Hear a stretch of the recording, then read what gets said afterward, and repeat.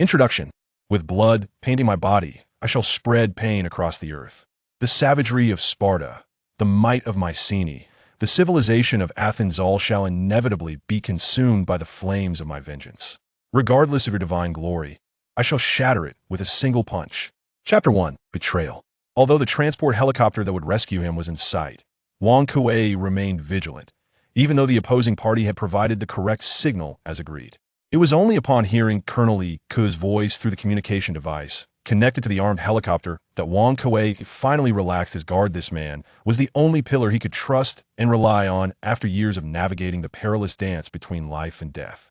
"Well done, King of Hell," came the familiar voice, though Wang Kuei sensed an unusual tremor in it, which he dismissed as pride in his successful completion of yet another mission. The title King of Hell had not been self-bestowed, it was earned when he single-handedly eradicated all armed terrorists in a daring infiltration of a terrorist organization's base.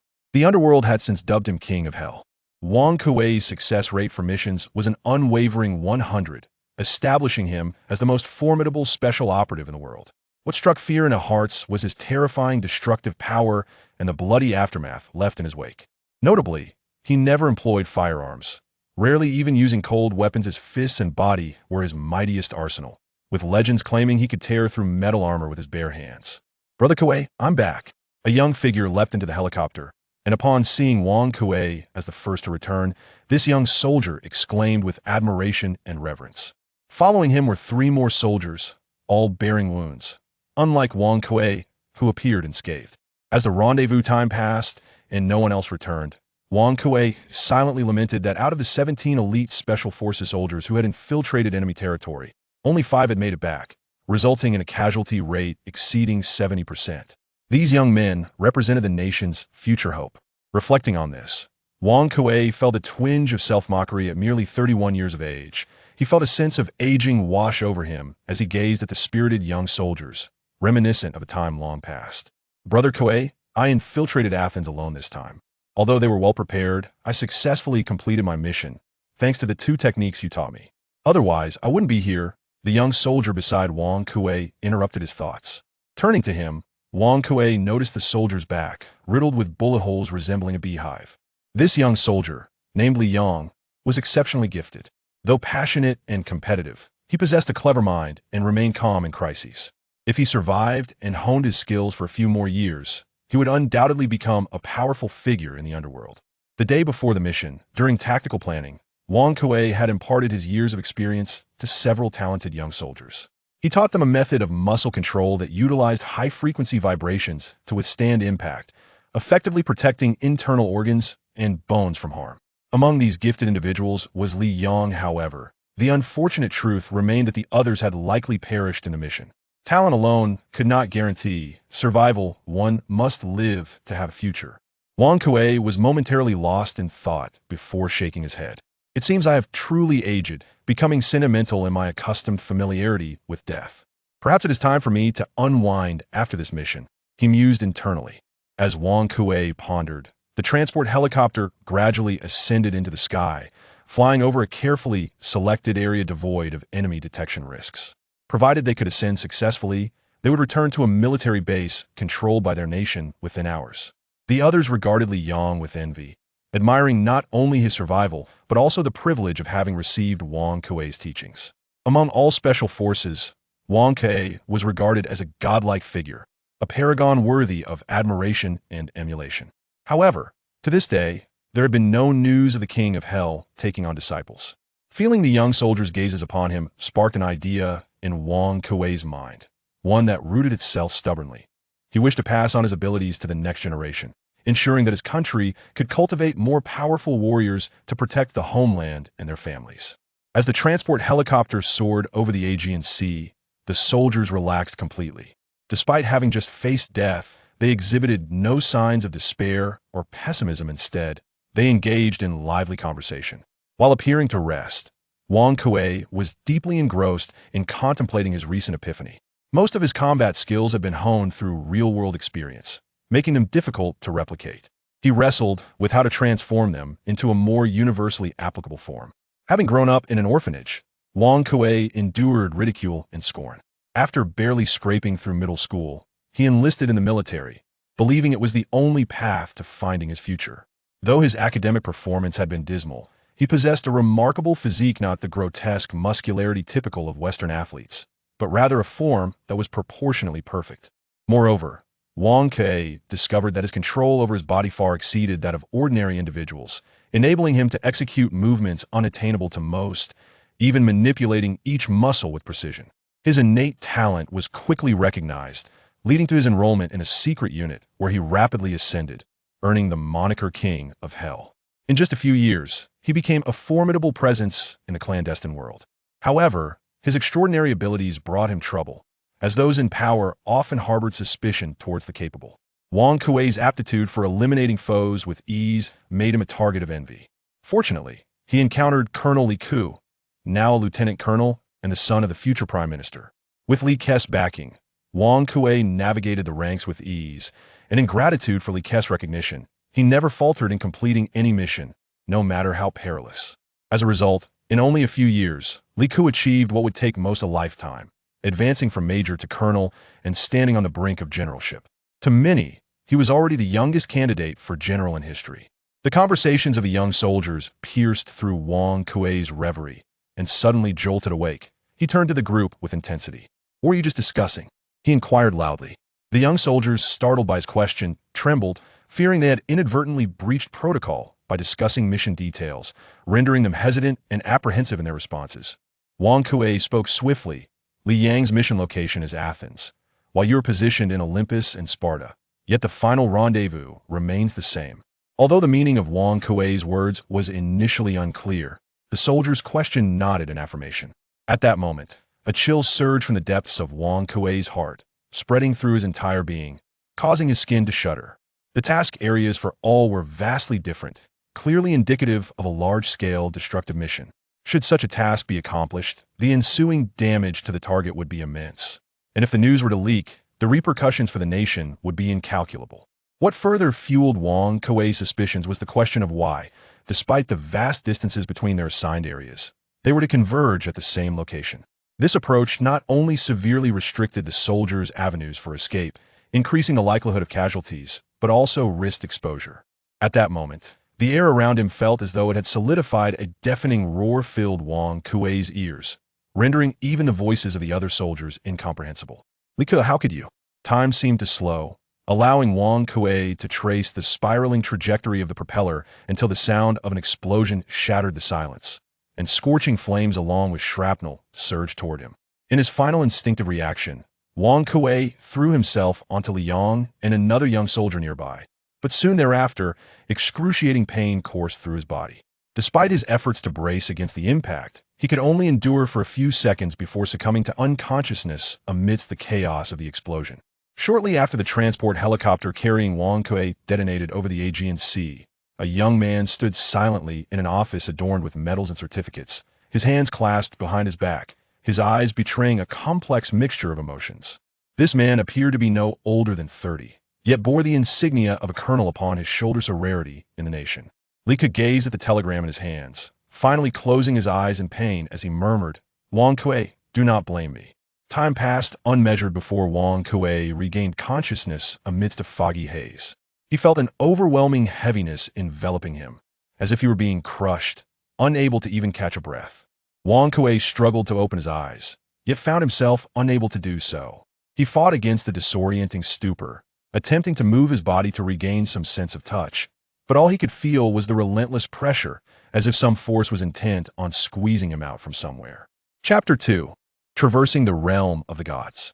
In the beginning, the cosmos emerged from chaos, a concept of utter disorder, a boundless, eternal darkness. The source of all life was contained within this chaos. From within the chaos, the earth goddess Gaia was born, vast and powerful, granting life to all that would come to dwell and flourish upon her. Amidst the murmur of indistinct voices, Wang Kuei could discern human speech, though it remained shrouded in ambiguity. "It seems they are saying, 'It will be soon.'" Suddenly, he seemed to catch a coherent utterance amidst the noise, just as the oppressive force intensified, causing him immense pain as he felt himself being expelled from a constricted space. "What a hefty lad, weighing at least 18 mina," came the voice of an older man. A rustling sound followed, akin to a heavy curtain being drawn aside and a chilling breeze swept in. Just as Wang Kuei was liberated from the crushing confines, he experienced a disorienting sensation, as if he were being held by his feet and inverted. This bewildering circumstance led him to ponder who possessed such strength to lift him with a single hand. He could not help but scoff at the absurdity. Who in the world could lift him so effortlessly unless he had reverted to the form of a 3-year-old child? Before he could further contemplate this peculiarity, a sudden chill enveloped his skin, swiftly replaced by a searing sting, reminiscent of salt being poured into a wound. Had he, after narrowly escaping death, been captured by some organization, now subjected to torture? A woman's voice pierced through, rough and hoarse yet imbued with an underlying frailty. Abu, my child must undergo the most honorable method of examination. You must submerge him entirely in strong liquor. Who was Abu? The name struck him as belonging to a primitive tribe. Had he been captured by such a people? What did my child imply? An honorable examination method? Immersion in strong liquor? As Wang Kuei rapidly analyzed the bewildering information, he suddenly felt weightless, as though he were being released and dropped. Beginning with his scalp, his entire body plunged into what felt like a searing furnace, engulfed in an agonizing burn. The liquid was alcohol. Wang Kuei quickly realized, just as the woman had stated, he had been unceremoniously cast into strong liquor, and the alcohol's irritation exacerbated his injuries, inflicting intense pain. Though his body was beset by excruciating sensations, a wry smile crept upon Wang Kuei's lips while the alcohol momentarily tormented him. It effectively disinfected his wounds, granting him a chance for survival once he regained his composure. A voice of confusion emerged, followed by Wang Kuei being lifted from the liquor, accompanied by a sharp sound as if someone had clapped his rear. A surge of fury ignited within him. Wang Kuei was not one to be trifled with. The repeated torment from this person, culminating in the indignity of a slap on his backside, pushed him past his limits, unleashing a pent-up force. Smack! Wang Kuei twisted his body with all his might, drawing closer to his assailant, and with a clenched fist he struck out. The impact reverberated as though he had struck not flesh, but steel clad in a layer of flesh.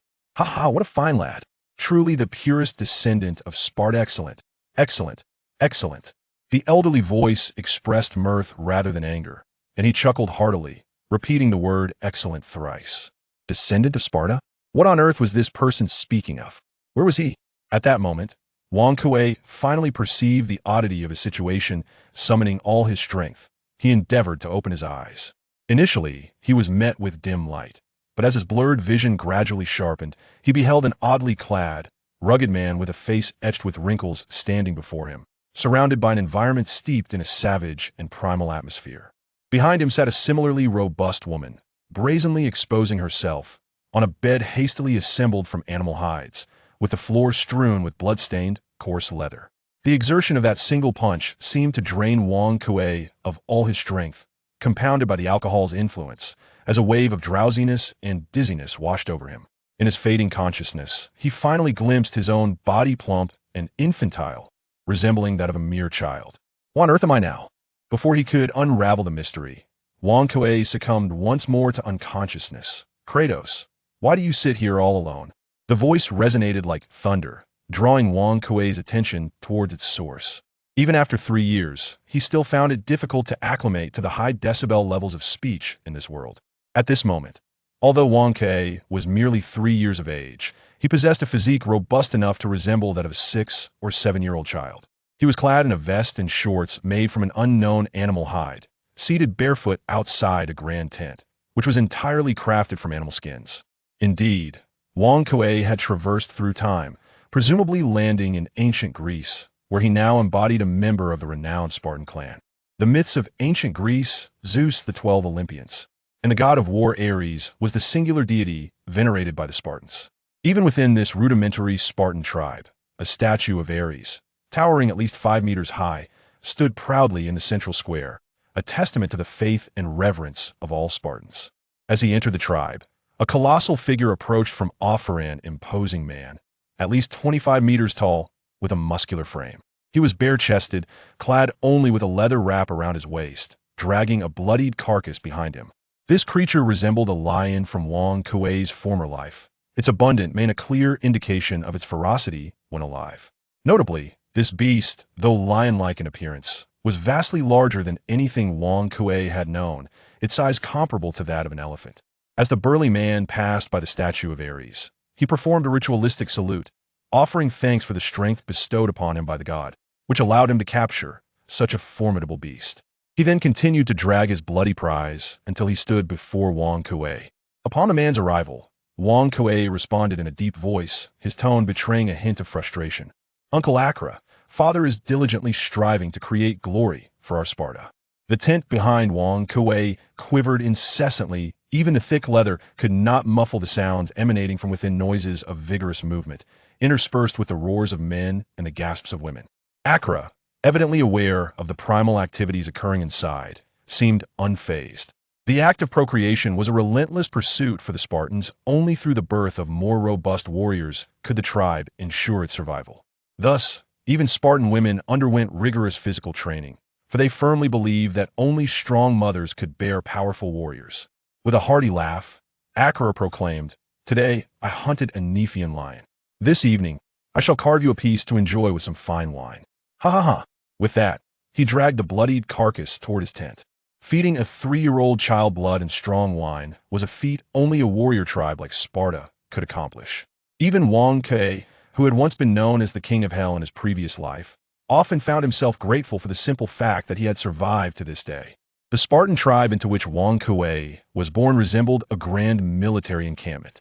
Infants were scrutinized upon birth, their physiques assessed with strong spirits and blunt instruments to test their robustness.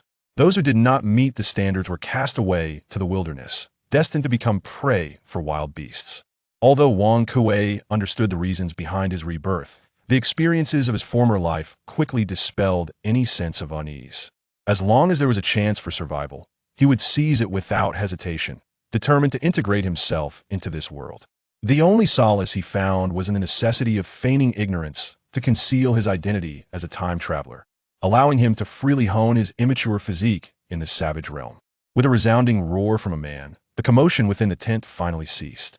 Shortly thereafter, the entrance was drawn back, revealing a bald man, glistening with sweat, his bronze skin resembling polished oil. "Kratos, your mother is utterly useless. The only thing of value she has done is give birth to you. Come, let me see how well your body has been trained." Upon hearing this voice, Wang Kuei felt a jolt of instinctive alertness from his past life surging through him.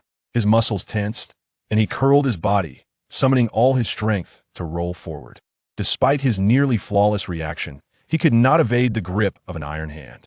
His father, Kratos, mightiest warrior of the tribe, emerged from the tent and, upon spotting his son at the entrance, effortlessly lifted him with one hand and hurled him forward.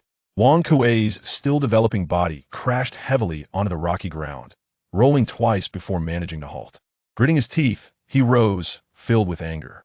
Although he had braced his muscles to withstand the impact, he still bore the marks of his father's merciless throw. Had he possessed the frail constitution of his previous life, he would surely have met a dire fate upon landing. Chapter 3. Awakening in the Golden Age of the Pantheon, Gaia, the mother of the earth, emerged from the void, a divine being who through parthenogenesis brought forth her consort, Uranus, the embodiment of the sky. Together, they birthed 12 titans, 6 male and 6 female. This primordial era of existence is celebrated as the Golden Age. As Wang Kuei stood, he was swiftly brought down by a resounding slap, grunting in pain without the luxury of uttering a cry. Rolling quickly in the opposite direction in a desperate attempt to evade his father's relentless assault.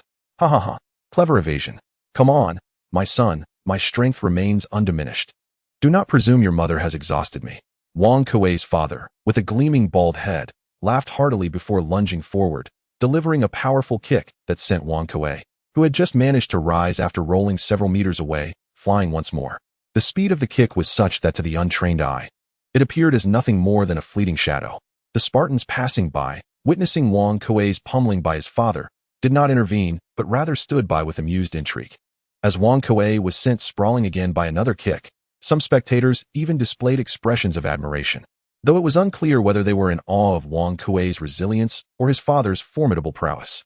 After enduring a brutal beating, Wang Kuei lay on the ground, his body battered and bruised, feeling as though his bones were shattered. Yet, Kratos was visibly exhilarated, as if the pent-up fervor had found its release in Wang Kuei's suffering. He hoisted the barely conscious Wang Kuei, and strode purposefully toward the rear of the tribe. The Spartan tribe resided within a verdant forest, nestled against a series of rocky hills, where they had carved out their living space amidst the relatively simple terrain. At the far end of the tribe's domain stood a unique tent, isolated and surrounded by a murky swamp, littered with the bones of wild beasts. As one approached, an overpowering stench assaulted the senses, reminiscent of decaying flesh mingled with the scent of boiled herbs. Wang, who had been teetering on the brink of unconsciousness, jolted awake in Quirio's grasp, instinctively struggling as an inexplicable dread emanated from the foreboding tent. Upon lifting the animal hide curtain, the interior of the tent revealed itself. An elderly man clad in coarse linen sat on a blanket, a large bronze cauldron bubbling ominously before him. This elder, known as Abu, was the very one who had delivered Wang into the world, a revered figure within the tribe. Among the tribe, bronze artifacts were exceedingly rare. Apart from the weapons wielded by the adult warriors, only Elder Abu possessed such a substantial bronze cauldron. While the everyday tools of the other tribespeople were fashioned from stone or bone, Abu's face was a tapestry of wrinkles, his body adorned with sagging flesh. Yet it was evident that in his youth, he must have been a robust and formidable figure. With age and a lack of physical exertion, however, his once muscled physique had succumbed to the ravages of time, transforming into unsightly flab. Abu observed as Quilio entered, carrying Wang. A grin spread across his face, revealing a set of yellowed teeth, while he stirred the thick concoction in the cauldron with an unidentifiable animal limb. He then scooped a morsel with his fingers and tasted it. After savoring the flavor, Abu picked up a wooden platter nearby, upon which lay a gruesome, bloodied head. Its smooth scales, inverted triangular eyes, and protruding crimson tongue bore an uncanny resemblance to that of a serpent, albeit one of astonishing size, comparable to that of a human head. With both hands, Abu raised the snake's head above his head, closed his eyes, and uttered a chant before casting it directly into the bronze cauldron. As the severed head submerged into the eerie liquid, it emitted a hissing sound and swiftly began to dissolve. An even more chilling spectacle unfolded as an apparition of a tiger-bodied, snake-headed creature suddenly emerged, letting out a haunting wail before gradually dissipating, seemingly dissolved alongside the snake's head within the uncanny liquid.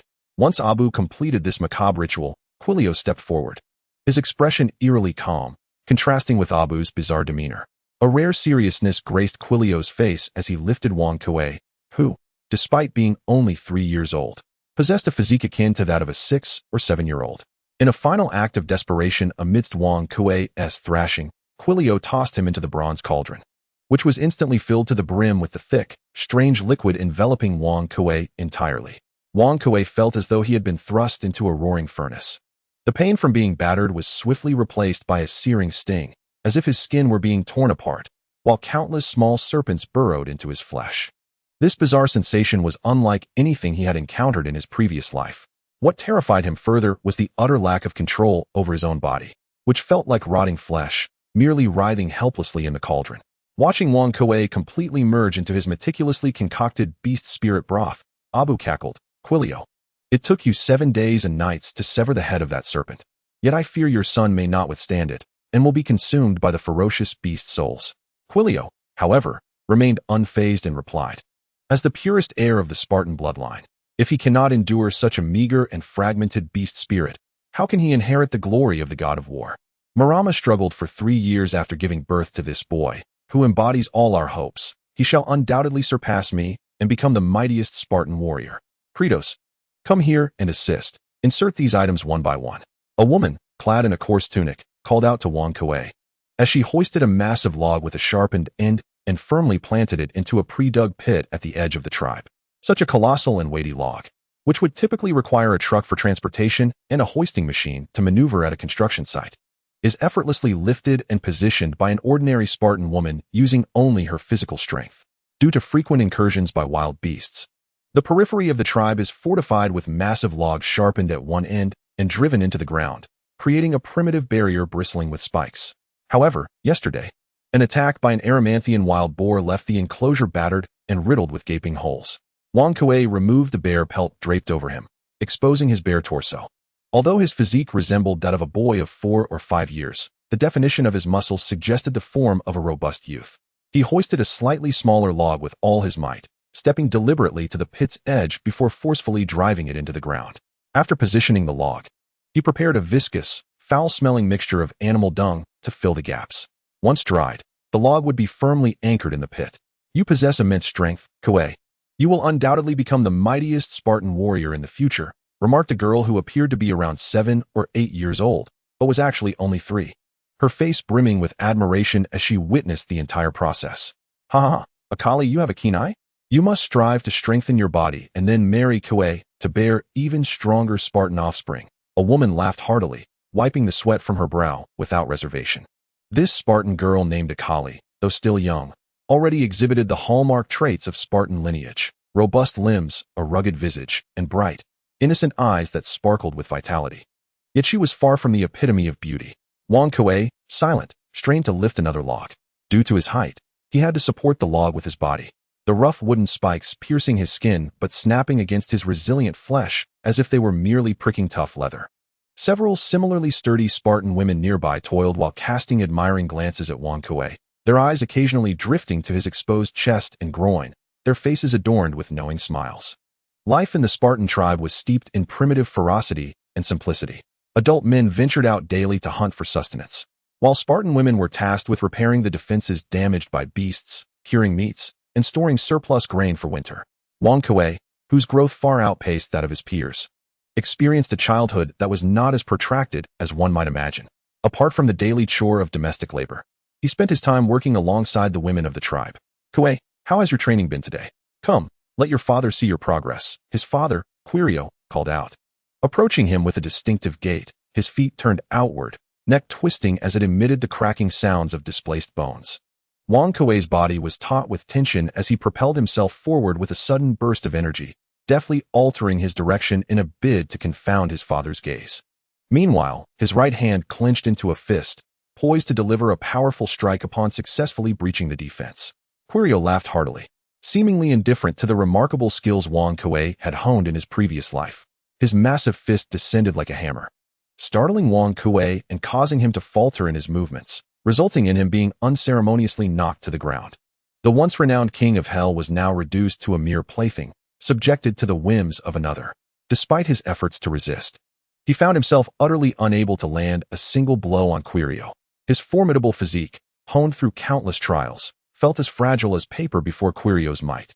Each strike resonated with excruciating pain, rendering Wang Kuei unable to even cry out in agony.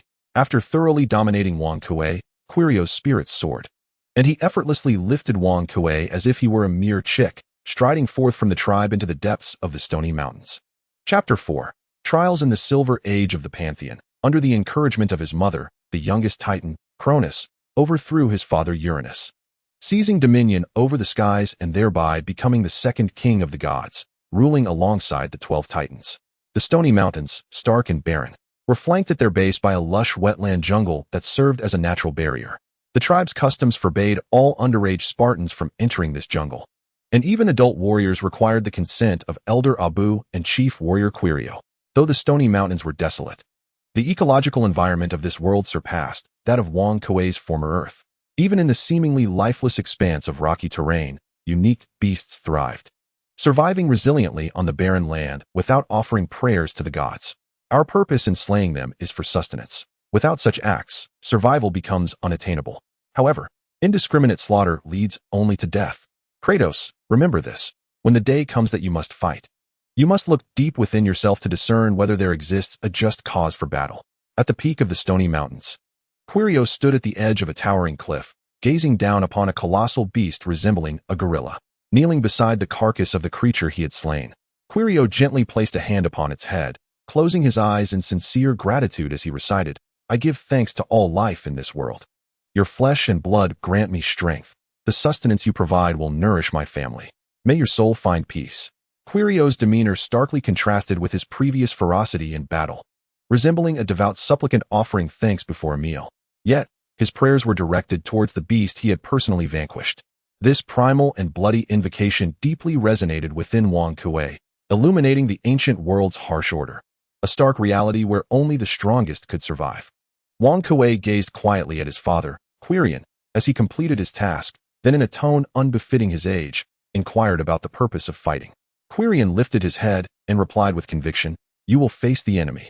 The two, a father and son bound by blood, exchanged silent glances until Wang Kuei suddenly exclaimed, "Father, does that mean I no longer need to train?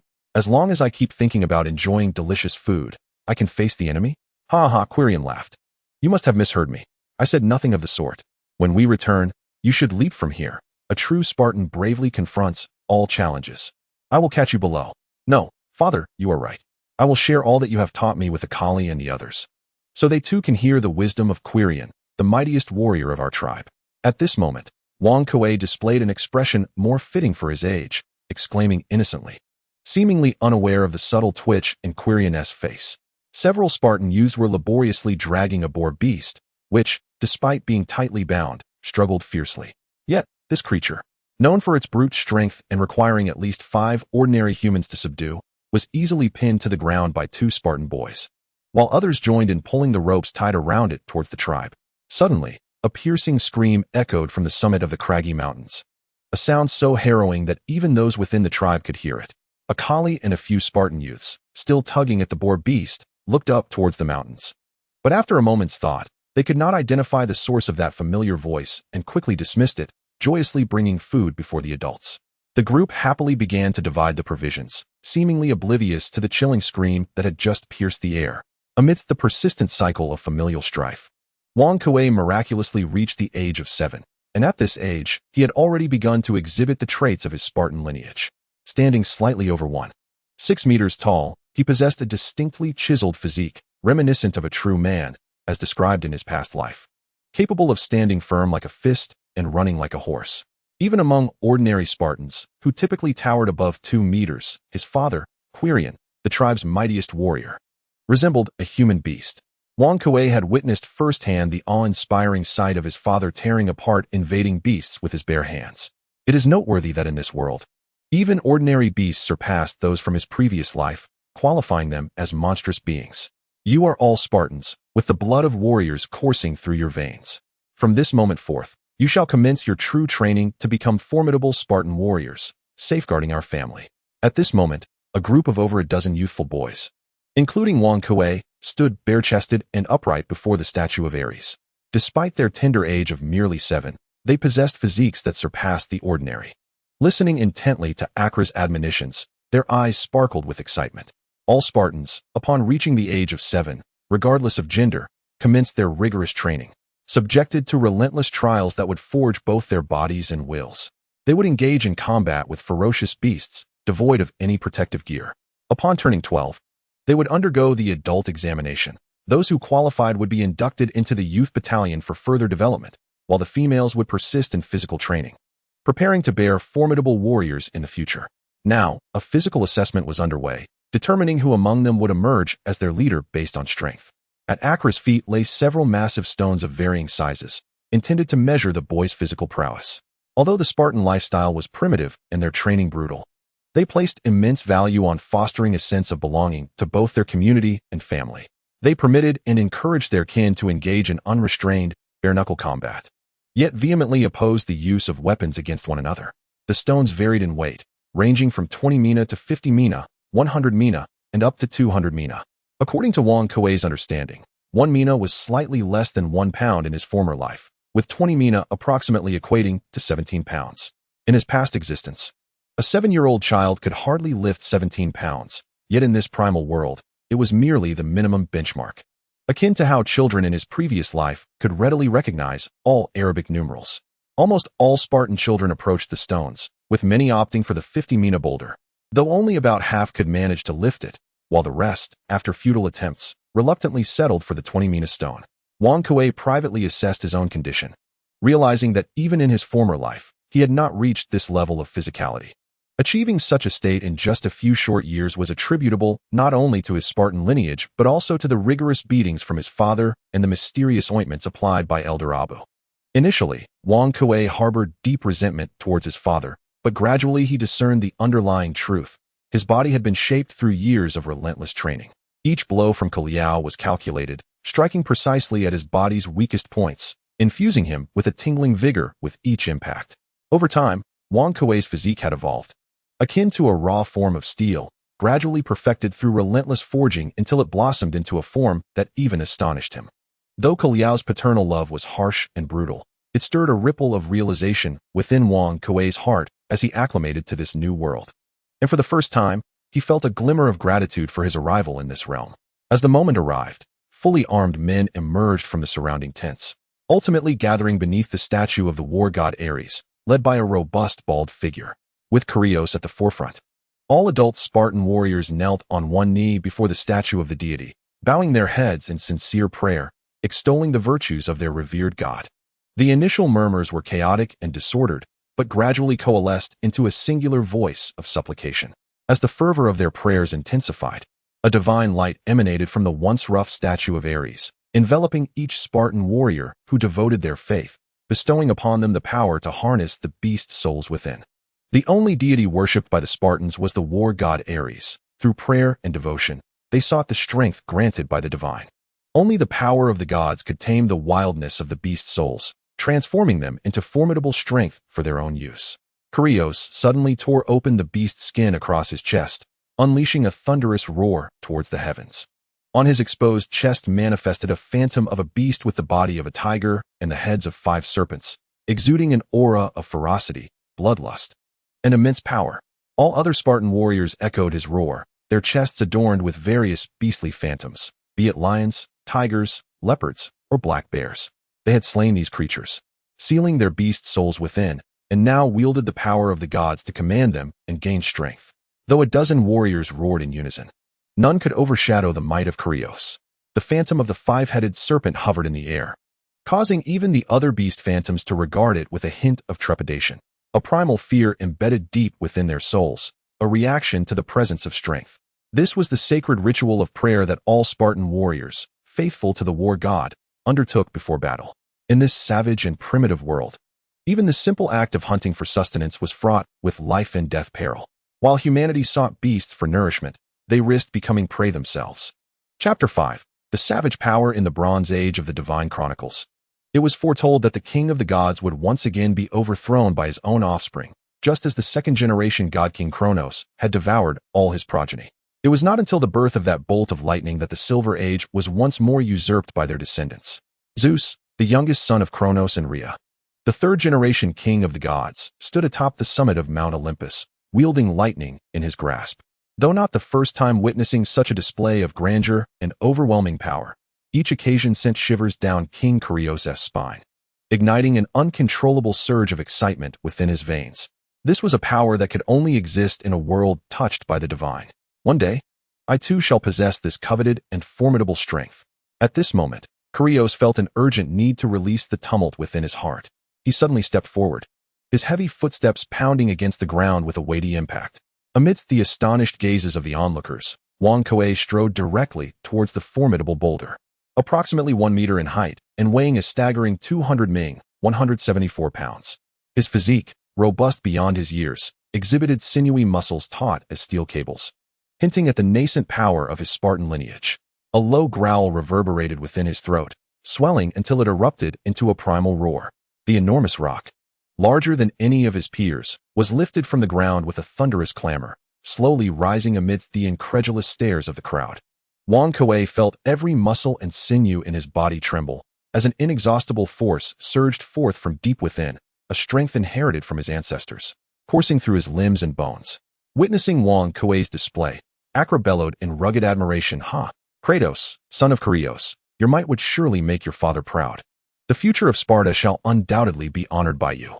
Even the seasoned warriors preparing for a hunt nearby displayed expressions of astonishment, showering praises upon Kratos' prowess while harboring a tinge of envy towards Kratos.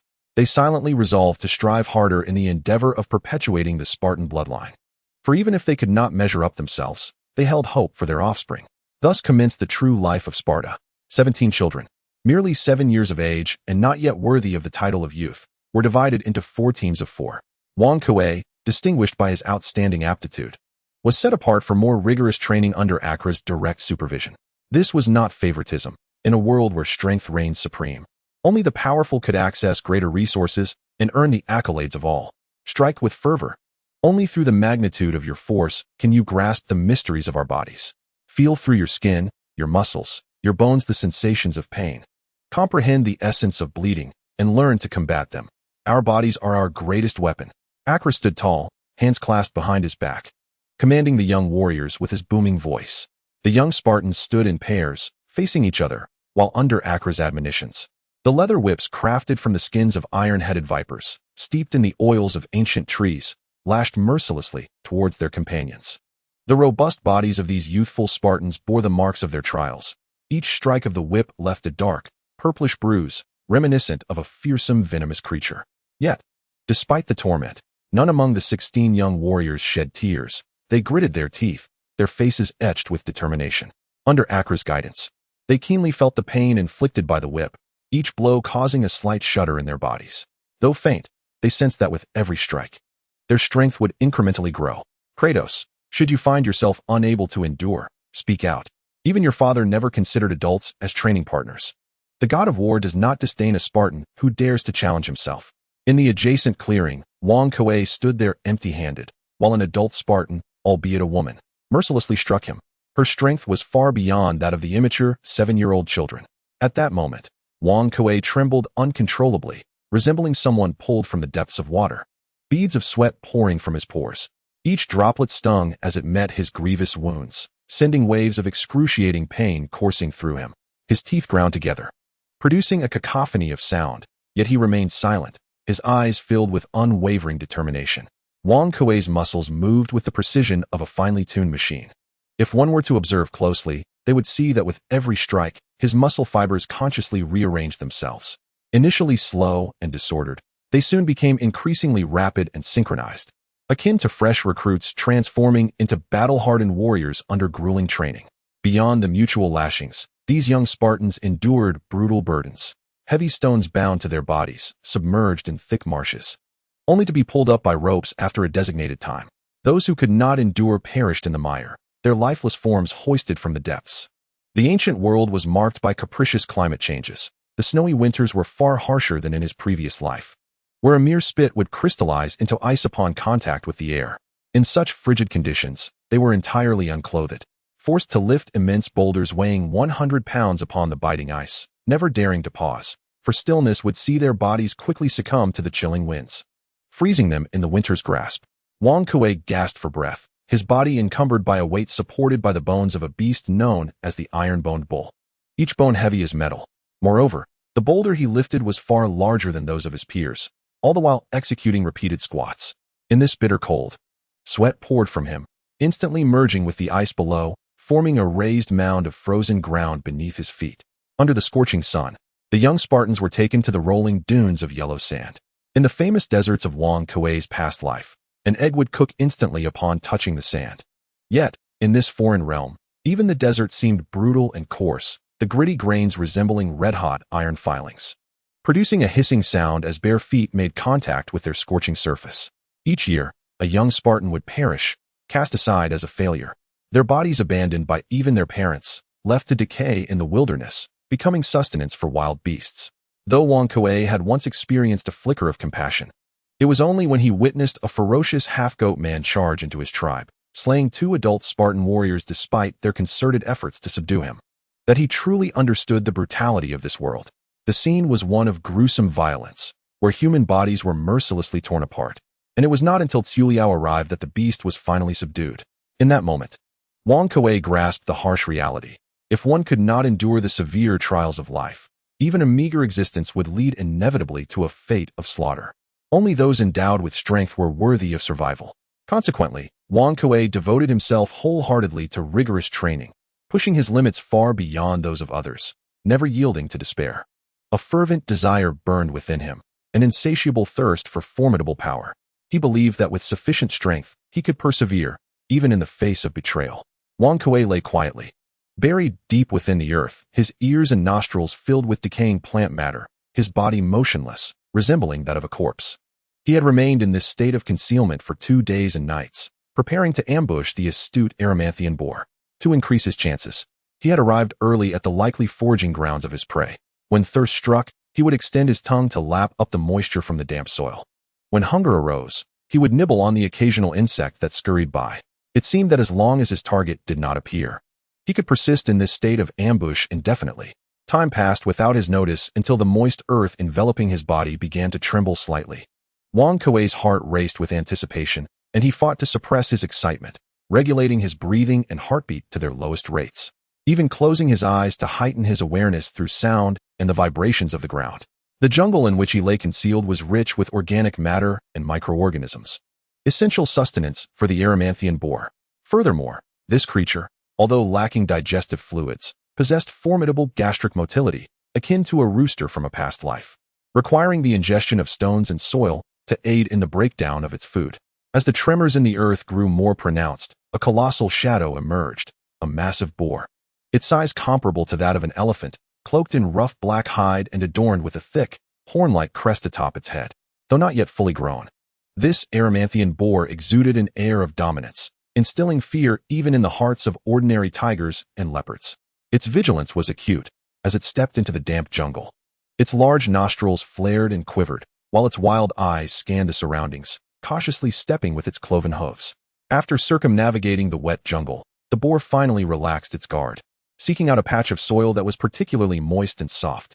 It opened its gaping maw, overflowing with saliva, and voraciously dug into the earth like a spade, sending clumps of soil cascading from its mouth, while its nostrils emitted labored breaths. At this moment, the Erymanthian boar had completely let down its guard, brazenly foraging through the lush jungle. After indulging its appetite, it rolled in the mud to rid itself of the parasites lodged deep within its skin's crevices. Chapter 6. The power of the beast's soul among the 12 Olympian gods. Ares, the god of war, embodies warfare and violence. He is the son of Zeus and Hera, characterized by his ferocity, cunning, and impulsiveness, born for the sole purpose of battle, with the vulture as his sacred bird. Unbeknownst to the boar, it eventually rolled into a nondescript area, notably lacking moisture in the soil. At that moment, the flat ground suddenly erupted, and a figure sprang forth with tremendous force. The Erymanthian boar, startled, attempted to rise from the earth, but the figure leapt upon it with the swiftness of a cheetah, emitting a fierce roar as it crashed into the boar's exposed, soft underbelly. The Erymanthian boar roamed the region between Argos and Sparta, dwelling by the banks of the Erymanthus River, and was one of the most formidable beasts of the Peloponnese. Driven by insatiable greed and gluttony, it frequently invaded human settlements, and its immense strength and natural battering ram-like tusks could easily breach any defenses. Historical records from the kingdom of Argos even recount instances of cities being breached by the boar. Anyone who could present the head of the Erymanthian boar would receive a reward of bronze equivalent to half their body weight, and their name would be celebrated by bards far and wide. With a painful roar, the massive creature was upended, its body akin to a toppled boulder. As the muddy ground was swept aside, a tree, thick enough for an adult to embrace, was snapped in half by its charge, rolling several times before finally coming to a halt. The boar, now heavy with rage, rose from the ground, its fist sized, amber eyes fixated on the human who had ambushed it, while its front hoof dug vigorously into the earth. With a thunderous crash, the beast's tremendous weight shattered the soft soil beneath it. The Erymanthian boar lowered its head, aiming its battering ram-like tusks at Wang with ferocity. In an instant, Wang muscles tensed, and instead of recklessly confronting the beast, he nimbly rolled to the side to evade the assault. The boar charged past the spot where Wang had stood, scattering mud as it barreled through, toppling several trees before finally coming to a stop. It turned its massive head, nostrils flaring, and prepared to charge once more. Having studied the boar's habits and combat tactics, Wang remained calm. After narrowly dodging the second assault, he pivoted sharply and sprinted away, ready to face the beast anew. Seizing the moment of his opponent's unsteady maneuver, Wang collided with the thick, rugged hide of the Erymanthian boar like a cannonball unleashed from its chamber. The dull thud echoed as the boar's massive form staggered from the impact. A low growl emanated from Wang throat, and under his conscious control, he felt a surge of primal strength welling up from the depths of his being. With a punch that cleaved the air, a sharp sound sliced through the silence. Bang! The Erymanthian boar let out a pained roar, and to Wang astonishment, a dent appeared in its thick, coarse skin.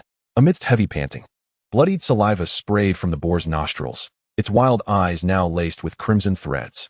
The beast, having sustained a grievous blow, erupted with ferocity, its heavy body lunging forward. Caught off guard, Wang was struck by this natural battering ram. The collision with the rough, rock-like mass of the boar produced a resounding thud, as if it had struck not the flesh of a man, but rather a body of steel encased in skin, suppressing the dull ache in his chest.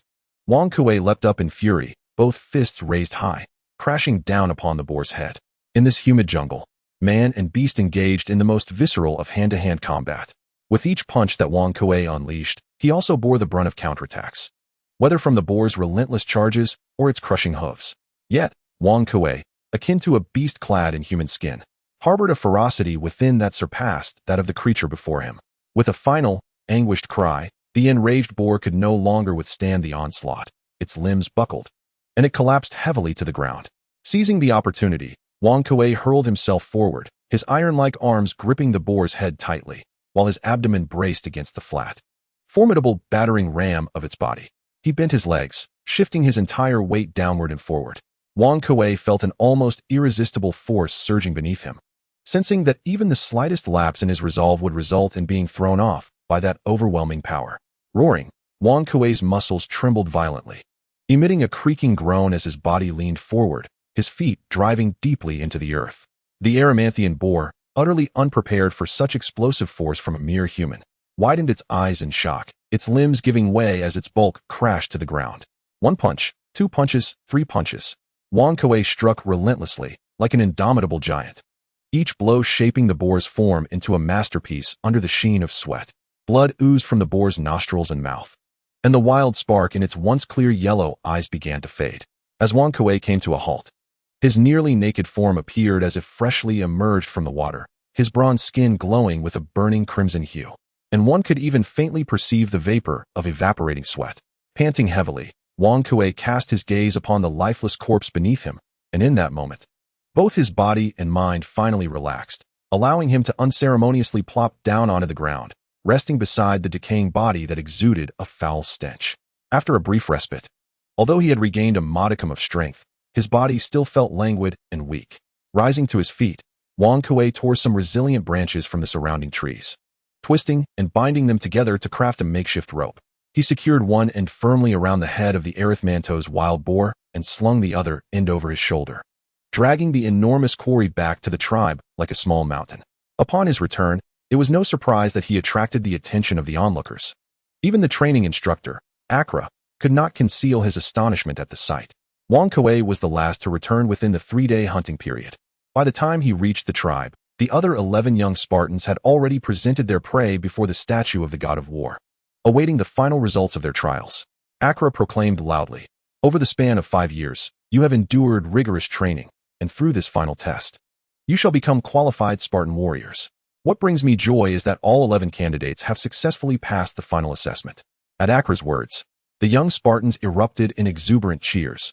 Passing this trial meant they could inherit the glory of their ancestors, gain the right to pray to the god of war, and receive the divine strength bestowed upon them.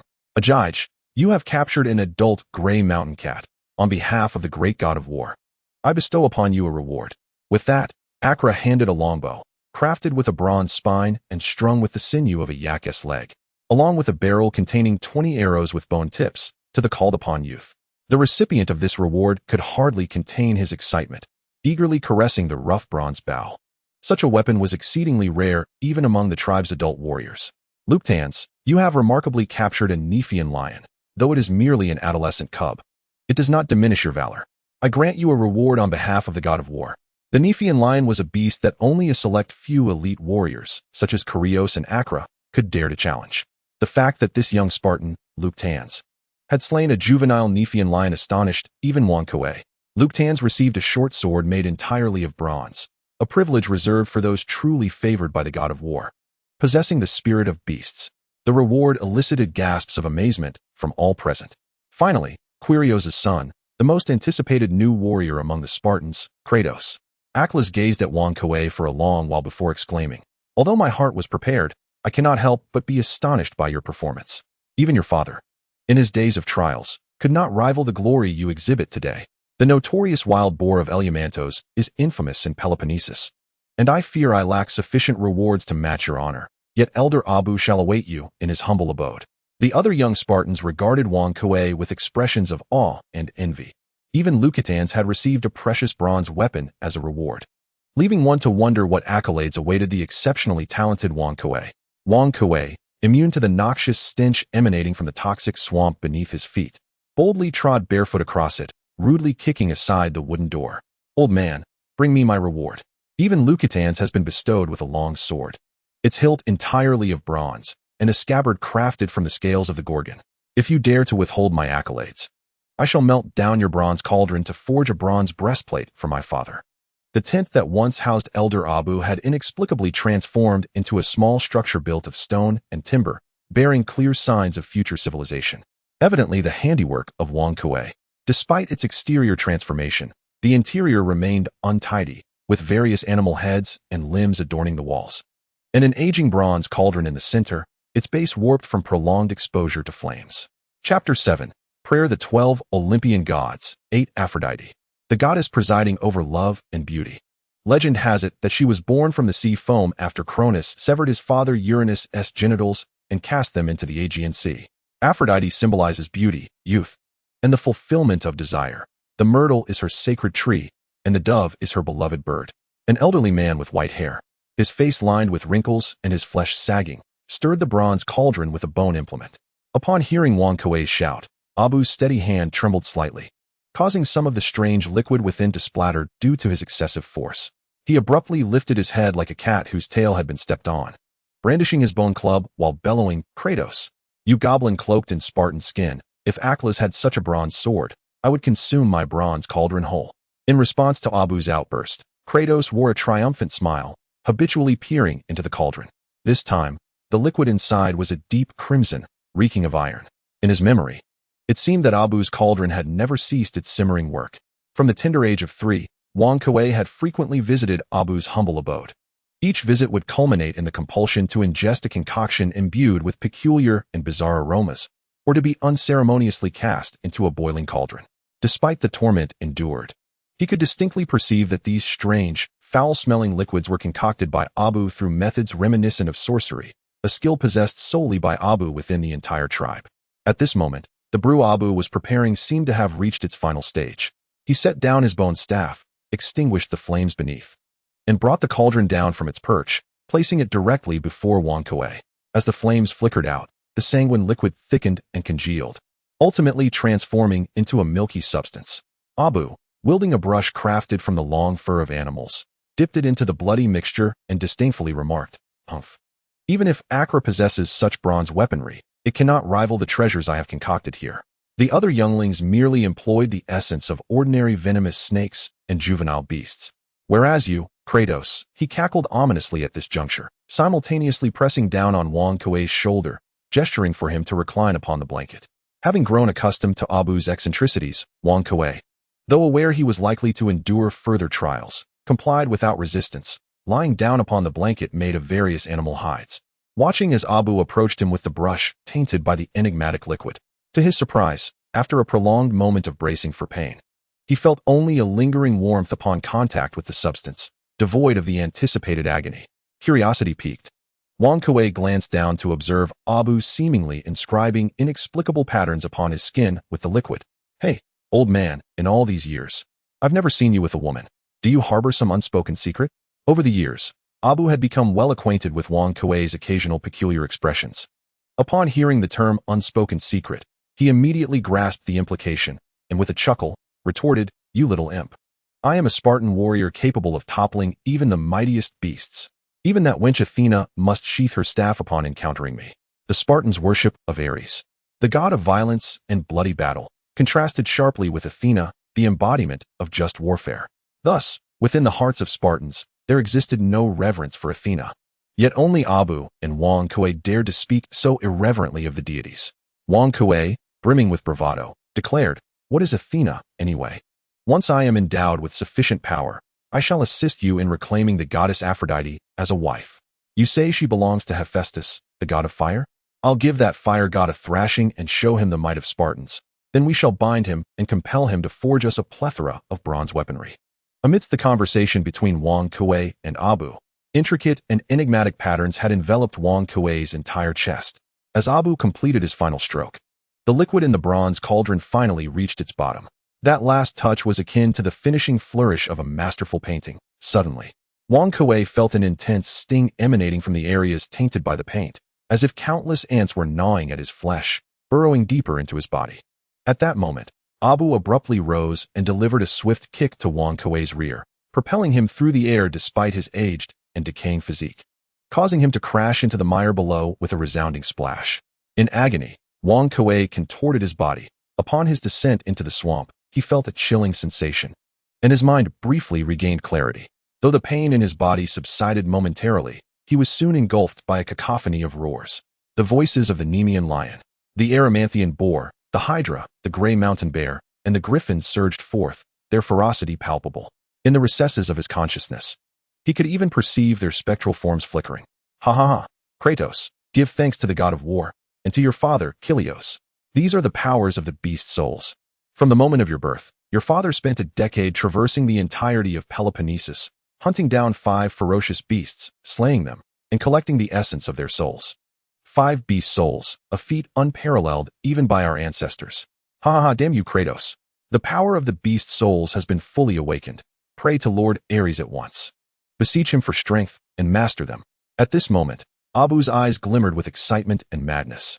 For years, Wang Kuei had been like a meticulously crafted masterpiece in his hands, and today marked the culmination of that artistry.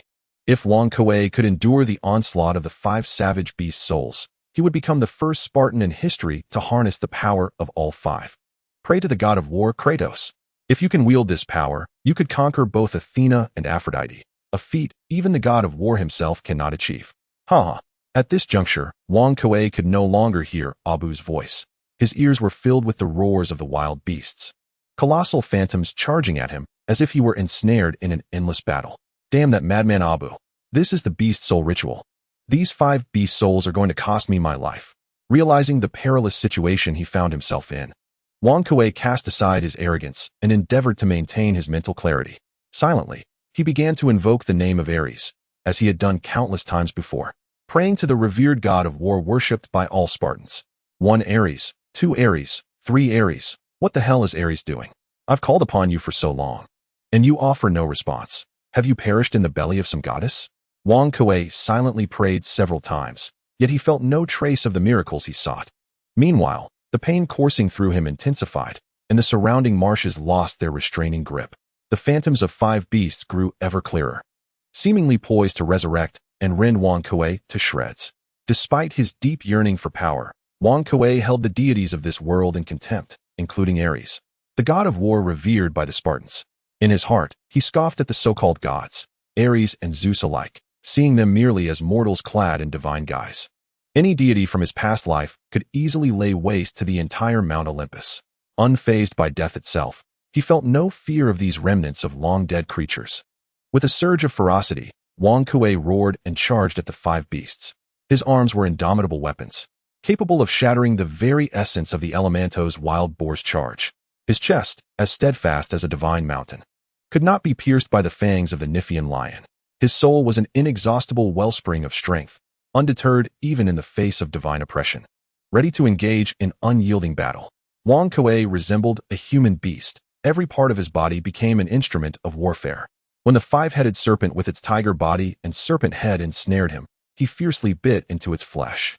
As the gray mountain bear overwhelmed him with brute force, Wang Kuei countered with a terrifying strength of his own, refusing to yield even with bones shattered and muscles torn. When the griffin attempted to lift him with its eagle-like claws, aiming to drop him to his demise, Wang Kuei clung tightly to its frame, determined to perish alongside it. In his final moments of consciousness, he tore the 5 beasts into fragments, yet his hardened body could no longer withstand the strain, gradually collapsing and dissipating into the ether. Though he did not witness the blessings of the god of war, this young man had indeed prevailed against the odds. This was peculiar. The convergence of 5 beast souls within a single body had never before occurred. Perhaps the god of war, recognizing this anomaly, bestowed upon them a miracle unseen by mortal eyes. Within a vast tent, Wang Kuei lay naked upon a soft blanket. The mud that had clung to him now thoroughly wiped away, his eyes closed as if in slumber. Beside him stood his mother, the quintessential Spartan woman, Marama, holding a stone bowl filled with a fragrant broth of meat. Facing her was a bald man whose skin shimmered with a metallic sheen, his face and half his body adorned with eerie patterns painted in ash gray. Chapter 8. Forging the sword in the savage realm of human chronicles. The river Eurotas flows from the divine mountain, nurturing a warrior nation at the Aegean Sea's edge. Spartan children, from a tender age, are accustomed to weapons. While healthy, Robust Spartan men shun agriculture, acquiring food and wealth through plunder and the enslavement of the helots. The man before him was none other than the most formidable warrior of the Spartan tribe, the biological father of King Kratos, Quirion. Quirion gazed expressionlessly at his son, who lay in a deep slumber. In his perception, his son's heart rate was steady and his breathing was untroubled, yet the heart within his chest thundered loudly, each beat resonating like a powerful drum. After a moment of silent observation, Quirion finally spoke in a slightly hoarse voice. I cannot sense the will of the beast spirit. The beast spirit represents an alternate form of existence after the death of a beast. Although they are controlled by the Spartans like tamed stallions, they retain their own consciousness. The absence of the beast spirit's power, even with 5 beast spirits extinguished, raises profound questions about the nature of existence. Kratos. Upon hearing his name, King Quirion turned towards the source of the voice, where a girl, appearing to be around 16 or 17, yet still bearing the innocence of youth, was rushing toward him. Although she was a girl, her limbs were robust, and even her neck displayed prominent muscles. Barefoot, she agilely navigated through the forest and soon stood before King Quirion. Akar, what brings you here? King Quirion casually inquired, simultaneously adjusting the position of the massive boar he had hoisted over his shoulder to a more secure stance. The creature was enormous, resembling the formidable Erymanthian boar, yet its strength was vastly inferior. Even an ordinary soldier could easily vanquish a boar. This massive beast, seemingly a mountain in size, was effortlessly balanced on King Quirion's shoulder, a striking contrast to his own stature. Kratos, we are all engaging the beast spirits and learning to manipulate them, yet you venture alone into the woods to hunt. Be wary of my father's wrath. Ha ha ha, Akar. Uncle Akra is no match for me anymore. I shall return shortly. Do you not adore the leg of a great boar? Come to my home later, and I shall treat you to some. Akar promptly dismissed King Quirion's solitary hunting venture, her face lighting up with joy as she exclaimed, Kratos, I shall train diligently to bear you the strongest offspring. In his heart, King Quirion acknowledged Akar's affection for him. He was aware that in this world, where strength was revered, he had captured the admiration of all the women in the tribe. However, with the memories of his past life, he found little interest in Spartan women. At just 14 years of age, King Quirion's physique had already matured to that of a typical adult, his chiseled form concealing an immense strength that could easily eclipse all the fitness models of his previous life. In his former existence, he was not one to practice celibacy. After traversing through life and death crises, he would seek solace in the company of beautiful women from various lands. As the years have passed, Wang has naturally begun to feel a stirring within him. However, he finds no allure in the robust and brawny Spartan women. His interests lie solely with those who possess a slender and enchanting physique. The heavy boar beast crashed to the ground with a resounding thud. Wang clapped his hands and called out towards his home, then retrieved a small bone knife from his waist, thrusting it fiercely into the corner of the beast's mouth. By starting from this point, he could easily strip the hide away intact. Malama emerged from behind the door curtain, and upon seeing her son return with such a massive catch, her face instantly brightened with joy, pride evident in her eyes. Among the Spartan tribes, men take pride in their strength, while women boast of their ability to raise formidable warriors. This is precisely why Wang is so sought after in the tribe, as eligible women view him as a prime prospect for marriage and procreation. Fortunately for Wang Spartan men are subjected to rigorous training from a young age. A true Spartan warrior cannot marry until the age of 30, for it is only then that they reach their peak, capable of producing the finest lineage for the tribe. As Wang skillfully skinned the beast, he cast his gaze upon a group of young Spartan warriors kneeling in prayer beneath the statue of the god of war. Strangely, their expressions were contorted in pain, as if they were enduring tremendous suffering. Wang narrowed his eyes, a strange glimmer flickering within them. He could faintly perceive that within these young Spartans roared various wild beasts, some with serpent heads, others with lion heads or wolf heads. Some forms were clear and distinct, while others remained obscured and indistinguishable. Ordinary Spartan warriors, upon passing their coming-of-age trials at the age of 12, select a suitable beast soul. Under the supervision of the tribal elder Abu and the chief warrior Kratos, they undergo a body integration process. In the years following successful integration, these young warriors grapple with their beast souls, and any misstep could lead to the overwhelming ferocity of the beast soul eroding their will, ultimately driving them into madness. Typically, it takes Spartan warriors between 2 to 4 years to fully master their beast souls, with those exceeding 4 years invariably succumbing to insanity. At this moment, Akari returned from outside the tribe, Yet she did not join those still contending with their beast souls beneath the statue. Instead, she stood beside her father, Acra, alongside another young Spartan warrior, none other than Lichines, who had previously received a bronze short sword as a reward. Lucatans possesses a remarkable talent among the youthful Spartans of this generation. In a mere year, he has completely mastered the power of the beast spirit, earning the recognition of Chief Warrior Kratos and officially becoming a qualified Spartan warrior. As winter approaches, he is set to join the hunting team for the first time. Sensing the weight of scrutinizing gazes upon him, Lucatans turned his head, and, upon seeing Wang, his expression hardened instantaneously. With a cold snort, he averted his gaze, fixating instead on the team below, deeply engrossed in their prayers, as if a fierce beast lay concealed within their midst. Wang, unfazed by the display, regarded it as mere youthful bravado, unworthy of his concern. At that moment, his father, Kratos, emerged from the tent, his robust form on display, the exposed half of his chest and bald head adorned with mysterious ash-colored patterns. "Kratos, come with me." Upon hearing his father's command, Wang clenched his hands tightly, skillfully skinning the coarse hide off a wild boar before handing the bone knife to his mother, Marama, and striding after Kratos.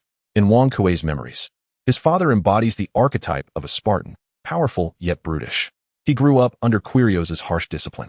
However, at some point, Wang noticed a shift. His father had become increasingly taciturn, retreating from community life and even ceasing to participate in the annual hunts. After exiting the tribal living quarters and traversing the stony mountains, they soon arrived at a cave, evidently hewn by human hands, its entrance concealed by branches and dry leaves to deter wandering beasts. Wang had visited this cave before. It served as the tribe's storage, a place for surplus food and animal hides. Kratos ventured deep into the cave, probing a hollow in the rock wall. As Wang observed his father's back, an inexplicable sensation surged within him.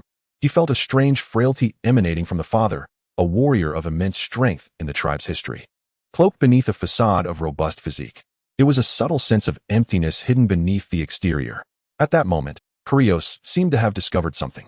From the small hollow, he retrieved an object the size of a human head, its surface a pale green, mottled with uneven granules, appearing quite weighty. "Kratos, the path of the north wind is becoming clearer.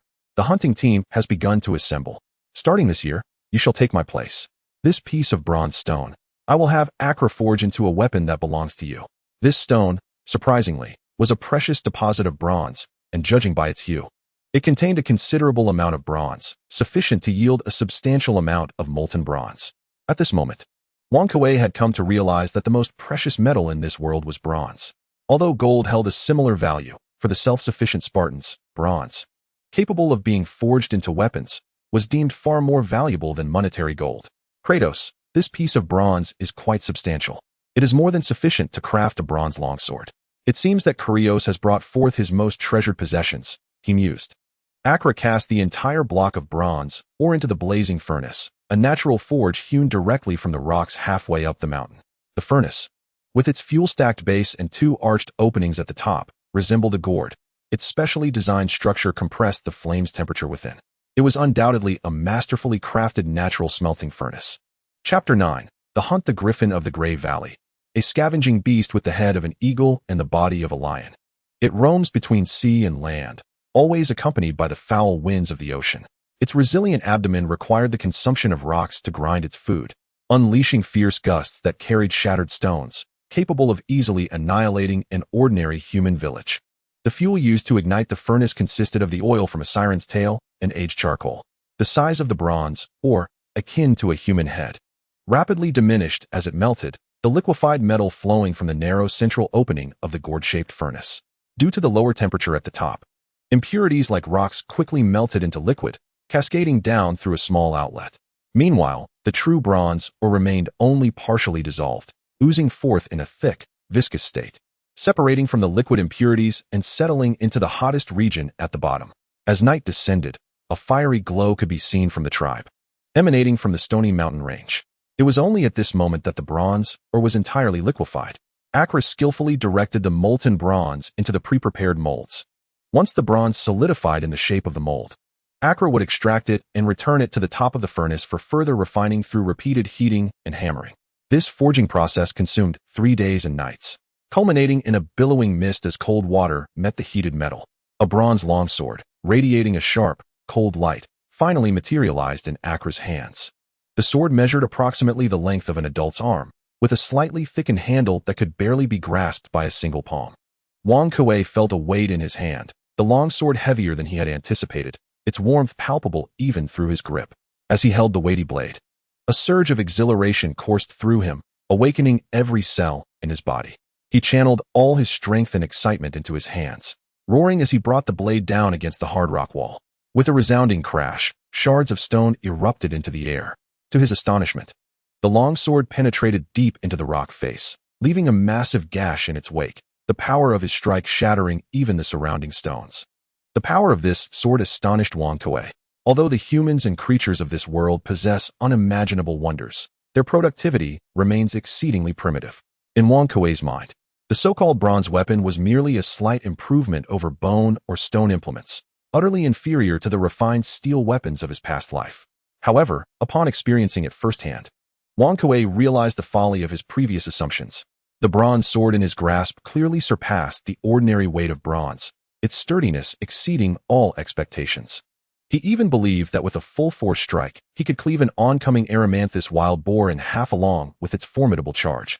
In the days following the completion of the sword's forging, a howling cold wind began to sweep from the north, carrying a distinct chill. All Spartans unanimously set aside their tasks.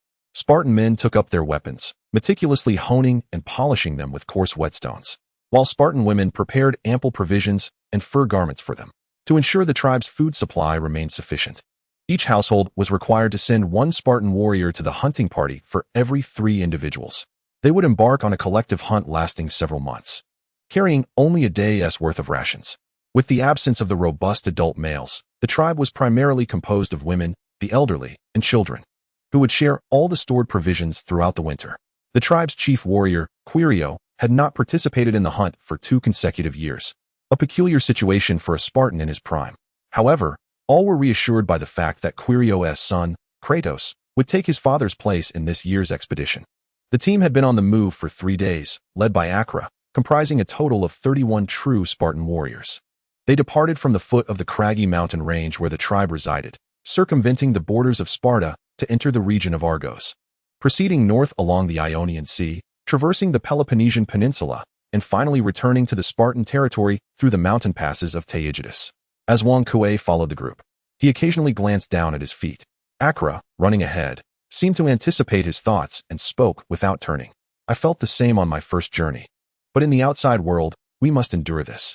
Only the helots walk barefoot in the city of Sparta, and they are often shackled. A realization sparked within Wang Kuei. The helots were indeed slaves. Correct, they were the helots, who once lived peacefully alongside them. Their ancestors had fought together for survival. Yet now they were reduced to helots in Sparta, devoid of freedom, dignity, and control over their own lives. Wang Kuei keenly noted Acra's repeated references to the city of Sparta, yet a conspicuous absence of mention regarding the Spartans themselves. Sparta was not our shared homeland. He distinctly sensed a momentary hesitation in Acra's stride, then observed Acra turn his head, his eyes reflecting a complex array of emotions. Acra cast a meaningful glance at Wang Kuei before turning away and coolly stating, "We have but one home, nestled at the foot of the unremarkable stone mountains." Wang Kuei, discerning the subtle cue, refrained from pressing further on this matter and instead inquired about various aspects of this world. Clearly, Acra was pleased with Wang Kuei's tactfulness, and thus responded to his subsequent questions with a measure of knowledge. Regrettably, even Acra possessed limited understanding of the world. Most of it gleaned from hearsay during their travels to Sparta for trade. Ultimately, the information Wang Kuei acquired suggested that the Spartan tribe he belonged to was a reclusive group, highly cautious in their interactions with the nation bearing Sparta's name. Even their occasional excursions for hunting or trading pelts and bones required a degree of disguise. Adjacent to Sparta was Argos, and perhaps due to their proximity, the two nations frequently clashed, their animosity deeply entrenched. Throughout the entirety of the Peloponnesian Peninsula, there were at least 10 nations akin to Sparta and Argos, of which Acra was aware of names such as Argos, Tiryns, Athens, and Mycenae. Upon hearing the familiar name of Athens, Wang Kuei felt an inexplicable wave of emotion. As memories of his past life began to fade, leaving only a lingering sadness despite his attempts to recall them. The Spartans were adept at traversing the perilous paths guarded by soldiers. Notably, Their passage nearly stirred unnecessary commotion when Wang Kuei, in a moment of carelessness, failed to adequately conceal his bronze longsword, its gleaming surface inadvertently catching the attention of a sentinel. Such a quality piece of weaponry was rare even within the military, typically reserved for esteemed generals or nobles. Just as the tension in the air reached its zenith, Wang Kuei, in a moment of inspiration, retrieved the last piece of jerky from his leather pouch and discreetly offered it to the soldier guarding the pass. The soldier, taken aback by Wang Kuei's sudden gesture, hesitated for a moment, ultimately choosing not to inspect the others and wave them through. As they all passed through with bated breath, the expressions of astonishment in their gazes turned towards Wang Kuei, with Akra remarking with a peculiar expression, "It seems you have inherited Elder Abu's knack." Although Wang Kuei could not discern the connection between his impulsive act of bribery and the ancient Abu, he wisely chose to remain silent, focusing instead on following the group. Beyond the borders of Sparta lay an expansive desert, where the desolate sandy terrain was occasionally adorned with flecks of green.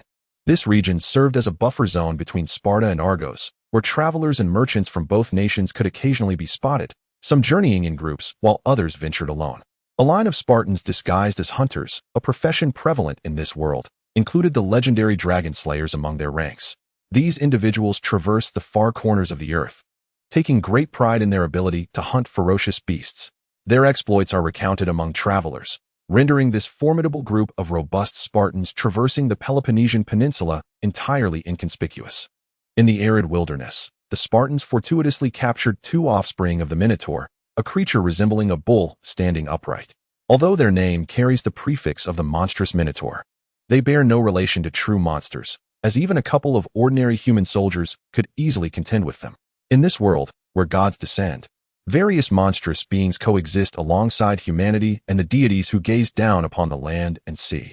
These creatures possess physiques far more powerful than that of ordinary beasts and wield at least one form of arcane power, some of which even instill trepidation in the gods themselves, such as the infamous Gorgon Medusa, the Minotaur, the Colchian dragon, and the nine-headed Hydra, Lernia. These two offspring of the Minotaur significantly alleviated their food scarcity. After swiftly dismembering them on the spot, the Spartans, under the guidance of Akra, rapidly traversed the wilderness, following the borders of Argos until they reached the Aegean Sea.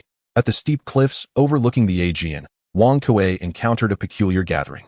Dozens of soldiers clad in armor, weapons at their sides, surrounded a young man dressed in a smooth silk robe. Chapter 10. Devouring power. The armor worn by these soldiers, as well as the belt of the elegantly dressed youth, bore a common insignia, a bizarre creature with the head of a lion, the body of a goat, and the tail of a serpent, poised to pounce with its maw agape. As the elegantly dressed youth passed by the Spartans, he cast a curious gaze up and down at them. Whispers from a nearby attendant reached his ears, prompting the youth to raise an eyebrow, revealing a flicker of excitement. He immediately issued a command, and the entire entourage hastened away, vanishing from sight. The sea breeze, imbued with the distinctive scent of salt water, swept over as they crested the uneven stone ridge, unveiling the vast expanse of the Aegean Sea for the first time. Wang Kuei felt a wave of exhilaration wash over him upon witnessing the ocean of this otherworldly realm. Conceal yourselves. That is a gray valley griffin. Beware its claws and beak, for it breathes a venomous wind. A creature with the head of an eagle, the body of a lion, and the tail of a serpent suddenly materialized on the horizon. As Akra recognized the beast, he bellowed loudly. All Spartans swiftly scattered, but there were no barriers to provide cover at the cliff's edge. The gray valley griffin swooped down from the sky, its talons glinting with a lethal sheen, targeting a Spartan warrior with ferocious intent. By the war god above, the Spartan warrior let out a fierce roar as a menacing, sinuous phantom of a great python flickered from his chest. He swiftly drew forth a long spear, wrapped in beast hide, gripping its shaft tightly with both hands. With all his might, he thrust it towards the claws of the griffin from Grey Valley. Crack!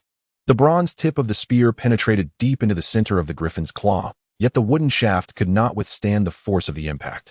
It bent dramatically before snapping, leaving only the tip embedded, while the Spartan was sent sprawling by a powerful swipe from the creature. From the moment the griffin appeared until Akra raised the alarm and the Spartan was attacked, the entire sequence transpired in merely 2 or 3 breaths. King Kuei felt a tremor within. This was his first encounter with a magical beast. In terms of strength and speed, it dwarfed the wild creatures he had slain in the shattered stone mountains, revealing an unimaginable chasm of disparity. Kill! A youthful shout erupted from beside him.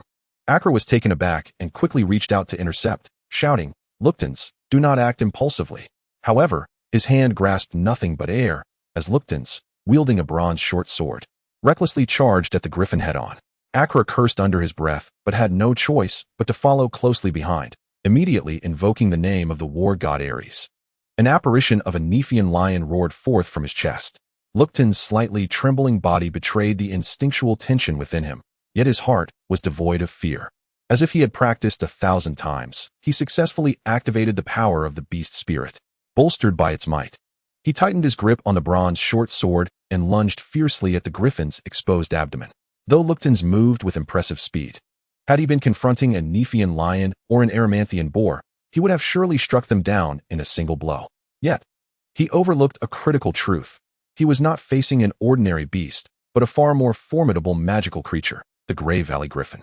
Had he possessed the calmness to observe, he would have discerned a glimmer of human disdain in the griffin's eyes, as its previously exposed abdomen visibly swelled and expanded. "Beware its beak." Acra's warning echoed in his mind. What of its beak? Luktans felt a jolt of alarm, widening his eyes and glancing upward, only to witness the hooked beak of the griffin opening wide, revealing a crimson tongue akin to a serpent's flickering within. As this thought instinctively surged within him, the serpent-like tongue of the griffin was suddenly enveloped by a swirl of grayish mist. This mist spun within the creature's foul maw, interspersed with jagged stones, and surged toward Luktans with alarming speed. In a sudden burst, Acra dashed from behind, colliding with Luktans just in time to knock him aside. Yet he himself found himself exposed to the griffin's breath attack. The breath of the rocky terrain echoed around Acra, producing a series of muffled sounds reminiscent of beans sizzling in a pan. Struck severely, Acra was propelled backward, his resilient body marred with gaping, blood-soaked fissures.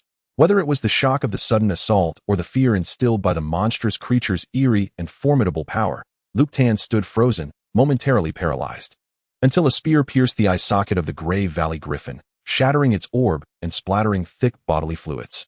"Luktans, raise your weapon," Acra bellowed, disregarding his injuries as he rose to his feet.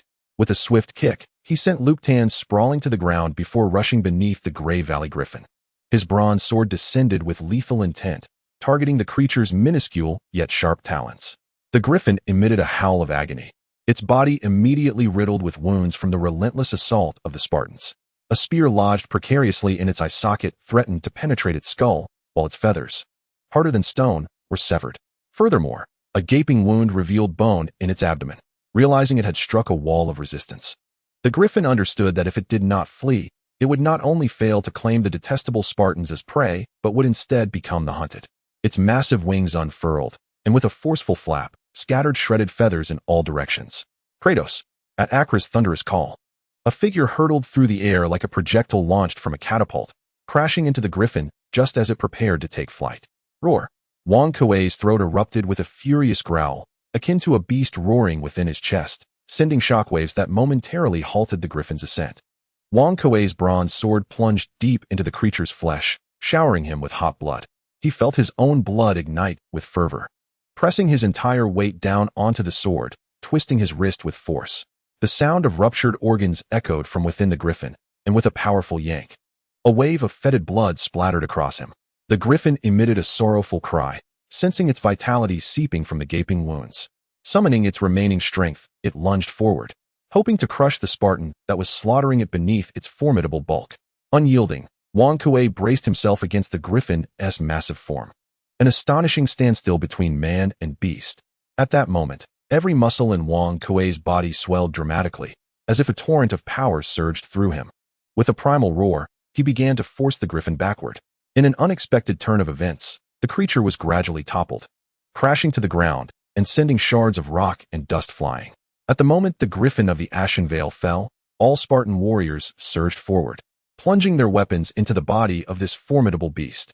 After a brief convulsion, the man-eating creature met its demise upon the cliffs overlooking the Aegean Sea. The Spartans who had engaged in the battle encircled the enormous carcass of the griffin, kneeling on one knee. They smeared the beast's blood upon their bodies and bowed their heads in solemn prayer to the god of war, Ares.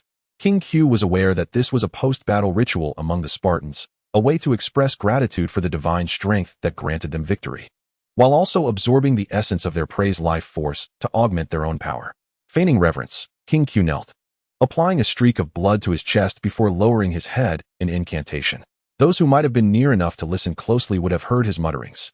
Ares, you old rascal, do you not fear for your longevity with so many kneeling before you daily? As King Q indulged in his habitual musings, he felt a gentle warmth emanating from the blood-stained area on his chest. Simultaneously, numerous crimson orbs surged forth from the griffin's carcass, drawn into the bodies of the Spartan warriors. The quantity of red spheres flowing into King Q was nearly equivalent to the total absorbed by all others combined.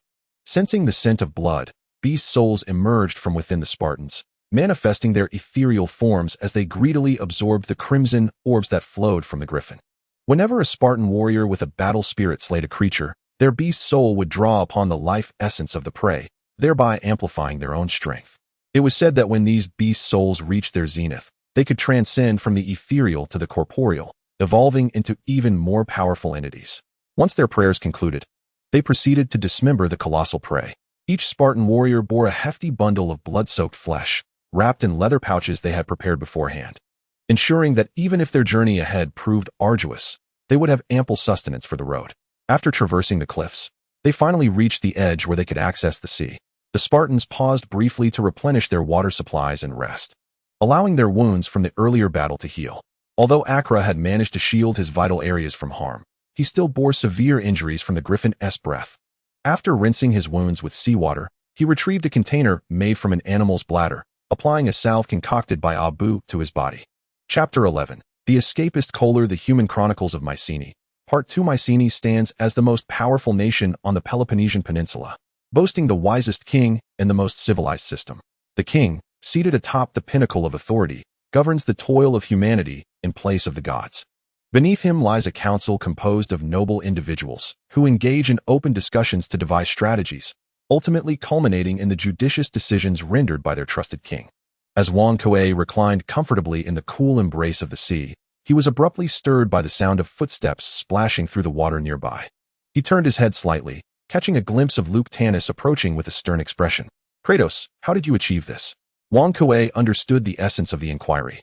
Maintaining his horizontal position as he casually responded, pray to the god of war for strength, and then deliver a decisive strike at the opportune moment.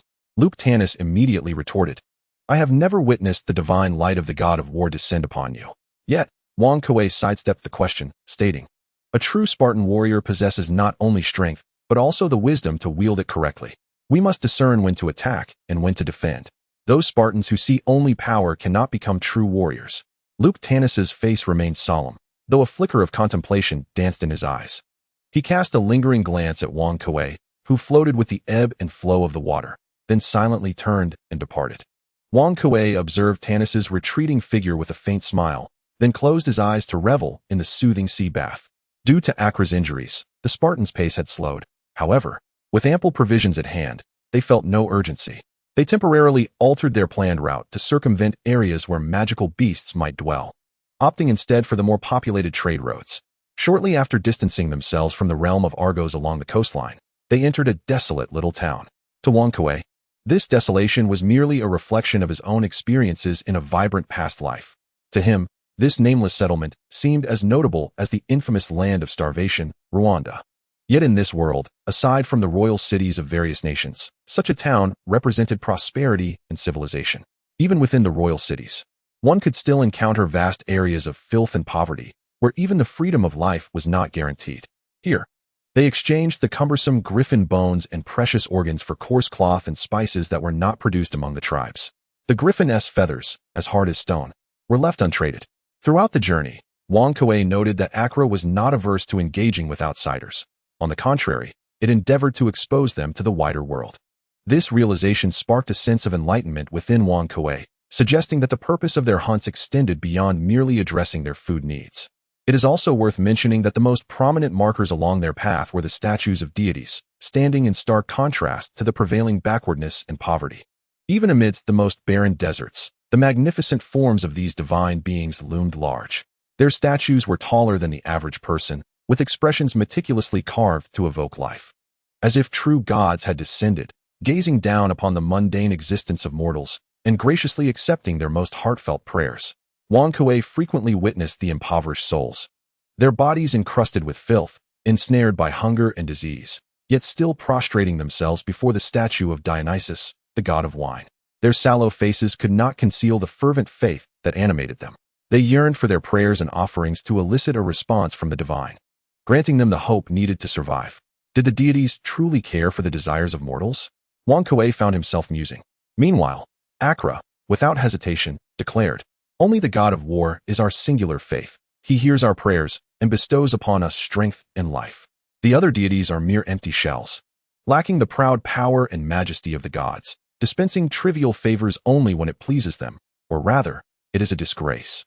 As if to validate Akra's words, the statue of Dionysus, hewn from a single block of stone, suddenly radiated a divine light, filling the air with the rich aroma of wine. The grateful pauper who received the bounty bowed low in reverence, as if the exquisite wine could alleviate his hunger and affliction. Trembling, he drank from the cup shimmering with a red glow, amidst the envious gazes of onlookers. Witnessing this scene, Wang could not help but recall a famous line from a past life. The road is strewn with frozen bones, while the mansion reeks of wine and meat. In stark contrast to the radiant statue stood a lavishly robed human, elevated above the common folk, relishing their offerings and worship as though he were a divine surrogate on earth. Akra remarked, "That is the temple priest, even in the wilderness. The statue enjoys the offerings of mortals, accompanied by priests who serve it. They are the closest beings to the gods and command the reverence of humanity." Upon hearing Akra's explanation, Wang was reminded of Abu, whose existence mirrored that of the war god's priest, yet represented an utterly different essence compared to what he observed now. As a group of robust Spartans, armed and imposing, approached the village, the laboring villagers immediately wore expressions of alarm and scurried indoors, bolting their doors.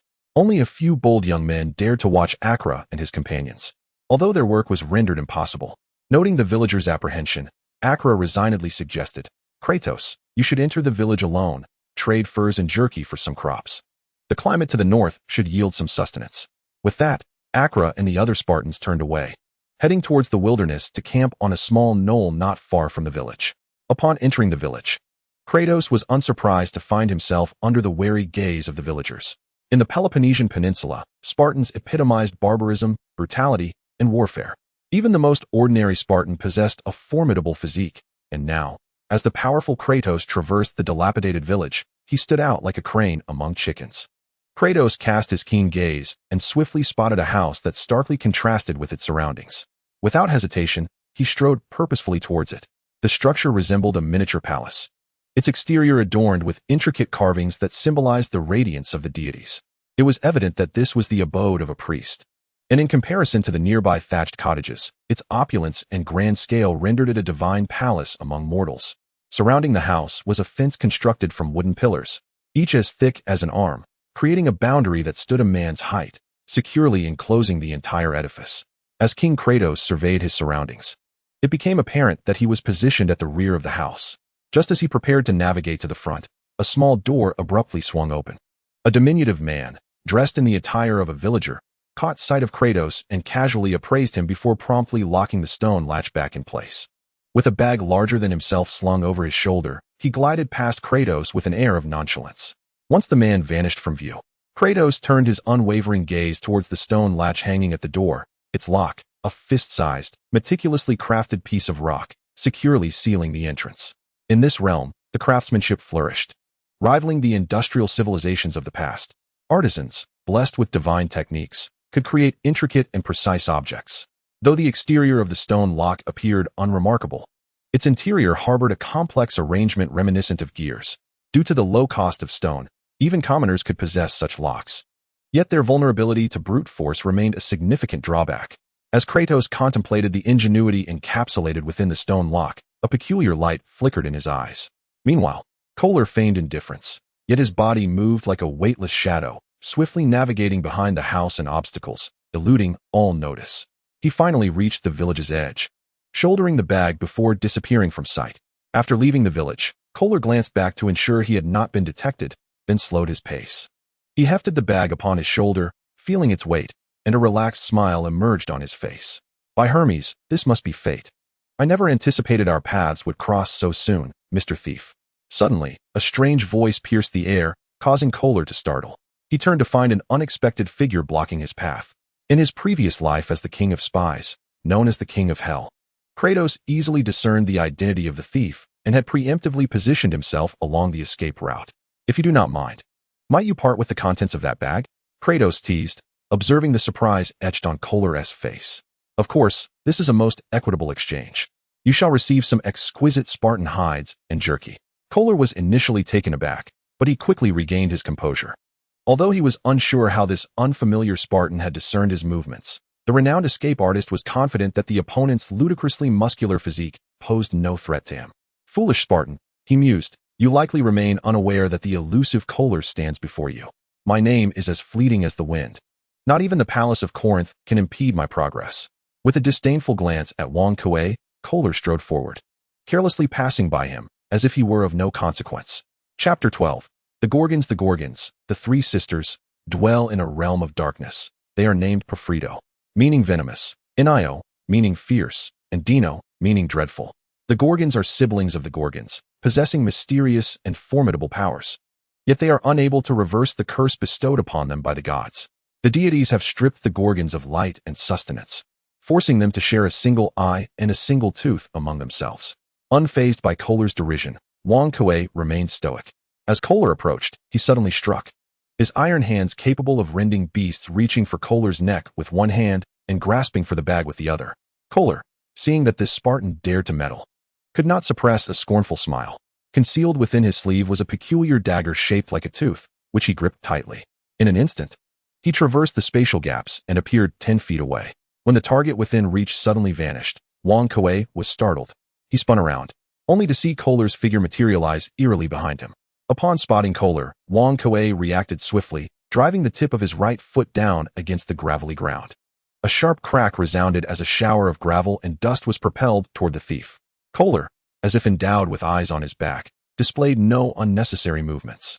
He lunged forward, twisting his body into an uncanny shape mid-air, seamlessly navigating through the oncoming barrage of stones, emerging unscathed as the dust settled.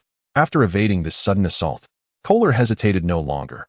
He gripped the bag tightly, activated the dagger concealed in his sleeve, and vanished once more, reappearing 10 feet away. This time, Wang finally discerned the strangeness of his opponent's abilities, powers that defied verbal description. Kolar's form became semi-transparent, merging into the very fabric of space itself, disappearing from view. Although Wang could not fully comprehend how this was achieved, he surmised that it resembled a form of teleportation, allowing Kolar to briefly enter the gaps of space and emerge from the other side. Having discerned the opponent's stratagem, Wang no longer hesitated.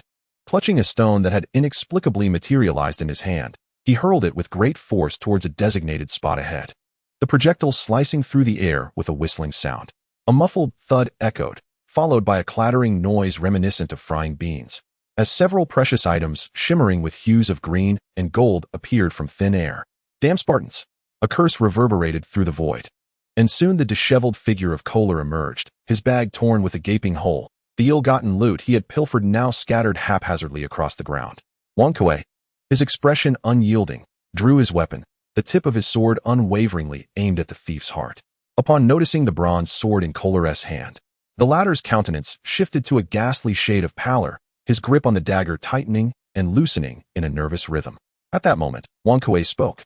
"You were the one who unlocked the stone lock at the temple, were you not?" Although Kolar did not fully grasp the implications of Wang words, he responded with pride. "Indeed, before the escaping Kolar, no lock remains unbroken, not even those of the royal palace of Corinth." Though Wang had never heard the name of the escape artist Kolar, the adeptness with which he had effortlessly opened the stone lock, coupled with his uncanny teleportation abilities, suggested that even the palace would find him a formidable adversary. Just as Wang was about to utter another remark, a commotion erupted from the village behind them, hinting at a multitude of people in frantic motion. Upon hearing the uproar, Kolar instantly realized that the theft had been discovered.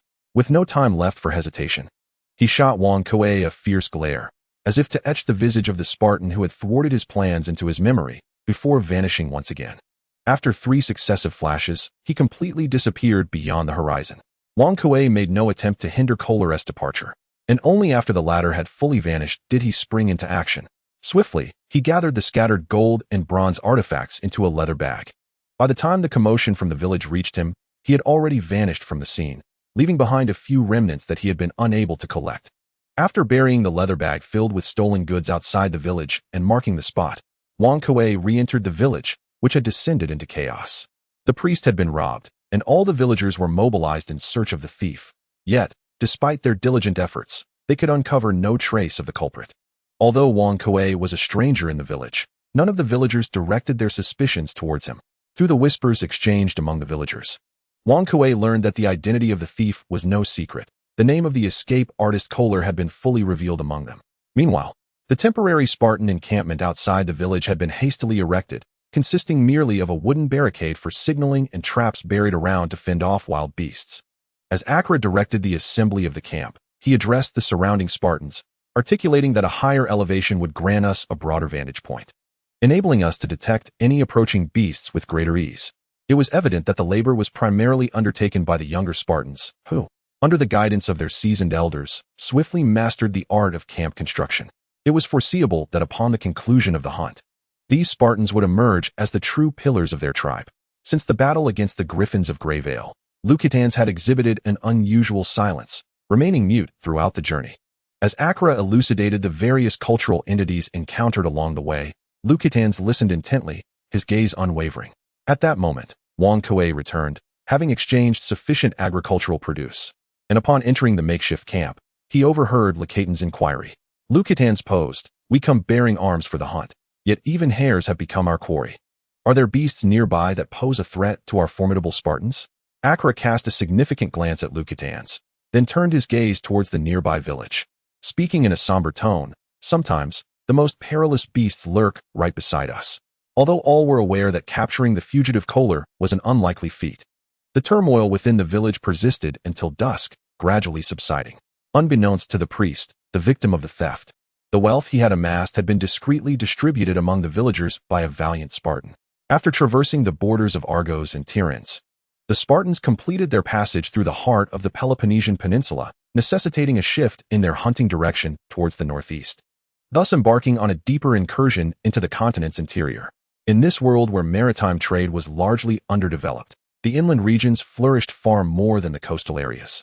Even the desolate deserts were bustling with merchants transporting dried goods and spices from Tiryns or Argos to the interior, exchanging them for exquisite fabrics and finely crafted pottery. Sparta was a nation established upon high mountains, while Argos bordered the Ionian Sea, and the inland nations were uniformly situated on fertile plains, where rich soil yielded bountiful harvests. On the plains of Mesodas, Wang Kuei beheld the true visage of the gods for the first time. It was a war chariot ablaze with roaring flames, upon which stood a giant towering at 466 cubits, one hand clutching the reins while the other wielded a bow of equal magnitude, emitting a cry that resonated with the very souls of mortals. The flames obscured the giant's visage, rendering even his attire indistinct.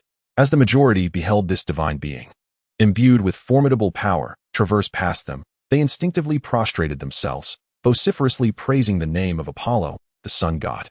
Amidst the chorus of adulation and prayer, the blazing figure unleashed a more audacious roar, circling in the skies before vanishing into the swirling white clouds above. Later, Wang Kuei came to understand that the deities could hear the prayers of mortals at any time and place, and could instantaneously descend to the mortal realm in accordance with their wishes. The greater the fervor of a mortal's prayer, the more likely it was to capture the attention of the gods. Among the myriad methods employed by the powerful, sacrifice was the most prevalent, often involving lavish offerings of food or the purest maidens and handsome youths to appeal to the benevolent deities. In this world, even the gods coveted the corporeal forms of humans. The most renowned hero, the demigod Perseus, was born from a clandestine encounter between Zeus, who transformed into a golden rain, and Dana, the daughter of King Acrisius of Argos. If even the king of the gods resorted to such means to indulge in human beauty, one could only imagine the lengths to which other deities would go. However, this method proved inefficient, unless vast wealth was offered. It was challenging to attract the attention of formidable gods. Another method that could easily resonate with the deities and summon powerful beings was that of live sacrifice, utilizing the blood and souls of humans or unique magical creatures. It is said that Agamemnon, the great king of Mycenae, once slaughtered 10,000 slaves and a one-eyed giant to offer to Hades, the lord of the underworld, in a desperate plea to prolong his already decaying life. The tower, constructed entirely of skulls, is rumored to still stand upon Mycenaean soil, gazing in the direction where the sun god Apollo appeared. One could find the location of the god's domain, Mount Olympus. Yet, no matter how Wang Kuei strained his vision, he could discern not a trace of the majestic mountain. Chapter 13. Taking action in response to Wang Kuei's inquiry, Acra let out a hearty laugh. The location of Mount Olympus was well known throughout the Peloponnese.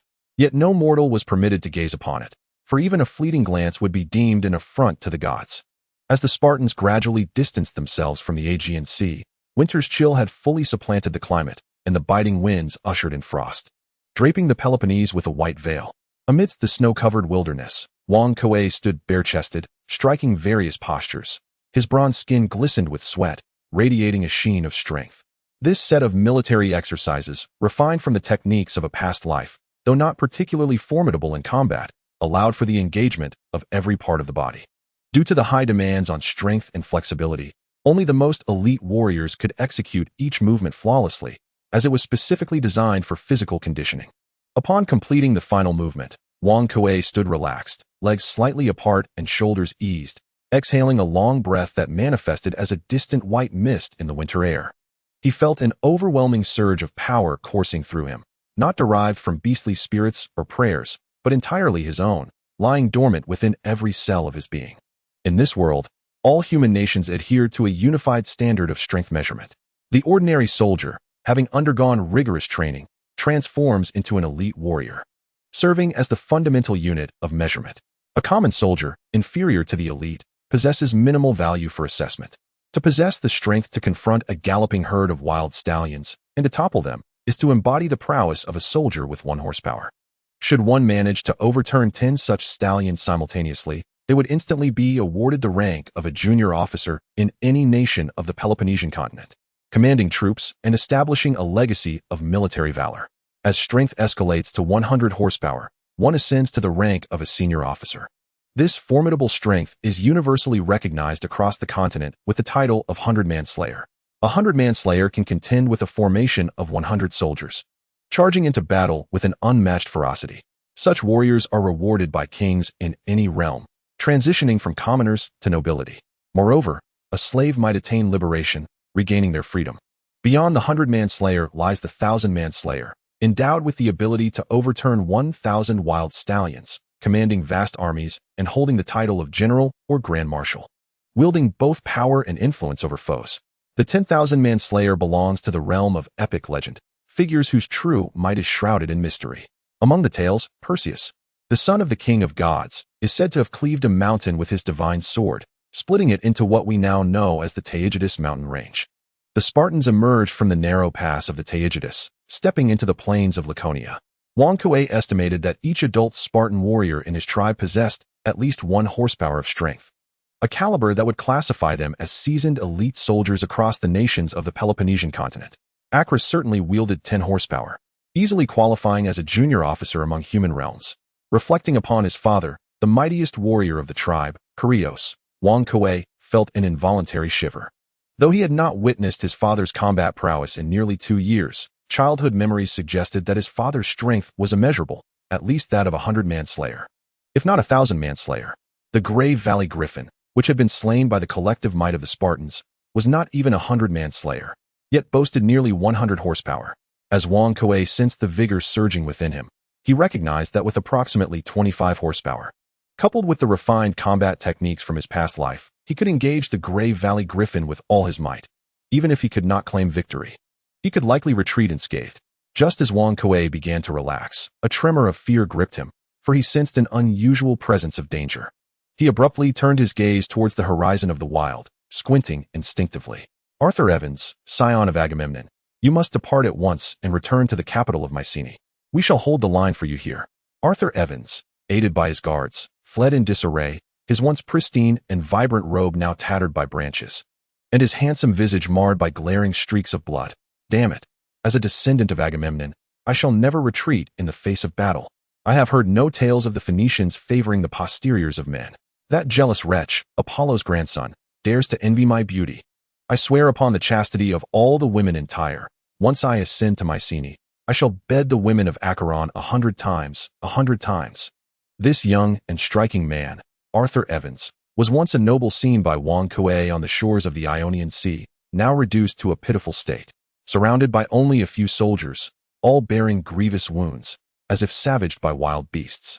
Acheron, I shall settle the score upon my return.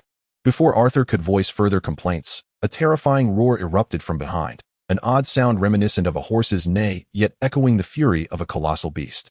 Accompanied by the sound of splintering trees and shattering rocks, the last soldier lagging behind had no time to react before a massive maw appeared, biting him in two with a harrowing scream. His lower half swallowed whole, while the upper half was discarded like refuse.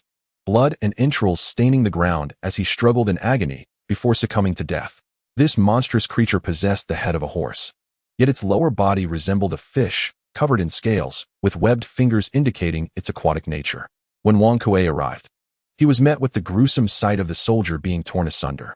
Shocked, he recognized the creature as a formidable beast, likely far more powerful than the griffins of Greyvale, possessing a strength of at least 100 horsepower, a veritable terror of the waters. Wang observed intently. It seemed improbable that these men could escape the beast's grasp. However, for reasons unknown, the creature had strayed from the ocean, now exhausted yet relentless in its pursuit inland. Its strength diminished to a mere 2 or 3/10. With great risk, there remained a chance to save them. After a moment of hesitation, Wang resolved to act. He burst forth from his hiding place behind the rocks, agilely navigating the debris-laden ground. The beast appeared ill at ease on land, its movements clumsy, occasionally lunging forward to claim another soldier's life. In the end, only the guard captain, Ozus, remained by Arthur Evans' side. Arthur Evans, flee. Our lives are forfeit. But avenge us if you can. Silence, Ozus. I shall return to the city. I need you to assist me in exacting revenge on Lumen Carlo. That scoundrel dared to betray me. Although Arthur Evans was breathless and staggering, clearly exhausted, he still nonchalantly babbled on, his handsome face displaying a rather irreverent expression. Suddenly, Ozus toppled him over, causing Arthur to collapse to the ground, his face meeting the dirt. Ozus promptly raised his bronze sword, leaping back while thrusting the blade towards the gaping maw of the creature before him. The clash resonated as the bronze sword struck the monster's teeth, sending sparks flying amidst the metallic clang. Ozus let out a muffled grunt and was immediately sent hurtling backward, losing grip on his sword. Even within Mycenae, Ozus was renowned as a valiant warrior, possessing the strength of 10 horses at a young age, a figure destined for command. However, against the formidable lineage of Poseidon's steed, the aquatic monster Phoenician, he found himself utterly defenseless, succumbing to a direct assault. O all-powerful and omniscient Father Zeus, son of Agamemnon, I earnestly beseech you, may your might descend upon me and deliver me from this peril. For the first time in his life, Arthur Evans sincerely prayed to the king of the gods. Yet upon concluding his supplication, no anticipated change ensued. When Arthur finally opened his eyes, he found the monstrous visage of Phoenician looming close, its disheveled hair resembling a grotesque human mane, as a bloodied, sinister mouth slowly gaped open before him. If anyone can rescue me from this dire fate, when I wield Agamemnon's authority, half of Mycenae's realm shall be shared with him. Should he betray this promise, his soul shall plummet into the river of the dead. Just as despair enveloped Arthur, the Phoenician emitted a thunderous roar, a wave of briny, seawater stench crashing upon him, knocking him down in disarray. Arthur's eyes widened in astonishment as he beheld a remarkable sight. A robust young man, clad in coarse, simple cloth and adorned with animal hides, had his hands firmly pressed against the Phoenician's tail, gripping the weapon's hilt as the bronze blade was fully embedded within the creature's body. The Phoenician howled in agony, thrashing violently in an attempt to dislodge the weapon impaled within it. Its massive fish-like form writhed, sending rocks and trees flying. Yet the sturdy youth clung resolutely to his weapon, resembling an immovable boulder amidst the chaos. Wang Kuei's muscles tensed with fury as he bellowed, driving the sword deeper, nearly embedding the hilt within the monster. Clenching his right fist, his arm muscles bulged with explosive power, delivering a blow to the scaly body of the beast. Compared to the Phoenician's colossal frame, Wang Kuei's fist appeared feeble, yet upon impact, it produced a resonant thud, as if struck not by flesh, but by a heavy battering ram. The Phoenician let out a cry of anguish, yet that human remained firmly ensnared in its vulnerable position, unable to bend his head back sufficiently to launch a counterattack. Instead, he could only roll his body repeatedly, striving to extricate himself from the human's grasp. Wang Kuei gripped the hilt of his sword with one hand while his other hand clenched into a fist, delivering relentless blows. Upon the descent of his third punch, he suddenly felt the long sword slip from his grasp as the organ he had pierced erupted with a foul-smelling liquid. Without the support, Wang Kuei was immediately propelled away by the force of the spray. Finally free from harm, the Phoenician swiftly turned its head, its eyes, large as bells, fixated on Wang Kuei, radiating intense hatred. Chapter 14. Kindred spirits of stench. Wang Kuei let out a low growl, channeling his strength into his feet, which erupted in a sudden surge of power. The force of his landing sent rocks flying, leaving behind a massive crater, and he launched himself forward with tremendous momentum, aiming directly beneath the Phoenician. With his fists clenched, he struck down fiercely upon its face. A resounding crash echoed as the Phoenician's enormous head slammed against the ground. The cry of pain it emitted abruptly swallowed back. At that moment, Wang Kuei's skin flushed a deep crimson, as if his very blood were boiling. His muscles vibrated rapidly, and under his masterful control, the force he unleashed surpassed 25 horsepower, even reaching an astonishing 30 horsepower. Panting heavily, all his strength converged in that moment upon his arm, and he unleashed a powerful punch to the Phoenician's cheek. Bang! The Phoenician was sent sprawling to the ground, followed swiftly by a torrent of Wang Kuei's relentless strikes. The creature was battered like a punching bag, howling in distress. Despite its efforts to rise and resist, each attempt saw it forcefully brought back down. Its limbs, ill-suited for land, trembled with exertion yet failed to support its body. The unfortunate Phoenician, a water-dwelling beast, could only fully unleash its powers in the depths of the sea. Now, rashly on land, it found itself unable to utilize its special abilities, resorting instead to brute force, resulting in a significant reduction of its strength. Furthermore, having strayed over 1,000 miles from the ocean, although it had nearly annihilated Arthur Evans's guards, its body was already weary, and further exertion would jeopardize even its ability to return to the sea. Suddenly, the Phoenician emitted a sound akin to a horse's neigh, drawing upon an unseen reservoir of strength to leap forward. Caught off guard, Wang Kuei was staggered back a step by the force of this unexpected movement. Before he could fully comprehend the situation, the Phoenician, buoyed by an unseen surge of seawater, launched itself forward, disappearing from sight in just 2 bounds. The distant sounds of trees crashing and rocks shattering echoing in its wake. In this critical moment, the creature known as the Phoenician made the surprising choice to flee. Compared to beasts, monsters possessed not only greater strength and unique abilities, but also a remarkable intelligence. It is said that some monsters can articulate human speech and acquire knowledge of human civilization. After the figure of Phoenician vanished from sight, Wang Kuei suddenly remembered that his bronze longsword had been left within the body of that monster. However, as he attempted to pursue it, even the distant sounds had gradually faded away, making it evident that tracking the monster now would be a futile endeavor. That bronze longsword had been used merely twice since its forging, and astonishingly, he had lost it during the second battle. It is worth noting that within the tribe, such a longsword crafted from bronze is an immensely precious treasure. Many Spartan warriors wield weapons that are merely stone or bone, superficially coated with a layer of bronze. Recalling the image of his father laboring tirelessly for 3 days and nights, drenched in sweat as he forged the longsword amidst the rocky terrain, Kratos felt a profound heaviness in his chest. At that moment, Arthur Evans finally regained his composure. With a look of astonishment, he scrutinized Wang Kuei, as if trying to discern whether Wang Kuei was, in fact, a terrifying monster cloaked in human skin. I, the son of Agamemnon, Arthur Evans, extend my sincerest respect to the mighty warrior and thank you for saving my life. At this juncture, Wang Kuei was still engulfed in the frustration of losing his longsword and silently lamented that had he known he would lose his weapon, he would never have come to rescue anyone. Thus, he paid little heed to the gratitude expressed by Arthur Evans, the privileged offspring of nobility.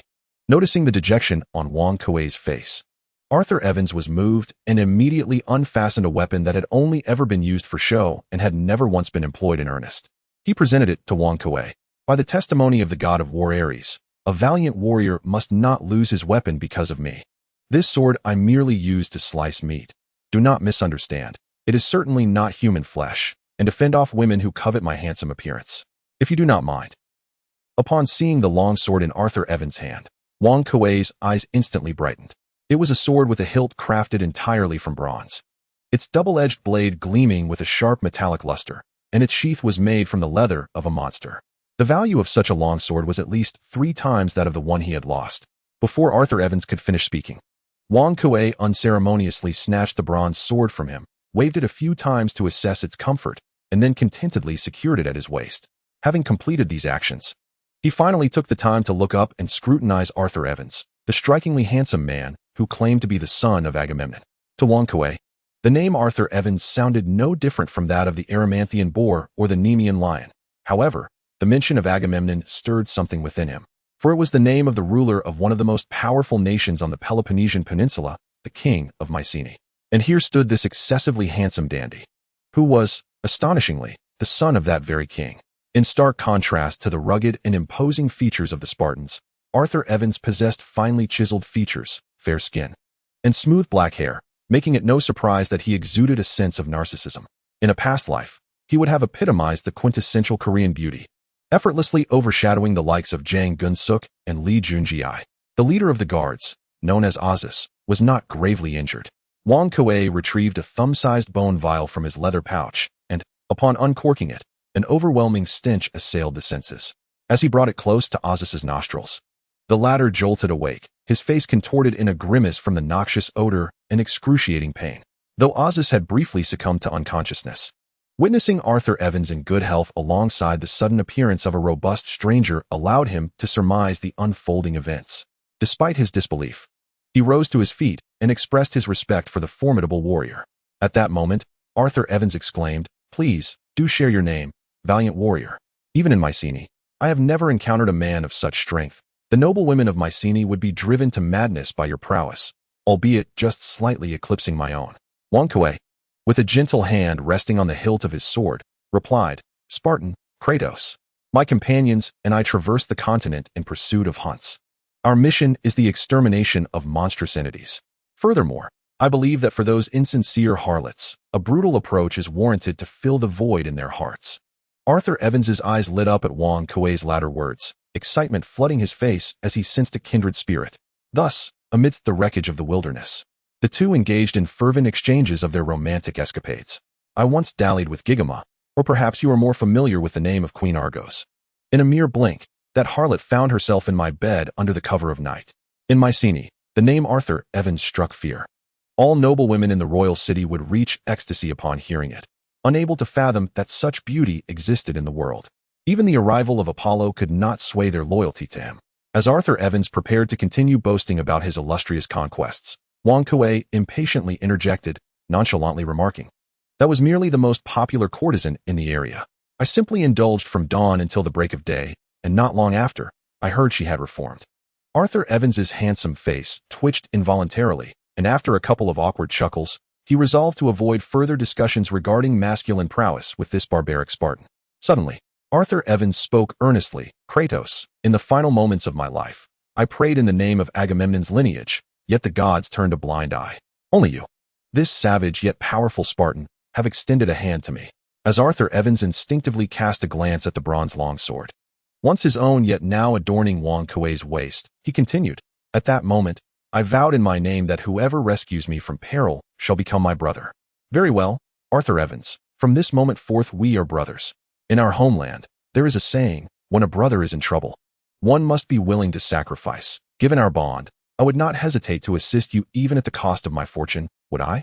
As Arthur Evans nodded instinctively, Wang Kuei stepped forward and, amidst the bewildered gaze of his companion, hoisted him up, suspending him upside down in midair. The guard, Azus, contemplated intervening but hesitated, recalling that this brutish Spartan was acknowledged as a brother by his master. He stood frozen, watching the increasingly frantic Arthur Evans. The paralyzing pupils crafted from Gorl's eyes could induce a fleeting moment of disorientation at close range. A sharp bronze dagger, adorned with intricate and opulent engravings, served as a token of royal esteem. A piece of leather, seemingly ancient and no larger than a palm, bore unknown origins. Various precious items cascaded from Arthur Evans, akin to beans spilling from a vessel, until Wang Kuei, assured that nothing remained concealed upon him, finally set him down. Upon regaining solid ground, Arthur Evans felt a disorienting dizziness, akin to that of a drunken man, barely managing to stay upright with Azus's support. Wang Kuei, unabashed, gathered all the items, leaving Arthur Evans in nothing but tattered garments, resembling a beggar in his cleanliness. After completing this act, Wang Kuei suddenly turned, and the intensity of his gaze instilled a chilling sensation in Azus. Chapter 15. Conflict. "Farewell, my brother. Your generosity would evoke jealousy, even in Zeus. May fate allow our paths to cross again." Wang Kuei tugged at the heavy beast-skin bag slung over his shoulder. Laughing heartily as he waved to Arthur Evans before vanishing over the horizon, the sky still shrouded in a gray gloom, with dawn yet a distant promise. Arthur Evans and Ozus stood in a daze, supporting one another as a cold wind swept through, causing them to shiver. Is my brother truly a brutish Spartan, brawn over brains? Or merely an ancient goblin cloaked in Spartan guise? Ozus murmured to himself, if only the ancient goblins could prevail over the Phoenicians. Moments later, a terrified scream echoed across the wilderness. The cloak of invisibility. I shall be slain by Aphrodite. Kratos sprinted towards his kin while hastily rummaging through the spoils of the official's offspring. A seemingly unremarkable piece of beast hide lay quietly in his palm. Upon closer inspection, Kratos discovered that although this hide appeared rather worn, it was remarkably intact, with not a single flaw marring its texture. As he grasped the leather, he felt his senses sharpen considerably. Every rustle and whisper of the surroundings became effortlessly perceptible. Growing up amidst the untamed wilderness, Kratos soon realized that it was not his senses that had heightened, but rather the fact that he had overlooked the nuances of his environment. A surge of warmth coursed through him, astonished that such a treasure existed, one that could completely mask his presence, even deceiving the flora and fauna of nature. Without the use of sight, no one would discern his existence. When King Kuei returned, the other Spartans had already awakened, gnawing on their jerky as they prepared for the day's journey. Curiosity blossomed on their faces upon seeing King Kuei return, shouldering a large sack wrapped in several pieces of beast hide. As he unveiled the contents, revealing a plethora of bells, gasps of astonishment erupted from the crowd. There were long swords, bows, and spears, all weapons once wielded by Mycenaean soldiers. Although most were damaged, a few remained in commendable condition. King Kuei had not only stripped the fallen soldiers of Arthur Evans and Ozus, but he had also reclaimed every usable weapon from the deceased Mycenaean warriors. Acra held aloft the pristine long sword belonging to Ozus, comparing it to his own, which bore the scars of battle. Without hesitation, he discarded the sword he had once cherished as if it were his very life, joyfully fastening the long sword that rightfully belonged to Asura to his waist. After completing this act, Acra suddenly realized that when he prepared to confront King Kuei with a stern expression, he was drawn to the long sword hanging at King Kuei's waist, its hilt fashioned from bronze. Oh, god of war above, even the hilt is bronze. And the scabbard is made from siren scales. What a formidable weapon this is. Kratos, this is a cursed blade, you must cast it aside. Allow me to bear this heavy burden for you. King Kuei, unfazed, raised his middle finger defiantly. Although Acra did not comprehend the gesture's meaning, he stubbornly persisted in his attempts to wrest the sword from King Kuei, resorting to brute force. However, King Kuei's iron grip seized Acra's outstretched hand. And under the overwhelming strength, a painful creak echoed from his wrist, causing Acra to grimace in agony, realizing the futility of solving problems through violence. Acra was compelled to alter his approach, attempting to wear down King Kuei with persistent pleas, hoping to persuade him through a more subtle tactic.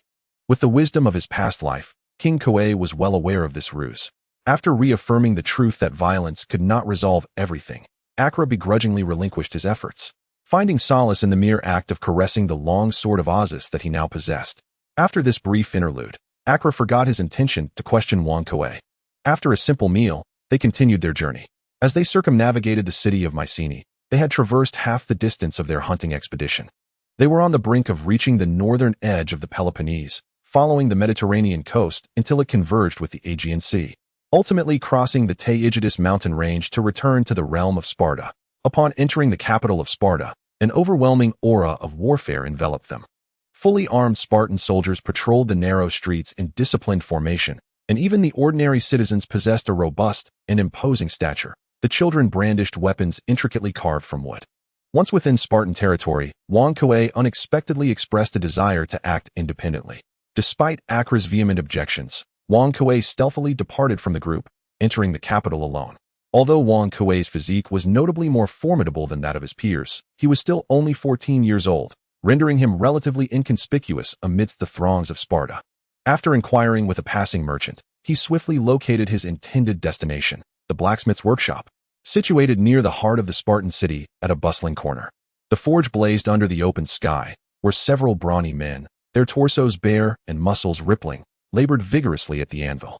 Wang Kuei obscured much of his face with a coarse cloth and strode into the blacksmith's shop, immediately met by a wave of searing heat. One of the older, bearded blacksmiths glanced at Wang Kuei, continuing his work as he spoke. By the gods of war, How may I assist you?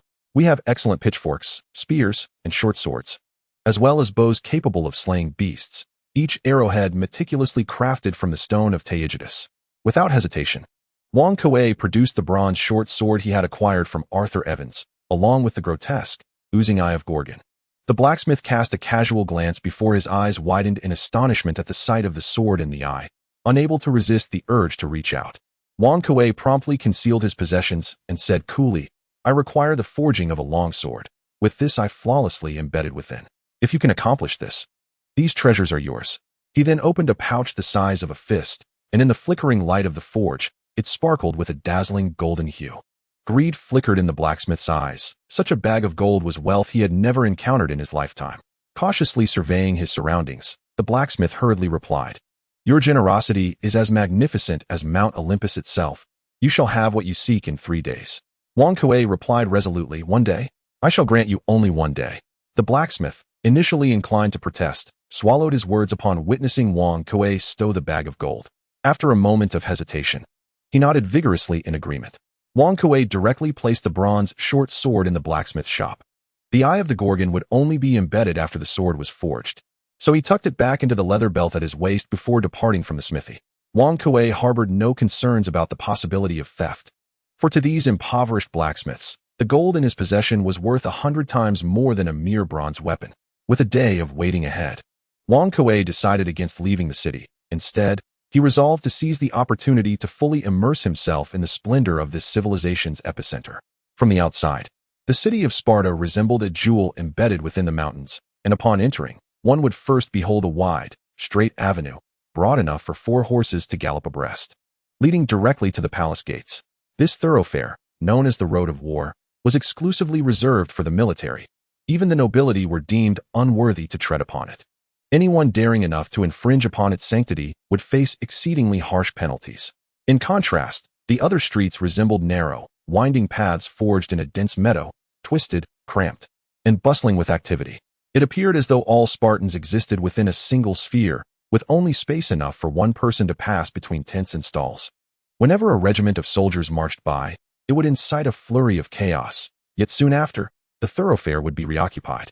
Among the most frequently encountered sights in the Spartan capital were the slaves, shackled with chains or handcuffs, their skin exuding a foul odor as they endured the relentless lashes of their masters. Acra had once informed Wang Kuei that these individuals were known as the Black Laborers, formerly the indigenous Hilo people. However, when Wang Kuei sought to inquire further into the reasons behind this, Acra fell silent, seemingly reluctant to divulge the secrets. Suddenly, a commotion erupted behind him. Wang Kuei initially assumed it was merely patrolling soldiers passing by, but as he approached a stall selling various animal bones, he was confronted by a group of noblemen galloping forth on horseback, leaving chaos in their wake. Many civilians were knocked to the ground, and the makeshift stalls were trampled and overturned. A cold smile crept upon Wang Kuei's lips, for the power of the elite was evident. They dared not challenge the authority of the Road of War, yet felt free to trample upon the wealth and lives of the common folk. Those injured in the tumult could only endure in silence, fearful of voicing their grievances. As Wang Kuei prepared to observe the scene with detached interest, 2 civilians, panicking, hastily discarded their clay water jars, tossing them into the road while they sought refuge nearby. Upon spotting the obstructing jars, the lead rider immediately cracked his whip, causing his steed to rear in pain, leaping into the air. However, the winding nature of the road led it to land squarely atop a small stall, right beside which Wang Kuei stood. Chapter 16. Nobility according to legend. The gods created humanity, thus humans worship and depend on them. Yet, the perfection of humankind has often drawn the envy of the divine. At times, the gods don the guise of mortals to consort with the most exceptional humans, leading to the birth of demigods. These demigods possess a fraction of divine power, endowed with human form, yet surpassing ordinary mortals in excellence. Suddenly startled, Wang Kuei instinctively reacted, muscles tensing as he swung his fist with force, striking the neck of the steed with a resounding thud. The noble horse let out a pained whinny, and the rider was thrown off, crashing to the ground, blood streaming from mouth and nose, convulsing before succumbing to death. Witnessing this, several riders immediately yanked at their horses' manes, dismounting hastily to move the lifeless body aside. Meanwhile, other knights surged forward, encircling Wang Kuei, drawing their weapons to point at his vital areas. Damn it! I shall flay his skin and hang it on the battle standard, then whipped the flesh from his bones, one knight declared, struggling to rise with the assistance of a servant. Removing his nasal helmet revealed a handsome face, one that was strikingly rare among Spartans. Even Wang Kuei found himself taken aback by the beauty before him. However, the expression on this fair visage was one of sheer anger, pride emanating from her brow. Unmistakably the demeanor of a noble accustomed to command. Upon seeing Wang Kuei ensnared, a flicker of intrigue crossed the Spartan noblewoman's eyes, her ire momentarily subsiding. Surrounded by her attendants, she approached him. "Did you dare to offend me and slay my horse?" Wang Kuei's mind raced. The situation was indeed unexpected, compelling him to tread cautiously. Pretending to be startled, he stepped back, leaning against a bamboo shed, discreetly discarding the beast hide strapped to his back. When weapons were raised against him, he offered no resistance, allowing himself to be taken directly into the inner city. "Boy, I've heard you killed Miss Gidge's horse with a single punch." The noblewoman vanished after escorting Wang Kuei to the arena within the inner city. Standing amidst the bloodstained stone bricks, he found himself encircled by several fully armed warriors. A Spartan officer, casually assessing Wang Kuei with disdain plastered across his face, spoke dismissively. "Whether you are a Pylesi or a lowly helot, you shall soon learn that being a slave to Lord Eurypontides is a great honor." The armed warriors did not draw their weapons, forming a practiced battle formation as they closed in, clearly elite fighters, their swift movements producing the sound of slicing air. The soldiers of the Spartan forces, from their youth, undergo years of rigorous training in hand-to-hand combat. An ordinary Spartan warrior can effortlessly subdue 3 common civilians with bare hands. The individual known as Lord Eurypontides remains a mystery, as his daughter's entourage consists entirely of elite warriors, with the leader possessing at least 10 horsepower. A figure of considerable rank within the military. Faced with multiple assailants, Wang Kuei remained steadfast, not even shifting his position as the fists of several soldiers rained down upon him. Without so much as a glance, he unleashed a punch towards an approaching officer. The officer's expression turned to one of disdain, dismissing the Spartan clad in simple attire, clearly not a soldier trained by the military. He could not fathom that an ordinary civilian could possess the strength to fell a horse with a single blow. Yet, as their fists collided, the officer's countenance shifted dramatically. His body jolted, and he instinctively sought to retreat. However, Wang Kuei accelerated the speed of his assault, and a distinct crack echoed as bone fractured. The officer let out a pained scream and was sent flying, his arm contorted in a grotesque manner. With an air of calmness, Wang Kuei dispatched the remaining elite soldiers with ease. Although he did not exert his full strength, his refined combat skills from a previous life, combined with his honed physique, rendered him more than capable of overcoming mere soldiers. Suddenly, he pivoted sharply, reaching for a bronze sword that had been stealthily aimed at him from behind. And a resounding clang followed.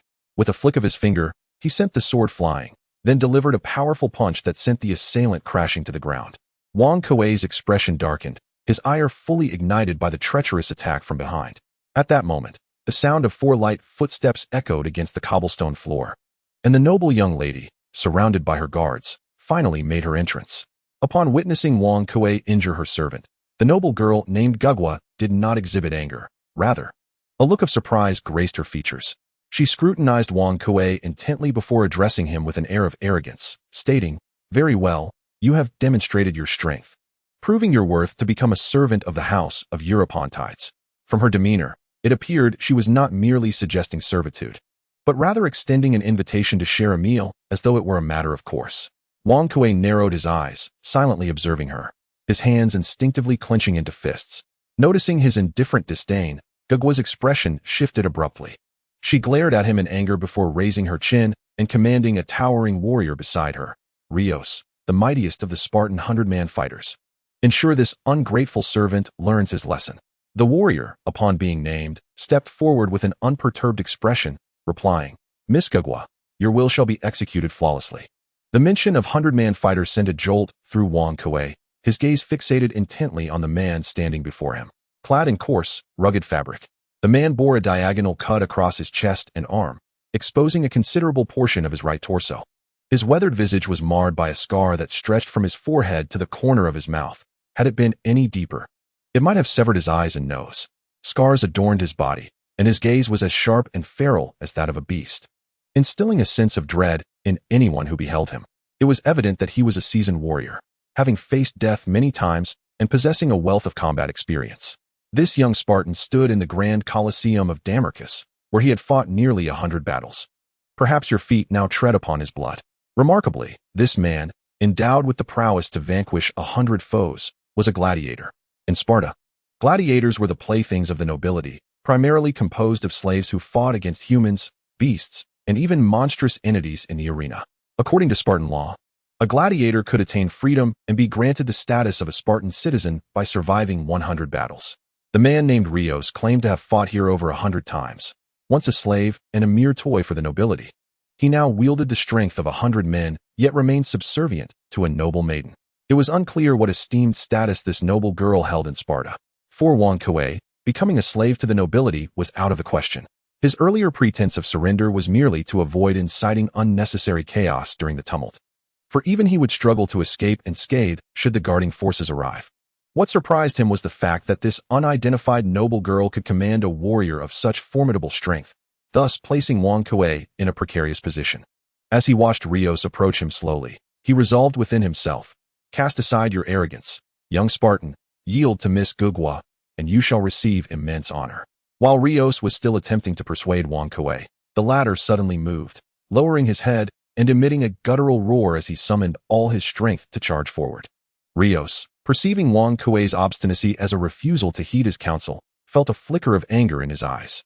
Unfazed by Wang assault, Rios stepped forward with unyielding resolve, executing a precise movement that placed his right foot directly in the path of Wang next step. In a fluid motion, he drew his sword, striking upward with the hilt to accurately collide with Wang chin. Seeing this maneuver, Wang was momentarily startled. He believed he could evade the impending blow. Gritting his teeth, determination flickered in his eyes as he continued to charge towards Rios's sword hilt. With a grunt, Wang felt as if he had been struck head-on by the wild boar of Erymanthus, a wave of dizziness washing over him. Using his staggering momentum, he deliberately lowered his body to obscure Rios's line of sight, and with a sudden burst of strength from his right leg, he delivered a powerful knee strike aimed at Rios's groin. Such a vicious knee strike, once executed, would render even a formidable opponent with the strength of 100 men significantly weakened if their vital points were struck. However, it appeared that the adversary had anticipated Wang intentions. Wang felt his knee firmly grasped by a coarse yet resolute hand, and before he could react, his face was met with another tremendous blow. His head snapped back violently, yet his legs seemed as if they were nailed to the ground, steadfastly supporting his body against the onslaught. A tremor coursed through Wang muscles, and at that moment, his blood surged, causing the muscles in his core to visibly swell, unleashing a torrent of ferocious power. Upon witnessing this transformation in Wang physique, a flicker of astonishment crossed Rios's eyes, and his expression gradually shifted to one of gravity. The force exhibited by Wang compelled even him to muster his full strength in response. Chapter 17. The Might of 100 Men. The Chronicle of Mortals. Demigods emerged as the earthly representatives of the divine, inherently exceptional and powerful, radiating brilliance amidst ordinary humanity. Demigods, possessing a lineage of common ancestry, integrated into the mortal realm, becoming part of it while imparting the strength necessary for survival to humankind. Thus, one formidable nation after another was born, as they formed armies to battle beasts, monstrous entities, and, naturally, fellow humans. Young Spartan, even I am taken aback by your innate talent. Yet, you are still too young. The power of the gods resides in realms beyond your imagination. Allow me to unveil to you the glory that belongs to the god of war. Prayer is the process by which mortals dedicate the will of their souls to the gods, seeking a reciprocation from the divine. The majority of mortals, due to their feeble souls, lack the necessary willpower to capture the attention of the gods. However, warriors, tempered by years of training and bloodshed on the battlefield, possess unwavering resolve and robust souls, making it easier for them to attract the notice of the divine and receive their blessings. As two equally massive fists met, a resounding thud echoed, sending shockwaves that visibly rippled outward. Wang felt an irresistible force surge upon the moment of contact, and with a stifled grunt, he was propelled backward, while Rios merely shuddered slightly, taking half a step back before regaining his composure. Struggling against the numbness that gripped half his body, Wang lowered his head and fled toward one of the exits of the circular arena. Fearing that Wang might escape, Rios pursued him without hesitation, his speed, bolstered by the power of the god of war, stirring up a cloud of dust as he lunged forward. An iron hand reached downward toward the nape of Wang neck. Sensing the impending danger from behind, Wang Kuei suddenly crouched low, crashing to the ground and rolling forward, while his hand discreetly reached for the beast's skin belt at his waist, which glimmered with an enigmatic light from an angle unseen by others. To an onlooker, it appeared as though Wang Kuei narrowly evaded capture by Rios, executing a nimble roll to escape while Rios remained eerily frozen in place, resembling a statue. Rising from the ground, Wang Kuei sprang up, effortlessly hoisting the astonished Gugu onto his shoulder. Ignoring the struggles emanating from his burden, he leapt into the gaping maw of the black hole. In the span of merely 2 breaths, Rios regained his mobility, only to witness Wang Kuei and Gugu vanish into the abyss. When he and his fellow guards pursued, they found no trace of their quarry. Observing the bustling streets, Rios's face turned ashen as he exclaimed, "The Eye of Golgothan! You wretched Peleus, release me at once." Or, before Gugu could finish her protest, Wang Kuei silenced her by stuffing a piece of beast hide into her mouth. The filthy, foul-smelling hide was forced against her delicate lips, nearly causing her to swoon in disgust. Although Wang Kuei was acutely aware of Gugu's noble lineage, he had no choice. The Eye of Golgothan could only achieve its effect when employed unexpectedly, compelling him to abduct Gugu to evade Rios and his men. Upon escaping the arena, Wang Kuei acted with prudence. He understood that even with Gugu as his hostage, creating a commotion would make it difficult to elude the army's encirclement. Thus, he melded into the crowd, promptly gagging Gugu and treading along the filthy, impoverished pathways, following a civilian into a modest dwelling. He swiftly incapacitated the individual with a single punch and ushered Gugu inside, securing the wooden door behind them. After binding the unconscious civilian and Gugu's limbs with strips of cloth, Wang Kuei finally exhaled in relief. This area, being the poorest in the Spartan capital, was unlikely to attract any unwelcome visitors as long as they remained quiet. Wang Kuei could at least spend the night here in relative peace, planning his escape for the following day. It was then that he finally took a moment to scrutinize the noble girl he had taken captive, Gugu. She possessed the tall stature typical of Spartan lineage, yet unlike the women of her tribe, Gugu exhibited distinctly feminine features. Her subtly defined muscles could not conceal the firm swell of her bosom, complemented by soft curves. With wide, furious eyes and delicate skin that seemed almost fragile, her sharp nose and graceful lips bore a striking resemblance to the beauty of a northeastern girl from a past life. In that moment, Wang Kuei could not help but reflect on the countless generations of effort it must have taken to alter the staunch Spartan genetics. Surely, Gugu's parents, grandparents, and great-grandparents were among the most exquisite anomalies within Spartan society. Regardless of Gugu's fiery gaze, Wang Kuei rummaged through the modest earthen dwelling in search of sustenance and fresh water.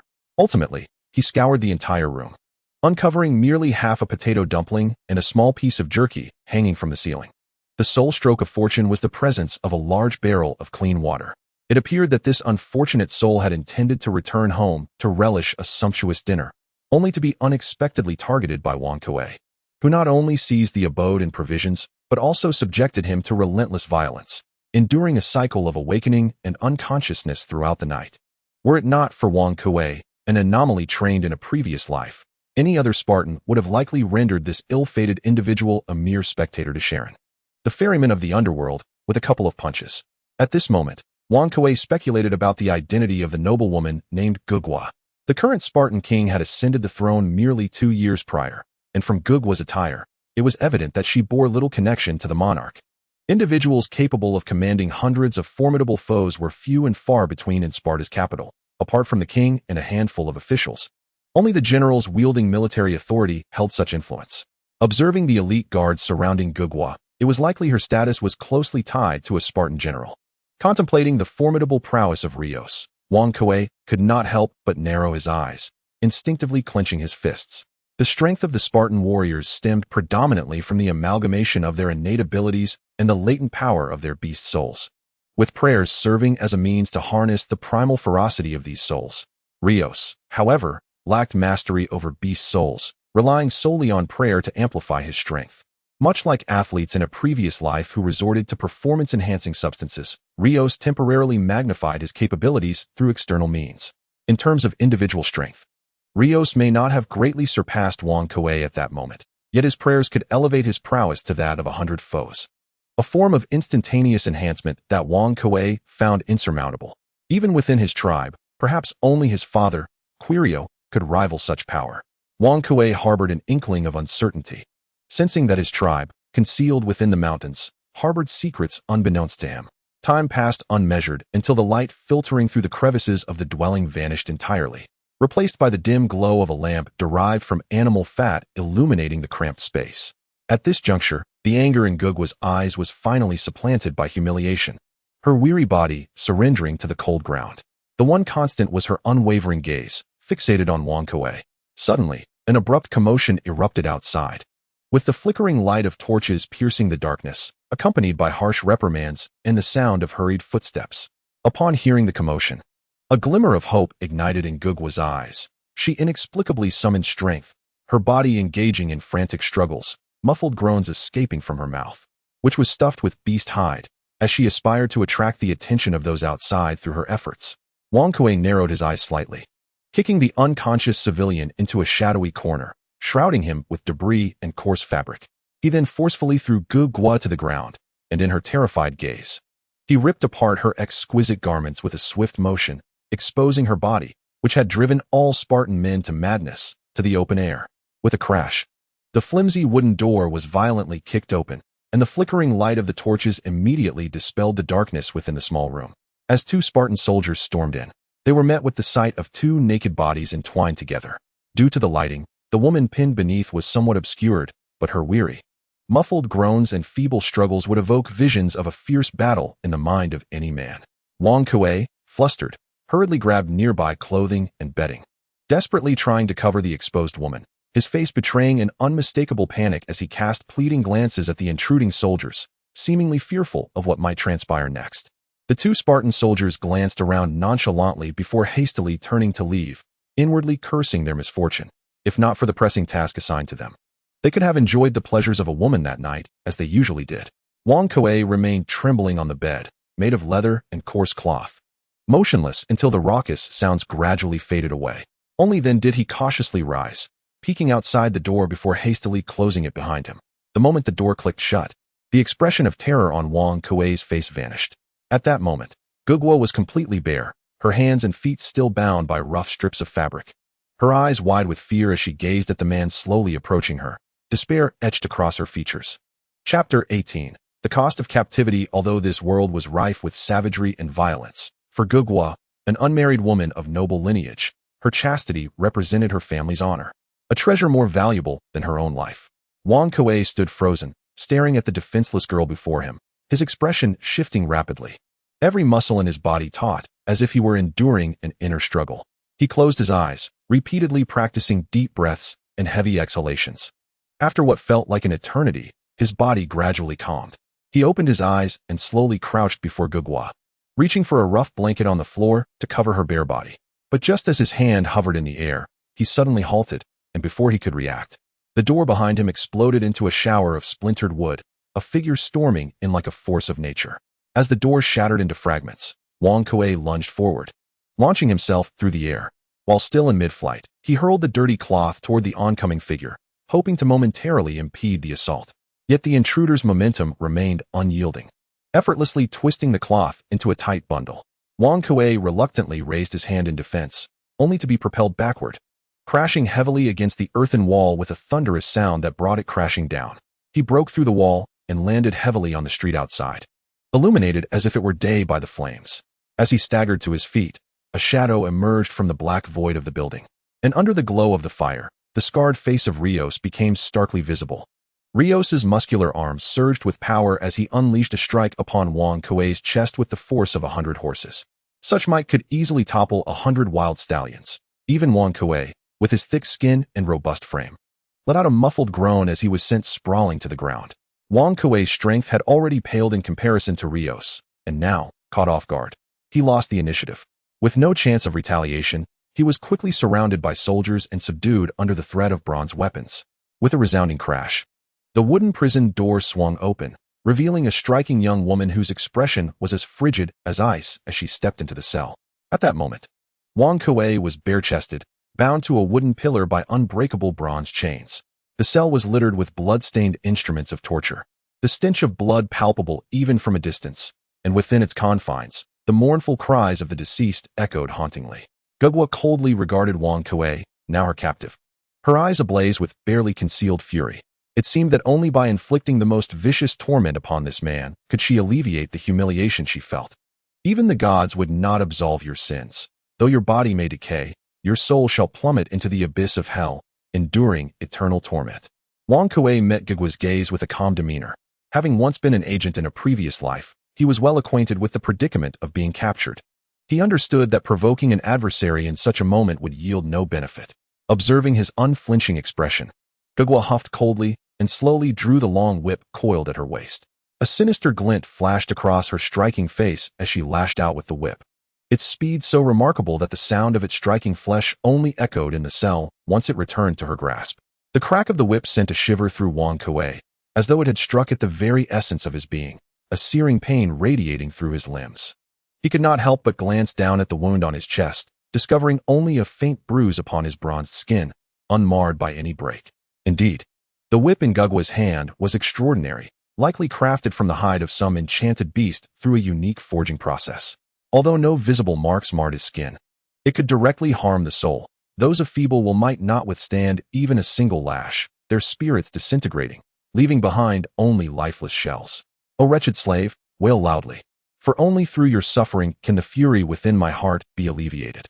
I shall subject you to every instrument of torment here, and then, with the binding of Andromeda, I will allow you to perish amidst the agonizing sensation of your soul being gradually stripped away. The mere thought of my noble and proud form having been desecrated by this contemptible slave fills her with a humiliation that pierces her lofty self-esteem like 1,000 needles. Simultaneously, in a room aglow with candlelight, a man of imposing presence, exuding authority even in silence, sat upon his throne. The neatly trimmed stubble on his youthful visage lent him an air of restrained gravitas. What manner of man is he? Though his tone remained unvarnished. The man prostrated before him trembled involuntarily, daring not to raise his gaze, stammering in a quavering voice, I do not know. That person's face was shrouded in cloth. After a prolonged silence, the tremulous figure on the ground shook even more violently. Suddenly, as if struck by a revelation, he hurriedly declared, though I did not clearly see his visage, that individual was undoubtedly a young Spartan. Your honesty shall be rewarded. You may leave. Came the measured voice after a lengthy pause. The man on the floor felt as if a great pardon had been bestowed upon him.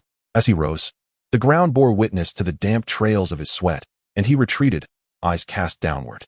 Once this tattered commoner exited, the chamber fell into a profound silence, save for the faint crackling of the oil lamp.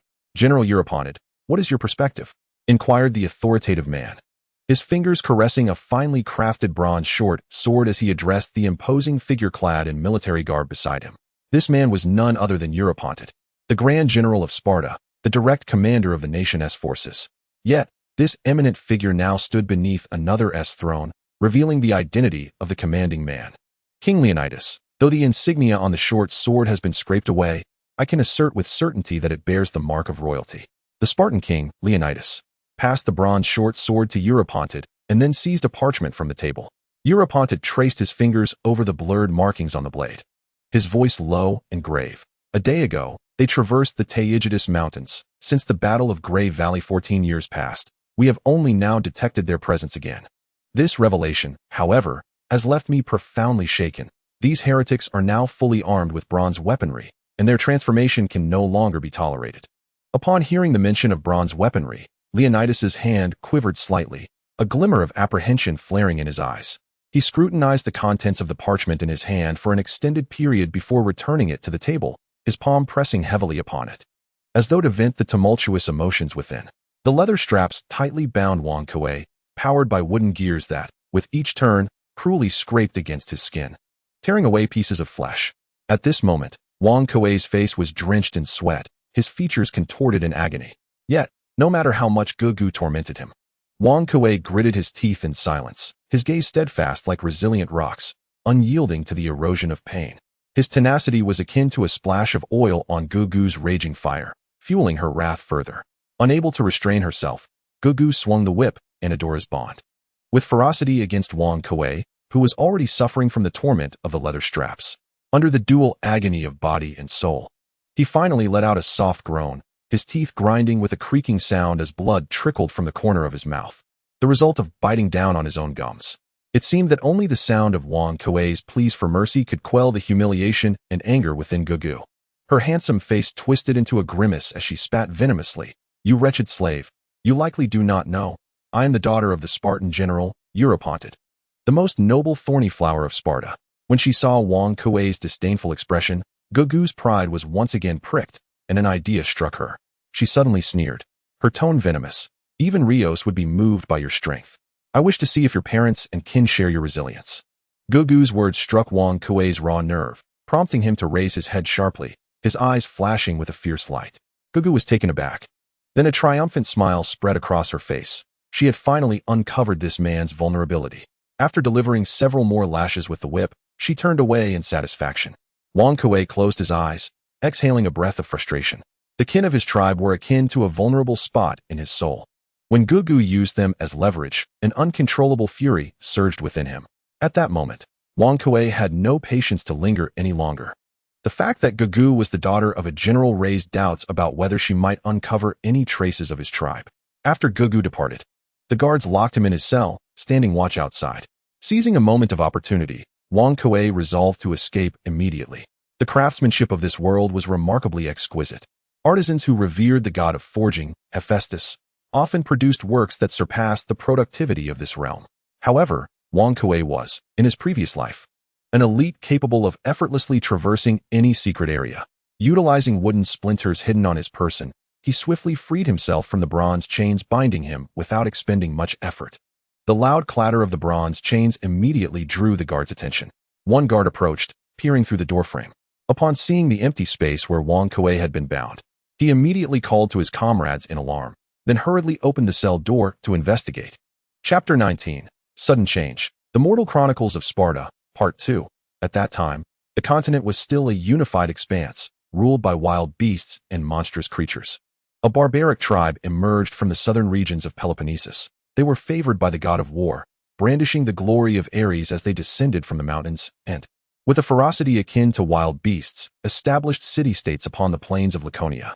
As the guards entered the cell, one was abruptly seized by the throat by Wang Kuei, whose grip tightened menacingly around the guard's windpipe. With a surge of immense strength, a sharp crack echoed through the air, and the guard's neck contorted grotesquely before his body collapsed lifelessly to the ground.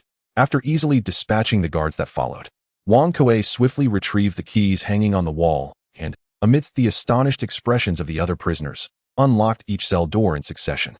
The sudden uprising of prisoners naturally drew the attention of the military, and before long, a throng of fully armed soldiers rushed to the prison. Many prisoners were slain during the chaos, while others were recaptured and returned to their cells, yet a few managed to slip through the cracks. As dusk began to fall, even in the realm of the gods, humanity lacked the means for sustained illumination. The common folk on the streets began to disperse, and torches were lit along the main thoroughfares of the city. After escaping the prison, Wang Kuei quickly navigated to the site of the earlier conflict. Finding that the bag he had discarded had indeed vanished, he was not surprised. The visage of the vendor was etched in his memory.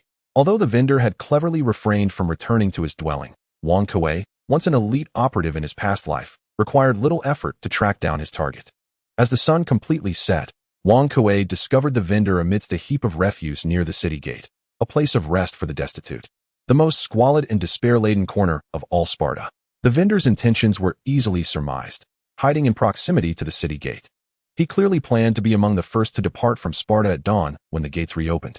Despite the vendor's denials, Wang Kuei's forceful demeanor ultimately compelled him to relinquish the beast-skin bag, which contained a pouch of gold as well as his bronze sword, all intact. Although he should have departed at once, Sparta had been sealed off. Even nobles could not traverse the city freely, leaving Wang Kuei hesitant to act impulsively. However, he harbored little concern. The upheaval at the prison would demand substantial manpower and time from the military, and by the time they noticed his absence, he would likely be well beyond the city's borders. Given that this area served as a refuge for the destitute, even ordinary citizens would not dare to venture here, akin to how commoners would avoid a beggar's den in his previous life. Thus, Wang Kuei resolved to conceal himself here for the night, intending to adapt to the circumstances as dawn approached. In the early hours of dawn, Wang Kuei was suddenly roused by a cacophony of noise, startling him upright from the damp, foul-smelling corner where he had taken refuge. At this moment, the path of war resembled a fiery dragon. as fully armed Spartan soldiers began to emerge from the far end of the warpath, steadily advancing towards the city gates under the command of several officers. At the forefront of the formation stood none other than the esteemed Spartan general, Olympos.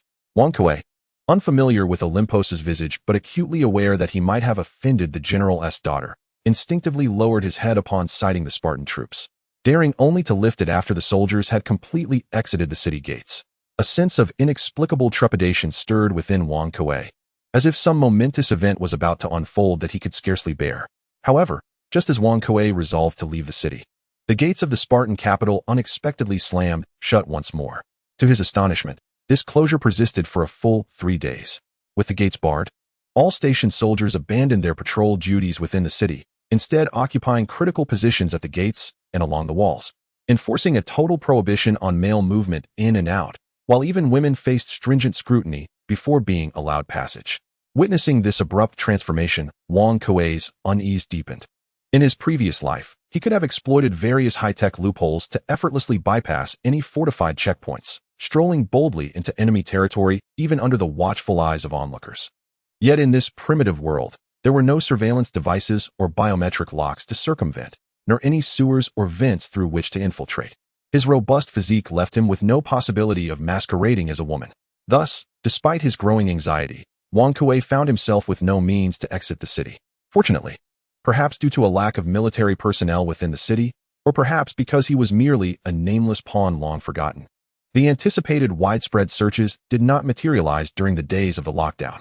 After 3 days of remaining undisturbed, the city's defenses were suddenly lifted. Disguised as an ordinary traveler, Wang Kuei effortlessly slipped out of the city. As the Spartan capital faded from view, he suddenly charged towards a merchant caravan, swiftly overpowering several guards and seizing their horses. With a fierce crack of the whip, he galloped towards the Rocky Mountains where his tribe resided. The unmistakable signs left by the military along the way weighed heavily on Wang Kuei's heart. While he was unaware of the clandestine ties between the tribe and Spartan royalty, he understood that this was no melodramatic tale of a long-lost illegitimate child being reunited with a benevolent ruler for a happily ever after. As he relentlessly urged the horse onward, it faltered after a grueling half-day's ride, collapsing to the ground, frothing at the mouth. Wang Kuei, thrown to the earth, rolled over several times before scrambling to his feet, disregarding the dirt and scratches on his body, and fervently sprinted towards the forest at the foot of the nearby Rocky Mountains. As Wang Kuei approached the Rocky Mountains where his tribe resided, an unsettling anxiety gripped his heart, accompanied by an inexplicable and intense premonition that caused his pulse to race violently. The rhythmic thumping of his heart nearly drowned out the sound of hooves pounding the earth beneath him. The journey from the Spartan capital to the Rocky Mountains consumed merely a day and a night without pause, yet upon sighting the tribe he had grown up with, time seemed to freeze, and his heart felt as though it had ceased to beat. The protective fence he had helped construct at the tender age of 3 lay in ruins, with fiery arrows embedded within, ablaze amidst the inferno that engulfed his entire tribe. Struggling to move forward, he beheld the bodies strewn across the ground even before stepping into the village. Most were warriors clad in the distinctive garb of Sparta. Among them, familiar faces and dismembered limbs emerged from the chaos. Aunt Magill and Uncle Crow, once beloved kin, now lay lifeless in pools of blood.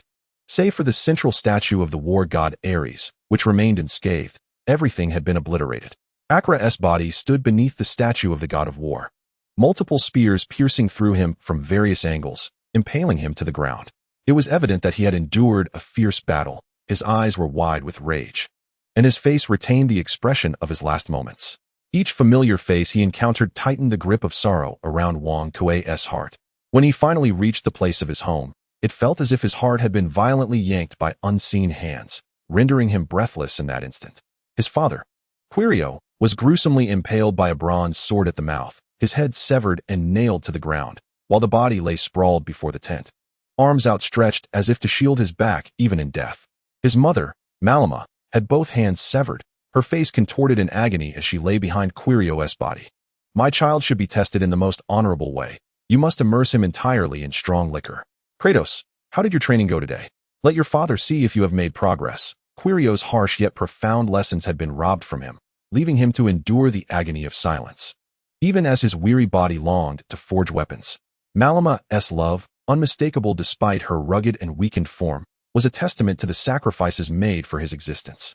Memories of his parents replayed vividly in his mind, and it was in that moment Wang Kuei realized that the familial affection he had yearned for had always been present. Yet the cruel reality was that it had been brutally annihilated. It was Malama and Quirio who had brought him into this world, granting him a robust physique. It was the tribe that cultivated itself, bestowing upon itself the strength to grow into what it is today. Yet now, everything has been obliterated amidst the carnage of blood and flames, leaving only the anguished souls, seemingly unwilling to fade, echoing in his ears. Wang Kuei stood there as if his spirit had departed, lost in the hellish ruins, until a familiar figure emerged within his line of sight, jolting him back to consciousness with a shiver. "It is you." Wang Kuei glared at the man before him, his teeth clenched. As everything became painfully clear, it was the Spartan army that had destroyed his tribe. Rios appeared unfazed by Wang Kuei's presence, stepping forward with deliberate strides. Enveloped in a divine aura, the power bestowed upon him by the god of war igniting every cell in his body, amplifying his strength to its zenith in that moment. Chapter 20, Blood Battle. As Rios approached, he spoke, "The remnants of heresy, I anticipated your arrival. Surrender to the great King Leonidas, and I shall ensure the preservation of your life as well as those of your fellow heretics. Otherwise, I shall be compelled to slay you and present the severed heads of you and your accursed parents to the king." His final words struck a deep chord of fury within Wang Kuei, who yearned to unleash all the pent-up rage festering within him, with Rios standing before him as the outlet for his wrath. As Wang Kuei charged at him, Rios sighed deeply, his expression instantly shifting to one of resolve. His right fist, empowered by divine might, shot forward, colliding forcefully with Wang Kuei's own. The impact sent a shockwave through Wang Kuei's body, causing his face to flush crimson, and he let out a roar before lunging forward again, his fists raining down upon Rios like a tempest. Yet, Rios steadfastly intercepted each blow, his body unyielding as a rock. Wang Kuei's skin turned a deep red, his eyes filled with the frenzy of rage. Even as the excruciating pain reverberated through him, he felt no discomfort. His muscles groaned under the strain. The god of war above, with the might of a deity, Rios's fist suddenly unleashed a terrifying force, and the sound of cracking bones echoed as Wang Kuei's arm shattered, muscles and skin unable to withstand the violent tremor, erupting in a mist of blood. Rios sent Wang Kuei crashing to the ground with a powerful kick, his heel pressing heavily upon Wang Kuei's chest like a mountain from Olympus. "Even the god of war has forsaken you, remnants. Without his protection, you are but a mere mortal. The glory of the gods is not to be desecrated. Begin your repentance now, and submit to King Leonidas." A primal roar erupted from Wang Kuei's throat. Even as his muscles tore apart, he resisted with all his might. For within him burned a singular objective, to slay Rios and avenge his tribe's kin. Feeling the tremendous force surging through his feet, Rios wore a grave expression. Even he had to exert every ounce of his strength to keep Wang Kuei pinned to the ground. As his power waned, Wang Kuei's consciousness began to blur. The anguish of his loved one's brutal demise and the fervor for revenge completely obscured his rational thought. At that moment, the 5 beast souls hidden within him began to awaken, their fragmented essences gradually coalescing into a corporeal form, wreaking havoc within his mind. "Power, I crave power. Liku, you dare betray me. If only I possessed sufficient strength, I would undoubtedly return for you. Await my vengeance. Father, mother, Uncle Akra, Akali, Aunt Magil, I shall avenge you. Power, if only I had power." Under the onslaught of vengeful desire, the long-buried memories of his past life surged forth, intertwining with the blood feud of this existence, culminating in an overwhelming emotional tempest. Before the beast souls could fully unleash their fury, they were dispersed by the tumultuous wave of revengeful wrath. Even the last vestiges of their primal ferocity were utterly extinguished, corroding Wang Kuei's limbs and bones in tandem with his thirst for vengeance. From the age of 3, Quirio had appeared to subject Wang Kuei to familial violence. Yet in truth, he was imparting a unique method of physical enhancement learned from various feral beasts and monsters through rigorous training. Meanwhile, the tribe's elder, Abu, exploited the decaying remnants of his own body to acquire the power to manipulate souls from the god of the underworld, Hades, casting Wang Kuei into a potent liquid and inscribing mysterious curses upon him. The confluence of vengeful desires and the power of the beast souls acted as a wedge, awakening the myriad curses etched within him over the years. Mysterious patterns emerged from the surface of his skin, and a trickle of malevolent, frenzied power surged forth from the depths of his being. Rios could feel the resistance from Wang Kuei intensifying beneath his feet. He observed the changes unfolding in Wang Kuei with grave concern. Though that power was not yet formidable, it emanated an uncanny energy that even the gods could not explain. Wang Kuei unleashed a soul-stirring roar, and the sudden surge of power jolted Rios back a couple of steps involuntarily. Bloodlust glimmered in Wang Kuei's eyes as he swung his fist, and Rios instinctively braced himself. In the clash of their fists, Rios was unexpectedly forced back repeatedly, while the phantoms of 5 beasts burst forth from Wang Kuei's consciousness, displaying a gruesome demeanor towards Rios. The power embodied by Ares, the god of war, represented conflict, valor, and savagery. Endowed with the divine essence of the war god, Rios inherited the purest form of ferocious strength. In contrast, the power surging from Wang Kuei at that moment was formidable yet blood-soaked, akin to a mindless beast, birthed solely for the purpose of slaughter. The two robust figures collided with tremendous force, one, battle-scarred from countless encounters, and the other, half-illuminated by enigmatic patterns. Wang Kuei appeared to grow ever more fierce in battle. The crimson glow of the patterns etched upon his skin becoming increasingly vivid, as if the flesh beneath had been stained by blood. After the sweat evaporated, a faint, sanguine hue arose. Rios, with both hands firmly pressed against Wang Kuei's body, struggled to restrain even one of his arms, his entire frame creaking with the strain. The gray mountain bear, one of the most ferocious beasts within the territory of Mycenae, was renowned for its immense strength. A fully upright gray mountain bear could crush shields with a single blow, and even the most elite human warriors would require a formation of dozens to stand a chance against it.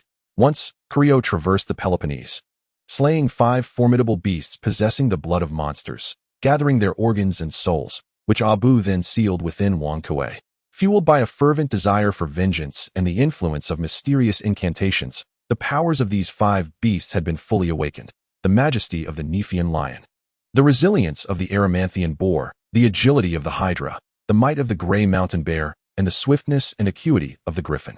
Under the transformative force of the incantation's arcane power, Wang Kuei's body began to evolve towards the unique abilities of these 5 creatures. At that moment, he resembled a vengeful deity risen from the depths of hell, showing no inclination to resist Rios's assaults, instead launching frenzied attacks with his remaining arm and every part of his body. For every 2 strikes Rios landed upon Wang Kuei, he inevitably bore the brunt of one of Wang Kuei's devastating counterattacks. Wang Kuei seemed impervious to pain. With each injury he sustained, his subsequent assault grew ever more forceful. Rios struck down upon Wang Kuei's head with both fists, forcing it toward the ground. Yet Wang Kuei abruptly halted mid-fall and, with renewed vigor, collided his forehead fiercely against Rios's chin. Blood spilled from Rios's mouth as he reeled backward, yet he did not retreat an inch. The relentless onslaught from Wang Kuei followed swiftly. When Rios was first knocked to the ground by Wang Kuei's self-destructive headbutt, a crack in his resolve emerged, and his fighting spirit flowed away like water through a chasm. Although he had felled Rios, Wang Kuei was not unscathed. His skull cracked open, blood gushing forth, and the tremendous force of the impact compelled him to stagger back a couple of steps, his consciousness momentarily blurring. Yet the bloodthirsty gleam in Wang Kuei's eyes remained undiminished. With a furious roar, he lunged once more at Rios, pinning him down with his arm and body, and the two became entangled in a fierce struggle upon the ground. At that moment, Rios felt as if he were not battling a human, but a frenzied beast devoid of reason. Even the divine powers granted by prayer could not endure indefinitely. Only one's own strength could sustain. The course of the battle had far exceeded Rios's expectations. He remained alone on the battlefield, amidst the aftermath of slaughter, awaiting the potential emergence of Wang Kuei, intent on capturing him to present to the king. Is this the power of the beast soul? No wonder the general harbors such trepidation. What a savage and ferocious force it is. As Rios felt the strength within him gradually dissipate, a sense of retreat began to take root in his heart. Even if he could ultimately conquer his opponent, the price he would have to pay would be unbearable, far exceeding the limits he could accept. In the end, Rios decisively chose to withdraw, fully aware that, as a former slave released from the gladiatorial arena, any irreversible injury he sustained here would lead to his complete abandonment by the very nobles he served. Though Wang Kuei yearned to pursue and rend the executioner who had slaughtered his kin, his body halted, rendering him incapable of movement. Suddenly, all his strength ebbed away like a receding tide, the mysterious runes adorning his skin gradually fading. With a sudden weakening, he collapsed heavily to the ground. Time passed unnoticed, and when Wang Kuei awoke, the flames surrounding him had extinguished, leaving behind cold ashes and scattered corpses that triggered a rush of memories from before his unconsciousness. Though his muscles were sore from exertion, the physical pain paled in comparison to the anguish that now consumed Wang Kuei's heart. Having grown up as an orphan, he had traversed a path of solitude, only to believe he had found solace, only to be betrayed by those he trusted for the sake of profit. Transported to this unfamiliar world for reasons unknown, the Spartan tribe, though brutal, had offered him the warmth he had long yearned for, allowing him to gradually forget the memories of his past life. Yet now, all of it lay in ashes, his father's severed head beside him, its hollow eyes seemingly narrating the depths of rage and sorrow. Wang Kuei stood amidst the ruins like a mere shell of a man, motionless until night once again enveloped the sky. Finally, he regained his agency, meticulously sifting through the debris to gather all the bodies belonging to the Spartan tribe. Chapter 21. Blood and Fire. Abu's body was discovered in the marsh near his humble abode, along with 2 fully armed soldiers who had been dragged into the toxic mire, perishing alongside him. Together with the remains of his parents, Wang Kuei cremated all his fallen kin, the towering flames nearly igniting the very heavens. As the crackling of burning bodies seemed to echo the lamentations of the deceased, their unwilling roars of fury resonating in the air. With a sharp blade, Wang Kuei sliced open his own arm, allowing the purest blood of the Spartan tribe to flow forth. Then, he retrieved an ancient piece of beast hide from a pouch at his waist and cast it into the flames. The voracious fire could not harm the peculiar hide. However, upon contact with the viscous mixture of his blood and the ashes, the hide underwent a remarkable transformation. It began to dissolve at a visibly accelerated pace, ultimately disintegrating into a fine powder that melded seamlessly with the ashes. Ultimately, it coalesced into a dark crimson, viscous paint, which Wang Kuei, guided by the patterns etched in his memory, smeared upon his own body. In a past life, while on a mission in the jungles of Africa, Wang Kuei had encountered a primitive and backward tribe that adorned themselves with the ashes of their deceased kin, as a testament to the enduring bond they shared with their loved ones, invoking the strength of the departed to safeguard themselves. Now, Wang Kuei's actions served as a perpetual reminder of the animosity he bore in this world. He would carry the unwilling souls of all the Spartan tribes alongside him, exacting the most brutal and merciless vengeance upon his enemies on the path of retribution. 7 days later, as Wang Kuei traversed the Aegean mountains once more, he cast a distant glance back at the silhouette of the Spartan capital, tightened his cloak around him, concealing the seething hatred that burned in his eyes.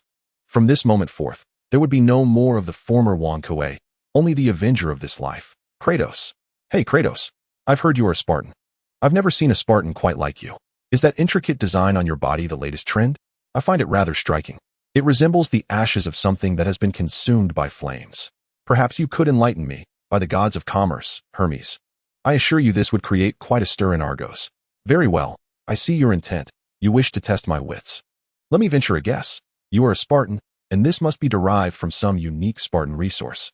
Perhaps it is the powder of the white birch or minerals from the Aegean mountains, combined with a dash of metallurgical craft. Might it even be the excrement of a Nemean lion? This caravan comprised over 20 individuals, with 12 mercenaries from various corners tasked with ensuring its safety, while Kratos, under the guise of a traveler, temporarily joined this expedition to Tiryns. The merchant leading the caravan was a man of around 40, a Tiryns native, who, after witnessing Kratos casually display his might, unhesitatingly approved his request to join. Among the merchant's entourage was a young lad named Little Hack, who reportedly had wandered through the slums of Tiryns since childhood, unaware of his parents, yet firmly identifying as an Argive, dreaming of one day returning to Argos in wealth and becoming a figure of envy among all Argives. The enigmatic, taciturn Spartan immediately piqued Little Hack's curiosity as he incessantly trailed Kratos, chattering away, while Kratos remained silent, quietly following the caravan's pace. To Little Hack, the Spartan, swathed in coarse fabric with patterns peeking through, was imbued with secrets that stirred his inquisitiveness. Spartans, raised alongside beasts, could, in their prime, fell a mountain goat with a single blow. Beware, lest your head be shattered. Though the guard spoke with a smile, there was no hint of admiration in his tone. Rather, his banter dripped with veiled provocation and disdain. However, whether it was the persistent inquiries from the young Hark or the provocations from the other guards, Kratos exhibited no inclination to respond, remaining silent and bowed. The guards, slightly amused by Kratos' indifference, viewed their provocations merely as a diversion during their journey. Young Hark's enthusiasm appeared to wane as well, and after a while of receiving no response, he retreated to his master's side, embellishing his report of the peculiar Spartan's demeanor.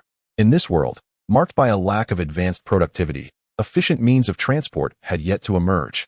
Merchants primarily relied on animal power or even human labor to convey their goods, with exorbitant transportation costs leaving most merchants barely able to make ends meet. Thus, although the status of merchants in this world was not as repressed as in ancient times, it was equally challenging for them to amass wealth rivaling that of nations. It was rumored that only in coastal nations like Argos, with their harbors, could merchants possess wealth and power comparable to that of the nobility. Furthermore, the ever-present threat of bandits posed the greatest danger to merchants. Thus, they willingly incurred costs to hire sufficient guards for their protection. These guards were often former soldiers from the army or hunters skilled in tracking and slaying beasts across the continent, joining merchant caravans temporarily for survival, which was a primary reason Kratos could be easily accepted by the convoy. Be prepared, for ahead stands the statue of Hermes. Ready your weapons.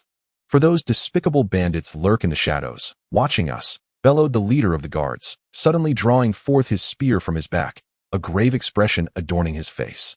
It was said that this leader had once been a low-ranking officer in the Mycenaean army, choosing to retire after the war against -2 years prior. His adept warfare skills and combat awareness garnered him the favor of various merchants, earning the respect of both retired veterans and independent hunters. Upon hearing the guard leader's warning, all present promptly displayed their weapons, and the convoy cautiously advanced with heightened vigilance. A statue, slender and winged, stood in the wilderness ahead, its face obscured. Beyond this statue of Hermes, there was naught but the vast, flat expanse of land devoid of any suspicious elements. Draw your weapons, Spartan. Your brutish muscles are no match for even my dagger. If you wish to avoid hardship, then exert yourself more vigorously, otherwise, I shall strip you bare and bind you to a stake. In every land, when faced with heinous criminals or prisoners of war, it was customary to impale them upon stakes, inflicting 3 to 7 wounds that bled but did not immediately prove fatal, leaving them exposed to the sun to slowly bleed to death, ultimately drying into desiccated corpses. This gruesome display serving as a method of instilling fear. Though Kratos' expression was obscured by a coarse cloak draped over his head, he silently revealed the weapon wrapped in beast hide after the guard's merciless threat. Upon glimpsing the scabbard crafted from the scales of a siren, the guard's eyes widened in astonishment. And when he realized that the sword itself was a long blade entirely forged of bronze, his gaze and demeanor became saturated with avarice. The merchant caravan cautiously skirted the statue of Hermes, but just as most breathed a sigh of relief. A piercing scream echoed in their ears. One guard was struck through the heart by an arrow, collapsing lifelessly to the ground with an expression of agony. Suddenly, dozens of robbers, clad in tattered gray garments with their faces tightly wrapped in cloth and armed with weapons, appeared as if summoned by divine intervention near the statue of Hermes. Wooden arrows and short spears rained down upon the caravan. Damn it, prepare for battle. Protect the livestock and eliminate these wretched bandits, roared the captain of the guards, his spear thrusting angrily through the chest of a frontline robber. With both hands gripping the long spear, he charged fiercely towards the assailants. Under the leadership of the caravan captain, the other guards, undeterred, clutched their weapons and surged toward the robbers. After suffering the loss of 13 men, they finally reached the front lines of the brigands, resulting in an immediate and brutal melee. In that moment, all understood that the god of thieves, Hermes, had aided these marauders, enabling them to deceive mortal eyes and brazenly ambush the caravan near his statue, lying in wait for unsuspecting travelers. In the Peloponnesian continent, Hermes, the god of thieves, stands as a most distinctive deity. Although he is one of the 12 major gods, his temples are the fewest among all deities. Yet his statues are widespread across the land, positioned along the vital thoroughfares of various nations. While Hermes does not protect all thieves on the continent, every traveling merchant remains ever vigilant, fearful that misfortune may befall them. These brigands were thoroughly prepared, initially employing bows and throwing weapons to weaken the caravan's strength before engaging in close combat with their standardized short swords. They moved with precision and seamless coordination, clearly seasoned in the art of plunder. Within moments, the guards had suffered significant losses, with only the captain and a few remaining guards cornered near the livestock, desperately supporting each other against the relentless onslaught of the attackers. The robbers seemed reluctant to harm the livestock. In this world, a horse or oxen is often deemed more precious than human life itself, as many merchants possess no livestock and rely solely on slaves to carry their goods. Chapter 22. Anadola. The pantheon of gods. Anadola, Part 1. The wrath of the gods descends upon humanity with suffering. The king of the gods commanded the fire god to employ his greatest artistry, molding a maiden from the multicolored clay of the divine mountain mixed with water. This maiden must possess the sweet, melodious voice and gaze of a goddess. The goddess of beauty bestowed upon her the gift of eloquence to depict her resplendent visage. The sun god endowed her with the wisdom to perceive and adapt to every shift in circumstance.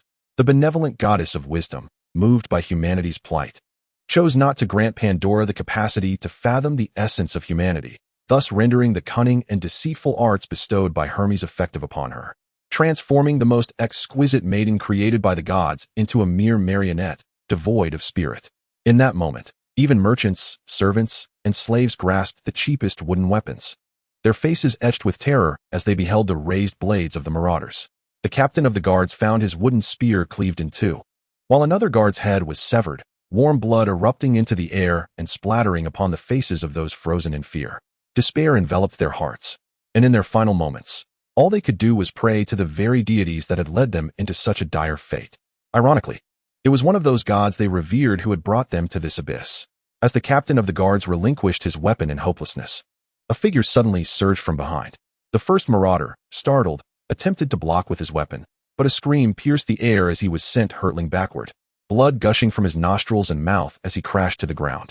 The remaining marauders, taken aback, exchanged glances before raising their weapons and charging from all directions. Amidst the cacophony of battle cries and the wails of the terrified, Kratos felt an uncontrollable tremor coursing through his body.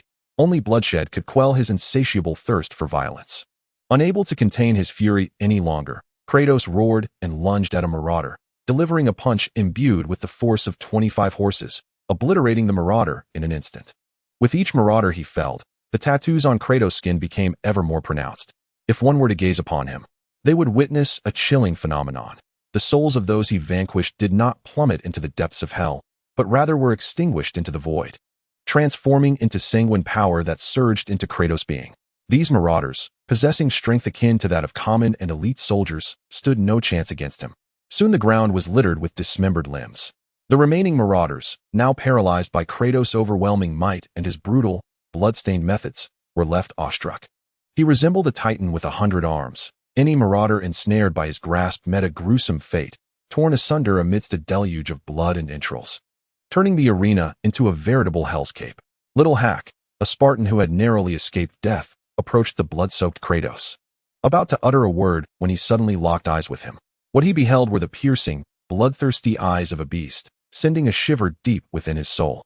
Kratos closed his eyes and took a deep breath, only reopening them after a moment, during which he had managed to momentarily suppress the impulses of his body. He cast a casual glance at young Hark, tightening the coarse cloth that concealed his tattoos, leaving behind a sudden remark before departing directly, gradually fading into the vast wilderness.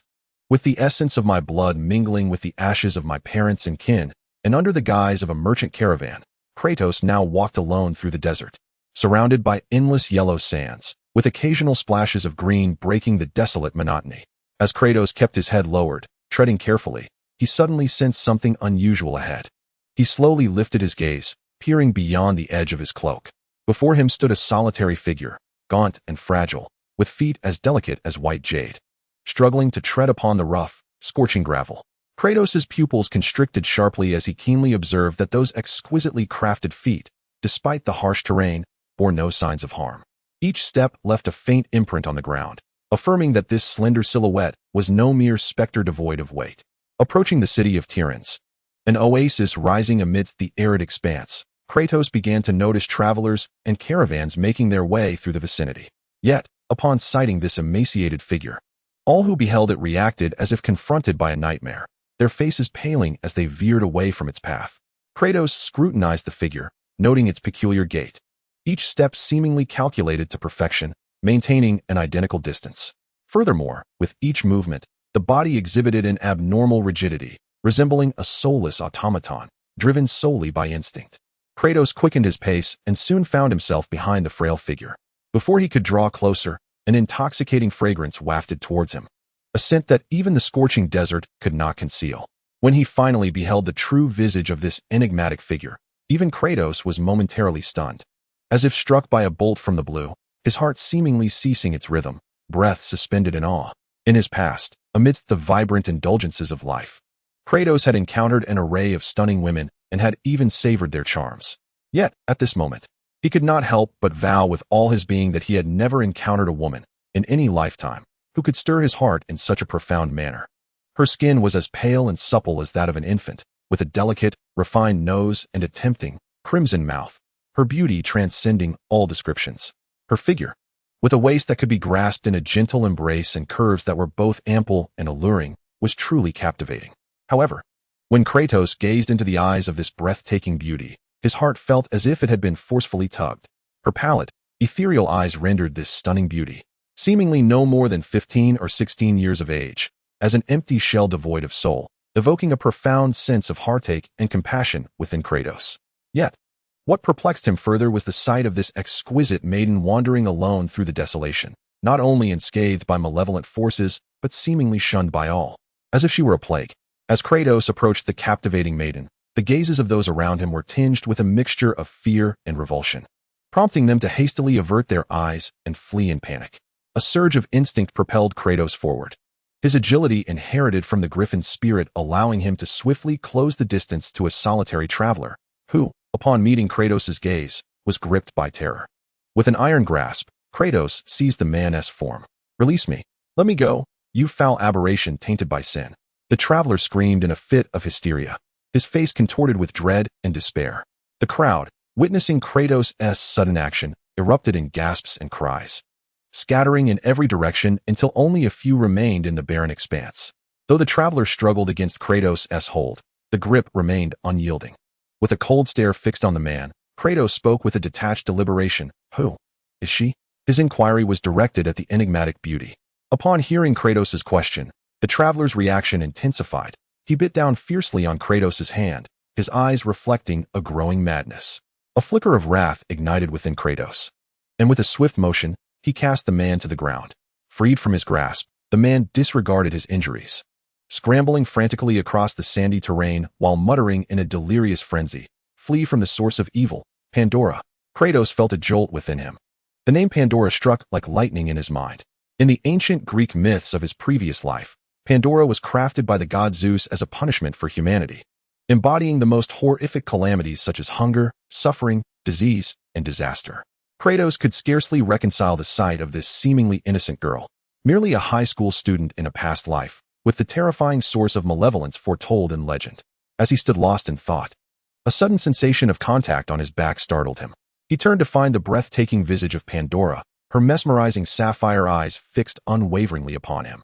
Sitting before a crackling bonfire, Kratos held 2 wooden sticks, rotating them over the flames to evenly distribute the heat upon the food. It was a creature known as a chicken hawk, resembling the fowl of his former existence in both appearance and behavior. For Kratos, who excelled in wilderness survival in his previous life, it did not take long for the 2 freshly slaughtered chickens to gradually emit an enticing aroma, their golden-hued flesh oozing with succulent fat. Observing Andromeda, who remained blissfully unaware of the presence of strangers and carelessly consumed the food he offered, Kratos felt a fleeting sense of relief that he had not encountered any ill-intentioned individuals. However, he soon regarded himself with irony. As the source of evil and suffering in this world, Andromeda was someone mortals would avoid at all costs, lacking the audacity to provoke her. Even the gods themselves would harbor trepidation towards this seemingly alluring maiden. Chapter 23. The ancestor of monsters, Typhon. Typhon, offspring of Gaia, the mother of Earth and Tartarus, the god of the abyss, was born in the mountains of Cilicia. He possessed 100 dragon heads, each spitting forth dark red serpentine tongues, and his terrifying eyes would occasionally unleash flames. Typhon could assume countless forms, transforming into dust storms that ravaged the Peloponnesian Peninsula, once plunging the world into chaos, until he was ultimately vanquished by the king of the gods and imprisoned in the depths of the abyss. Though Kratos was uncertain why Andromeda chose to accompany him, he scoffed at the notion of calamity. He no longer feared disasters in any form. Throughout, Andromeda's eyes reflected a hollow divinity, her movements while eating appearing stiff and mechanical. According to legend, Pandora was a creation of the gods, the most perfect woman in existence. Pan signifies all, while Dora means gift. Thus Pandora embodies a woman endowed with every talent. Yet, during Andromeda's creation, Athena, who was to bestow her with cunning wisdom, failed to exert her divine power. leaving Andromeda devoid of human spirit, reliant solely on instinct. Though the girl before him was named Andromeda, Kratos was convinced that this beauty, regarded as a harbinger of disaster by the masses, was indeed the Pandora he had known in his past life. Witnessing such a beautiful maiden reduced to a mere shell under the whims of the gods, Kratos found himself inwardly mocking the situation. In this world, all living beings were mere playthings for the gods, and it was only a matter of time before someone would rise to end this tyranny. "Am I beautiful?" Andromeda asked, her hollow eyes fixed upon Kratos. He nodded affirmatively, "Beautiful." Yet, the subsequent words from Andromeda left him momentarily speechless. A large morsel of meat lodged in his throat, rendering his face crimson as he nearly became the first Spartan in history to choke to death on food. "Do you wish to copulate with me?" Kratos now understood the meaning of a fatal beauty. The most exquisite maiden in the world sat defenseless before him, articulating the most primal desires in the most unabashed terms. Even Kratos found himself stirred by the rawness of her inquiry. Just as he battled within himself, Andromeda unexpectedly made a move that took him by surprise. "As the winter melon understood your misinterpretations, rest assured, it is not a matter of undressing, not just yet." Andola suddenly drew near to Kratos, her intoxicating fragrance, reminiscent of musk, infiltrating his senses. She extended her hands, as smooth as mutton fat jade, gently caressing Kratos's face, her fingers gliding over the pale tattoos that adorned him. With a voice devoid of any emotional fluctuations, Andola spoke. "The lamentations of the deceased, the affections of kin, converge into an indelible curse. By drawing strength from slaughter, you shall remain entangled in a lifetime of anguish and bloodshed." Her voice resonated like an oracle's prophecy, her hollow eyes piercing through the river of fate, revealing the tattoos that cloaked half of Kratos's body, which gradually became clearer. At that moment, Kratos's eyes widened in shock. He suddenly noticed a thick, dark aura swirling above Andola's head. The manifestations of hunger, suffering, disease, and calamity, representing all of humanity's sins, lingered ominously above her. It was then that Kratos comprehended why all who beheld such a delicate maiden would hastily flee in terror. Boom! A thunderous clap resonated from the heavens, prompting Kratos to instinctively glance upward, only to find that the night sky had been replaced by tumultuous black clouds, rolling like thick ink, suffocating him with a heavy sense of foreboding. A smoking whirlwind rose from the horizon of the desert, serving as a tempestuous conduit between heaven and earth. Boulders, trees, and everything in its path were violently swept away by the fierce winds, a force of nature that no mortal could withstand. From the moment the smoking whirlwind emerged until it reached Kratos and Andola was but a fleeting instant. Its speed and ferocity were such that only the speedster Hermes could hope to escape its grasp unscathed. Kratos's face turned ashen as he beheld the sudden appearance of the smoking whirlwind. He swiftly unsheathed his sword, plunging it deep into the ground, leaving only the bronze hilt exposed, gripping it with one hand while the other encircled Andola, drawing her protectively into his embrace. Nestled in his arms, Andola slowly lifted her gaze, seemingly puzzled by his intentions. But at that moment, the smoking whirlwind had arrived before them, swirling debris and flames into the air, their garments flapping violently. Feeling the tremendous pull, Kratos attempted to lower his center of gravity, gripping his sole anchor with all his might. However, as the force intensified, he felt his sword beginning to tremble in his grasp. Strange smoke emanated from the core of the whirlwind, tendrils reaching out to caress everything that was about to be consumed. Yet when these tendrils approached Kratos, they suddenly halted, retracting at an alarming speed, as if startled. "What?" A voice suddenly emerged from within the whirlwind, heavy as thunder, profound as an oracle's decree. The rampant hurricane abruptly halted its advance, and at its very center, a peculiar visage emerged, seemingly possessing multiple heads and numerous eyes. Yet, upon closer inspection, it remained elusive and indistinct. The voice emanating from this face was ethereal, at times resembling human speech, and at others, the roars of cattle or the howls of lions. It was none other than Anidora, the offspring of Gaia, born of the smoking peaks of Mount Cilicia, and the brother of the gods, Typhon. Anidora's voice and expression were devoid of any emotional fluctuation, reciting the name of this monstrous being with the rigidity of a textbook. Indeed, this child of the Earth Mother was a formidable creature, Typhon, whose power rivaled that of the gods and whose physique was akin to that of giants. Yet, this godlike entity now stood motionless, seemingly wary of Anidora, a fact that did not escape the watchful eyes of Kratos, which gleamed with an uncanny light. Subsequently, the visage within the hurricane finally fixed its gaze upon Kratos. Unleashing a thunderous roar, accompanied by flames that surged forth with the fury of wind and lightning, hurtling towards him. Startled, Kratos instinctively shielded Onidora behind him, summoning all his strength to bring his bronze sword crashing down with tremendous force. The impact sent a cloud of yellow sand soaring into the air, cleaving through the flames, which were subsequently detonated, leaving a gaping chasm in their wake, the surrounding sands melting into a glassy liquid. With one hand grasping Onidora, Kratos fled desperately. Half of his body scorched and his face resembling that of a demon from the depths of hell, blistered and oozing blood, which adorned his severely burned visage. After being catapulted by the explosion, Kratos bit down on his tongue, momentarily regaining clarity of mind. Gritting through the pain, he rose, clutching Onidora and turning to escape. He was acutely aware of the chasm between his power and that of his adversary, a terrifying foe that even a demigod with the strength of 1,000 men could scarcely contend with. Casting a glance at Onidora and nestled in his arms, he was relieved to find her unharmed, and he poured every ounce of his strength into his flight, each footfall in the yellow sands creating a deep impression. Once the dust settled and the hurricane realized its quarry had fled, it let out another furious roar, the swirling smoke converging and merging with the tempest's fury, wreaking havoc across the desert. Fortunately, Typhon seemed to regard Onidora with trepidation, refraining from unleashing his smoke. Deprived of his tendrils, Typhon flailed like a headless fly, rampaging through the desert, yet momentarily unable to locate Kratos' trail. By serendipity, Kratos stumbled upon a quicksand pit, commonly known as the Gates of Hell, and, together with Onidora, plunged into the ancient ruins below. However, the sand above continued to tremble violently, with grains and remnants of the buried relics cascading down around them.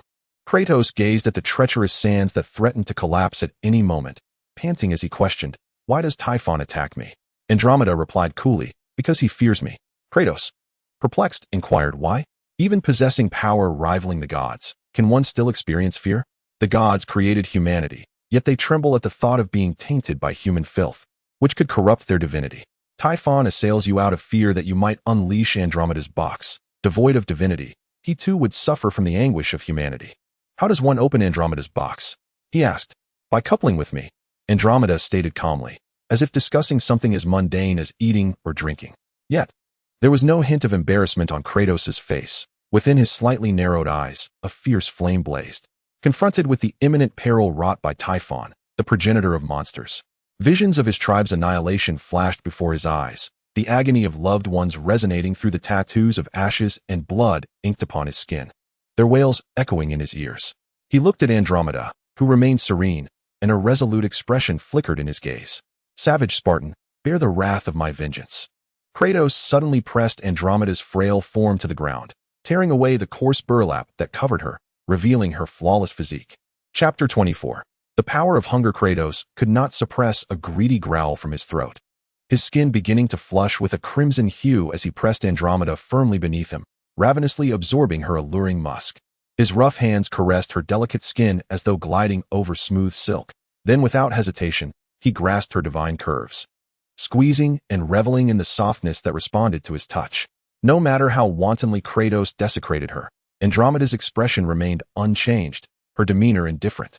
Only when pain coursed through her body did her brow furrow slightly.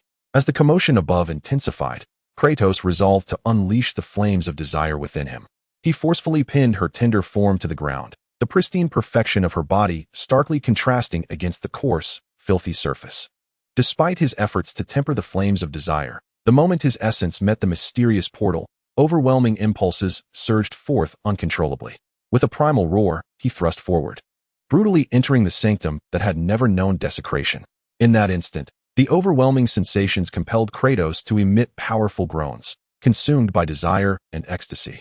He immediately began a fierce assault, disregarding the sensations of the woman beneath him. Heavy breaths, roars, and the muffled moans of the girl intertwined, creating the most primal rhythm of humanity, unfolding within this ancient ruin, long buried beneath the sands of time. What? Wasn't it agreed that it wouldn't happen so quickly? Indeed, it is not so swift for Pandora to shed her garments. Hence Kratos resorts to more forceful measures. Time elapses unmeasured until the howling and vibrations above reach their zenith, prompting Kratos to unleash an uncontrollable roar. The pinnacle of desire renders his mind momentarily vacant, yet at that very instant, an indescribable sensation arises, permeating through his limbs and body. Abruptly roused from his frenzied yearning, Kratos perceives a chilling sensation emanating from the union with Pandora. Upon lowering his gaze, he discovers that his body has been enveloped in an enigmatic black mist unbeknownst to him. This dark essence seems alive, surging forth from the point of contact with Pandora, continuously pouring into Kratos from all directions. Accompanying this strange haze, a torrent of memories floods into Kratos' consciousness. Vivid recollections from a past life resurface, including images he had long forgotten. He witnesses his own birth in a humble hospital, catching a glimpse of the woman, a young and beautiful figure, yet one steeped in vanity and selfishness. Unrestrained indulgence leads to the abrupt arrival of a new life, but for the sake of her own future. The woman abandons her infant at an orphanage's doorstep just a month later, vanishing from existence thereafter. Kratos gazes coldly at the memories unfurling before him, remaining unmoved as the woman's silhouette fades from view, until the final mission's memory arises. A transport helicopter detonated by a preset explosive. A sharp pain strikes him as the images are torn to shreds by the force of the explosion, unleashing a deluge of darkness, anguish, and despair that relentlessly washes over his consciousness. Unable to contain his agony, Kratos emits a pained roar, his muscles taut with strain. The smooth muscles of his gut contorting abnormally, as hunger abruptly eclipses all other sensations. At that moment, the layer of yellow sand above him explodes. A tempest of wind and thick smoke engulfing both Kratos and Pandora. Lightning and flames descend upon them, melting the surrounding sands in great swathes. The visage of Typhon, composed entirely of smoke and storm, reappears, yet Kratos remains unfazed, bowing his head and gathering the black mist that pervades his gaze. His skin flushes crimson, glistening with sweat, which vaporizes into white mist under his body's intense heat. Pandora slowly rises from the ground, her brow furrowing in pain as she shifts. Her unadorned form still adorned with the remnants of a blush, marked by bruises left from bites and caresses. At this moment, the expression on Pandora's previously impassive face is now tinged with unmistakable desire, her once vacant eyes now reflecting an unusual emotional turbulence, a testament to her newfound womanhood. Onidora sat naked upon the ground, seemingly indifferent to the overwhelming presence of the primordial monster looming overhead. Her divine eyes gazed upon Kratos, the one who had taken her maidenhood, and she spoke suddenly. In the beginning, there was hunger, no matter how one strives to satiate it. The anguish of hunger remains unquenchable. You shall forever endure this torment, spreading its essence to every corner of the world. You are the embodiment of suffering, a harbinger of pain wherever you tread. As Anidora's ethereal voice drifted from the abyss, the sensation of hunger intensified to an almost unbearable degree. In Kratos' eyes, even the vast desert sands appeared as an alluring feast. He understood that this was tied to his corporeal needs, no matter how he consumed. Even to the point of rupturing his stomach and esophagus, he could not satisfy this insatiable hunger, a burden he must bear for having seized Anidora's body. Was this indeed Anidora's Pandora's box? The anguish etched upon Kratos' face faded gradually, though the flames in his eyes burned with renewed vigor. He grasped a handful of sand, allowing the coarse grains to trickle through his fingers. In that moment, he could almost perceive that even the lifeless sands, under the torment of hunger, emitted a silent cry of despair. Confronted with Typhon's indistinct visage, Kratos extended his right hand slowly, tendrils of darkness seeping from his being. The crimson tattoos upon his skin appearing even more enigmatic under this dark influence. When the smoke, a part of Typhon, brushed against Kratos' form, it suddenly erupted into thin wisps, retreating like a startled beast. With a disdainful snort, Kratos lunged toward the dense smoke, and astonishingly, he grasped it firmly in his hand. The dark tendrils seemed to possess immense power, capable of ensnaring even the corporeal mist, gradually permeating its essence. "Spartan, how dare you?" Typhon's voice, a blend of man, lion, and dragon, roared from the obscured visage, betraying an unmistakable hint of irrevocable fear in the mighty being. Kratos felt the smoke in his grasp pulse with a life of its own, exerting an almost uncontrollable force. Under his conscious command, the dark tendrils coalesced into a cage-like form, securing the smoke within. The mist thrashed violently but remained trapped, its gray hue slowly being eroded by the encroaching darkness, which spread its color like a shadow. As the smoke struggled in futility, it emitted a piercing wail, bursting into a cloud of vapor, ultimately dissipating into the air. "You foolish Spartan," Typhon exclaimed, "you have unleashed Anidora's Pandora's box. Your soul shall be eternally tormented, and your parents and kin shall descend into hell, forever beyond redemption." Kratos replied darkly, "My loved ones have long since passed. Their spirits are eternally intertwined with mine." At this moment, Typhon seemed to comprehend something, and the terror in his demeanor became increasingly pronounced. "You dare to inscribe a curse with the ashes of your kin. You shall forever be tormented by the souls of the deceased." Kratos responded with a series of cold, mocking laughs, abruptly stepping forward. The dark aura surrounding him swelled after consuming a wisp of smoke, extending outward, reaching a tangible distance. A tendril of darkness emerged from Kratos' hand, lunging toward Typhon's form, crafted from smoke and tempest. Upon seeing the approaching darkness, Typhon's face contorted in a scream. The entire subterranean ruins were obliterated by his frenzied might. Yet he dared not touch Kratos, instead annihilating the surrounding relics, causing the sands to collapse and burying Kratos and Andromeda. Having achieved his objective, Kratos swiftly retreated. With her garments torn to shreds, Andromeda was left exposed, prompting Kratos to cloak her in his own attire, cradling her delicate, bone-like form in his embrace as he rushed towards the exit. The yellow sands descended like hail, crashing against Kratos with muffled thuds, causing his bronze skin to flush crimson from the impact. "Spartan, you shall pay dearly for your folly," Typhon roared in defiance, helplessly watching as Kratos vanished into the swirling sands. This tempest raged across the desert for 3 days and nights, the gravel being swept away by the gales to distant horizons, several villages suffering catastrophic destruction, and countless mortals buried alive beneath the deluge of sand. 10 days later, Kratos finally entered the territory of Mycenae, a realm characterized by its plains and woodlands, abundant in resources and renowned for its livestock. It was said that even the most destitute slaves could partake in meat at least once a month. Equally famed as the prosperity of Mycenae was its current monarch, Agamemnon, son of Atreus, elder brother of the recently ascended Spartan king Menelaus, and once the leader of the Peloponnesian League, a hunter of the deer sacred to the goddess Artemis. Chapter 25. The Hunt. The Chronicles of the Mortal Realm, 26. Originally, there was no written language, and even speech was a disordered babble. Upon the birth of Athena, the goddess of wisdom and war, she bestowed civilization upon the primitive and ignorant humanity. She pointed to the healthiest of men, declaring that the human body would serve as the unit of measurement. 1 cubit would be the distance from wrist to shoulder, and 1 cubit would equal 30 fingers. Now, Agamemnon had reached the venerable age of 150, the longest-lived king in history. While this longevity was unrelated to his dealings with Hades, Agamemnon was inevitably succumbing to the decay of age. He and his wife, the daughter of Zeus, Clytemnestra, had sired 3 sons and a daughter. As Agamemnon wed Clytemnestra at the age of 100, their progeny were now in the prime of their lives. Prince Alyabound, endowed with innate strength, possesses remarkable martial prowess. Skilled in the use of both spear and javelin, at the tender age of 30, he has already demonstrated the might of 100 men, establishing himself as one of the most formidable warriors of Mycenae. His brother, Prince Agelaman, was graced at birth by the wisdom goddess Athena, and at the age of 18, he cunningly orchestrated the demise of the fearsome 3-headed hound, Cerberus, earning the illustrious title of the Owl of Peloponnese.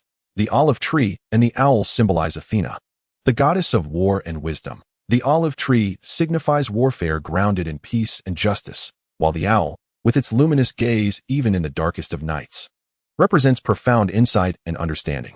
Together, these 2 brothers, one a warrior and the other a scholar, shine as the brightest of new stars. In stark contrast to their radiant accolades, however, is the notorious reputation of the 3rd prince, Arthur Evans. He is infamously known as the beloved of Mycenae, rumored to have shared the beds of over 90% of the noble women in the realm, making him the object of disdain for all noble officials.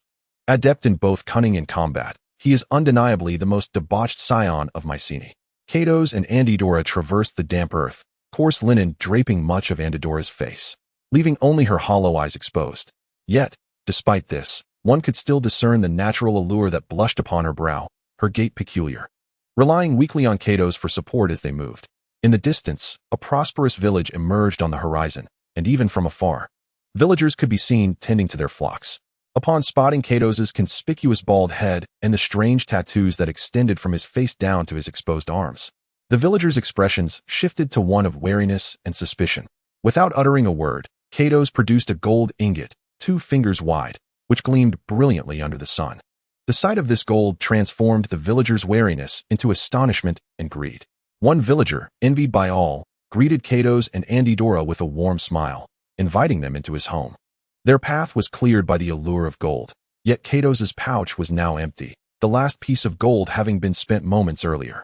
However, the distance to the capital of Mycenae, the city of Tyrian, known for its Lion's Gate, remained just a few days' journey ahead, and barring any unforeseen circumstances, they were set to reach their destination as planned.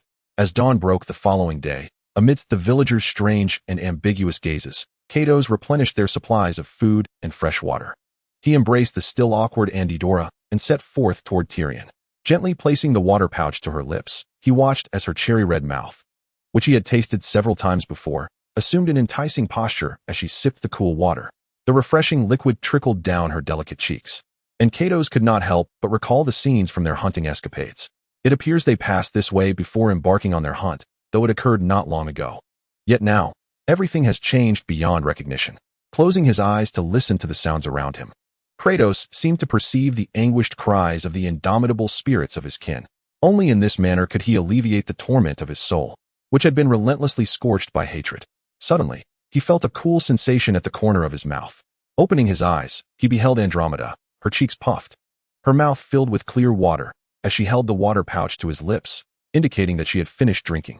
Gazing at Andromeda's enchanting visage, Kratos could no longer restrain himself. He grasped her delicate face and bent down to greedily seize the sweet nectar from her cherry lips. When Kratos finally lifted his head, satisfaction etched upon his features. Andromeda's lips had turned a vivid shade of red, swollen from his fervent kiss. She gazed at the contented Kratos with vacant eyes for a moment, a look of understanding dawning upon her face, before she took another sip of water and offered her enticing, luscious lips to him once more. After what felt like an eternity, a melodious voice, devoid of human emotional fluctuations, suddenly echoed across the plain. "So, you prefer to drink water this way?" The energy of the sun god radiated in the form of a colossal fireball high in the sky, distorting the very air beneath the rolling heat waves. On the pristine land of Mesodas, which had not suffered the ravages of war for 5 centuries, 3 distinct groups of humans gathered, their finely crafted bronze weapons glinting with a blinding brilliance in the sunlight. Accompanied by thunderous roars, 3 enormous figures emerged from the horizon, their trembling howls reminiscent of wounded beasts, each charging off in different directions. Almost simultaneously, one contingent of Mycenaean warriors sprang into action. A dozen soldiers moving with precision and power, resembling a well-formed arrow as they fiercely pursued one of the monstrous creatures. A Crutor. The Cretan bull has already sprinted 100 yards. Are you not ready to unveil your paltry schemes?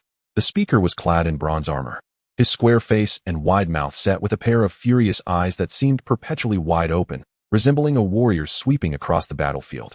In response to his brother's unabashed mockery, a Crutor smiled. "A mere Cretan bull is child's play for you, dear brother. My schemes pale in comparison to your martial prowess." Unlike his brother, Aluband, a Crutor appeared as delicate as a woman wielding a sword, even donning elegant attire during the hunt. Though a Crutor spoke thus, he remained firmly stationed at the rear. With a single command from him, dozens of Mycenaean warriors around him sprang into action, executing their movements with precision and without hesitation. Clearly seasoned fighters trained for such decisive moments. At this moment, no saddle was in sight. A wooden table, carried by 2 attendants, was delivered to Aegean's side. He picked up a green, rod-like object from it and began to wave it in the air. The green object was a coiled banner that unfurled immediately upon being waved. The handle, evidently crafted with precision, emitted a series of sharp sounds, audible even at hundreds of arms lengths away. A group of mounted warriors, having pursued for a short distance, suddenly split into 2 waves upon receiving Aegean's distant command. One wave chased after a Cretan bull, while the other deviated from its course, charging towards the plain where humans gathered, ultimately vanishing behind the cover of a hillock.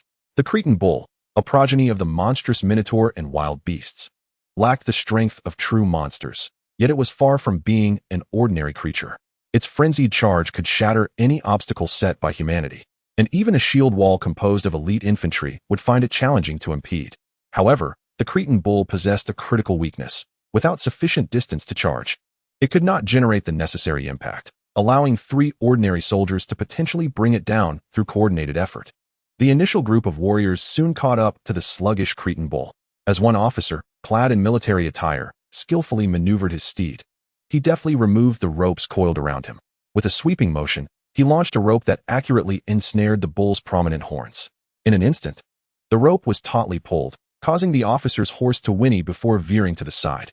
Following him, the other soldiers cast their prepared ropes, all successfully ensnaring the Cretan bull's head, and collectively urged their steeds to run sideways.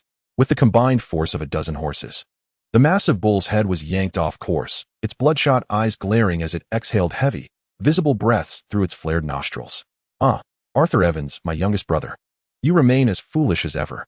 Do you think you can capture the Cretan bull with such tactics? Warfare presents ever-evolving foes. Even if today's adversary appears identical to yesterday's, one cannot employ the same strategies. Only when your sword cleaves the enemy's body in two will you uncover the hidden conspiracies within." Reborn, gripping his spear, stood resolutely in place like a general adept in the art of battle, openly displaying disdain towards his two brothers, seemingly oblivious to his own Cretan bull, which was rapidly disappearing beyond the horizon. Witnessing the successful endeavor of Azus and the other attendants as they ensnared the Cretan bull with ropes, Arthur Evans, filled with excitement, seized a rope from one of the attendants and pulled with great fervor. In that moment, he envisioned the honor of this hunt belonging to him, as he anticipated triumphing over his two elder brothers and gaining his father's favor. Chapter 26. A fist, however, seemingly to validate Aegean's words. Just as he believed that this Cretan bull would be subdued like its counterparts, brought down by the hunting techniques devised by man, an overwhelming force suddenly surged through his hands. Simultaneously, the steed beneath him let out a piercing whinny, and he was violently yanked from his mount by this tremendous strength. Although the other warriors quickly reacted, straining to keep their horses steady, the power unleashed far exceeded what an ordinary steed could endure. The horses emitted agonized cries before collapsing, dragged away along with their riders by the unyielding rope. Observing the disheartened Arthur Evans, a Duru man, with foreknowledge, remarked, "The strength of these Cretan bulls is approximately 20 horsepower, capable of toppling 20 fierce steeds with a single blow. Yet, to tame a rampaging Cretan bull requires an even greater force." Though Arthur Evans' servant, Azus, exhibited some bravery, the horse he rode was merely a trained beast, utterly incapable of withstanding the bull's might. The moment he was pulled from his mount sealed the fate of my brother. Arthur Evans, shattering his last hope. Aegean cast a lofty glance at his brother, then turned his gaze deeply towards the quarry that was rapidly vanishing on the horizon. Suddenly, he bellowed, and his magnificent steed reared, galloping away with lightning speed. Aegean's presence alone commanded the scene with the might of 1,000 soldiers, causing the very ground to tremble. His bronze armor, pieced together, resonated with the force of his powerful physique, and a thunderous roar emanated, creating visible shockwaves that spread outward. It was evident that Aegean's steed possessed a lineage of magical beasts, as its hooves pounded the earth with remarkable speed, unaffected by its rider's formidable presence. Within mere moments, they closed in on the Cretan bull. Aegean's eyes blazed with fury. Any mortal who met his gaze would be instantly paralyzed with fear. The spear in his hand sliced through the air with a piercing sound, and with a heart-wrenching cry, he pierced the Cretan bull from top to bottom, lifting it effortlessly with a flick of his weapon. Boom! The Cretan bull crashed heavily to the ground, and as the dust settled, a gaping wound the size of a fist was revealed on its back. Through this gash, one could discern the shattered spine and internal organs, obliterated by the force of that single thrust. The bull had already succumbed to death, while still suspended in midair. It was a swift execution. Reborn, with a single steed, achieved his remarkable feat in a mere span of 10 breaths. This formidable creature, a beast of monstrous lineage, typically required the efforts of dozens of elite soldiers to confront the Cretan bull, yet it was vanquished by him in a single blow. Almost simultaneously with Reborn's successful strike, actor men raised the crimson banner, and amidst the piercing sound of a whistle, the warriors who had mysteriously vanished began to materialize from the horizon, having stealthily circumvented the bull's frontal assault. A dozen warriors, showcasing their exquisite horsemanship, aligned themselves in a formation, and unbeknownst to anyone, they had fashioned resilient ropes into a taut line, pairing 2 riders per rope. What power could such a multitude of ropes, drawn by the strength of horses, wield? It had the potential to shatter the Cretan bull's bodily equilibrium upon impact, toppling it during their high-speed charge and rendering it a helpless captive. However, this audacious maneuver came at a cost. The legs of several horses fractured under the sudden strain, and a number of knights sustained injuries from being unseated. Actor men remained steadfastly positioned at the rear, a satisfied smile gracing his lips as he witnessed the success of his stratagem, seemingly indifferent to the fallen steeds and wounded warriors. The process by which these soldiers captured the Cretan bull, though appearing simplistic and brutal, was in fact the result of actor Ming's meticulous calculations.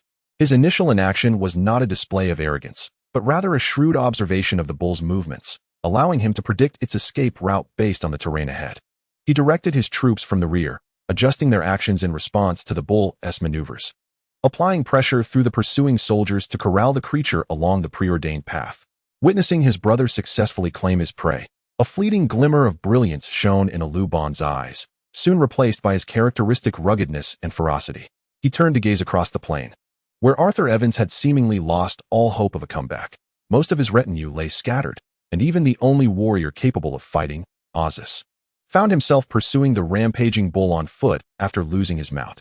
The Cretan bull, selected as a test of the three princes' abilities, was not only of a more potent monstrous lineage, but had also been secretly fed Garif fruit, a substance known to incite aggression in creatures. The bull, now stimulated, was far more powerful, making conventional methods of capture futile. King Agamemnon of Mycenae had surpassed the human limits of age, becoming the longest-lived man in the annals of the Peloponnesian continent. Yet this also signified that the great king was now but a flickering candle in the wind, ever vulnerable to the summons of the underworld. In recent years, under the auspices of Agamemnon, the long-dormant Little Olympics, which had not been held for 3 centuries, has astonishingly been revived. This event, originally conceived by the forebears of Mycenae as a means to emulate the legendary Olympics, was designed to test and select the rightful heirs to the throne. The 3 descendants of King Agamemnon are set to engage in 100 trials, which will assess both martial prowess and intellectual acumen. Ultimately, the most exceptional contender from these rigorous competitions will undoubtedly ascend as the next sovereign of Mycenae. Some ministers, who once harbored hopes for the third prince, Arthur Evans, now shake their heads in resignation. After several trials, Arthur has proven to be utterly eclipsed by the radiant talents of his 2 elder brothers, whether in combat or cunning. Although only the 12th contest has transpired, the outcome appears predictable, and the third prince has seemingly been preemptively ousted from the race for the crown.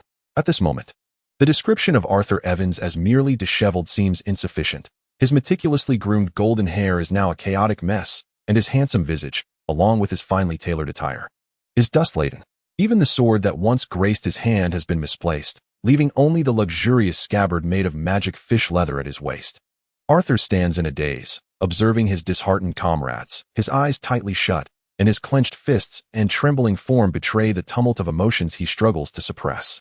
Taking a deep breath, he fights back the tears of humiliation that threaten to surface. Just as he prepares to concede defeat once more, an unfamiliar, yet oddly familiar voice reaches his ears. Startled, he opens his eyes and turns abruptly toward the source of the sound. "Hey, my brother. I swear by your posterior that you are undoubtedly the most dashing figure in Mycenae. Even in a state of disarray, countless enamored women would readily swoon at your feet." Arthur's face lights up with joy at the sudden appearance of Kratos, his eyes shimmering with uncontainable delight. "By Aphrodite, Kratos, my brother, what enchantress has drained you? Your disguise is impressively convincing. Fear not, for as long as you are in Mycenae, no rogue shall dare trouble you." Kratos' appearance has transformed dramatically since their last encounter. Bruce Lee is the most fitting descriptor. Previously, he embodied a muscular titan with a broad waist and thick legs. Now he appears to have slimmed down significantly, his skin taut against his sinewy frame. Though he seems less robust than before, only a true warrior can discern the latent ferocity concealed within his more compact physique. What astonishes Arthur even further is that Kratos has completely shaved his once wild, raven tresses, leaving behind a gleaming bald head. The crimson tattoos began on the left side of his face, sprawling from the eye socket down to his waist, enveloping much of his body. Within Kratos' eyes swirled what appeared to be black smoke, yet upon closer inspection, it resembled a hazy mist, rendering his gaze somewhat vacant. Upon perceiving the sincere emotions emanating from Arthur Evans, a flicker of concealed light passed through Kratos' eyes, and he spoke with a hearty tone. "While I would love to delve into the romantic history between myself and your sister-in-law, it seems the current circumstances are less than conducive. Your spirited little pet is on the verge of escape." With that, Kratos stepped forward, inhaling deeply in the direction of the Cretan bull. His muscles expanded dramatically, as if inflated, the surge of blood causing his skin to flush a vivid red. A thunderous roar erupted from his mouth, echoing with a hint of a lion's growl. The Cretan bull, which had just sprinted 100 paces, suddenly faltered, its speed markedly diminished. Aegean, hearing the mighty roar, widened his eyes, filled with a bloodthirsty glint, as the muscles in his arms tightened around the spear. emitting a creaking sound. Chapter 27. Brothers reunited. Kratos charged forth like a furious Erymanthian boar, his legs propelling him forward, trampling the soft, damp grass and sending dirt flying, leaving behind a crater the size of a human head. To an onlooker, it seemed that not a man but a formidable beast was in pursuit. Provoked by Kratos' roar, the Cretan bull halted, its eyes blazing with fury as it exhaled clouds of steam, lowering its horns menacingly in Kratos' direction, its hooves gouging the earth as it prepared to charge. As the Cretan bull accelerated, its force reached a peak, colliding violently with the oncoming Kratos, the sound resonating like a thunderous clap, reverberating through the ears of all present. In the moment before impact, Kratos' right foot slammed down with immense force, propelling him forward. Harnessing the momentum, he clenched his fist and struck down hard upon the Cretan bull's head. In an instant, the tumultuous noise echoed as the bull's skull shattered under the blow, a mixture of red and white fluids erupting forth. The massive body collapsed to the ground, twitching for a prolonged moment before finally succumbing to silence. Kratos wiped his fingers, stained with the bull's blood, across the tattoos on his face, which flickered with a faint red glow, nourished by the essence of the creature's lifeblood. Subsequently, he grasped one of the Cretan bull's hind legs and dragged it before Arthur Evans, casually remarking, "I do apologize. Your lively little pet proved to be rather fragile." Succumbing to a mere punch. Laughter erupted as Kratos, "My brother," exclaimed with fervor, "Thanks to you, I must return to Tyrion's city. Gold, bronze weaponry, women, everything I can procure shall be yours to take back to your tribe." A flicker of ferocity ignited in Kratos' eyes, and in a somber tone, he continued, "I have come to seek refuge with you, my brother, Arthur Evans." Arthur Evans, taken aback by Kratos' declaration, was about to respond when Kratos interjected, "We shall discuss specifics later. It seems your brothers are eager to engage in a discourse that transcends mere familial bonds." Kratos' abrupt arrival, accompanied by his brutal yet awe-inspiring display of dispatching the Cretan bull with his bare hands, left the onlookers in sheer astonishment. The evident camaraderie between him and Arthur even sparked intrigue among the crowd, who speculated how this roguish, carefree prince had forged an alliance with such a formidable barbarian. "I am Aegean, son of the king of Mycenae," he proclaimed. "Your might could conquer even the vastness of the Aegean Sea. Pray, share your name, that I may report to my father and bestow upon you the honor befitting a true warrior." Aegean, a prominent heir of Mycenae, was renowned even on the Peloponnesian mainland, his accolades shining like stars. To personally humble himself in pursuit of talent during their first encounter, displaying such sincerity and allure, would surely captivate anyone else. This was Kratos' first encounter with the second prince of Mycenae, known for his wisdom. Had he not possessed memories of a past life, having grown accustomed to the duplicitous nature of politicians, he might have been swayed by the prince's earnest words.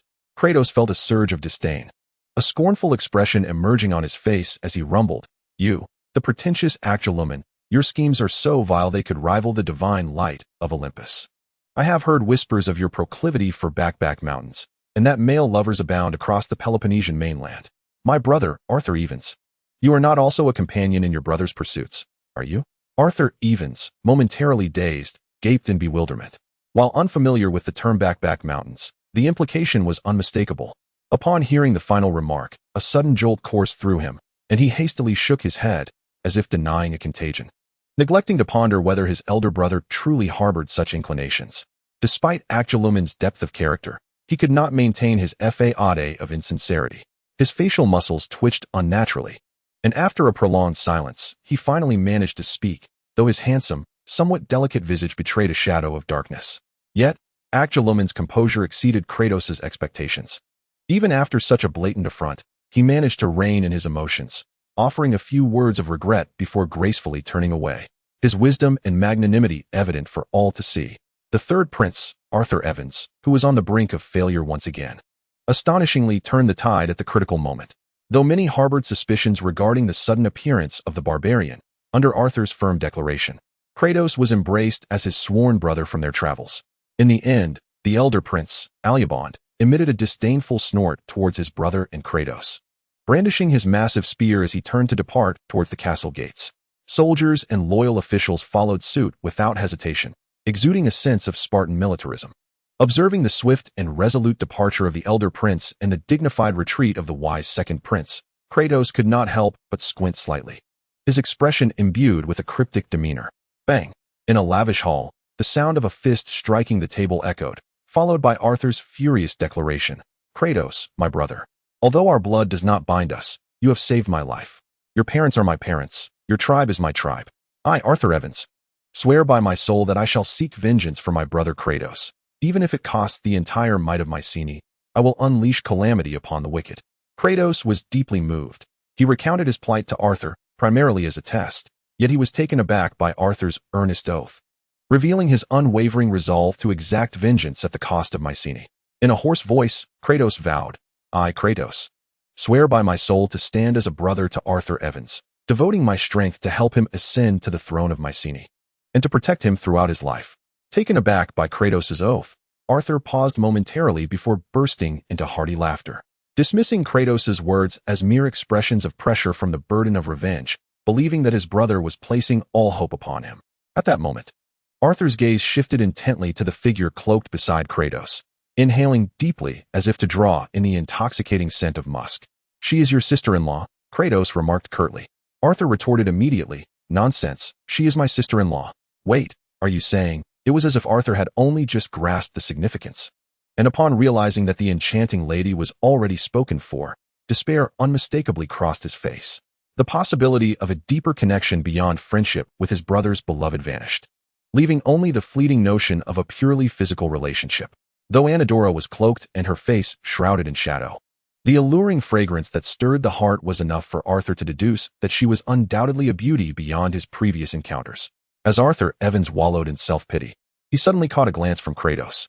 Although he was perplexed, he nonetheless dismissed the attendant beside him. The Grand Hall's doors were firmly shut, leaving only himself, Kratos, and Anidora in the chamber.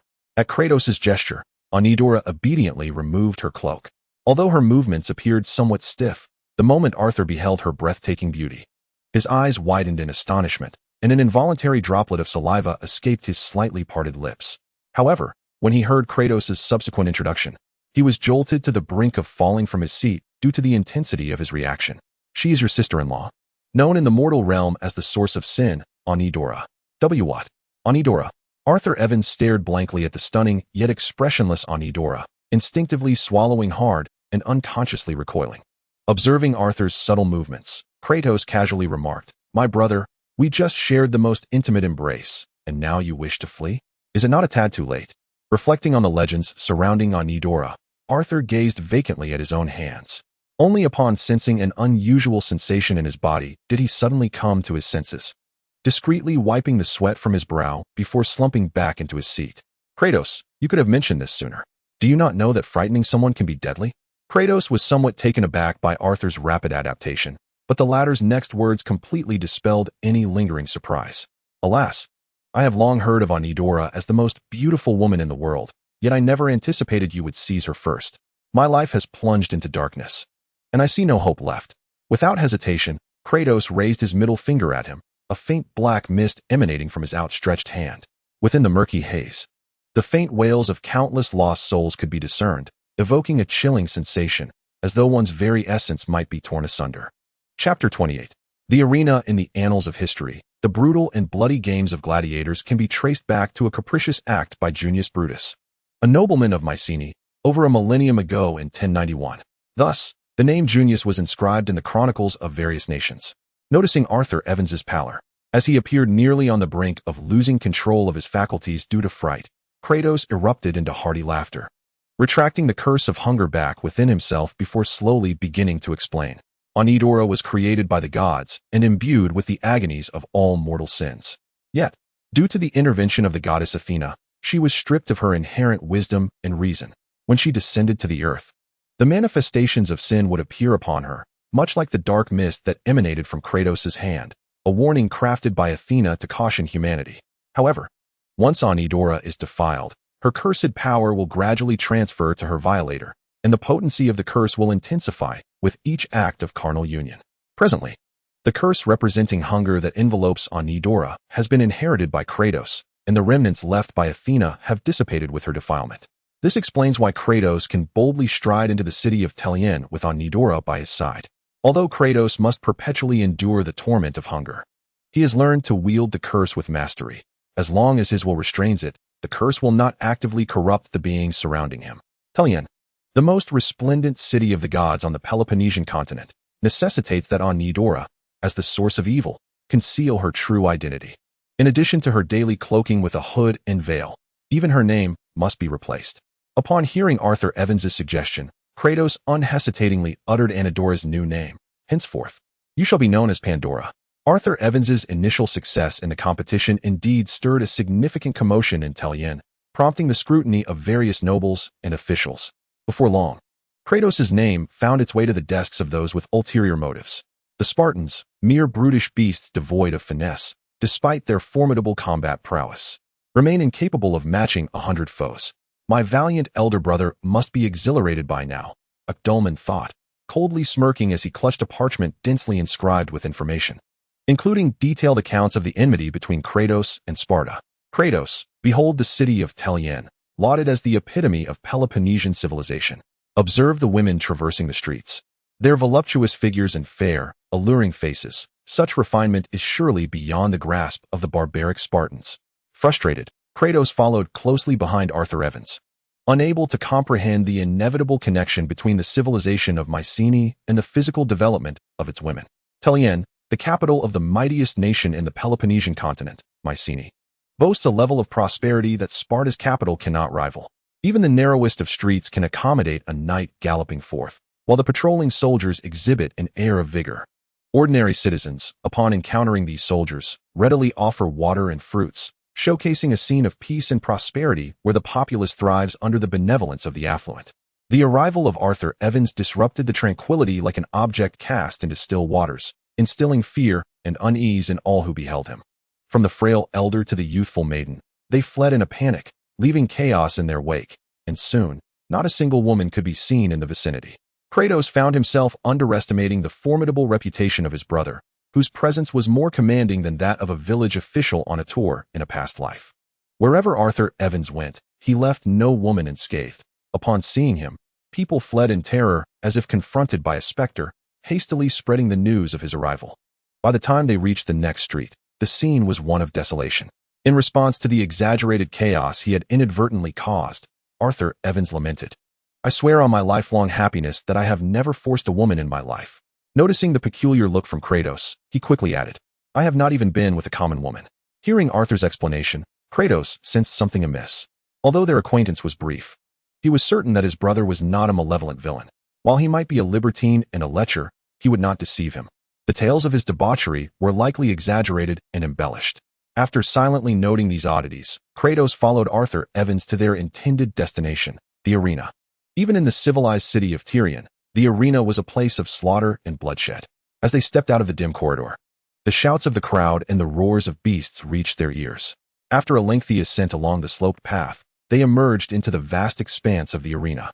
Similar to the ruins of arenas Kratos had seen in his past life, this colossal amphitheater featured a curved grandstand, with thousands of commoners and nobles seated along its edges. Beneath the steps lay passages and prison-like chambers. At the center of the arena sprawled a vast circular battleground, comparable in size to a football field, where gladiators, beasts, and even monstrous entities engaged in fierce combat. As a prince, Arthur Evans naturally had a special seat, and under the guidance of his attendants, they made their way to the outermost edge of the curve, where a platform jutted out into the air, allowing for a clearer and closer view of the carnage below. Kratos quickly scanned the area. There were only 6 such exclusive platforms in the entire arena, each distanced from the others, without a certain degree of nobility. Even the wealthiest merchants would have no right to witness the spectacle from these vantage points. What caught his eye at the edge of the platform was a protruding structure resembling an altar, upon which grew a solitary, mysterious plant. Its appearance was reminiscent of a sunflower, with a robust green stem exuding a crystalline luster, allowing one to see the vibrant life force coursing within its cellular walls. Atop the fist-sized flower core bloomed enormous petals, perfectly aligned and numbering at least 1,000, their luminous radiance emanating a divine glory. Kratos could not resist the urge to reach out and touch, yet as his hand drew near, the once luminous petals underwent a peculiar transformation. Much like a sensitive mimosa, the closest petals suddenly curled inward, rapidly losing their radiance at a visibly alarming pace. 5 petals turned pitch black, yet the only constant remained the vibrant vitality that persisted. This bizarre phenomenon resembled a chameleon adapting to its surroundings.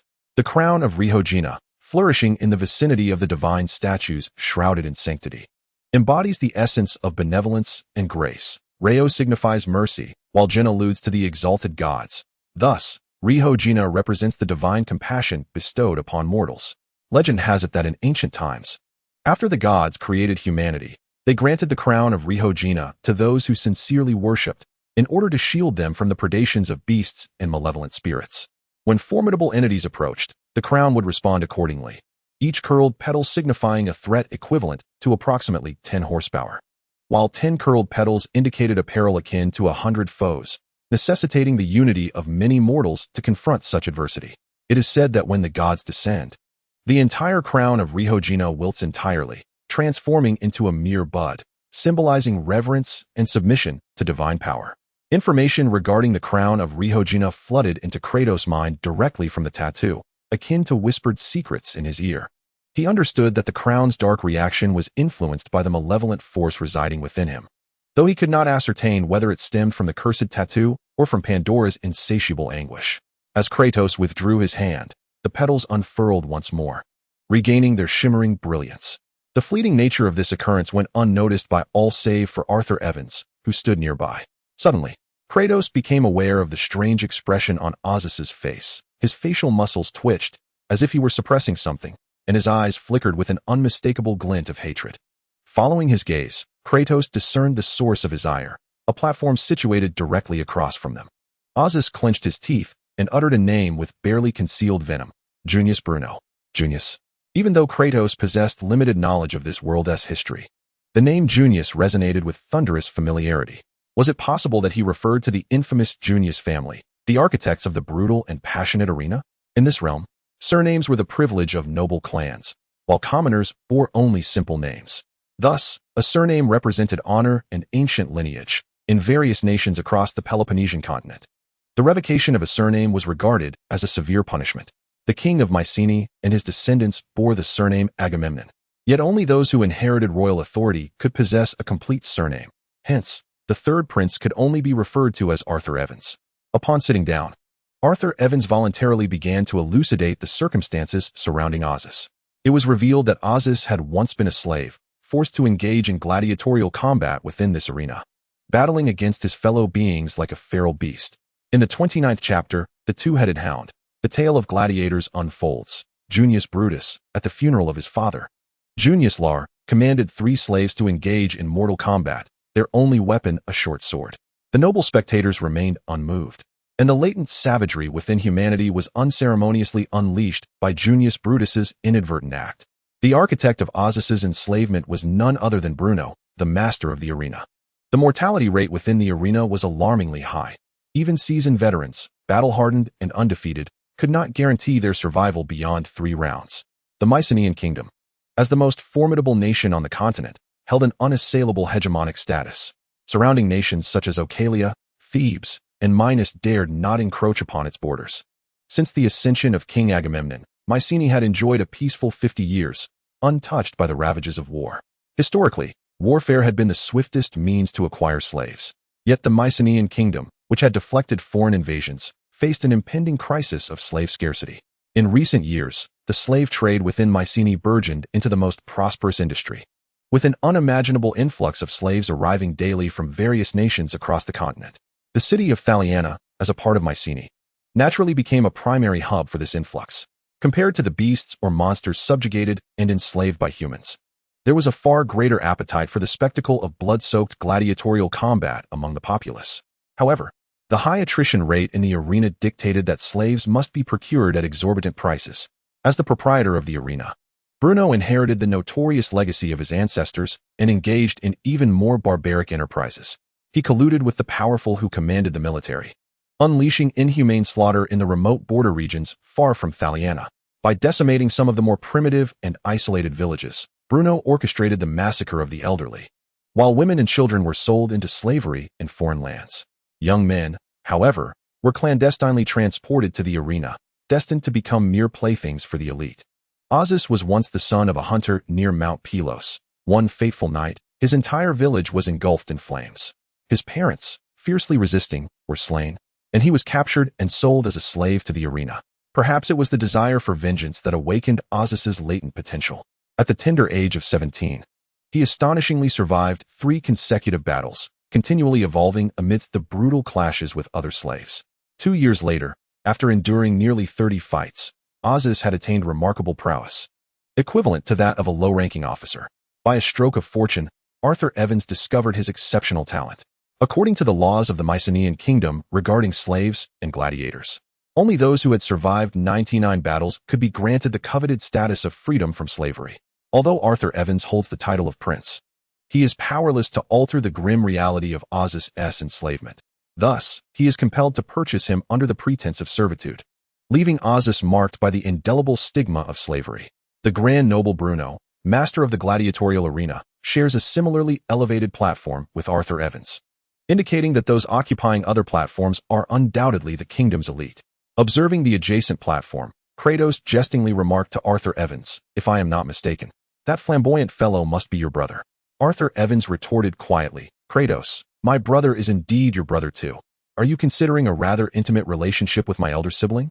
Without hesitation, Kratos gestured a resolute middle finger at Arthur Evans, who retaliated with a dual-finger gesture, their expressions rife with disdain, as if their discourse regarded not kinship, but rather the most lascivious of offenders. Amidst this banter, a sudden wave of exhilaration erupted from the audience as the arena gates swung open once more, allowing the gladiators, poised for brutal combat, to step into the arena. Upon witnessing the monstrous creatures that entered, Arthur Evans exclaimed in astonishment, "A two-headed dog. It seems Bruno has spared no expense today."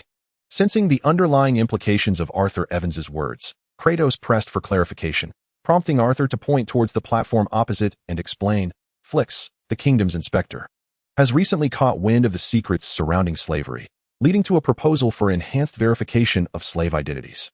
Inspector Flix is the principal advocate of this initiative. One of Agamemnon's greatest achievements was the establishment of a forum for public discourse. Any commoner within the Mycenaean kingdom could present proposals to the state, with inspectors appointed by Agamemnon serving as officials to relay these messages. While this approach cannot entirely mitigate the oppressive reality of slavery, it marks a significant and progressive step in the Peloponnesian continent. Bruno's intentions are transparent. Should this law pass, his illicit means of acquiring slaves would inevitably be curtailed. Thus, he seeks to captivate Inspector Flix by showcasing the arena's most gruesome and violent spectacles, thereby stifling the realization of this proposal before it can gain traction. The formidable two-headed dog loomed nearly 2 men high in the center of the arena, its fearsome head shackled by bronze chains, unable to break free, and incessantly emitting growls, while its bloodthirsty vertical pupils glinted ominously. Amidst the frenzied shouts of the crowd, the gates on the opposite side of the arena finally creaked open, revealing a total of 100 ragged slaves, their faces etched with terror as they were herded forth. These slaves, varying in age, wielded rudimentary weapons, wooden spears, small wooden shields, and bows, rendering them laughably inadequate against the menacing presence of the two-headed dog, resembling mere toys in the hands of children. The two-headed hound serves as the sentinel at the entrance to the underworld, a progeny of Typhon, the progenitor of monsters, and Echidna, the serpent-bodied beast. The Typhon that Kratos encountered in the desert was but a mere fragment among countless manifestations, possessing only a fraction of the strength of its true form. Yet, even this diminutive incarnation was such that Kratos, despite harnessing the power of hunger, could only flee in trepidation, a testament to its terrifying might. As a direct descendant of Typhon, Cerberus is steeped in legend, its formidable prowess undoubtedly surpassing that of 1,000 foes, requiring at least a demigod to contend with this terrifying beast. On the platform where the two-headed hound resides, the crown of Reborn began to transform rapidly. One of its petals recoiled swiftly, turning a sickly shade of ash gray, spurred by the hound's infernal essence. The two-headed hound, having inherited only a meager trace of Cerberus bloodline, boasts a vast population within the underworld, each individual possessing strength exceeding 10 horsepower, necessitating an armed cadre of human warriors wielding bronze weaponry to stand a chance against it. Yet, this fearsome creature is pitted against 100 civilians, armed only with rudimentary wooden weapons of varied skill levels. The outcome is all but certain. Either the civilians will be slaughtered to the last, or they will perish in mutual destruction.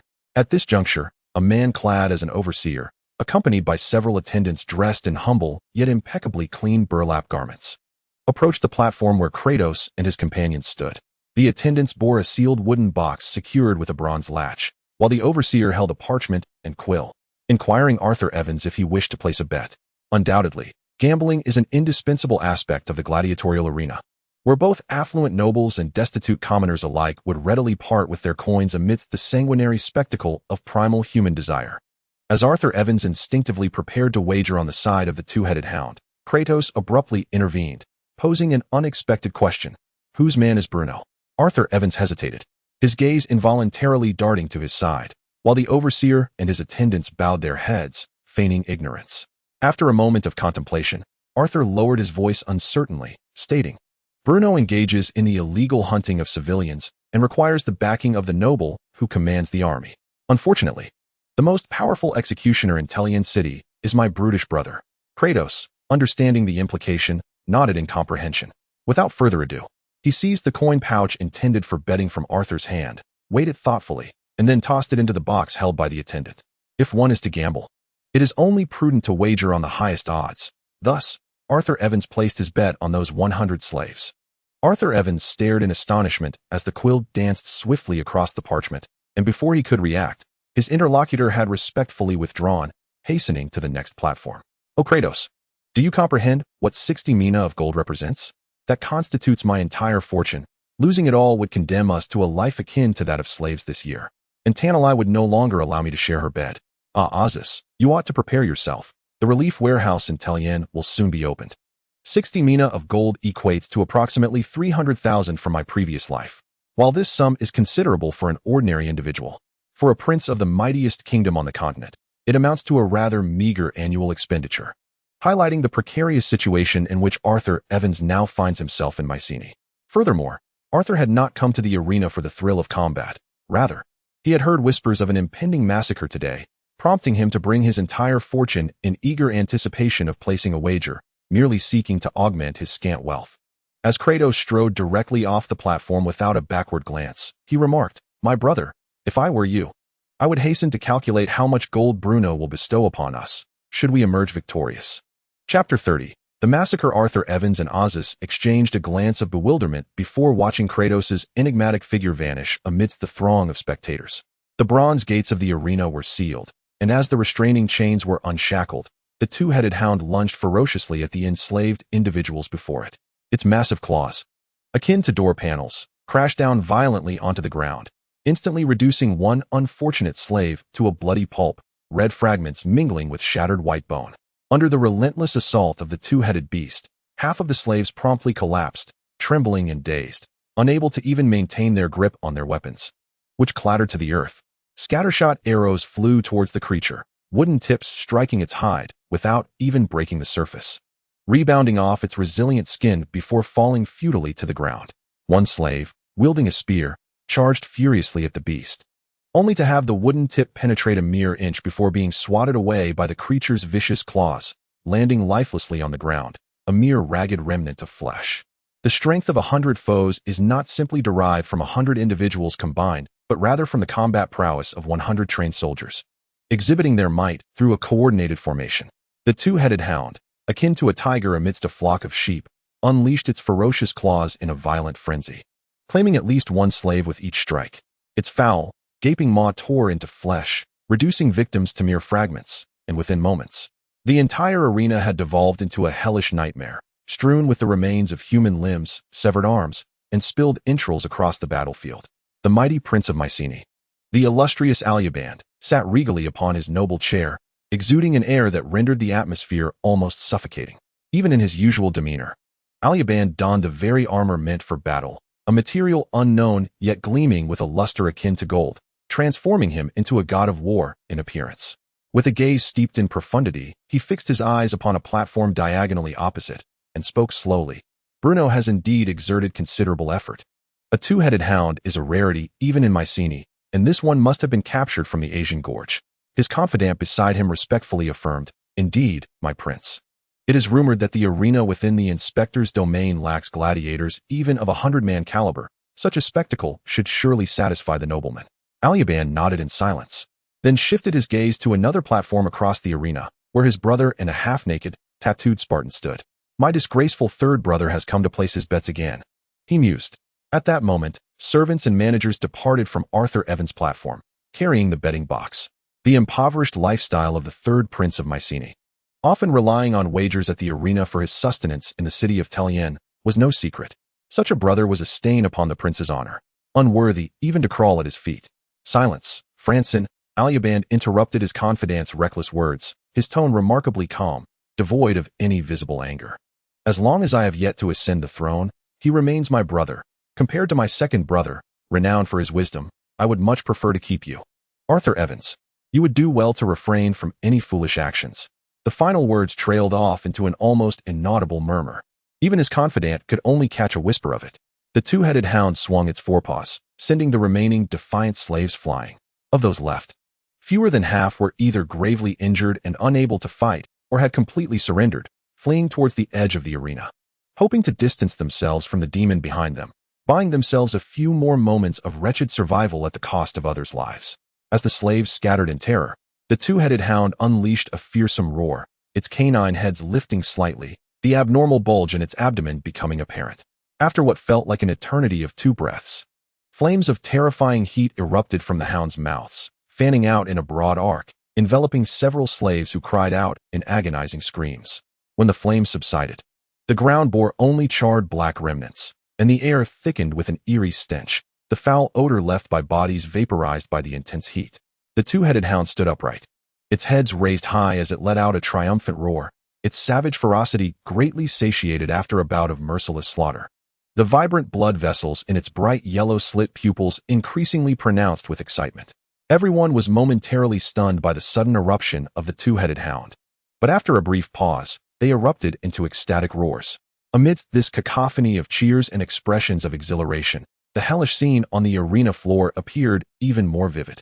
At that moment, the two-headed hound abruptly turned and emitted a sharp growl, its fur bristling, fangs and claws bared, resembling a wild beast demonstrating defiance in the face of a formidable adversary. The fervent cheers abruptly ceased. The crowd, still recovering from the hound's sudden movement, was left in awe by its next action. The beast raised its head high, its abdomen swelling once more.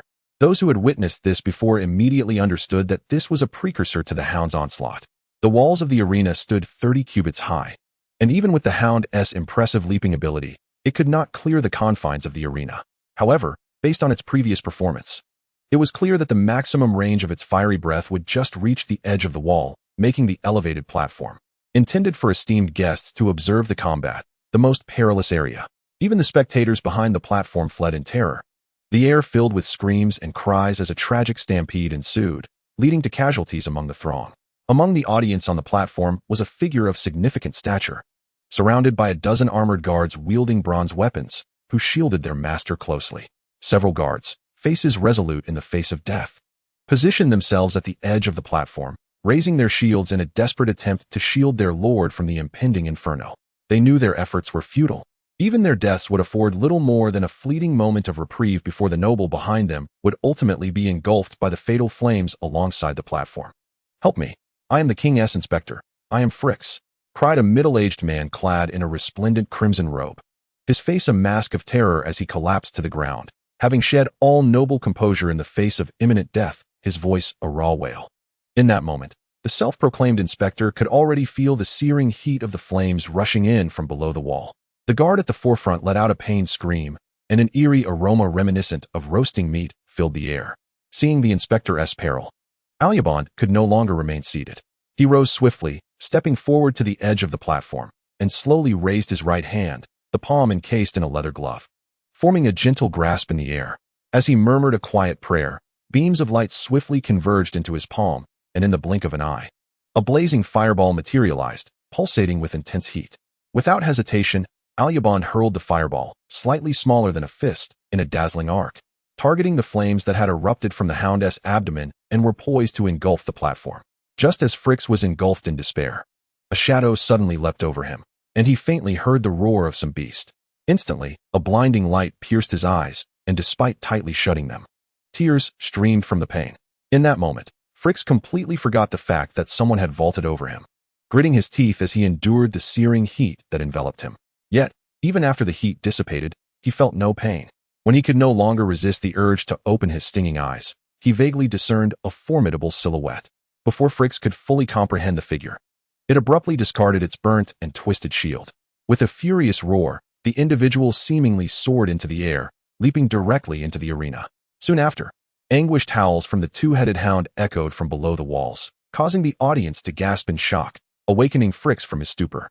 Supported by a servant, he cautiously approached the railing, his heart racing as he beheld the unfolding drama in the arena.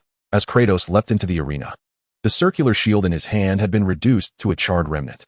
His body, save for the protected vital areas, was marred with ruptured blood blisters. A strange black energy flickered in Kratos' eyes as his muscles swelled dramatically.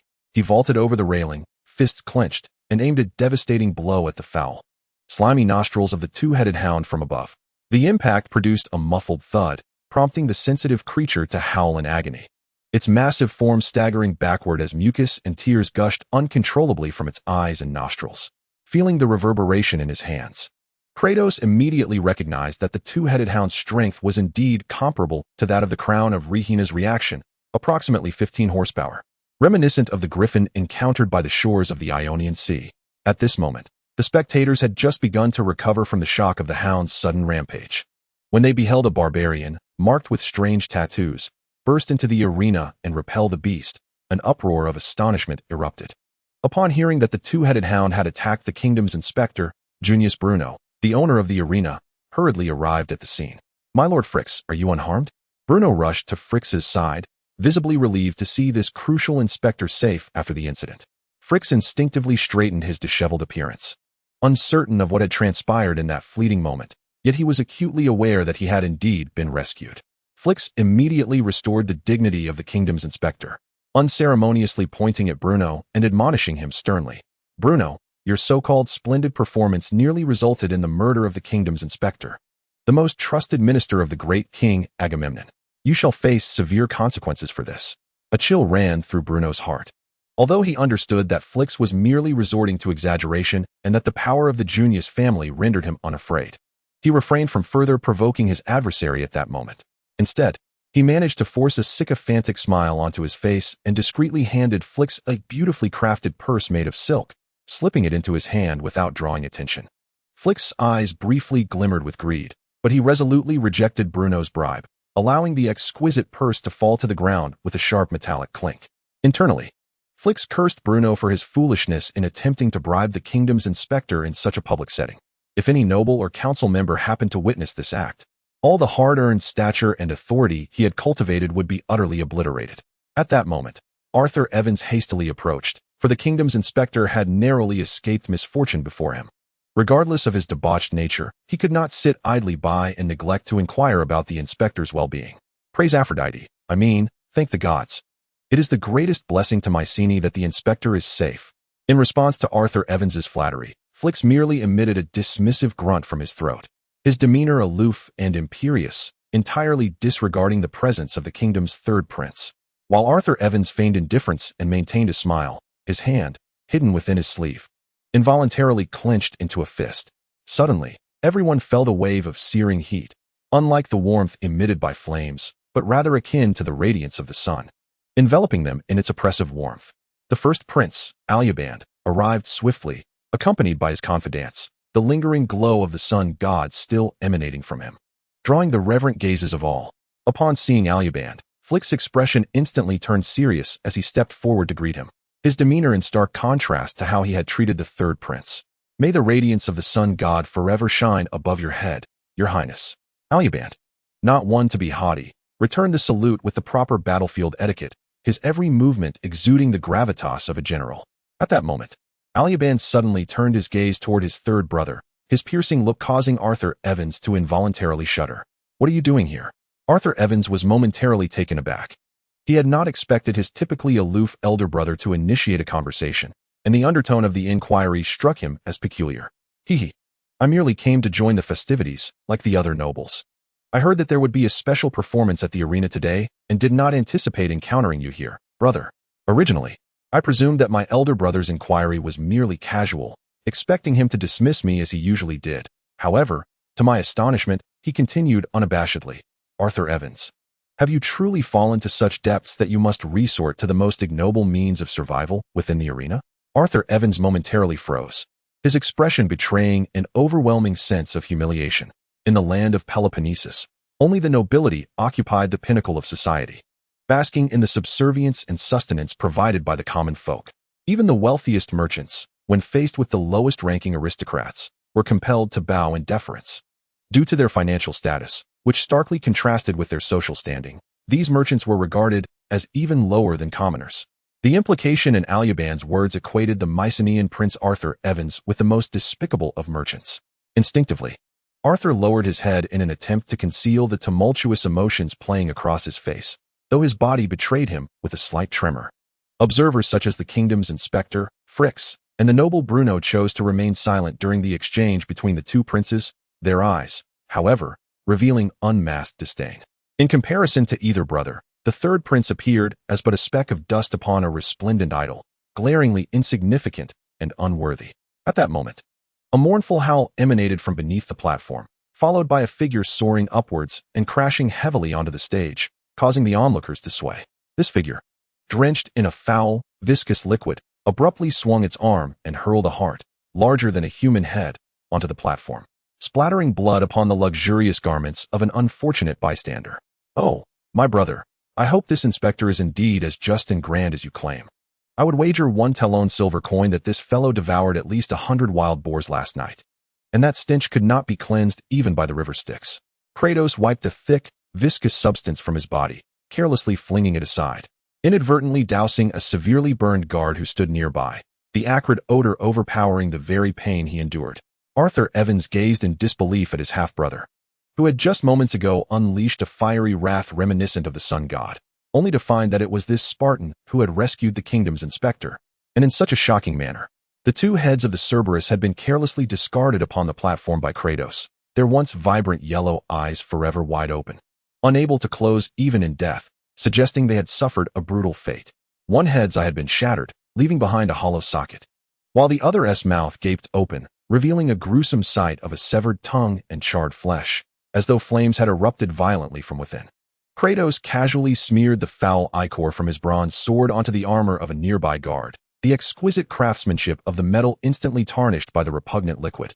Inspector Frix, witnessing the indignity inflicted upon his guard, stood frozen in disbelief, his facial muscles twitching uncontrollably. With a swift motion, Kratos sheathed his sword and strode toward Arthur Evans, his sullied form and the searing blisters on his skin starkly contrasting with his nonchalant demeanor, presenting an archetypal image of a Spartan, muscular yet simple-minded. Whispers circulated about the emergence of a Spartan in Aegean city. Could it be him? Was this formidable barbarian truly the brother of Prince Arthur Evans, the very Spartan rumored to possess the strength to fell the Cretan bull with a single blow? Kratos' presence immediately captivated the attention of the nobility, sparking discussions regarding the recent contest.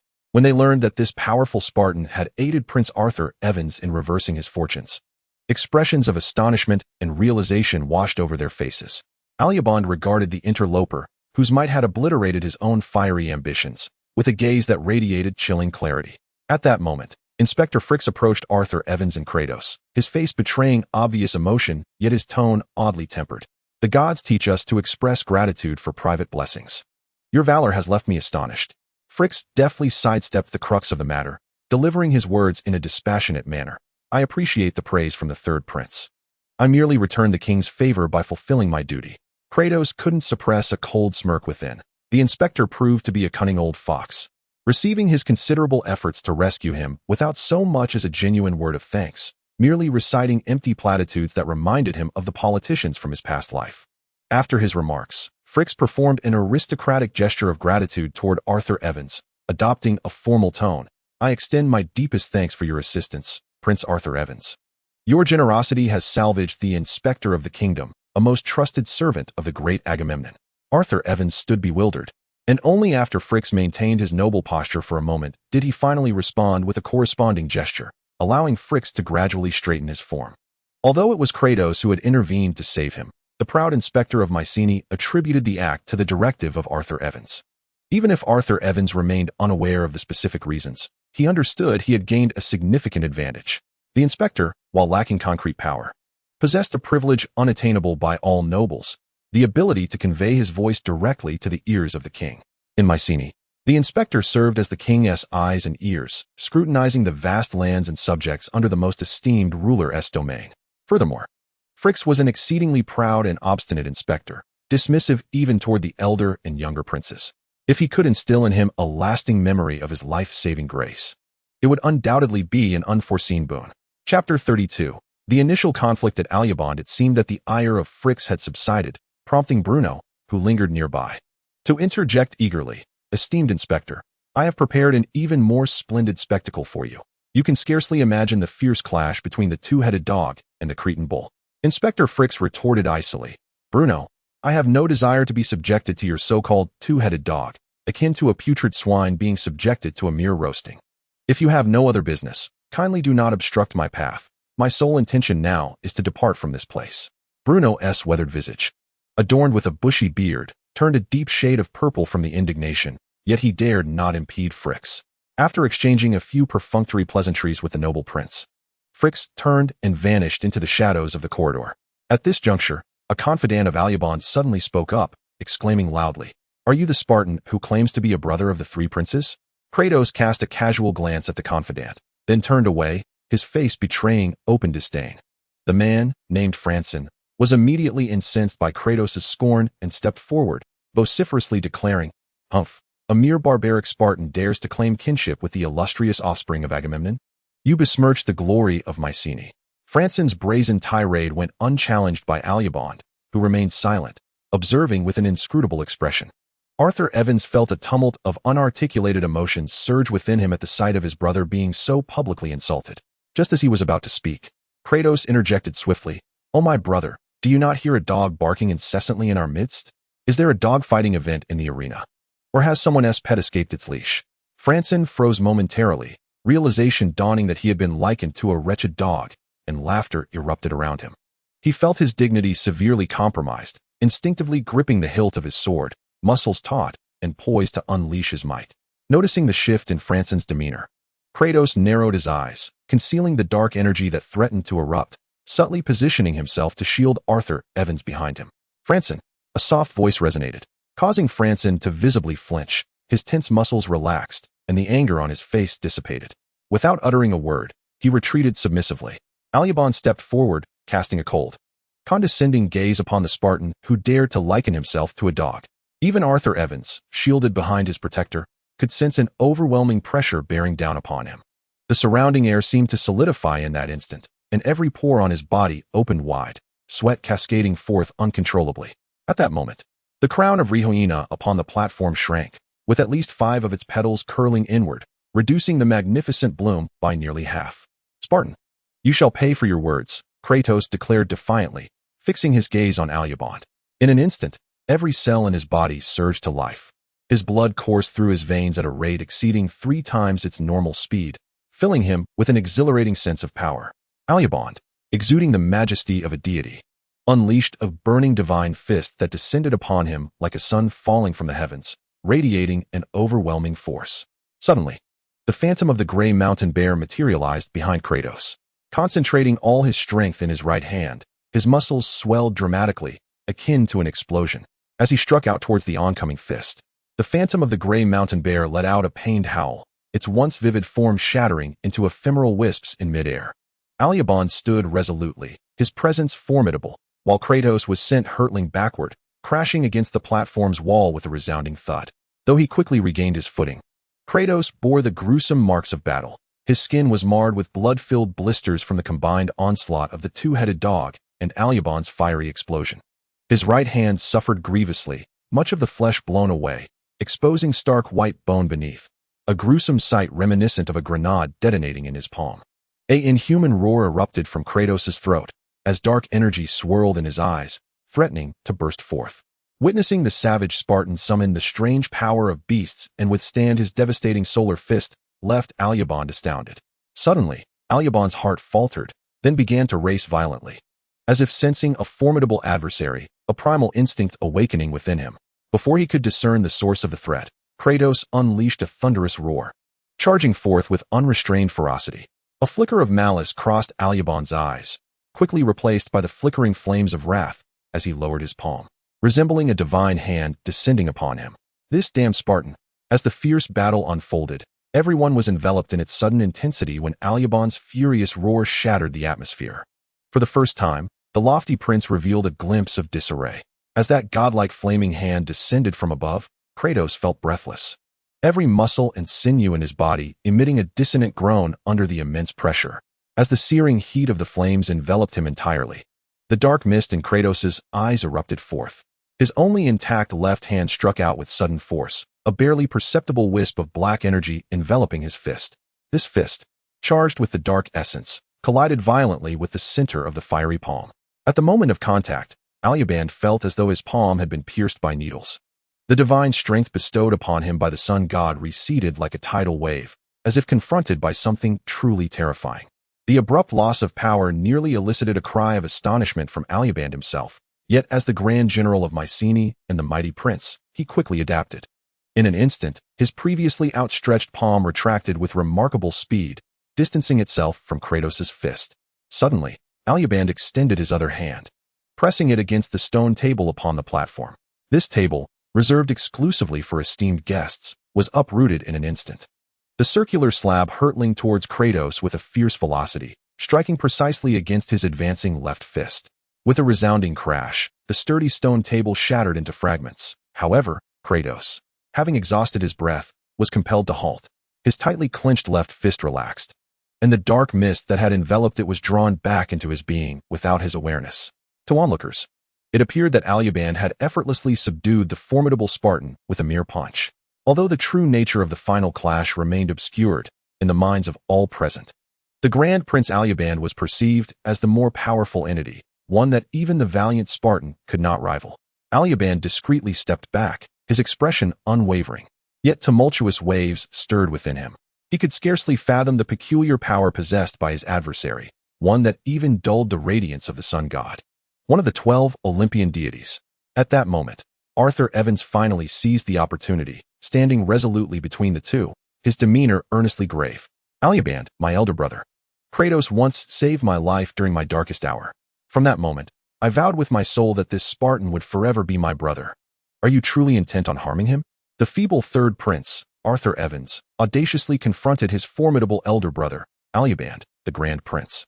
And the absurdity of the situation did not escape anyone's notice. Witnessing his master being challenged by a perceived weakling, the loyal confidant Franson felt an impulse to react.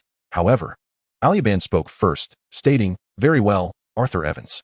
In light of this Spartan's contribution to the salvation of the great Agamemnon's lineage, I shall grant your request and spare him for the time being." With that, Alyaban cast a pointed glance at the owner of the arena, the noble Unius Bruno, who promptly displayed a broad smile, gesturing to indicate that the Grand Prince need not concern himself with the arena's minor damages. Subsequently, Alyaban swiftly turned and departed, vanishing from sight before anyone could react. For all present, today's gladiatorial arena was undoubtedly a thrilling spectacle, featuring perilous encounters such as the near-fatal assault on the royal inspector by a monstrous beast and the clash between the crown prince and the Spartans, providing ample fodder for the idle chatter of nobles and affluent merchants alike. Yet, Bruno, the host, appeared to be the day's most unfortunate victim. Not only had his scheme to curry favor with Inspector Flix failed, but his prized two-headed hound had also met its demise. However, when a nearby servant whispered in his ear that, due to the hound's death, a dozen fortunate slaves still remained alive, thus allowing him to announce their victory and reap a fortune, Bruno's simmering frustration began to ease somewhat. 20 pieces of 60 mina gold amounted to 100, 200, totaling 1,200 mina, equivalent to 5 times your body weight in gold, my brother. Chapter 33. A bountiful harvest. Arthur Evans gaped in astonishment as he beheld a towering heap of gold, just as he felt an uncontrollable urge to leap forward. Kratos unexpectedly hoisted the entire wooden chest with one hand, striding resolutely toward the arena's exit. "My poor brother. Your 60 mina of gold bid farewell the moment you decided to wager on the two-headed hound. It is a chasm that even the ferrymen of the underworld cannot traverse. Kratos, you cannot do this. This gold is mine, at least half of it belongs to me. There is a pouch within, a gift from Selena. I merely require you to return my pouch, along with the gold contained therein." Ignoring his brother's pleas, Kratos exited the arena without a backward glance. In a dimly lit chamber beneath the arena, the flickering oil lamp cast a pallid glow upon Bruno's face, twisted with rage. "Throw Valenkis into the slave pens. I demand to see him duel with the offspring of the Minotaur by tomorrow." No sooner had Bruno's words echoed than two ominous guards clad in chain mail emerged from the shadows, seizing a middle-aged man, dressed as an overseer, kneeling at Bruno's feet and dragging him away. "Master Bruno, please spare me.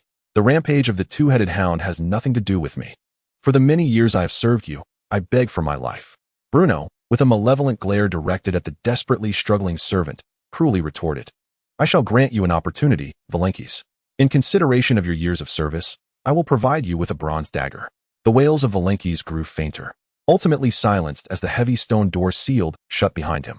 After punishing the instigator who had proposed the ghastly spectacle of a two-headed dog and 100 enslaved gladiators, Bruno felt a slight release of the pent-up anger within him. He sat in his chair, gulping down a mouthful of crimson liquor, and after taking a deep breath, he addressed the shadows behind him. The proposal of the slave ultimatum must not be presented to the king. Inform Prince Aegean to devise an alternative. After Bruno's words lingered in the air, silence ensued, yet he seemed assured that his message had been conveyed. Letting out a sigh, he raised his goblet once more, gazing at the rippling, resplendent red liquid within, and drained it in one swift motion. Within the modest training grounds of Arthur Evans' estate, Kratos stood bare-chested and unarmed, casually awaiting his opponent. Opposite him was Azus, fully armored and wielding a bronze sword, his muscles taut and expression tense as he fixated on Kratos.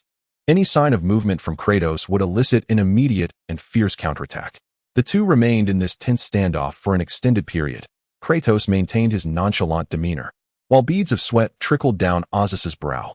Realizing he could no longer endure the stalemate, Azus suddenly let out a roar and lunged at Kratos, bringing his bronze sword down in a merciless strike, intent on cleaving him in two as if they were bitter foes. In the face of the descending sword, Kratos' relaxed expression remained unchanged. One hand reached out towards the blade, and just before contact, he transformed his palm into a finger, channeling his strength to strike precisely at the side of the sword's edge. A resounding thud echoed through the air as Azus felt an overwhelming force from the blade. Struggling to maintain his grip on the sword, which veered away from his hand's point of impact and crashed heavily onto the stone floor.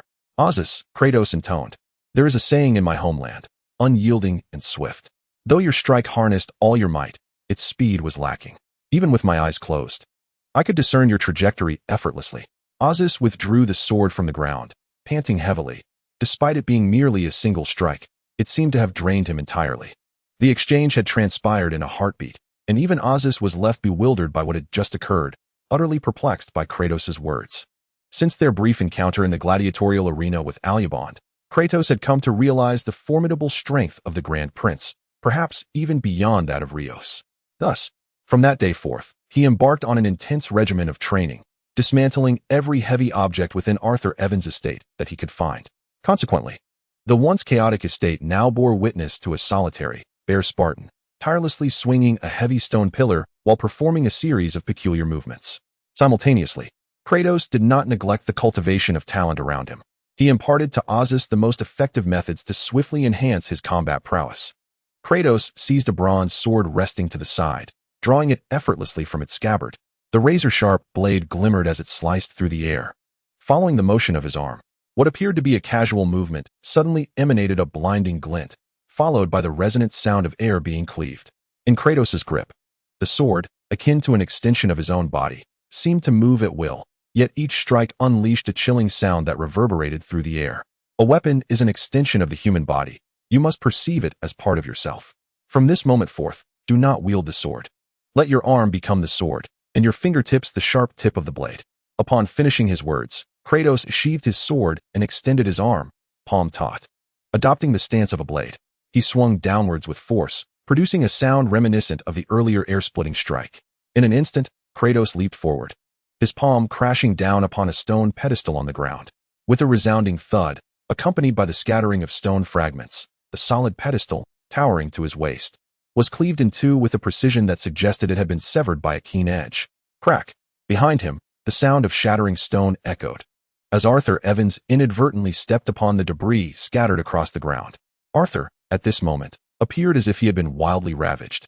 His once meticulously styled golden locks now disheveled, and the fatigue etched upon his face could not conceal the dark circles beneath his eyes. A clear indication of excessive indulgence from the night prior. Kratos, your strength would astonish even the most violent of gods of war. Are you truly from a remote tribe of Sparta? It is hard to believe what kind of nation Sparta must be. I have heard there are no distinctions of gender. That every woman possesses the same physique as a man. By Hades, that is simply hellish. Kratos brushed the dust from his hands, speaking in a low voice. My brother, you are currently as feeble as a mere boar. At least the boar has its blubber. I dare say a single Spartan woman could drain you to a husk. While Arthur could chuckle at Kratos' comparison to a boar, the notion that a Spartan woman could exhaust him sparked immediate indignation.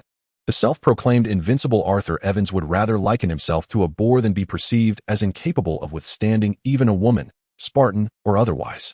Just as Arthur was about to boast about his previously celebrated achievements, Kratos abruptly lifted him by one hand, tossing him into the training arena amidst his frantic cries.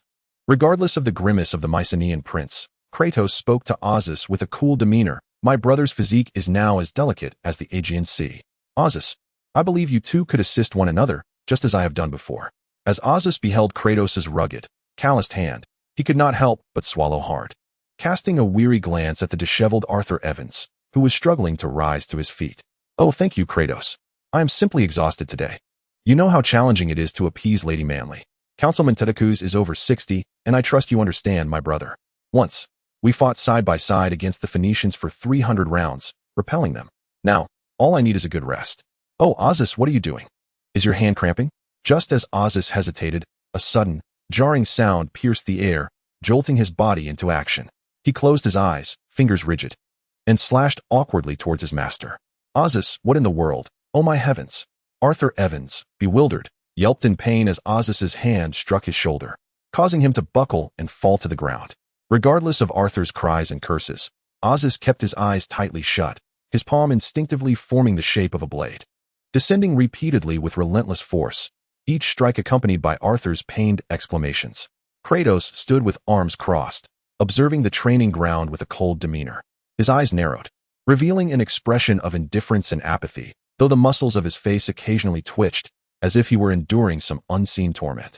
My dear brother, I fear your other brethren will not afford us much time, Kratos murmured softly.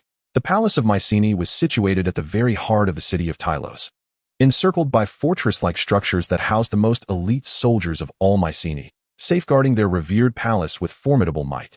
At that moment, within the grand hall of the Mycenaean palace, a splendid scene unfolded. Nobles and ministers from various kingdoms congregated, holding goblets filled with exquisite wine, savoring the most delectable dishes from the prosperous realm of humanity, engaging in the most insincere exchanges, all adorned in their fineries. Chapter 34. Princess Aphrodite, my brother. Could you not don the attire I provided before joining me?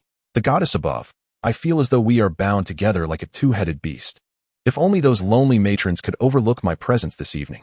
A handsome young man, clad in opulent robes and impeccably groomed golden locks, strode confidently into the palace.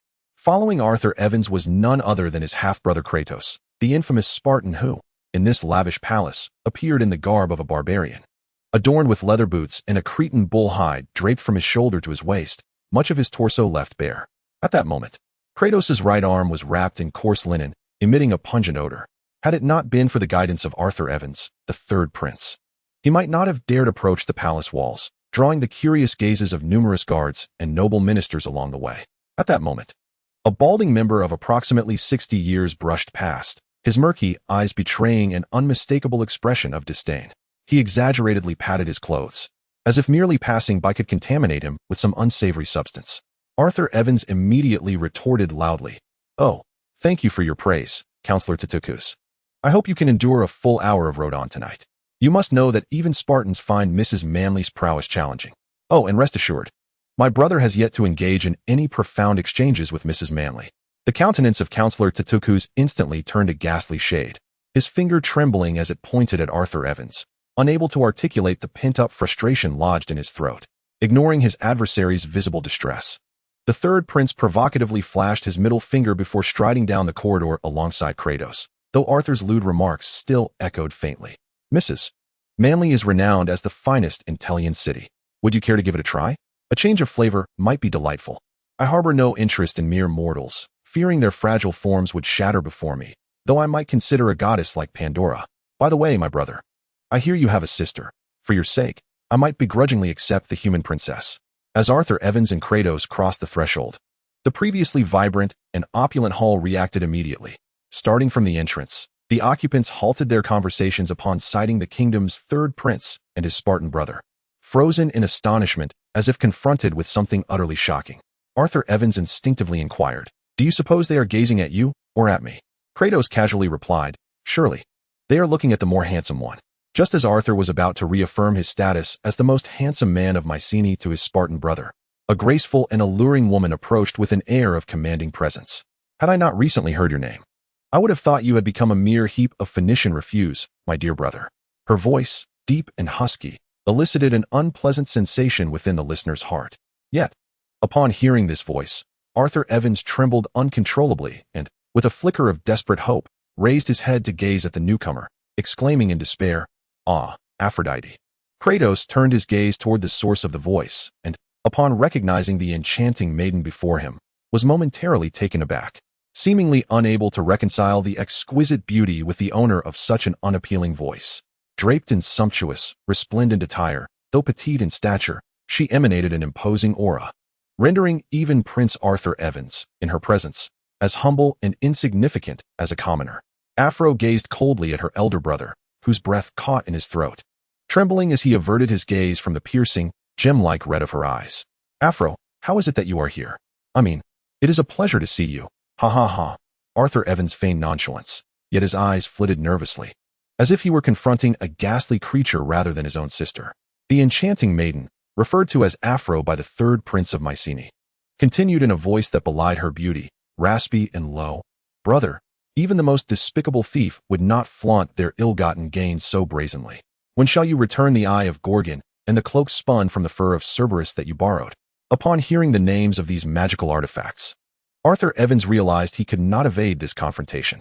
In the cool hall, dampened by the saliva of nymphs with freezing properties, beads of sweat began to form on his brow. The great third prince of Mycenae trembled in fear, and in his moment of despair, his gaze fell upon Kratos, who observed the unexpected appearance of the Mycenaean princess with keen interest. Suddenly, Arthur Evans closed his eyes, pointing at his brother without lifting his head, declaring, "The eye of Gorgon and the cloak are with Kratos. You should ask him to return them." With that, he immediately turned and fled, plunging into the crowd, disappearing amidst exclamations and shouts of anger. Kratos stood in stunned silence as he watched his brother flee, and when the last vestige of his presence vanished from sight, a shiver of dread coursed through him.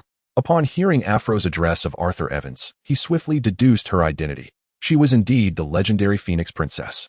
Since his arrival in Teleon City, Kratos had heard numerous tales of Agamemnon's youngest daughter, the most resplendent jewel of Mycenae. Aphro was the sole scion among Agamemnon's offspring to inherit the demigod bloodline of her mother, the daughter of Zeus, Lyticus, possessing extraordinary powers. It is said that when Aphro was born, a phoenix descended from the peak of Mount Cilicia, circling the Mycenaean palace for 3 days and nights. The phoenix, a creature as formidable as Typhon, was believed to bestow immense magical power upon anyone who possessed a feather from its plumage, a treasure coveted even by the gods. Remarkably, for the first time in history, the phoenix shed its feathers, 3 of the most vibrant ones radiating overwhelming magical energy, cascading like treasures beside Aphro. Thus, she was bestowed the title of Phoenix Princess, hailed as humanity's most exquisite gem. Yet, alongside her illustrious title, there existed a personality as formidable as that of a demon. It is rumored that Princess Aphrodite, in her quest to maintain an eternally youthful visage, consumes the blood of virgins each day. Furthermore, to quell the monstrous fury lurking within her, she is said to personally extract human hearts and devour them whole, thereby preserving the inhuman power that resides within her. Kratos remains oblivious to the veracity of such whispers, yet he is acutely aware that the loss of the eye of Gorgon and the invisibility cloak fashioned from the fur of Cerberus was solely his doing. In his struggle against Rios, he inadvertently left the eye behind in the arena, while the cloak had long since been reduced to ashes, now etched upon his skin alongside the remnants of his former self. Setting aside the terror attributed to Aphrodite, her title as Agamemnon's most cherished daughter, the Princess of Mycenae, alone is enough to cause Kratos to tense with unease. As he pondered his escape, Aphrodite's raspy voice echoed once more, "You are the Spartan, my brother's sworn companion, who slaughtered the Cretan bull and the 2-headed dog, are you not?" A strange expression flickered across her exquisite features as she spoke with undeniable authority, It appears you possess a modicum of brute strength with proper guidance. You could even reach the prowess of 100 men. Though I do not lack for warriors of such caliber, I extend to you an opportunity. From this moment forth, submit to me, and it shall be the greatest honor of your life."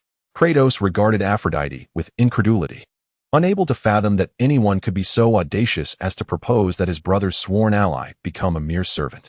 Just as this thought crossed his mind, a chilling aura emanated from her, and he beheld her countenance, now frosted with fury, her crimson eyes seemingly ignited by a burning flame. "Wretched Spartan, you likely remain unaware of my name. I shall ensure you suffer for your foolish notions." Her voice, laced with an ominous command, barely faded when a shadow sprang forth from behind her, moving with such swiftness that even Kratos could scarcely perceive it. Caught unawares by the sudden onslaught, Kratos instinctively raised his arm, only to be met with an overwhelming force that hurled him from the hall. Amidst the gasps of onlookers, he crashed through the tightly shut wooden door, landing heavily upon the stone courtyard outside the castle. As he groggily regained his footing, a piercing shriek filled the air. Upon lifting his gaze, his heart constricted violently, and the power he had just summoned dissipated in an instant. With a pained grunt, Kratos stumbled backward, halted only after several steps. His chest bore 3 deep, crimson gashes, as if raked by the talons of a divine eagle. Before him stood a lanky man, a cruel expression etched upon his face, as he slowly withdrew his bloodied hand. Chapter 35. Beast sold to Kratos' astonishment. A spectral image of a monstrous creature emerged behind the tall, lanky man before him. The figure possessed a beak with sharp barbs and feathers that stood upright like iron plates, while its gray-black vertical eyes radiated a vivid and formidable presence, bearing a striking resemblance to the legendary creature known as the Caucasian Griffin. However, what truly stunned Kratos was not the legendary beast with the strength to challenge 1,000 foes, but rather the extraordinary ability of his opponent to summon the spectral form of this creature and harness its power. The art of drawing upon the capabilities of beasts or monsters was a secret technique mastered by the Spartan tribe to which Kratos belonged, even within the Spartan kingdom. Such mastery was rare. Kratos harbored doubts that the misfortunes befalling his tribe might be intricately linked to this power, which stood in stark contrast to their beliefs. What he had not anticipated was that within the palace of Mycenae, there were also those who could wield the ability to conjure the spectral forms of monsters, including the attendants of Princess Aphrodite. At that moment, there was no time for Kratos to ponder further, as the man with elongated limbs moved again. With a light tap of his toes, he ascended into the air as if weightless, akin to a griffin swooping down upon its prey. The sight of the griffin's phantom seemed to provoke Kratos, causing his blood to boil. Simultaneously, 5 spectral beasts surged forth, their colossal forms overshadowing the sun, and a deafening roar echoed throughout the palace of Mycenae. Despite the opponent's agile movements in the air, Kratos unleashed a simple yet forceful punch, breaking through the illusions and striking heavily against the man's claws. He felt a disorienting sensation as if his fist had swung through empty air, followed by a sharp, burning pain radiating from his arm. The man, as nimble as a true griffin, effortlessly evaded Kratos' powerful blow, swiftly shifting and rotating in the low air, raining down relentless assaults that soon left numerous ghastly scratches upon Kratos' skin. At that moment, Aphrodite emerged, surrounded by her attendants. Upon witnessing the manifestation of the spectral beasts in midair, a glimmer of intrigue sparked in her eyes. However, as the majestic griffin proceeded to scatter the 5 beastly phantoms into disarray, a cold smile crept upon her lips. Still recovering from his injuries sustained during his confrontation with Prince Aegean, Kratos could only raise his uninjured arm to shield his head, curling his body into a defensive posture, silently enduring the barrage of attacks. Seemingly growing impatient with Kratos' stubborn resistance, Aphrodite's raspy voice cut through the air. "Sogus, do you find pleasure in toying with such foolish Spartans?" Upon receiving his mistress's command, Sogus, the lanky man, ceased to hold back. The imposing griffin phantom re-emerged behind him, and an uncanny transformation occurred in the calloused skin of his palms. Diamond-shaped protrusions emerged, aligning themselves in an orderly fashion, while his nails elongated in an eerie and rapid manner. In the blink of an eye, what had once been the palm of a human hand transformed into the talons of a monstrous eagle, descending upon Kratos with an unyielding ferocity aimed directly at his head. At that moment, Kratos' pupils, hidden beneath the cover of his arm, suddenly constricted sharply.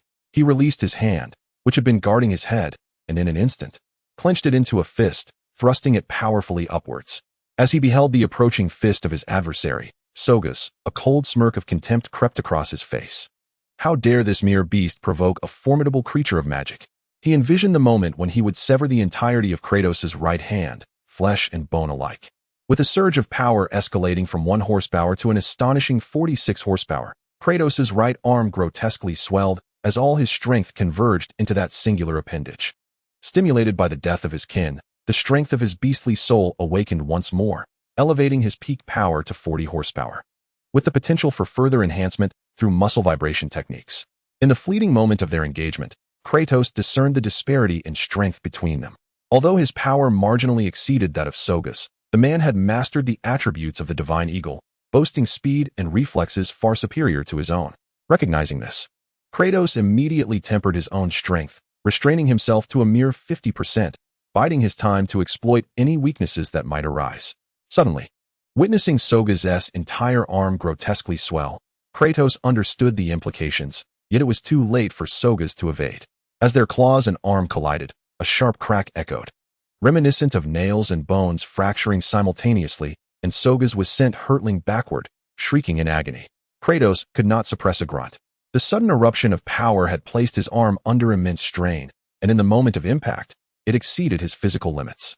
His arm erupted, blood and muscle bursting forth from the torn skin, eliciting a visceral reaction from any onlooker.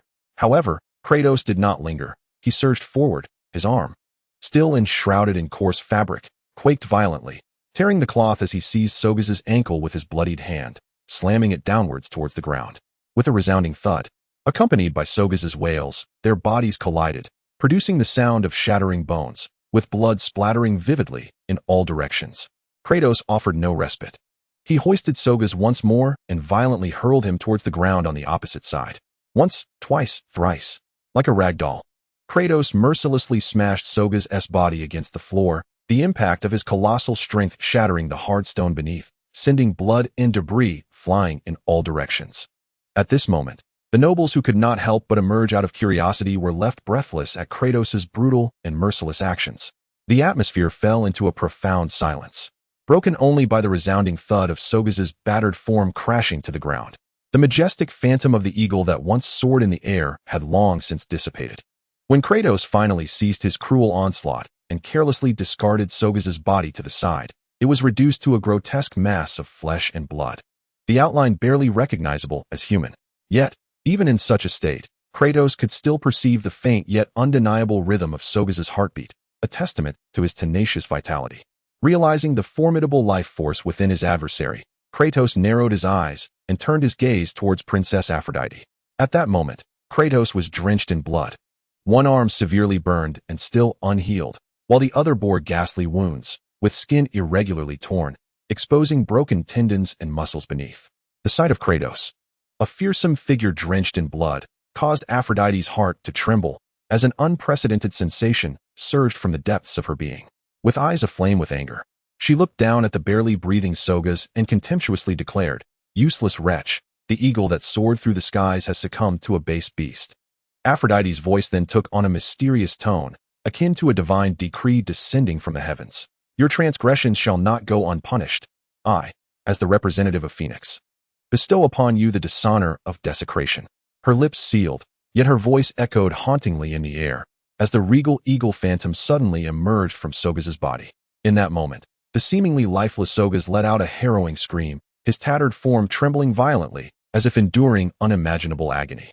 Kratos observed as the vibrant life force within Sogas swiftly ebbed away, the cells of his body deteriorating in unison. At last, the eagle's phantom emitted a piercing cry, soaring into the sky before vanishing completely. Stripped of the eagle's power, Sogas released one final, chilling scream before collapsing silently to the ground, his last vestige of life extinguished. Kratos regarded Aphrodite with cold indifference as she claimed the life of her servant, and only after the lingering echoes of her voice faded did he begin to approach her. Despite his body being battered and gasping for breath, Kratos exuded an unsettling aura of dread, as if embodying humanity's primal fear. The forbidden power had finally been unleashed, the agonizing hunger within him erupting, utterly overshadowing the sensation of his injuries. His body began to tremble noticeably, the once formidable warrior now exuding an eerie frailty. Yet the flames of vengeance ignited by his indomitable will continued to blaze fiercely in his eyes. Upon witnessing Kratos in such a terrifying form, Afro's heart quivered involuntarily. An unprecedented sensation suddenly surfacing from the depths of her being. How could I, a mere mortal, feel fear towards this despicable Spartan? This is utterly inconceivable. I am the cherished one of the Phoenix, the illustrious Princess Afro. How could I possibly be swayed by a mere human? At this moment, Afro's pride faced an unparalleled provocation. Unable to contain herself any longer, she produced her treasured artifact, a feather radiating resplendent hues, which floated serenely in her palm. This feather, astonishingly the size of a common fan, shimmered with a metallic sheen, its downy plumes and central shaft gleaming with an otherworldly brilliance. Even disregarding the immense magical power it harbored, this feather was undoubtedly a legendary weapon.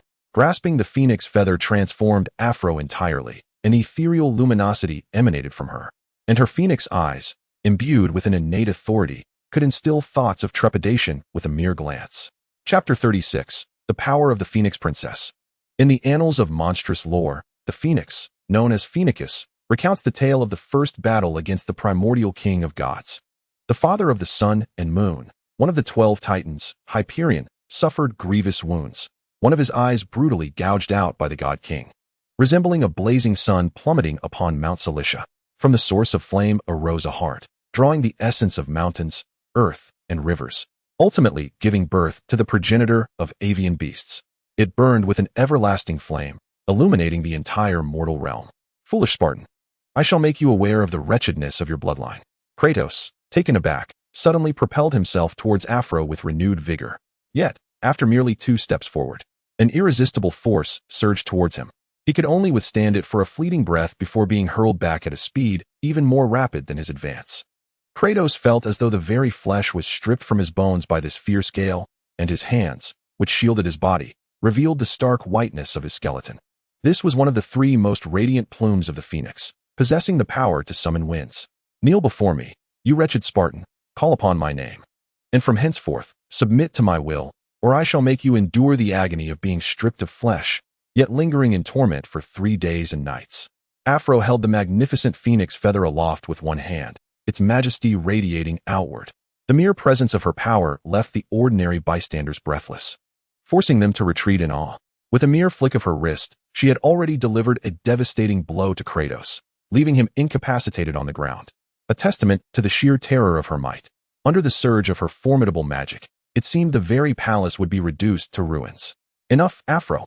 Just as a malicious grin spread across Afro's face, and the intensity of her magical aura escalated, a voice pierced the tension. Arthur Evans, appearing disheveled, rushed in from the side, trembling as he positioned himself protectively in front of Kratos, his expression filled with righteous anger directed at Princess Afro. Afro looked at Arthur Evans with astonishment. In her mind, her third brother had always been a capable wastrel since childhood. The fact that she had once lent him the Eye of Gorl and the Cloak of Invisibility was merely a whim. To Afro, who bore the title of Phoenix Princess, these magical artifacts, deemed extraordinarily precious by ordinary folk, were but trivial playthings. As she observed Arthur Evans standing before her, she felt a momentary hesitation. Even she was wary and reluctant to engage in conflict with her brother within the palace walls. Arthur Evans gazed at Afro with trepidation. He had been drawn to the commotion of the battle, merely a spectator amidst the crowd, until he stepped forward when Kratos was on the brink of defeat. Yet now, standing before the formidable Afro, he felt a lingering unease. Just then, a rugged voice shattered the tense silence, declaring, "That is enough, Princess Afro." Upon hearing this voice, Arthur Evans was initially taken aback, but soon a look of sheer joy illuminated his face as he eagerly approached the man who had appeared, exclaiming, "General Heinrich." Afro raised an elegant eyebrow, silently observing the man who had emerged, her phoenix feather having been tucked away at some point. This man, known as Heinrich, though clad in simple linen robes with hair as white as snow, could not conceal the aura of a seasoned military leader. Heinrich was a renowned general even in the Peloponnesian continent, commanding the entire army of the Mycenaean kingdom, second only to King Agamemnon in stature. Even the illustrious Prince Alubond, famed for his valor, dared not exhibit any insolence in the presence of this venerable figure. Heinrich first cast a sharp glance at Kratos, who knelt on the ground, and then turned to Princess Afro, stating, "Your Highness, the grand banquet cannot proceed without the kingdom's most radiant jewel. The crown prince and the second prince are already awaiting your presence in the hall." Afro, unwilling to provoke conflict with Heinrich, lifted her proud head and, after coldly regarding Kratos, turned to leave, abandoning even the body of her fallen servant. The surrounding nobles, witnessing the unfolding events, dispersed in haste, leaving only a few in the hall. Heinrich calmly regarded Arthur Evans with a fleeting glance before turning away without uttering a word. Only then did Arthur Evans exhale in relief. Yet upon seeing Kratos, whose body was marred with injuries, he felt a pang of inner turmoil. With Arthur's support, Kratos struggled to rise, only to be overtaken by a wave of dizziness, a debilitating weakness crashing over him like a tide. In an instant, he bit down on his tongue, the metallic taste of blood momentarily sharpening his senses. Kratos never anticipated that the seemingly delicate Princess Aphrodite would possess such formidable strength. He found himself unable to summon the power of hunger, suffering a devastating blow instead. Had it not been for Heinrich's timely arrival, he might have met his end there. Arthur Evans, while supporting his brother, lamented, "O goddess of vengeance, how could you provoke Aphrodite? She is a merciless harbinger of death. A little deference could have spared you a brutal beating. Why descend to such depths?" Kratos, gritting his teeth against the pain coursing through his body, responded with fierce determination. "Arthur Evans, my brother, I swear to you, there shall come a day when I strip this vile woman of her pride, along with her garments, and make her scream for 3 days and nights." Still reeling from his prior injuries, Kratos had hoped to lay low for a while. Yet he underestimated the resilience of his Spartan brother, oblivious to the existence of dual cultivation as a means of healing in this world. Arthur Evans stood outside the door, his face clouded with gloom, as enchanting sounds echoed from within. Time slipped away, and after several hours of exquisite moans and beastly roars, silence finally enveloped the room. When the door swung open, a heady, intoxicating aroma rushed out, revealing a muscular figure, bare from the waist up. The heat radiating from his blood-stirred body mingled with the scent of sweat, marred by unsightly scars, and his hands were wrapped in pungent cloth. "My brother, should you interrupt the foreplay, I have only just begun without a compelling reason. You shall learn the meaning of Spartan training." Arthur Evans gazed in disbelief at Kratos, who remained vibrant and vigorous after hours of exertion, uncertain whether he was astonished by the prolonged foreplay or the Spartan training itself. As Kratos twisted his neck, the sound of cracking bones jolted Arthur back to reality, prompting him to exclaim urgently, "By Aphrodite's witness, just as your foreplay commenced, the palace herald arrived at my residence. 7 days ago, the Elysian rift emerged in the Aegean canyon." Kratos frowned him. "What relevance does the emergence of the Elysian rift hold for us?" The Elysian rift symbolizes death and suffering, a gateway to the realms overseen by Hades, the god of the underworld. According to the records of the pantheon, after Zeus vanquished his father, the Titan Cronus, he divided dominion with his 2 brothers. As the king of the gods, Zeus presided over the celestial realm, ruling from the divine hall, basking in the prayers and faith of mortals. Poseidon, as the god of the sea, wielded his trident and rode upon the sea creature Hippocampus, commanding the oceanic depths. As the ruler of the underworld, Hades governs the dark realm of the afterlife with pain and sin.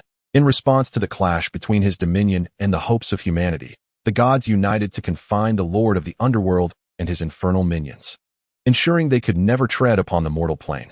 Fearful of Hades' formidable power, the deities refrained from entering his shadowy domain.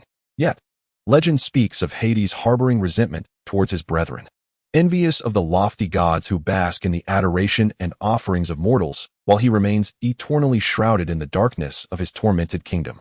At an unknown point in time, Hades acquired a new source of power, distinct from that of the gods who draw divinity from mortal belief. This strength stemmed from the despair, suffering, and fear of humanity. Consumed by his animosity towards the gods, Hades recognized his need for human terror and mortality to augment his own might. Thus, from the depths of his dark realm, he unleashed the denizens of the underworld, who yearned for the sanguine pleasures of the mortal world, relentlessly battering the crystalline barrier between realms.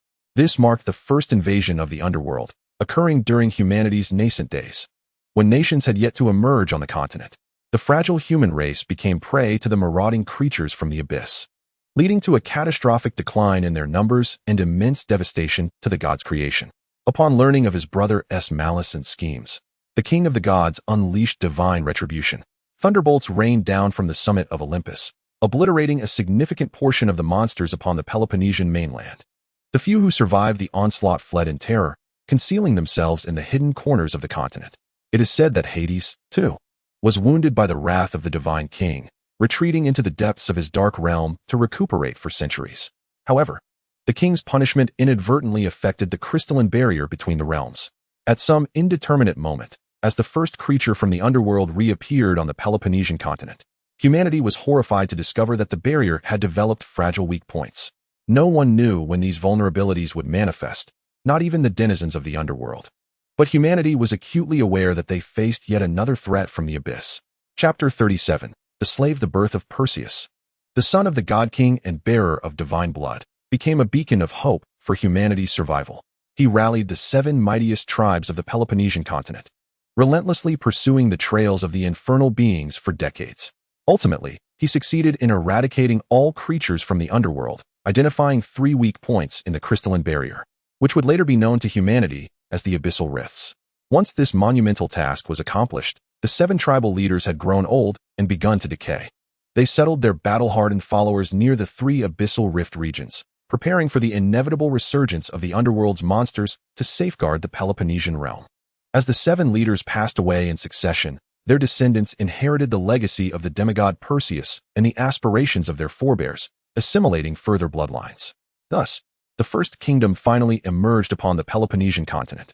Raised in the wilderness, Kratos was blissfully unaware of these intricacies. However, after listening to Arthur Evans' explanation, he felt no shock. It seemed as if everything was destined to unfold this way. The subsequent events naturally aligned with Kratos' prior predictions. Although the horrors of the underworld had gradually faded from the collective memory of the people over the millennia, each emergence of the abyssal rift still commanded the attention of the kingdom's elite, prompting the dispatch of their finest troops for its defense. An ominous premonition surged within Kratos as he speculatively inquired, "Are we to understand that our esteemed third prince is the chosen one to guard the abyssal rift?" Upon witnessing Arthur Evans's dejected nod of affirmation, Kratos could not suppress his astonishment. Furrowing his brow, his thoughts raced, and he abruptly queried, "When was the decision-making meeting held?" Arthur Evans, momentarily taken aback, instinctively replied, "Just 5 days ago at the banquet." Coincidentally, 5 days prior marked the very banquet where Kratos had clashed with Princess Aphrodite. An unexpected conflict that had led them to miss such a pivotal decision-making assembly. Kratos immediately sensed the undercurrents of conspiracy. The proud Phoenix princess, Aphrodite, was not accustomed to attending gatherings of the nobility, which elucidated why Arthur Evans had dared to take Kratos to the palace after misplacing something belonging to her. Yet, Arthur Evans had not foreseen that he would inadvertently encounter Aphrodite, igniting the subsequent conflict. Upon hearing Kratos' analysis, Arthur Evans quickly became convinced that he had been ensnared in a covert scheme. Just as anxiety gripped him, Kratos contemplatively mused, then nonchalantly remarked, "There is no need for concern. I had anticipated such a situation. I simply did not expect it to be this particular task. With just a few of us, it will be quite challenging to locate an unseen abyssal rift in the vast Aegean gorge." Arthur Evans inquired, "What should we do then?" Kratos promptly responded, "We must recruit more forces." The recent appearance of the abyssal rift in Mycenae indeed caused a considerable stir. However, what left all the noble ministers astounded was the revelation that the Mycenaean kingdom had dispatched Prince Arthur Evans and his retinue to personally hunt down all invading creatures from the underworld and to guard the Aegean gorge until the rift's disappearance. It would not have been surprising for the mighty Prince Aluban, capable of sweeping away armies, or the astute Prince Drummond, whose intellect sparkled like the stars, to be chosen for such a significant undertaking. In contrast, the third prince, Arthur Evans, though renowned throughout the entire Peloponnesian Peninsula, was widely regarded as a spoiled nobleman compared to his 2 brothers, with his few loyal guards having recently perished during a hunt for monsters in Phoenicia. Yet, this seemingly ludicrous proposition faced no opposition and was smoothly approved, while the eldest and second princes curiously opted for silence, as if by mutual agreement. As the world held its breath in anticipation of how the renowned third prince would tackle the seemingly insurmountable task, Kratos strolled through the streets of Tellien City with Pandora and Ozus. During their month-long stay in Tellien, Kratos had kept Pandora concealed within the estate of Arthur Evans to avoid unnecessary complications. Now, with a semblance of stability restored, Kratos wished to no longer treat Pandora as a mere plaything devoid of freedom. Seizing the opportunity while the curse was manageable, he aimed to allow her greater interaction with mortals, hoping for unexpected outcomes. Meanwhile, Prince Arthur Evans was forcibly confined within his estate, burdened with sandbags. Bound in a precarious stance, euphemistically referred to as standing post, Kratos led Pandora and Ozus to the bustling marketplace at the heart of Tellien City. The architecture of Tellien primarily consisted of stone and earth, yet even the modest dwellings of commoners appeared remarkably sturdy and orderly. Despite having endured for a millennium, the continent's oldest kingdom still radiated a vibrant prosperity. Upon entering the marketplace streets, the atmosphere inevitably grew chaotic, with vendors on either side displaying an array of wares crafted from wood and coarse cloth. The stalls were adorned with earthenware, fresh produce, meats, stone, and wooden tools, and finely crafted artifacts, creating a veritable cornucopia of goods. Kratos' destination was the slave market, an institution sanctioned across all nations in this savage and ancient world. Holding Pandora protectively behind him, Kratos navigated through the throng with ease, his formidable presence parting the crowd as they instinctively yielded to his might.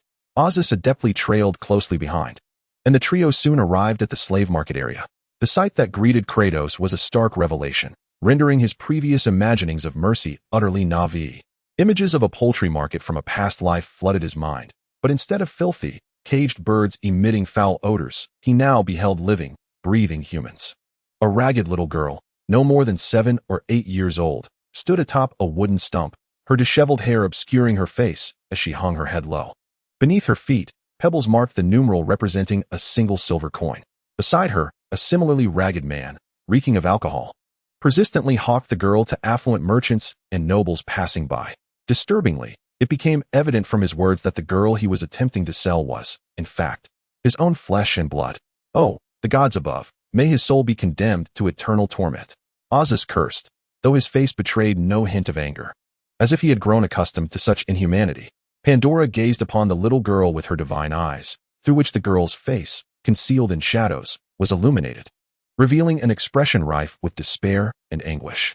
After witnessing the girl's countenance, a fleeting glimmer of something unusual flickered in Pandora's eyes, only to vanish in an instant, as if it had never existed. Kratos coldly observed the vibrant humanity being bound and sold like cattle, while affluent merchants and nobles, akin to deities on a procession, disdainfully selected their desired slaves with jeering laughter. Kratos understood deeply that this was the natural order of the world.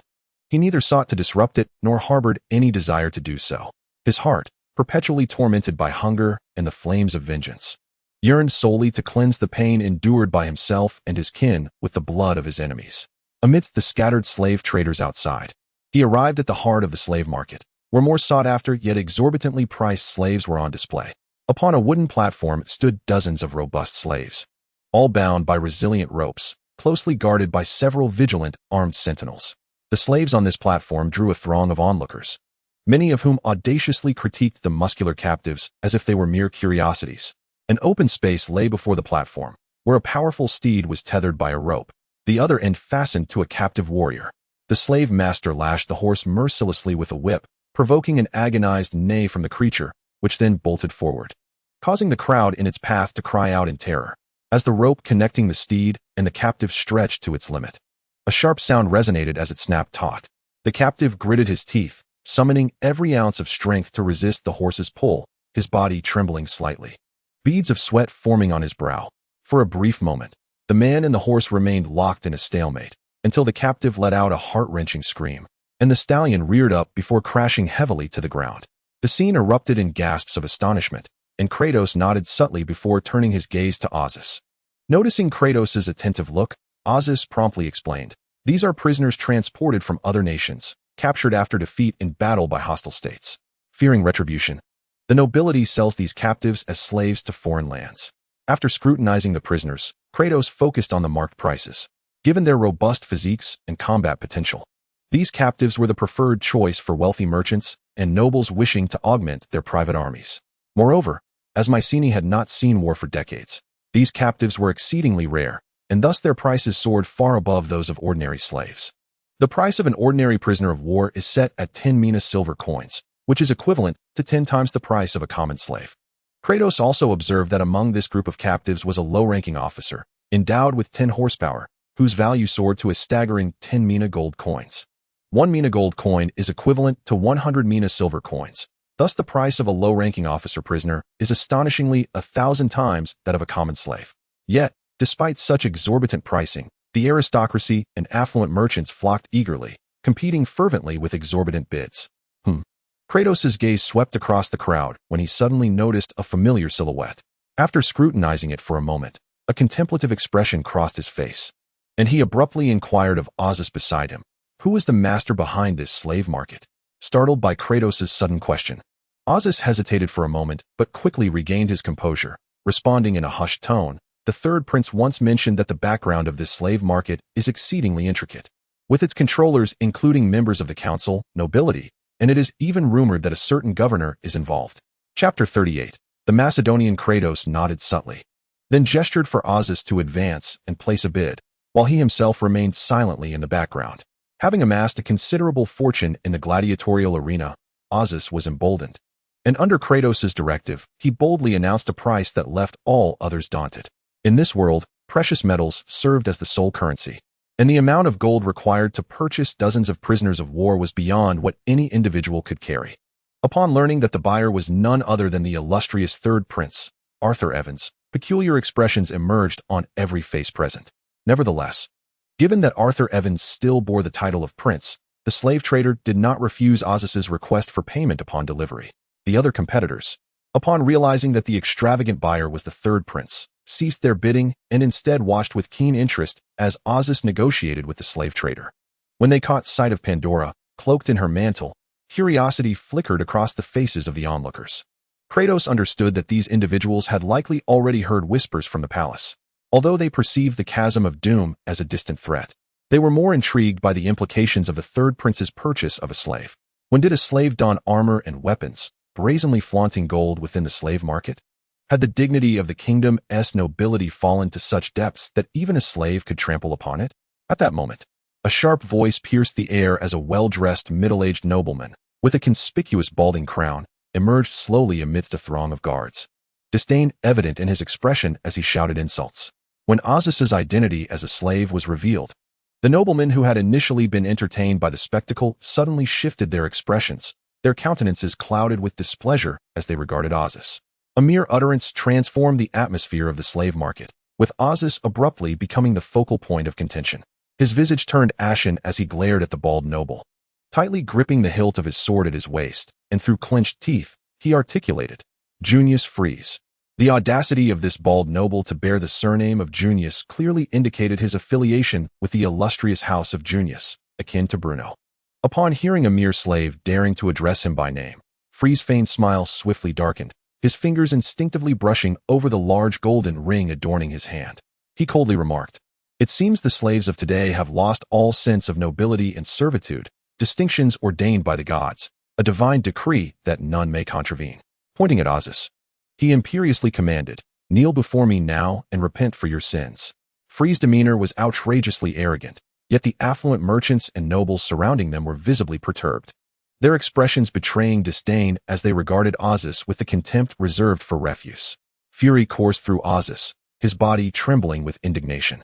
The Junius family represented the very embodiment of his ancestral enmity, and were it not for his reservations, he would have succumbed to the impulse to retaliate.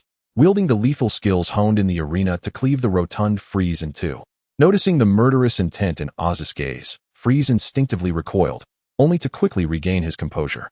His face contorted with rage as he spat, "Base slave. It seems the mercy of His Highness the Third Prince has allowed the filth of your soul to seep forth unabashedly. Today, I shall demonstrate just how vile your wretched form truly is." With a sudden crack, Freeze's noble whip lashed against the ground, and from behind him emerged a slave. Bare-chested and covered in a profusion of hair, his formidable physique resembling that of a towering bear. "Lowly Macedonian, teach this arrogant slave a lesson with your brutish strength." The skin of this slave was peculiarly pallid, as if he had never basked in the sun, marred with unsightly scars that rendered him a grotesque spectacle. The Macedonians, hailing from the northernmost reaches of the Peloponnesian continent and regarded as savages by the civilized nations, were steeped in legend. It was said that during the first invasion of the underworld, most of the dispersed monsters were vanquished by the demigod Borseus and humanity, with the remnants fleeing to the frigid northern territories, where the Macedonians, known as berserkers of monstrous lineage, emerged.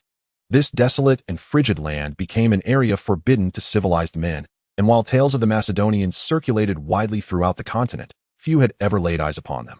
It was indeed astonishing that the Junius family could possess a Macedonian as a slave. The Macedonian lowered his head, emitting a beastly growl from his throat. his bare muscles exaggeratedly bulging as if inflated, and his bronzed skin stretched taut, gleaming with a metallic sheen.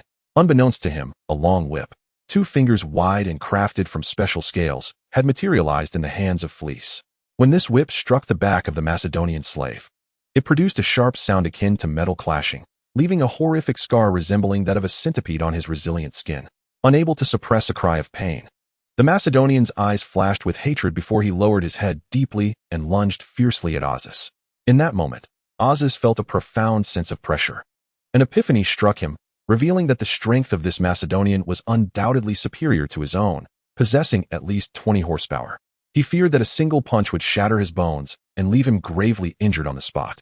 The commotion that erupted in the slave market did not incite significant chaos.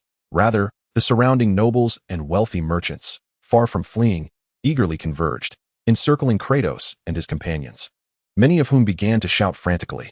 Ozus stumbled backward, instinctively positioning his still-sheathed bronze sword before him. The moment the Macedonian's fist, nearly the size of a human head, connected with the sword sheath, Ozus was immediately propelled backward at an angle. Although he had dissipated much of the force using the techniques taught by Kratos at the moment of contact, and abruptly tensed his muscles to maximize his defensive capabilities, he still felt as if he had been crushed under the weight of a mountain bear when his back struck the ground. Every muscle and bone groaned under the strain. Ozus silently acknowledged the close call. Had it not been for the rigorous training he had undergone with Kratos, that punch could have resulted in a fatality or severe injury, making it impossible for him to stand as he did now. Upon the arrival of the Macedonian, Kratos immediately discerned the vast disparity in strength between him and Ozus. His passive observation served merely to assess the results of the training over the past few days. Seeing Ozus manage to withstand an attack exceeding his own strength by 2-fold, he nodded in quiet approval. After quietly instructing Pandora to wait for him, Kratos strode purposefully toward the Macedonian slave, whose fierce demeanor was palpable. Whose pet has escaped its leash? Ozus, were you drained by some woman last night? A beast has turned you inside out. Ozus wisely chose silence, rising from the ground and retreating obediently to Pandora's side. He understood that beneath the barbaric exterior of this Spartan lay a mind more cunning and treacherous than that of Prince Arthur Evans. Hearing himself mocked as a beast only intensified the fury in the Macedonian's eyes, and he let out a roar that resonated like thunder, causing those nearby to sway involuntarily from the reverberation. The Spartan army stands as the most formidable force on the Peloponnesian Peninsula, with every Spartan raised under the harsh regime of military discipline. Even the women possess strength comparable to soldiers from other nations who have undergone rigorous training. In the eyes of the Mycenaeans, both Spartans and Macedonians are perceived as barbaric and primitive, yet their undeniable power cannot be dismissed. Upon recognizing the Spartan adorned with peculiar tattoos as the recently famed brother-in-arms of Prince Arthur Evans, a sinister smirk crept across Frey's face. He silently urged his most formidable enforcer to launch an immediate attack, wielding his whip with a flick. As the Macedonian slave bore yet another ghastly scar, he let out a furious roar and charged at Kratos, his arms outstretched like those of a great bear, seemingly intent on crushing his adversary into pulp. Having endured harsh conditions in frigid terrains, Macedonians are adept at battling fierce beasts, relying on their overwhelming strength to mercilessly obliterate their prey. Due to previous injuries, Kratos' hands were still wrapped in thick cloth, yet he remained steadfast, coldly regarding the oncoming Macedonian. As the beast lunged, his leg muscles tensed, sending dust flying from the ground beneath his supportive left foot, as if trembling under immense power. With a thunderous crack, the Macedonian slave, possessing a strength of 20 horsepower, was unexpectedly sent flying by a single kick. His robust body struck the ground with such force that it caused a violent tremor, prompting onlookers to instinctively retreat, fearful of being caught in the collateral damage of this terrifying humanoid beast. The Macedonian slave, gasping for breath, felt as if he had been struck by the most ferocious creature of the Tophan Plains, his once metallic physique now as fragile as parchment. The force of the blow penetrated to his very marrow, causing him to nearly scream in agony. Just as he attempted to rise, an overwhelming force bore down upon his chest, forcing him back to the ground, the sound of cracking ribs echoing in his ears. Chapter 39. Extravagance. Amidst the astonished gazes of the crowd, Kratos stood with one foot planted firmly on the Macedonian slave's chest, rendering him as helpless as if crushed beneath Mount Olympus itself. Despite his futile struggles, he found himself immobilized. Every time he attempted to strike at the foot pressing down on him, Kratos would swiftly lift his leg only to bring it crashing down once more. The sound of his heavy-soled sandal striking the pallid flesh sent shivers down the spine. After 3 relentless stomps, even the beast-like strength of the Macedonian slave was finally exhausted. Collapsing to the ground, he struggled to breathe under the weight on his chest, his previously pale face now marred by an unnatural purplish hue. With a deft motion, Kratos pressed his toes against the slave's body, then sent him flying towards Fry, who stood in shock as Kratos slowly approached him. Upon witnessing Kratos' actions, Phrase was taken aback, responding nervously, "What do you barbaric Spartan, intend to do?" At that moment, Kratos' name resonated among the high-ranking nobles of Telian City, a name that was all too familiar. His feats, such as slaying the Cretan bull with a single punch, engaging in hand-to-hand combat with the two-headed dog, and subsequently decapitating it, each accomplishment capable of inciting terror within Phrase, were enough to make him fear that this audacious brute might tear him apart right before everyone's eyes. Kratos approached Phrase, fixating his gaze upon him until Phrase trembled in sheer terror, nearly collapsing to the ground. Only then did Kratos shift his attention to Phrase's sparsely haired head, which, despite efforts at grooming, could not conceal its baldness. By the gods, I have witnessed the Mediterranean atop a human's head, an existence even the deities would envy. He exclaimed, "I would wager a talon silver coin that not even the entirety of the Peloponnesian Peninsula could produce another bald head like yours." The last 2 words were articulated with an emphasized tone, leaving those around him in a state of stunned silence, while Phrase quaked uncontrollably, his face transitioning from red to a deep purple. Kratos, with an air of fascination, scrutinized Phrase's critical areas, even poking at them with his fingers, producing a series of hissing sounds. Strangely, throughout this ordeal, Phrase remained motionless, his body quivering slightly as if paralyzed by fear. Without a command from his master, Phrase's attendants dared not act, forced to watch as the Spartan, adorned with bizarre tattoos across half his face, brazenly examined the very crown of Phrase's head, a place deemed forbidden by his master, before swaggering away with his companions. Before long, the name representing the Mediterranean, the cradle of great civilizations, quietly acquired another layer of meaning, spreading rapidly. Alongside it, tales of Phrase from the Junius family circulated, stories of a man possessing the Mediterranean, so remarkable that even the gods would envy him. After purchasing dozens of war captives, Kratos did not depart immediately. Instead, he returned to the slave market to acquire an even larger number of ordinary slaves, specifically children aged between 7 and 12. "My lord Kratos, if you are acquiring so many slaves for assistance, you might consider young females," suggested Ozus, witnessing his sworn brother's extravagant purchasing spree. Yet, as the words left his lips, he appeared to recall something, instinctively glancing at Pandora, whose visage was concealed beneath her cloak, and quickly added, "Of course, this is due to your martial prowess, which none of these captives could possibly rival. If it is for protection, it would be wiser to select more obedient and compliant slaves." Regarding Ozus's fanciful musings, Kratos remained indifferent. After briefly addressing the matters of slave transfer, he drew Ozus closer and whispered a few words. Ozus momentarily paused, yet he raised no objections and promptly turned to carry out Kratos' orders. Upon witnessing the influx of numerous slaves brought to the residence, Arthur Evans tentatively inquired, "Kratos, after purchasing these slaves, we should still have a surplus of gold, correct?" Without hesitation, Kratos affirmed, "Yes, approximately half remains." Arthur Evans let out a sigh of relief.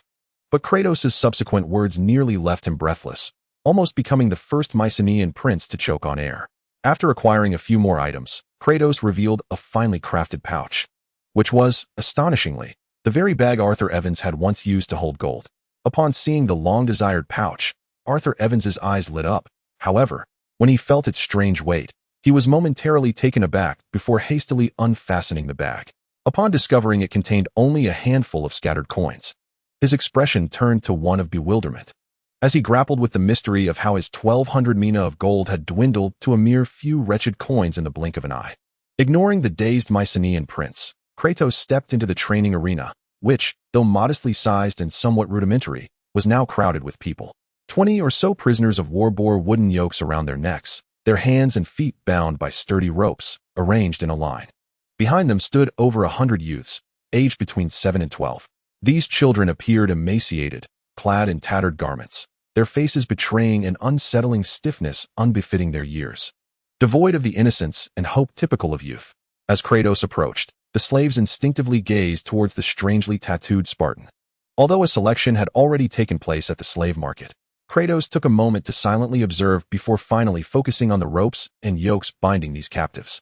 Seizing the still-dazed Arthur Evans, Kratos brought him before the slaves and proclaimed loudly, "Do you know who he is?" Not only did the slaves look on with confusion, but even Arthur Evans regarded Kratos with a puzzled expression. Yet, Kratos did not wait for a response. He spoke with an unwavering, resonant conviction. "He is Arthur Evans, the future ruler of Mycenae, your king to whom you shall pledge lifelong loyalty." At this declaration, astonishment washed over the faces of all the slaves, including the prisoners of war. Perhaps they had not heard of Arthur Evans, but they recognized Mycenae as the mightiest nation on the continent. And to find that this seemingly unremarkable man was destined to be its king was indeed a revelation. As all the slaves remained either contemplative or unmoved, gazing at Arthur Evans, Kratos approached the current captive with a commanding presence. He looked down and inquired, "Tell me, what is your desire?" The captive appeared momentarily bewildered, staring blankly until the strange dark energy flickering in Kratos' eyes jolted him back to reality. After a brief hesitation, determination overtook his expression and he replied with a roar, "I wish to return to my family." Kratos offered no response and proceeded to the next individual, posing the same question. Not only the captives, but also the young boys were subjected to his inquiries. When the last boy nervously expressed his desire for a full meal, Kratos finally ceased his peculiar questioning and stood before all the slaves once more. "I command you to answer me loudly," Kratos proclaimed. "Can a common citizen fulfill your wishes?" In the Peloponnesian Peninsula, the ownership of slaves was recognized by the laws of all nations, granting masters the arbitrary power to deprive slaves of life and property, rendering their words as sacred and inviolable as a king's decree. Although the meaning of Kratos' words eluded them, the slaves responded in a discordant chorus, "No." Kratos then queried, "Can an ordinary noble fulfill your wishes?" This time, the slaves hesitated. Most of the boys were uncertain in their affirmative responses, while the captives uniformly replied in the negative. Kratos observed the slaves in silence for a moment before continuing, "Can the third prince of Mycenae, Arthur Evans, your current master, fulfill your wishes?" The young slaves were the first to respond affirmatively, though a few hesitated, casting glances at the captives in the front row, seemingly awaiting their responses. Kratos silently noted these hesitant youths before shifting his gaze to the captives. This time, their answers diverged. The majority responded affirmatively, with only a scant few dissenting. Finally, Kratos spoke in a calm tone, yet almost syllable by syllable. "If it were the king of Mycenae, could he fulfill the wishes of you all?" This time, nearly all the slaves answered in unison with a resounding affirmative, their responses markedly synchronized after the preceding exchanges. Kratos slowly closed his eyes, and after a moment, abruptly opened them. In that instant, every slave felt a chilling tremor run through their bodies, while the battle-hardened captives trembled, struggling to maintain their footing. The sudden transformation of Kratos instilled terror in all the slaves. They perceived not a mere man before them, but a fearsome beast bearing its vicious fangs, leaving them utterly devoid of any means for resistance. In the terrified eyes of the slaves, they beheld the imposing apparition of a beast rising slowly behind the Spartan. Initially distorted and unclear, ultimately manifesting into the despair-inducing form of the Nephian lion. Chapter 40. Taming under the almost tangible shadow of the beast. The tattoos on Kratos' body seemed to come alive, and those standing nearby could vaguely hear the anguished wails of the deceased. In an instant, as they regained their senses, they found themselves drenched in sweat, akin to the frailty following a grave illness. It was uncertain how long had passed when Kratos' voice finally emerged, deep and hoarse, tinged with a tremor that suggested he was suppressing some profound pain. "Offer your loyalty and faith, and I shall bestow upon you the strength to protect your kin, the power to survive, the will to attain freedom, and the assurance of perpetual sustenance. From this moment forth, Arthur Evans shall be your eternal master. Sovereignty is glory, and you shall proudly ascend the steps of Mycenae under the reign of Arthur Evans." Upon concluding his declaration, Kratos clenched his fist tightly, his muscles quivering violently in that fleeting moment, and struck the ground with a tremendous force. With a resounding crash, the earth trembled, causing all present to stagger. To their incredulous astonishment, the arena's floor erupted, creating a vast chasm as the once solid bricks crumbled into azure dust, mingling with the earth and swirling into the air. As the most formidable special forces operative, once known as the King of Hell, Kratos was well versed in the art of domination, understanding that the carrot and stick approach was invariably effective. Observing the glimmer of awe and submission in the slave's eyes, he realized he had successfully secured their temporary obedience. However, to earn their everlasting loyalty, he knew he must further demonstrate his strength. In Kratos' worldview, there was no such thing as eternal loyalty, nor betrayal without cause. As long as he remained powerful, standing at the pinnacle of strength, no one would hesitate to devote everything to him willingly. Subsequently, Kratos began to categorize the slaves. All the war captives were freed from their wooden shackles, coming under his direct command as the guards of the third prince. Meanwhile, the youthful slaves, numbering over 100, were left without immediate arrangements, yet were provided with clean garments and ample sustenance. Once these matters were settled, Kratos assigned Azus to lead away all the slaves, but curiously, he chose to retain one particularly disheveled and seemingly frail captive. Kratos deliberately paced around the slave, silent and observant, while the latter kept his head bowed, obscured by unkempt hair, though his body quivered noticeably. As if unable to bear Kratos' gaze, the trembling captive stammered, "Master, do you have any commands?" Kratos ceased his mockery and spoke directly. "Mr. Thief, or should I address you as the illustrious escapist, Kohler, when did you take up the profession of slavery?" The captive trembled violently, then immediately lifted his gaze to Kratos, his disheveled hair concealing a face etched with disbelief. "Who are you?" Kratos narrowed his eyes slightly and replied in a calm tone, "Perhaps my fists will evoke your memories more effectively than my appearance, escapist Kohler. You are that Spartan." At this moment, Kratos had undergone a dramatic transformation. Dark red, bizarre tattoos adorned half of his body, while his once unkempt black hair had been shorn to reveal a gleaming bald head. Yet, with Kratos' reminder, Kohler swiftly recalled that this formidable barbarian was indeed the very Spartan who had once unraveled his thieving endeavors and forcefully deprived him of his ill-gotten gains. The grievances of the past surged within Kohler at that instant, and as he silently scoffed, intending to teach this ungrateful Spartan a lesson, Kratos' subsequent words left him utterly astonished, his eyes widening in disbelief. "I regret to inform you, Mr. Thief, that I appear to have once again disrupted your plans. You intended to disguise yourself as a slave to gain entry into the estates of the nobility or affluent merchants, and then conduct your thievery with impunity, did you not?" Regardless of Kohler's astonishment, Kratos continued, "If I am not mistaken, just moments ago, you were contemplating how to take revenge on me. However, I regret to inform you that our third prince is notoriously impoverished. All his wealth has just been expended on you." Kohler's look of surprise lingered, not certain whether he was more astonished that his thoughts had been laid bare or by the evident contradiction of Kratos' demeanor, which defied the stereotype of Spartans as mere muscle-bound brutes. Having established his dominance, Kratos tempered his teasing tone and suddenly spoke earnestly. "I recognized your identity at the slave market, but fret not. I have no interest in capturing thieves. Spartan, disclose your purpose. Your audacious threats are of no consequence. No prison has yet been constructed that can halt the great escapist Kohler." Kratos remained silent, tossing a pouch prepared in advance by Azus before Kohler. The modest sack struck the ground with a heavy thud. "This is the most intricate stone lock in the city of Aegean. If you can open it within 10 breaths, I shall allow you to depart with an equal weight of gold." A glimmer of intrigue flickered in Kohler's eyes. Cautiously, he opened the cloth pouch and, upon confirming it contained merely a stone lock, he cautiously inquired, "What if I cannot open it? If you fail to unlock it, you shall crawl out of here. Our third prince has no need for useless refuse." The infamous escape artist, Kohler, who could traverse the royal palace with ease, found himself labeled as a mere wastrel, leaving him momentarily breathless with indignation. "Very well, Spartan, I hope your promises possess the same strength as your physique." With that, Kohler ceased further discourse, deftly retrieving a uniquely shaped slender copper cylinder from an undisclosed location. He then grasped the stone lock, attempting to unlock it using his renowned skill. Beads of perspiration began to form on Kohler's brow, and as they coalesced into droplets, a faint click resonated. The once closed stone lock suddenly yielded, and a look of satisfaction spread across Kohler's face. However, a chilling voice unexpectedly pierced the air beside him. 14 breaths time.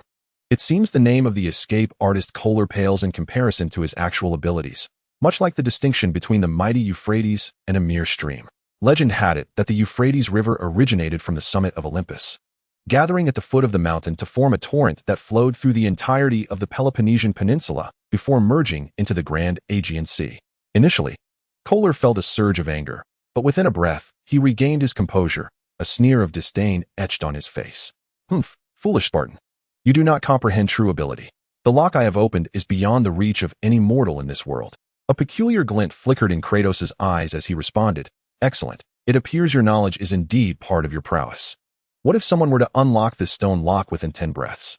Without hesitation, Kohler declared, "I swear by my soul to serve him as a lifelong disciple."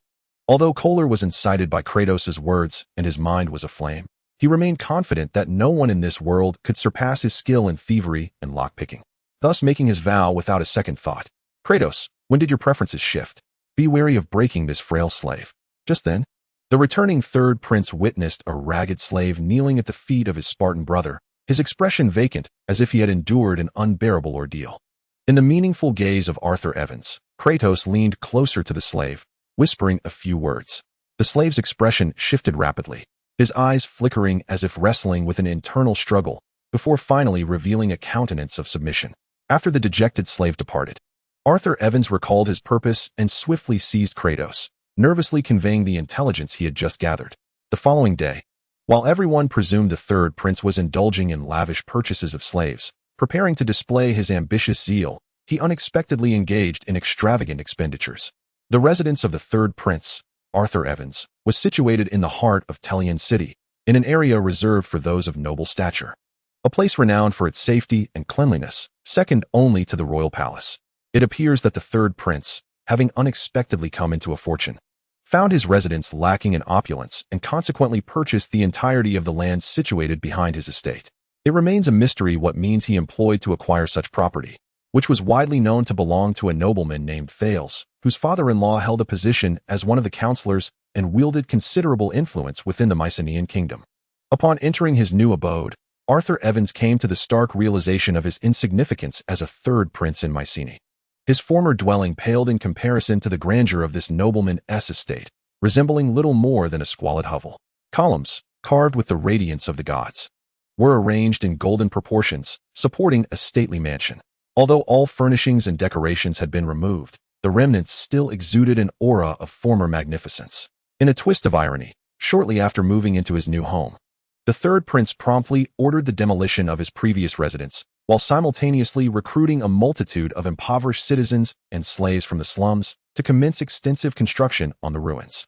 Chapter 41. The journey begins among the 12 Olympian deities is Phobos Apollo, the god of light, the sun, and prophecy, renowned for his striking beauty and harmonious demeanor, making him the most handsome of the male gods. Apollo's most remarkable gift is his prophetic ability. He once foretold that the box of Pandora would be opened by a Spartan, bringing ruin to the gods. The laurel tree is his sacred plant, and his favored companions are dolphins and ravens. In this world of slavery, an immense enclosed space was constructed using bricks and stones in a mere 7 days. Following the lavish expenditure of gold, numerous oddly shaped stone and wooden artifacts were then transported into this newly erected enclosure. Remarkably, on the very next day after the completion of the structure, the third prince and his Spartan brethren departed from the city of Aegean, accompanied by 23 guards composed of war captives, with an obvious destination, the Aegean canyon where the abyss had appeared. Meanwhile, Ozus, the third prince's most trusted guard, was left behind in Aegean. After Kratos and the third prince's departure, he, along with over 100 young slave boys, found themselves confined within the newly constructed building, with no one stepping outside except for periodic procurement of food. Almost concurrently with Kratos and the others' departure, news spread rapidly to those who were keenly observant. On the plains of Mesodas, 500 well-trained warriors formed a battalion, armed and ready. The gleaming weapons and orderly formation exuded a chilling aura of menace, capable of slaying even a two-headed beast under such formidable assault. Yet, standing in stark contrast to this battalion was a lone human, mounted atop an exceptionally tall steed. Wielding a massive spear with a bronze handle, the sound of his scale armor clashing in the strong winds creating a dull resonance across the plain. Suddenly, the heavy drumbeats resounded, each thump reverberating like a hammer upon the heart, echoing with a profound, thudding sound. The sound of the military drum quickened the heartbeats of all soldiers, causing their blood to surge with an exhilarating impulse of untamed power. The front line of soldiers, wielding immense round shields, stepped forward in unison, while the long spears of the rear rank stood erect, piercing through the gaps in the formation, presenting a fearsome array of barbed points akin to a wall of bronze and iron. Although comprising 500 men, their movement resembled a singular entity. The complete battalion advanced steadily towards the knight, brandishing a colossal spear, the heavy footfalls resonating with the martial cadence of the drums. Exuding an aura of lethal intent that could strike terror into the hearts of ordinary souls, leaving them paralyzed with fear. Aegean stood tall and resolute, his steed unyielding beneath him.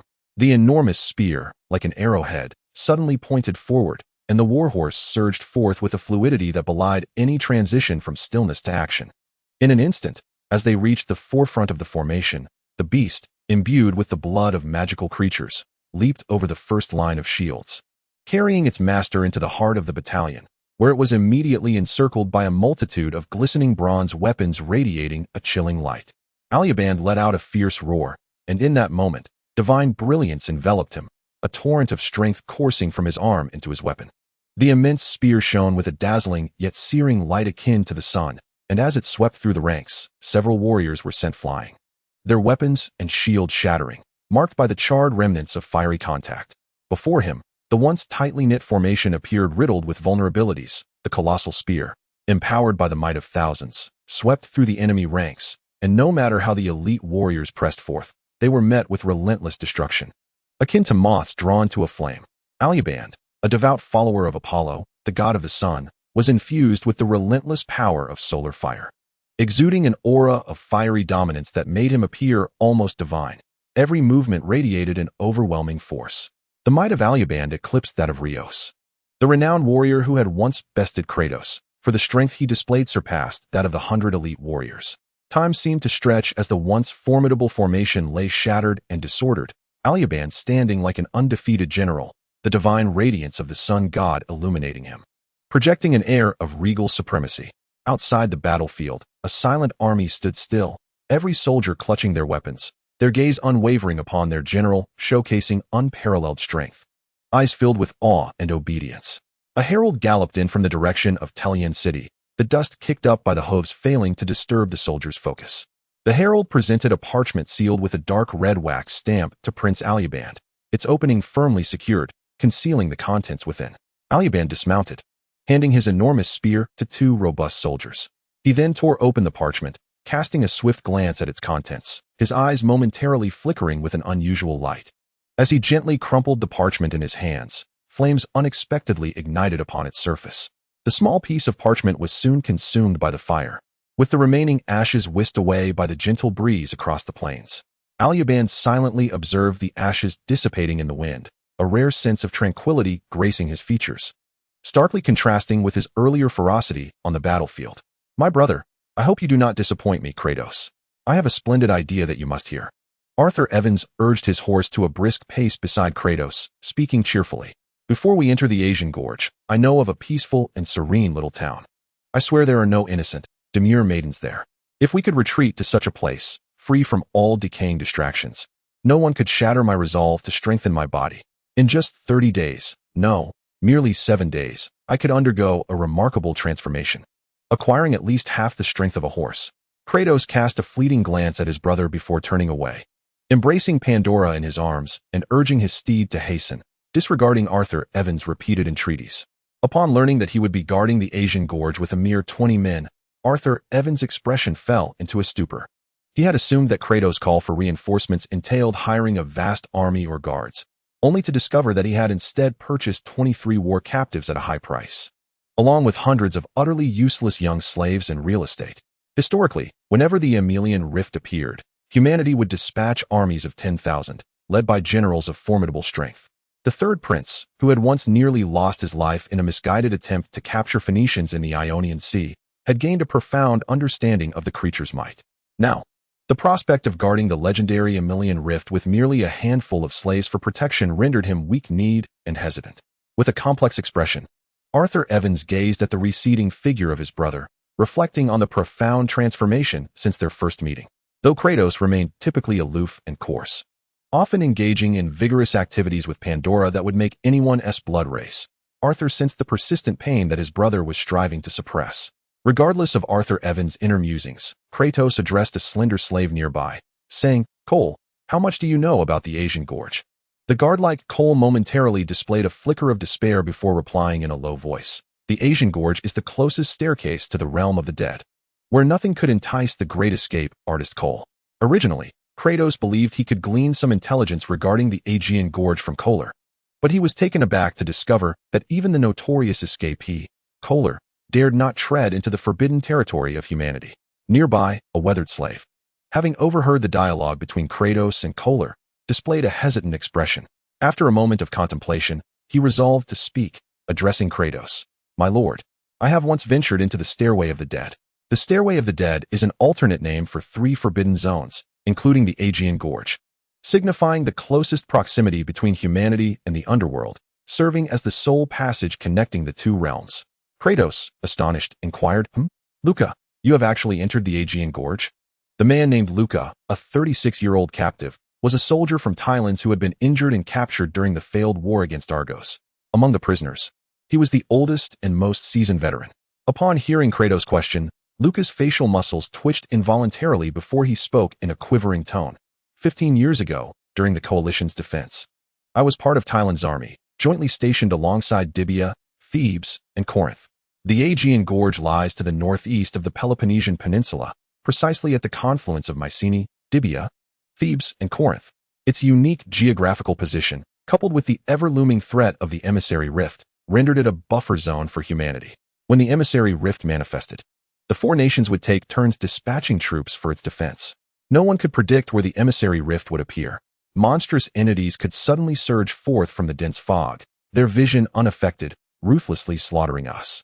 The long-buried memories of terror resurfaced, and Luca stifled his fear, his voice trembling as he recounted. The coalition comprised 10,000 men, yet only about 1,000 emerged alive. Even the general of Dibia perished within. Chapter 42. The Stairway to the Underworld. To express gratitude to the readers for their unyielding support, Luca's participation in the defense against the Emissary Rift was a revelation even Kratos had not anticipated. Kratos then inquired, what threats exist within the Aegean Gorge? Initially, there is a gray mist that obscures vision but poses no harm to the body. However, once the Emissary Rift emerges, the mist transforms into a blood-red hue. I once witnessed a Dibia officer, a formidable warrior capable of defeating 100 foes, succumb to the corrosive red mist, his body rotting away before my eyes. As he recalled the harrowing scene, fear washed over Luca, causing him to tremble slightly. Kratos understood that his role was to bolster the morale of these captive soldiers. Thus, in a somber tone, he declared, "Very well, since this is the case, I shall no longer conceal the truth.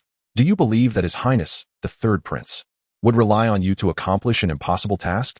You may not yet realize that His Highness has long made ample preparations. Even the mightiest of foes would be nothing more than crushed insects, easily dispatched. Yet, should you desire the protection of the Third Prince, you must divulge all that you know. Otherwise, even if the Third Prince and I manage to escape unscathed, it would be exceedingly difficult to ensure the safety of all your lives." Kratos' words effectively shifted the focus of the captive slaves from their trepidation. Upon recalling the esteemed status of the Third Prince of Mycenae, they immediately placed their trust in Kratos' assertions. Luca, suppressing his inner fear, recounted in detail all the intelligence he possessed regarding the Aegean Gorge. The reanimated dead were scattered throughout the Aegean Gorge, some buried deep beneath the earth while others lay exposed upon the desolate terrain. However, these were merely the weakest of foes. Lurking within the dense mists were exceedingly terrifying monstrosities, whose roars could shatter the hearts of men. A deluge of blood splattered forth, casting a hazy crimson hue before their eyes. The vastness and openness of the Mesopotamian plain facilitated a remarkably smooth journey for Kratos and his companions. After 15 days of travel, the stark boundary between the Aegean Gorge and the Mesopotamian plain began to materialize faintly within their sight. There was no need for guidance. The distant area shrouded in eerie gray smoke was none other than the Aegean Gorge, home to the ominous Emissary Rift.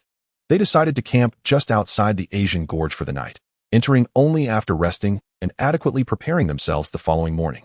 Kratos scrutinized the fog-laden scene for a considerable time before dismounting with Pandora in his arms, leaning down to whisper earnestly, "Once we enter the gorge, stay close to Arthur Evans.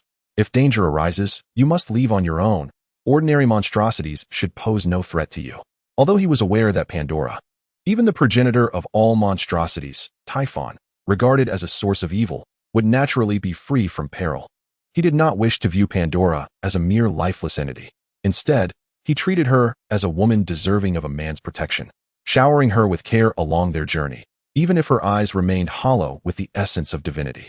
In response to Arthur Evan's sorrowful gaze, Kratos, having given his instructions to the cherished one in his arms, lifted his head and called out to the guards, "Everyone dismount. The density of this smoke is lighter than air. We need to stay as close to the ground as possible." Though they did not fully grasp the concept of density, they indeed noticed that the smoke was far thicker at altitude than at ground level. Thus, all dismounted, securing their steeds before proceeding on foot into the Aegean gorge under Kratos' guidance. Upon entering the gorge, visibility plummeted to a mere arm's length, with gray fog enveloping them, only allowing the undulating contours of the gorge's terrain to be vaguely discerned. Prior to their entry, Kratos had instructed everyone to tie 2 smoothly polished stones to their bodies. These stones were linked such that any movement would cause them to collide and produce a clear sound, thus enabling the group to remain aware of each other's positions in the obscured gorge. With Kratos leading the way, Arthur Evans and Pandora were surrounded by 23 guards. As the party cautiously advanced through the gorge, feeling the distinct granularity beneath his feet, Kratos immediately discerned that the surroundings were characterized by a desert-like sandy terrain, where dehydration had shattered the stones into granular fragments, strewn across the ground like sand. As Kratos walked ahead, he suddenly yanked a guard from behind him closer, and almost simultaneously, an arrow sliced through the air, embedding itself into the ground where the guard had just stood. Kratos drew the wooden spear from the guard's back, casting it toward the mist without a glance, but soon heard a crack from the direction it flew, reminiscent of bone being shattered. "Skeleton warriors!" Luca exclaimed, unable to contain his shock upon seeing the decayed arrow embedded in the gravel, realizing that they were under attack by the legendary skeletal soldiers from the underworld. Hearing the term skeleton warriors sent waves of fear across everyone's faces, though most had never truly encountered such beings. The terror of the underworld's creatures had long since taken root in their hearts. Suddenly, the gravel beneath their feet erupted, as a pale bony hand clutched Kratos' ankle, its sharp bony fingers tearing into his flesh and drawing forth crimson blood. Kratos let out a muffled grunt. His leg muscles trembled with a terrifying force equivalent to 40 horsepower, instantly shattering the skeletal hand to pieces, leaving pale bone fragments scattered on the ground. Beware of the ground. Beneath this desert lie the remains of countless dead. None know when they might rise. The alerted guards swiftly drew their bronze swords, and as the skeletal hands emerged, they promptly severed them, the hard bones yielding to the sharpness of their bronze weapons. Before setting out, Kratos had equipped all the guards with bronze swords and shields wrapped in resilient beast hides. The extravagant third prince was nearly paralyzed with fear at this unprecedented horror, desperately seeking protection nearby. Yet, as he reached for Pandora, he instinctively recoiled as if shocked, his heart racing with trepidation, wary of the desert beneath his feet. Although Pandora remained motionless, the surrounding desert lay still, as if the awakened skeletons were deterred by her presence. Suddenly, with a clatter, coarse gravel erupted as one after another. Skeletons clawed their way out from the earth, their hollow eye sockets eerily fixed upon the group. Though taken aback by the sudden ambush, Kratos' alarm dissipated upon observing the reactions of the captive guards. In his eyes, the individual strength of these captives was not formidable, at most comparable to that of ordinary elite soldiers, possessing around 1 or 2 horsepower of power. However, these captives were seasoned veterans, having survived the brutalities of war, a testament to their sufficient strength. Despite the unexpected attack by the skeletons, they exhibited only a momentary panic, quickly regaining composure and coordinating with one another, wielding their bronze weapons to confront the enemy before them. The skeletons, unknown to how long they had been buried underground, bore remnants of clothing completely eroded, reduced to mere pallid bones. Each strike from the weapons of the guards is certain to shatter the bones of the skeletons. Though these skeletal entities may appear fearsome, their strength is utterly negligible. Even an ordinary person wielding a weapon can easily contend with them. Kratos obliterates one skeleton with a single punch, feeling a faint, almost imperceptible red mist emanate from the vanquished foe, which is immediately absorbed by the tattoos adorning his skin. In that moment, Kratos gains a profound realization. For every 100 of these modest skeleton soldiers he annihilates, he can augment his power by an equivalent of 1 horsepower. A surge of exhilaration courses through him. He had not anticipated that the incantations upon him held such a remarkable effect. The Aegean Canyon, known as the stairway to the land of the dead, is home to countless skeletal warriors. Should he eradicate them all, to what extraordinary heights would his power ascend? With around 100 skeletons to dispatch, Kratos swiftly elevates his strength to 50 horsepower. This rapid enhancement causes his muscles to swell dramatically, imbuing his entire being with a sensation of explosive power. He raises his gaze towards the depths of the fog, squinting slightly. Once his brief respite concludes, he promptly leads his company onward. Not long after they resume their journey, Kratos suddenly speaks. Luca, during the last occurrence of the Elysian Rift, were you engaged in combat within a region where the fog was even denser? Luca, momentarily taken aback, finally recalls the vaguely discernible outlines around them and affirms, indeed. I remember. The fog at that time was far thicker, to the point where we could scarcely see the weapons in our hands. Kratos nods slightly, taking a moment to assess their surroundings before instructing Kohler, venture towards the denser fog, maintaining a distance of approximately 30 paces from us. Noting the flicker of hesitation on Kohler's face, Kratos swiftly adds, the sound of stone colliding will inform us of each other's locations. We are merely in the periphery. No formidable foes lurk here. With your prowess, Kohler, should you truly fear these sluggish skeletons? Kohler snorts in disdain, but relinquishes his hesitation, grasping his wooden shield. He plunges into the thick fog. After traversing a distance of 10 paces, his form vanishes entirely, yet the crisp sounds of stone clashing resonate in the air. As Kratos enters the Aegean canyon, an inexplicable sense of familiarity envelopes him, akin to returning home. An ineffable sense of ease spreads through his limbs, even momentarily alleviating the persistent hunger that gnaws at him. Chapter 43, Skeleton Warriors Monster Codex. Underworld Skeleton. When the flesh of the deceased decays with the end of life, only the bones endure. The underworld disseminates the deathly aura of the departed, causing skeletons to rise anew from the earth. Cursed with a life devoid of all they once possessed, they are left with a singular, insatiable thirst for life and the vitality of flesh. As the party ventured deeper into the Aegean gorge, the surrounding mist thickened considerably, and before long, they found themselves under attack once more. Raise your shields, provide cover, Kratos bellowed, his senses heightened amidst the obscured visibility of the dense fog. Just as the urgency of impending danger surged through him, the voice of Kohler echoed from ahead. Skeleton archers, approximately 50 in number. The depths of the mist reverberated with the taut sound of bowstrings, followed by the whistling of arrows slicing through the air, each one emerging abruptly from the haze. The guards, seasoned veterans of the battlefield, responded promptly to Kratos' warning, unhesitatingly raising their shields and skillfully forming a protective circle, ensuring their comrades' backs were securely guarded. A swarm of arrows descended upon them like a plague of locusts, striking the wooden shields with a series of dull thuds. Soon, the encircling shield wall was riddled with arrows. However, this rain of projectiles did not persist for long, halting after approximately 3 volleys, replaced by the ominous sound of bones grinding against one another. By the gods, a multitude of armed skeletons. Before the warriors could catch their breath, Kohler's voice rang out once more. Fight! Kratos unsheathed his bronze longsword and charged boldly into the fog, disregarding the obscurity that enveloped him. With a fierce swing of his sword, he cleaved through the mist, the steel connecting with the solid form of a foe. Suddenly, Kratos thrust his hand into the fog and yanked forcefully, revealing a grotesque skeletal visage before him. Surprised by the sight, he crushed the skull with a powerful grip, the body collapsing in a twisted heap, its tattered leather armor and weapon clattering to the ground with a dull thud. Unlike those encountered previously, these skeletons were adorned in ragged leather armor and wielded weaponry commonly used by human soldiers. They were the fallen from prior battles in the Aegean Gorge, their corpses having succumbed to malevolent forces and ultimately transformed into reanimated skeletons. Upon witnessing the faces of these skeletal warriors, a torrent of revelations surged through Kratos' mind. At that moment, the tattoos on his skin glowed a deeper crimson, as if stained with blood. The eerie aura of the Aegean Gorge seemed to awaken the dormant powers hidden within his cursed markings.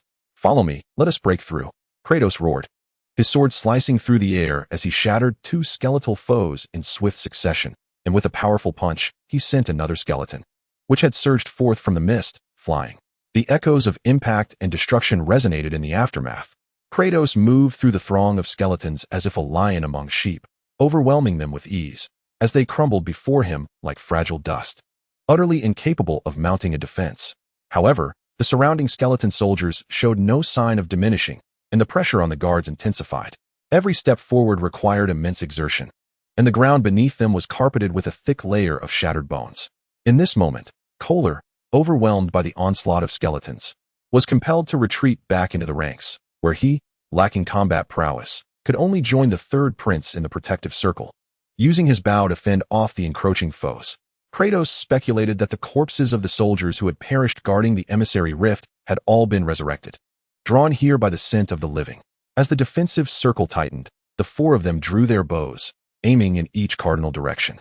After shattering a skeleton that obstructed their path, Kratos shouted loudly, prompting the guards under his command to spring into action. The originally somewhat loose formation of 23 tightened immediately, as the four guards withdrew arrows from their quivers and loosed them skyward in the four cardinal directions. Kratos felt a surge of energy coursing through him as he forged ahead, clearing a path for his comrades. After the fourth volley of arrows was released, a sudden tremor coursed through him, and the phantom of the Erymanthian boar manifested behind him.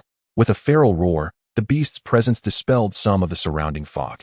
Kratos swept his arm forward with tremendous force, obliterating all nearby skeletons in a single strike, before charging towards the right, stirring a storm of bones in his wake as countless skeletons were mercilessly shattered, scattering into pale fragments. Without needing a reminder, the slave guards swiftly moved towards the source of the sound, following Kratos as he blazed a trail. They maintained formation while advancing rapidly, and soon a massive shadow loomed out of the mist. Crash!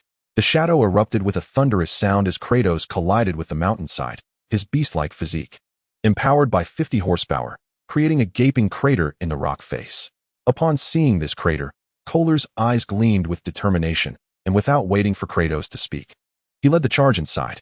The third prince, Arthur Evans, followed closely behind, and soon all the guards pressed against the crater, forming an impenetrable defensive formation with their shields. Alternate defenses. Luke, Arcadia, Leon, you five form the first line. When your strength wanes to 50%, switch out. Luca, I appoint you as captain. You will lead the guards in battle. Upon hearing Kratos' command, everyone sprang into action. Luca, appointed as captain, immediately took charge, demonstrating no hint of pressure as he guided the 20-odd soldiers, leveraging his extensive combat experience. Upon witnessing the influx of guards, Arthur Evans' expression shifted dramatically. Yet, he understood that in order to survive, he must relinquish his position. In a state of panic, he hastily urged Pandora to retreat to the innermost part of their refuge, while he braced himself against the advancing guards. Ultimately, he found himself facing away from the exit, his hands firmly pressed against the rocky wall, striving to maintain a safe distance between himself and Pandora. The bewildered guards, observing the Mycenaean prince's peculiar behavior, could not suppress their astonishment, thinking to themselves that he was indeed a loyal brother, well aware of the principle that one must never harm a brother's wife. Kratos stood resolutely like a rocky outcrop before the pit, shattering every skeletal soldier that collided with him into fragments. In no time, a mound of crushed bones accumulated at his feet. Observing this, Kratos summoned his strength and thrust his body backward, propelling the surrounding bones toward the pit. Before long, a half-man-high pile of skeletons had amassed at the entrance, significantly alleviating the pressure on the concealed guards, though Kratos found himself tightly encircled by a sea of skeletons. Like a relentless combat machine, every part of Kratos' body transformed into a lethal weapon. As the tide of bones surged forth, a fierce glimmer ignited in his eyes. He charged into the fray, his sharp claws and rusted weaponry clashing against his bare skin, producing sounds akin to metal striking metal. With this ferocious impact, dozens of skeletons were shattered into countless fragments. As the battle raged on, Kratos felt not a hint of fatigue. Instead, his strength surged, his muscles taut and bulging as though they might explode from beneath his skin. Kill. If I eliminate all the monsters here, I shall possess the strength of 100 men, and even the great prince must bow to my might. He bellowed, his muscles vibrating violently in rapid succession. With a powerful punch to the ground, a shockwave erupted, sending the surrounding skeletons flying, where they shattered mid-air into a disarray of bones, finally landing as a chilling blanket of white debris. Power. I crave more power. The spirit of the gray mountain bear manifested behind Kratos, its fearsome maw wide open, drawing forth crimson energy from the scattered bones below. As the red essence nourished him, the bear's form became increasingly vivid, nearly resurrecting from its ancient demise. Enveloped in the invigorating feedback of the beast's spirit, Kratos felt as though he had ingested a potent stimulant. His cells pulsed with vitality. By this point, he had vanquished at least 1,000 skeletal foes, his strength augmented by several dozen horsepower. Just as Kratos was lost in the ecstasy of his newfound power, a sudden howl jolted him back to reality. Taking in a deep breath as if swallowing the entire ocean, he felt the surrounding white mist surge into him, thinning the obscuring fog that clouded his vision. A two-headed dog? How could it possibly appear here? Although the image was but a hazy silhouette, Kratos instantly recognized the identity of the monstrous creature. It was a two-headed hellhound from the underworld. Almost as soon as Kratos and his companions departed from the city of Aegean, heading towards the Aegean canyon, in a grand hall of the magnificent palace of Mycenae, adorned with an array of carved birds and deities, sat a stunningly beautiful young woman draped in an opulent feathered robe, her expression cold and aloof upon the throne. With her long, delicate fingers, Aphrodite held a gray orb slightly larger than her thumb, within which shadows danced, occasionally emitting soft, plaintive cries, as if a divine eagle were soaring inside. How utterly disgraceful that the ruler of the skies, Sagus, was desecrated by the crawling filth of the earth. His tainted soul offered to the eagle for consumption, an outrageous bestowal indeed. Your Highness, the sanctity of the skies must not be profaned. Please allow Pegasus to retrieve the head of that foolish Spartan and place it beneath the statue of Lord Phoenix. Chapter 44. The Conspiracy Pegasus. The offspring of Poseidon and the Gorgon queen Medusa was a winged white steed. This man, bearing the visage of a horse and a robust frame, was indeed the embodiment of the beast Pegasus, yet at this moment, he displayed utmost reverence towards Aphrodite. Standing in respectful deference to her, on either side, were several others, evidently special embodiments of monsters. Aphrodite suddenly revealed a cold, alluring smile. Pegasus, I fear you may no longer have that opportunity. The wretched Spartan shall accompany my capable brother to the grave, a glory you could scarcely hope for. Regardless of the confusion etched upon Pegasus's equine face, Aphrodite commanded directly, find a new host in the Caucasus. It shan't be long before our mightiest eagle is reborn, soaring across our celestial domain. As if in response to Aphrodite, a resounding cry pierced the palace, soaring to the heights of the clouds. Kratos' mind raced, the appearance of the hellhound hinting at a strange aura. He glanced back towards Pandora's position, a multitude of plausible conjectures flooding his thoughts. This two-headed beast was even more colossal than the one he had encountered in the arena. Its paw, the size of a common dwelling, had claws as large as 3 fingers, with blood-red eyes radiating a thirst for carnage, and its uneven heads continuously belched flames. The hellhound must not be allowed to approach. Kratos summoned his strength, propelling himself forward like a cannonball, his arm muscles vibrating hundreds of times in an instant. The sheer force was so intense that his fists snapped through the air with a crackling sound. Muscle explosion. In his past life, Kratos was a fearsome special forces warrior, gradually unraveling the secrets of the human body, capable of commanding every part at will. However, due to the limitations of the human form, he could only vibrate his muscles several times in succession, achieving an explosive power of approximately 15 times his normal capacity. In this moment, Kratos has forged his body through relentless trials to the extent that he can vibrate his muscles more than 10 times within a single breath. The force generated by this rapid muscular oscillation is at least twice his usual strength. Presently, Kratos' limit of power reaches 60 horsepower, capable of simultaneously overturning 60 galloping stallions. However, through the technique of muscle detonation, this explosive power astonishingly doubles, equating to an impressive 120 horsepower. The minuscule fists of Kratos, akin to those of an ant, unleash an unfathomable destructive force upon the two-headed beast. It is as though cataclysmic might has been ignited. The creature's resilient hide, impervious even to bronze weaponry, bursts apart, and the overwhelming strength penetrates within, shattering organs and flesh in an instant. A torrent of blood and viscera erupts forth from the creature's body, and its massive form is launched into the air, crashing heavily to the ground, convulsing and rendered immobile, with one of its heads spewing blood before succumbing to death. As the power dissipates, Kratos experiences a bone-chilling agony coursing through his right arm, as if each muscle were being torn asunder. Before he can catch his breath, an acute sense of danger surges within him, prompting an instinctive roll to the side, shielding his vital areas with his arm. Bang! A fiery orb erupts, narrowly grazing Kratos before detonating at his former position. The explosive heat wave, accompanied by a shower of sparks, hurls Kratos into the air, burying his formidable body beneath a cascade of debris. The two-headed beast possesses 2 distinct brains within its skulls, yet it is endowed with a pair of hearts that supply blood and magic to each head. To vanquish the creature completely, both heads must be severed, or the hearts destroyed. Otherwise, even if one is gravely injured, the other may still launch a deadly counterattack. The remaining head of the beast raises high towards the direction where Kratos lies buried, its gaping abdominal wound suddenly tearing open, spewing forth a torrent of foul blood.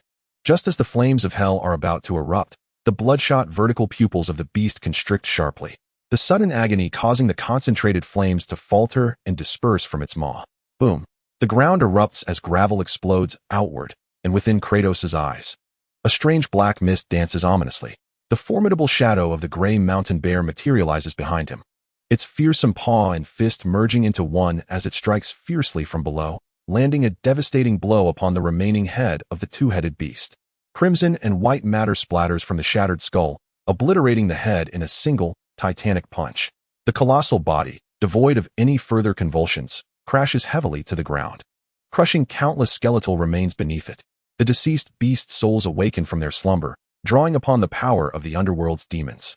Gray Mountain Bear, reunite with your ferocious form. The phantom of the Gray Mountain Bear devoured the entirety of the crimson soul from the two-headed hound's carcass in a single gulp, unleashing a torrent of ferocious energy that surged forth from its being. With a thunderous roar, the colossal bear paw struck the ground, obliterating skeletal remains beneath its weight or shattering them with the force of its aftermath. In a single blow, at least 100 skeletons were annihilated. What was once merely a superficial illusion had evolved into a tangible entity capable of direct assault. Yet, it was still insufficient. The power of consumption was not ample enough. However, it seemed bound by the fetters of form, for no matter how the Gray Mountain Bear's phantom roared and struggled, it could never detach itself from Kratos' being and transform into a true creature of flesh from mere ethereality. With the Blood Bear, now partially corporeal, forging a path ahead, Arthur Evans and his escort swiftly trailed behind Kratos, advancing rapidly into the depths of the Aegean canyon, leaving a trail of bleached bones in their wake. It was the imps of the underworld. The scout, Kohler, relayed news that new creatures had appeared ahead. These imps, akin to the ubiquitous skeletons of the underworld, were lowly entities, their hunched forms barely reaching the height of a human child, armed solely with sharp fangs and claws. Notably, these imps possessed a rather vexing ability. Although their lethality was minimal, they could seamlessly blend into their surroundings, much like the chameleons Kratos had encountered in his past life. Kohler's beleaguered figure flickered into view. Having traversed the hillside, he was suddenly beset by an attack. Were it not for his unique teleportation ability, he would have been swiftly overwhelmed by the onslaught of the imps. With a resounding crash, the massive paw of the Blood Bear descended upon the hillside, shattering it with terrifying force, causing several imps to emerge from their camouflage, shrieking as they fled the collapsing slope. Once more, the bear's colossal paw fell, sending shattered stones flying, and many imps were crushed into mere pulp beneath the cataclysmic debris. The crimson mist, a dense fog of red, as the obstructive hillside crumbled. The scene behind it was unveiled. Having previously witnessed the eerie red mist, Luca immediately shouted in alarm. Before them lay a deathly expanse riddled with ravines, the once thick gray fog appearing as if tainted, gradually revealing a faint hue of red. As everyone struggled to recover from the shock of the sudden emergence of the abyssal rift, the ground beneath them trembled violently, and the surrounding mountains began to sway. A cascade of rubble and gravel tumbling down the slopes. From the abyssal rift, creatures were emerging. Just as Luca's cry echoed, Kratos felt a sudden, fierce thump in his heart, compelling him to charge toward the location of his companions without a moment's hesitation. He forcefully scattered the mounds of bones, disregarding the astonishment of the escort and the third prince, as he seized Pandora and sprinted towards the direction of the crimson mist. "Kratos, what are you doing?" Arthur Evans exclaimed in astonishment towards his brother, instinctively preparing to chase after him when the tremors intensified abruptly. The ground within the Aegean gorge fissured, revealing profound rifts. A thunderous roar echoed, and the crimson mist, vivid as blood, surged forth with a nauseating stench, enveloping everything in its path. This malevolent essence emanated from the realm of the deceased, a wicked aura from the underworld, posing a lethal threat to humanity. In a state of sheer terror, everyone instinctively turned to flee. However, Arthur Evans intervened with a commanding shout. "Kratos is ahead, none shall escape." Though his voice trembled with fear, he stood resolute. The guards, upon hearing the prince's admonition, hesitated, their expressions shifting with uncertainty.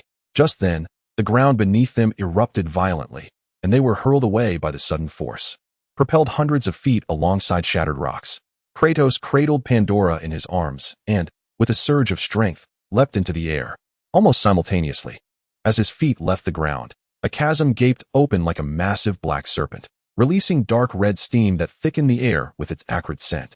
Kratos landed upon a solid rock, surveying the area that resembled an apocalyptic scene, Earthquakes, crimson mist, and fierce winds converged, creating a cataclysm unfathomable for human survival. This crimson mist, a vapor formed from the blood of various creatures, possessed an extraordinary corrosive potency derived from the essence of certain life forms. Observing himself and Pandora enveloped in the red haze, Kratos felt no discomfort. Rather, each breath imbued him with an unimaginable euphoria, prompting a sudden recollection of the term drug addiction. Chapter 45. The malevolent elf in Pusa, the wandering shadow in darkness, the most infamous minion of the goddess Hecate.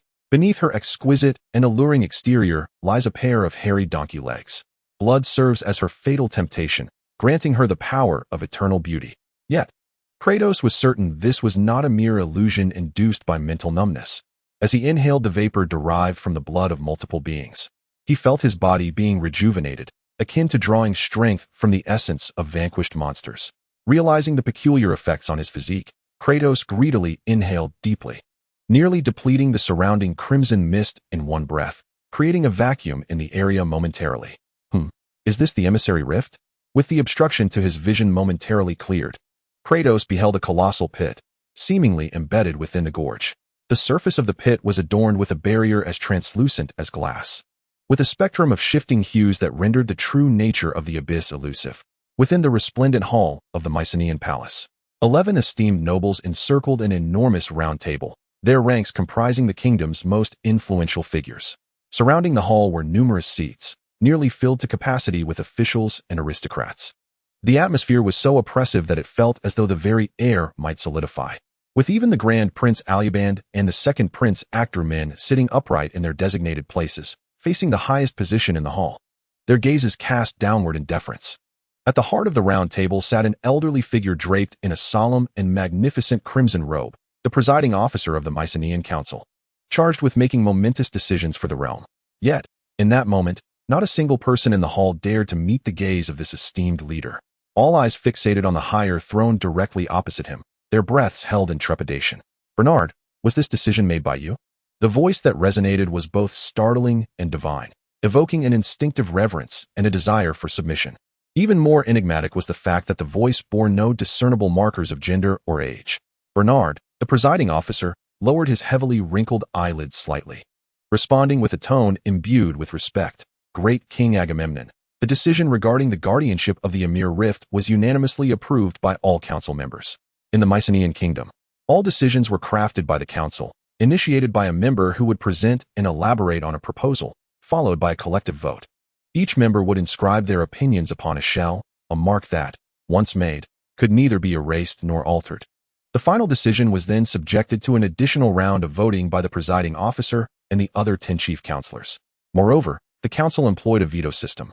Unless a decision was passed with a 100 approval rate, meaning all 10 chief counselors, excluding the presiding officer, were in unanimous agreement, the presiding officer could overturn the prior voting outcome. These 10 chief counselors hailed from the most powerful families within the kingdom, making consensus a formidable challenge. Thus, the presiding officer often exerted considerable control over the council's authority. Though Bernard offered no extensive explanation, the implication of his words was clear to all present. The decision regarding the Emir Rift's guardianship had indeed been reached with unanimous agreement among the chief counselors. Upon the conclusion of Bernard's statement, the 10 distinguished chief counselors lowered their heads in unison, a subtle gesture to conceal their inner unease. The ruler of Mycenae, the great King Agamemnon, sat regally upon his throne, his gloved hands gently caressing the solid gold armrests, while his masked visage concealed an inscrutable expression. King Agamemnon of Mycenae was enveloped in a resplendent shroud, his visage adorned with a magnificent golden mask, intricately engraved with a lifelike human face. This is the fabled mask of Agamemnon, one of the 3 sovereign relics bestowed upon humanity by the gods, alongside the spear of Sparta and the scepter of Crete. The mask of Agamemnon not only symbolizes the authority of Mycenaean royalty, but also signifies the undeniable kingship of its possessor.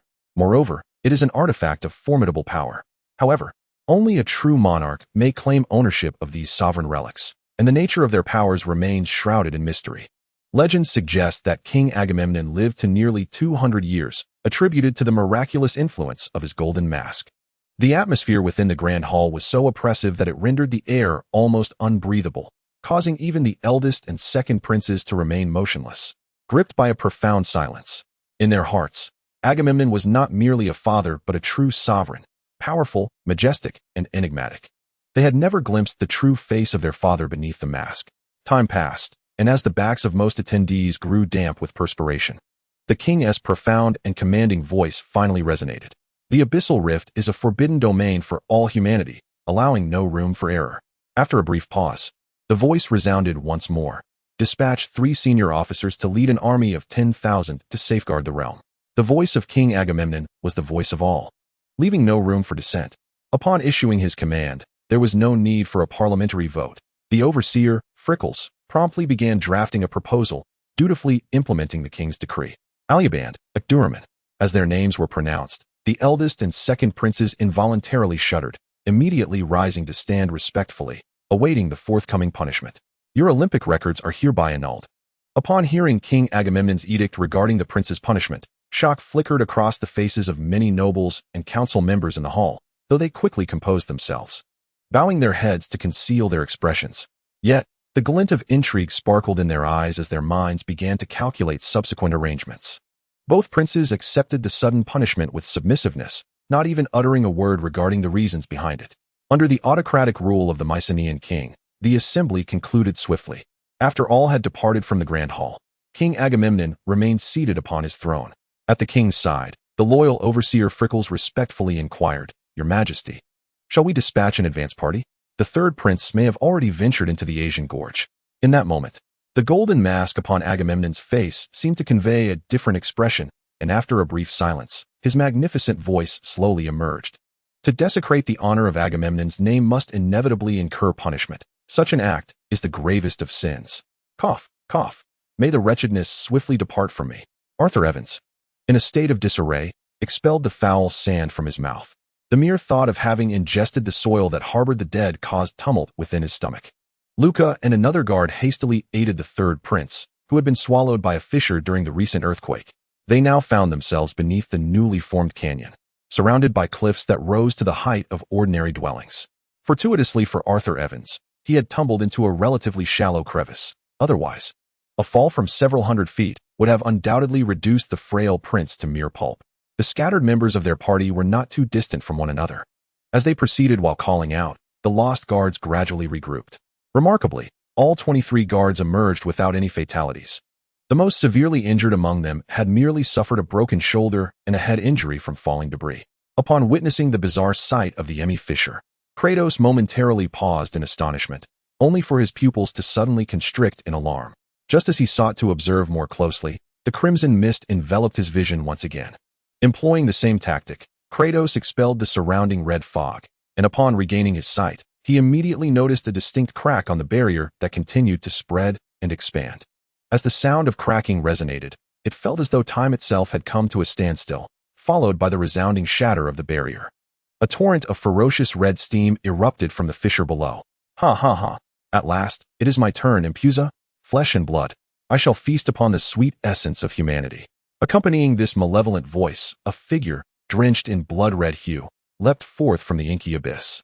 The scent of fresh blood was overwhelmingly potent, far beyond that of an ordinary human, equivalent to the essence of 1,000 souls. I shall devour him. I shall consume him. This was a nearly naked witch, her hair ablaze with crimson flames. Impusa, the malevolent spirit that roams the underworld, adept at stealth in the night. Her every extremity a vessel for bloodsucking.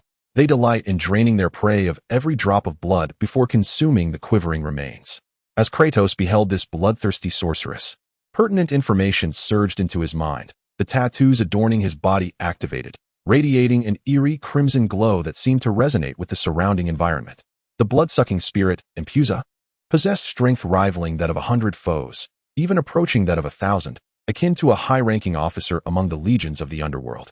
To his astonishment, such a formidable creature had emerged from the fissure. Kratos forcibly suppressed the frantic beating of his heart, inhaling deeply to regain his composure, while concentrating all his attention on observing Impusa's state. Chapter 46. Bloodbear. Kratos immediately noticed that Impusa's body appeared to be wounded. Her armor, which obscured her vital and sensual areas, was riddled with cracks, and some parts were visibly shattered, exposing her pale skin beneath. A Spartan, indeed. He.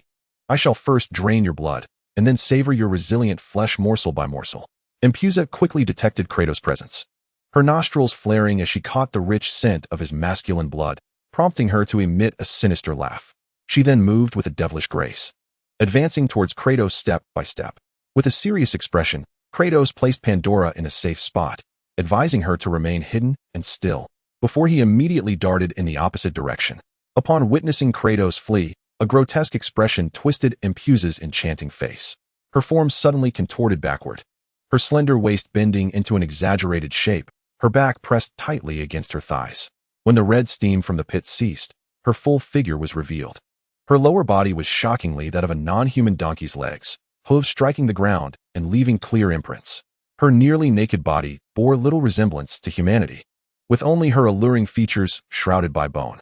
With a resounding thud, Impusa's contorted form resembled a bow drawn taut with desire, and she suddenly launched into the air, ignited by a burning crimson glow towards Kratos. A profound sense of danger pulsated within Kratos, activating every cell in his body. The flow of his blood surged dramatically. His skin flushed crimson as faint red steam seeped from his pores. Muscles exploded with power. In an instant, his left arm's muscles trembled dozens of times, nearly breaking the threshold of 100 horsepower, as he struck fiercely at the airborne Impusa. Foolish Spartan, do you think brute strength alone can injure the magnificent Impusa? Her fiery red hair extended like burning tendrils, wrapping around Kratos from all directions, while her fingernails elongated into sharp weapons. As the red hair ensnared him, Kratos realized that it was entirely composed of coagulated blood. Once it bound his body, it began to siphon his blood like a straw. Although Kratos immediately sealed his pores, slowing the flow of his blood, he could still feel it being drawn away, drop by drop. He fought against the chaotic flow within, struggling to push his fist forward, only to have it firmly intercepted by her. Kratos' massive fist was nearly twice the size of Impusa's, yet now it seemed powerless within her grasp. Her expression grew even more sinister as she transformed her grip from palm to fist, her sharp nails piercing into Kratos' arm. Strangely, the once sharp claws transformed into a siphon after piercing Kratos' arm, crimson blood gushing from their tips, flowing inexorably toward Impusa. Kratos felt his strength being drained away along with the blood, waves of weakness surging through his body. Impusa, the most bloodthirsty creature of the underworld, targeted any being that possessed blood, making her one of the most infamous fiends in the realm of the dead. What incantation is this? It emanates an intensely agonizing aura. It seemed that Impusa had just noticed the tattoos adorning Kratos, and with a tone of incredulity, she exclaimed, "Foolish Spartan, you have forged a spell from the ashes of your kin.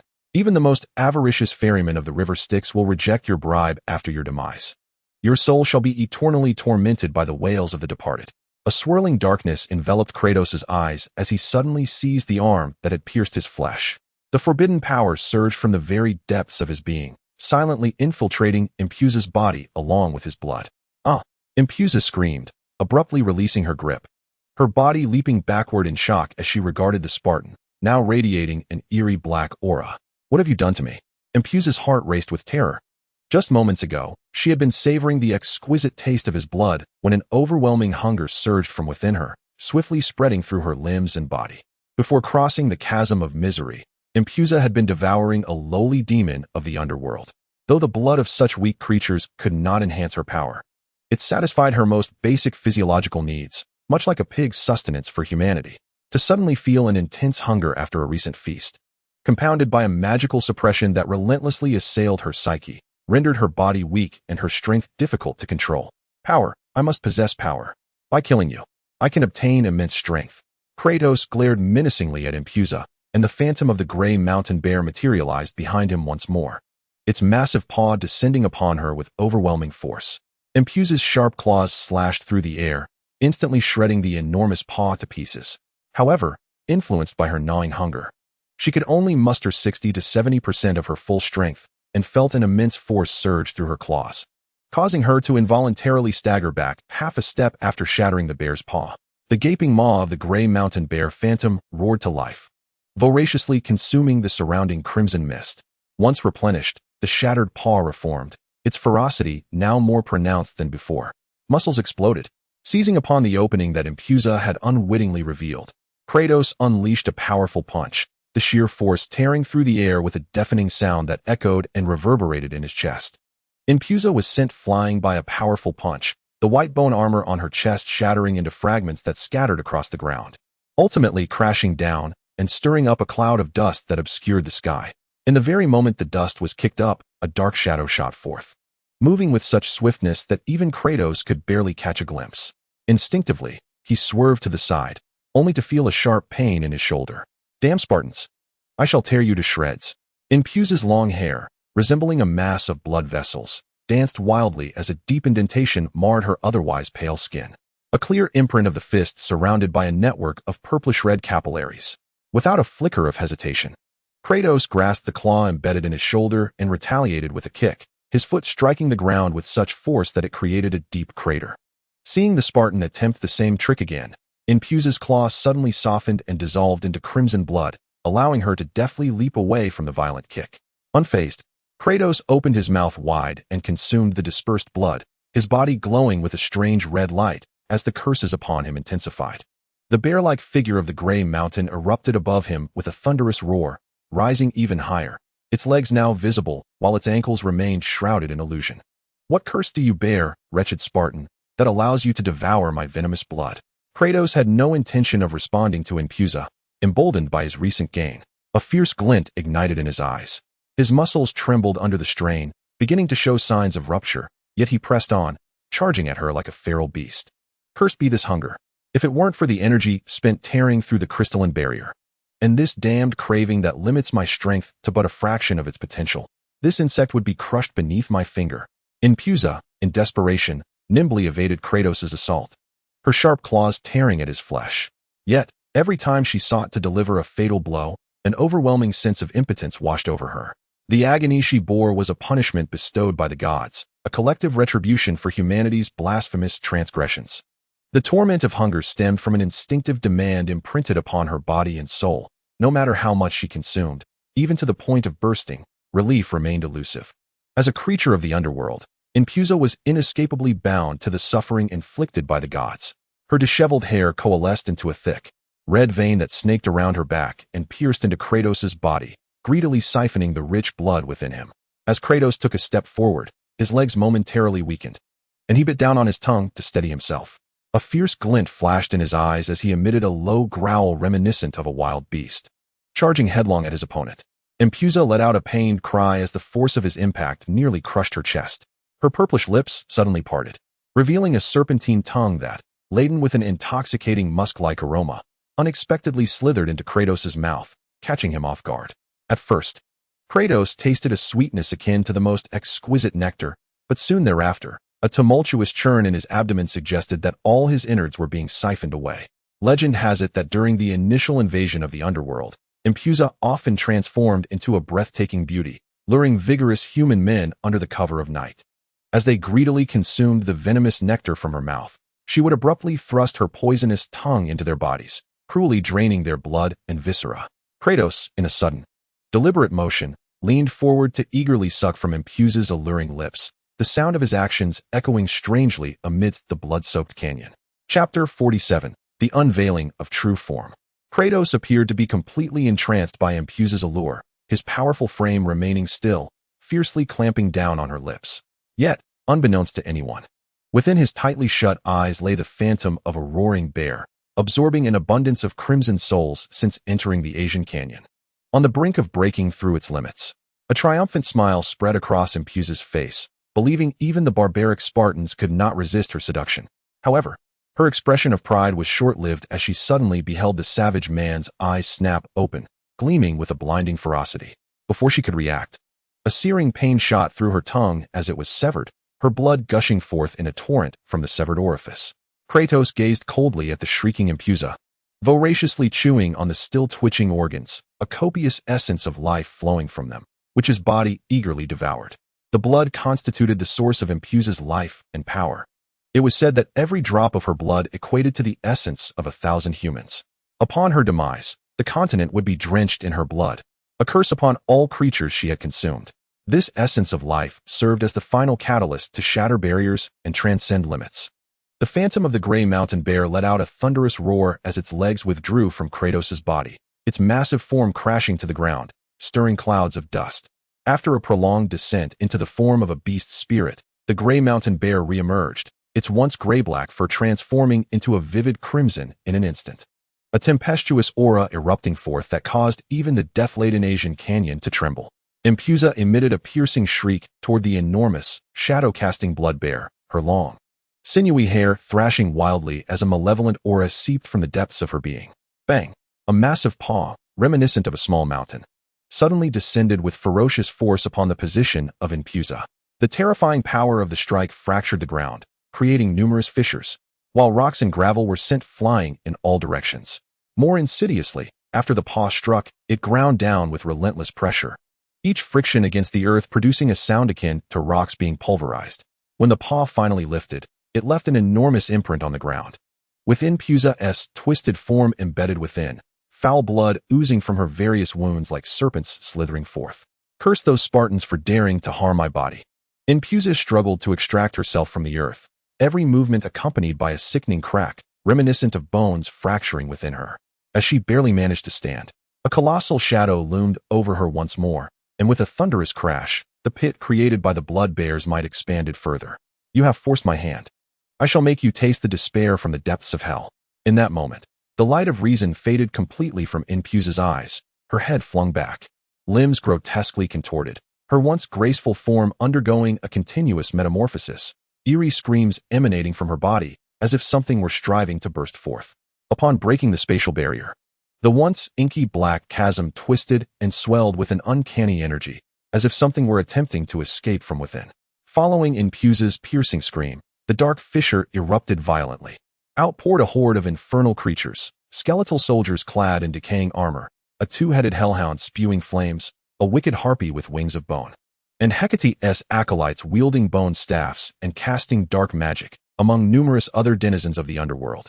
As Impusa's cheeks began to split apart, one gaping maw grotesquely expanded, revealing writhing veins that extended like tendrils from her throat. With a sudden intake of breath, a visible vortex of energy surged forth from her mouth. The myriad creatures that had just emerged from the abyss let out horrified shrieks, yet an overwhelming force compelled them relentlessly towards her gaping maw, leaving them no chance to resist. The skeletal soldiers and other monsters succumbed to this spiraling pull, their bones scattering like snowflakes, while their innards and flesh were reduced to a pulp, transformed into a crimson tide that Impusa voraciously absorbed. It was impossible to ascertain the sheer number of creatures, as the relentless tide of demonic entities that had just emerged from the chasm was brutally devoured by Impusa. Her once flat abdomen swelled with a rapidity that was alarming. After consuming at least 10,000 monsters, her distended belly had grown larger than her own body, filled with the essence of countless lives extinguished. The eerie eyes of Impusa spun wildly within their sockets. Her pallid skin devoid of any color began to swell, revealing cracks as ominous sounds of distortion emanated from within her form.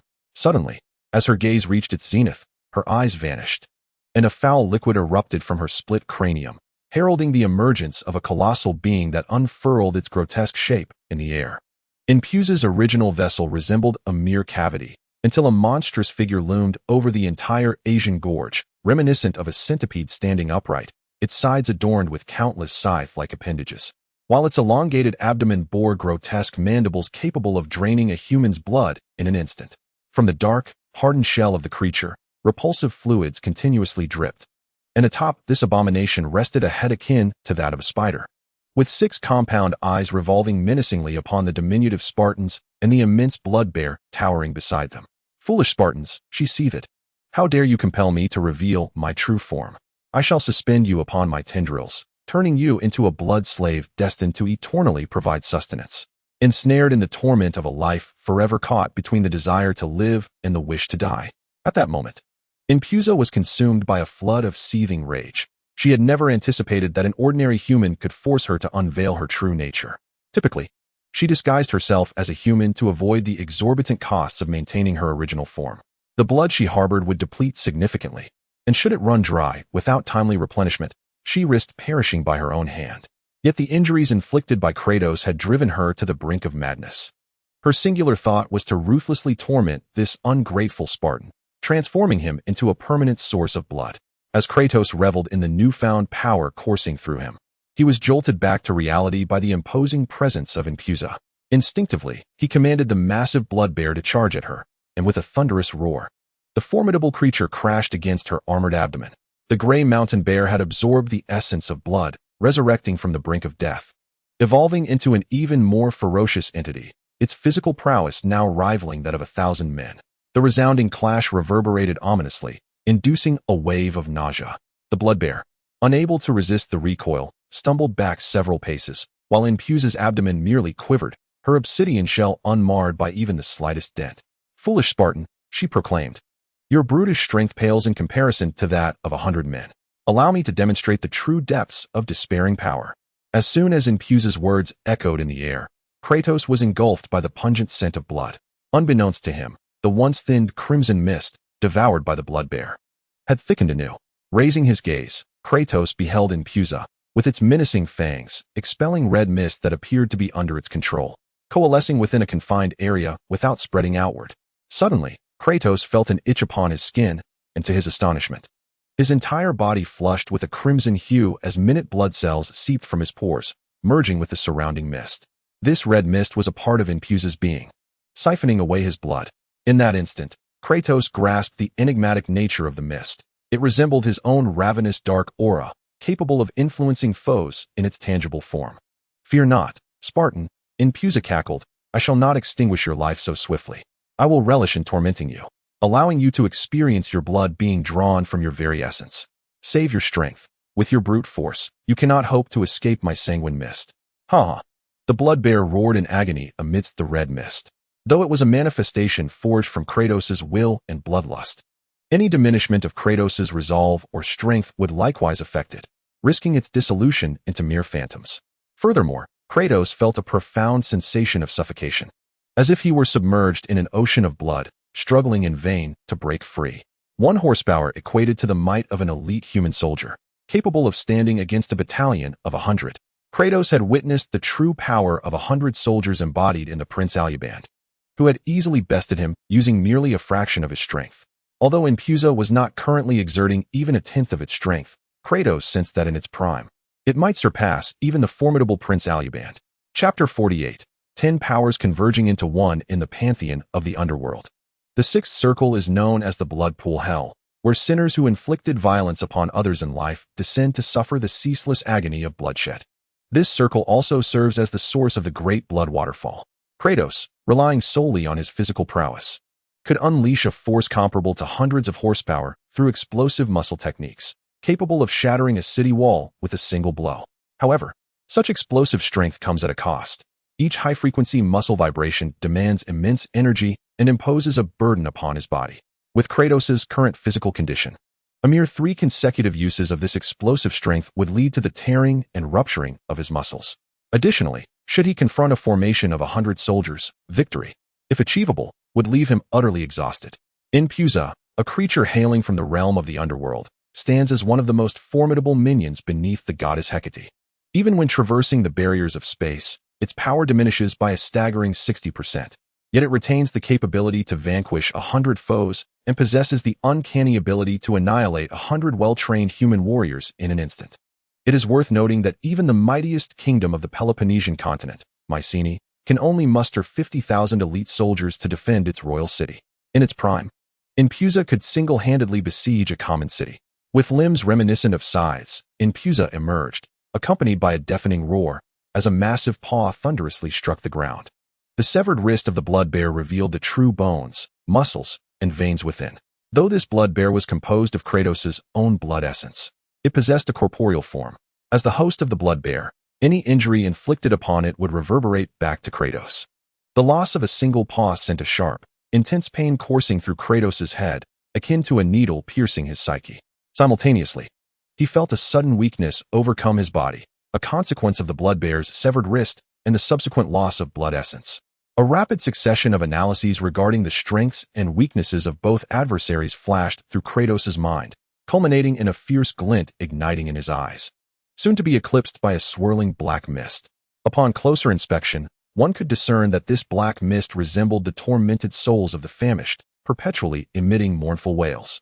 "Repugnant insects, let us see who can endure till the end," Kratos declared as he surged towards Impusa, his diminutive form dwarfed by the creature's ominous and towering presence. Kratos shattered the tidal wave of sand surging towards him, his head colliding violently with the creature's impenetrable carapace, blood immediately gushing forth from the wound on his forehead. Narrowing his eyes, now clouded by his own blood, he clutched the armored body before him, allowing the very essence of hunger, one of the primal sources of suffering, to surge forth, inexorably invading Inpusa's being. What is this? I am so hungry. Inpusa's body trembled, and the crimson mist emanating from within accelerated, enveloping the surroundings in a thick shroud that rendered visibility impossible. Kratos felt his pores forcibly widen, as his lifeblood was rapidly siphoned away. His once lustrous skin began to wither at an alarming rate. Spartan, what have you done to me? I crave blood, endless blood to satiate my insatiable hunger. Inpusa writhed in agony, its body twisting like that of a centipede, wreaking havoc upon the landscape as debris and rubble flew in a chaotic dance, merging with the dense crimson mist to form a bizarre tempest. Sensing its relentless hunger, Inpusa instinctively accelerated the depletion of its internal energy, generating an even richer blood mist to draw from the life essence of all surrounding beings. Should a mere mortal venture into this dense crimson mist, they would be reduced to a desiccated corpse within but 2 breaths. Yet, let us not forget that, apart from Kratos and Pandora, no living being remains in the vicinity. Arthur Evans and his companions were long ago consumed by the fissures opened during the recent quake. Within this area shrouded in red mist, there exists a corner untouched by its corrosive grasp. Pandora sits serenely upon a rock, her exquisite visage devoid of expression, gazing at the tumultuous storm. As the surrounding crimson mist diverts from her reach, forming an odd vacuum around her. Despite Kratos' fervent attempts to maintain control, within 5 breaths he has already lost half of his blood, his skin withering and cracking, his face aging instantaneously to resemble that of a frail elder. Yet, the one constant remains the intense desire flickering in his eyes. From a young age, Kratos has been steeped in a concoction of beast blood, and with the reinforcement of 5 beast souls within him, his vital essence equates to that of 1,000 humans, meaning Inpusa has drained the vitality of 500 lives. While 500 humans may seem a considerable number, one must remember that Inpusa, in revealing its true form to escape its vessel, devoured at least thousands of underworld creatures, each a formidable being, their vitality equivalent to tens of thousands of humans. For Inpusa, the essence of 500 humans is but a drop in the ocean, leaving it rapidly weakened under such self-destructive consumption. 3 of its 6 insect-like eyes have closed, and even its numerous tendrils droop feebly, akin to withered roots. Crack! The nails and teeth of Kratos begin to crumble, his body resembling that of a desiccated corpse, yet the blood energy sustaining his blood-bare form continues to flow.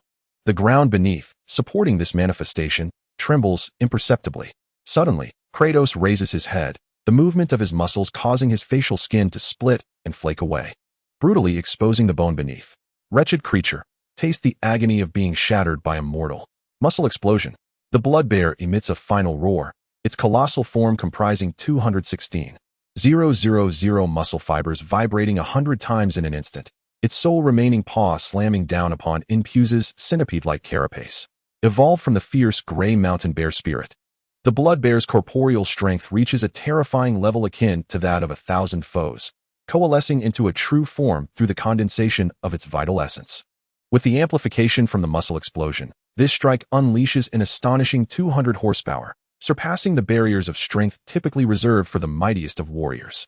The tremors from the muscle's convulsions scatter the surrounding red mist, creating a fleeting vacuum. Bang!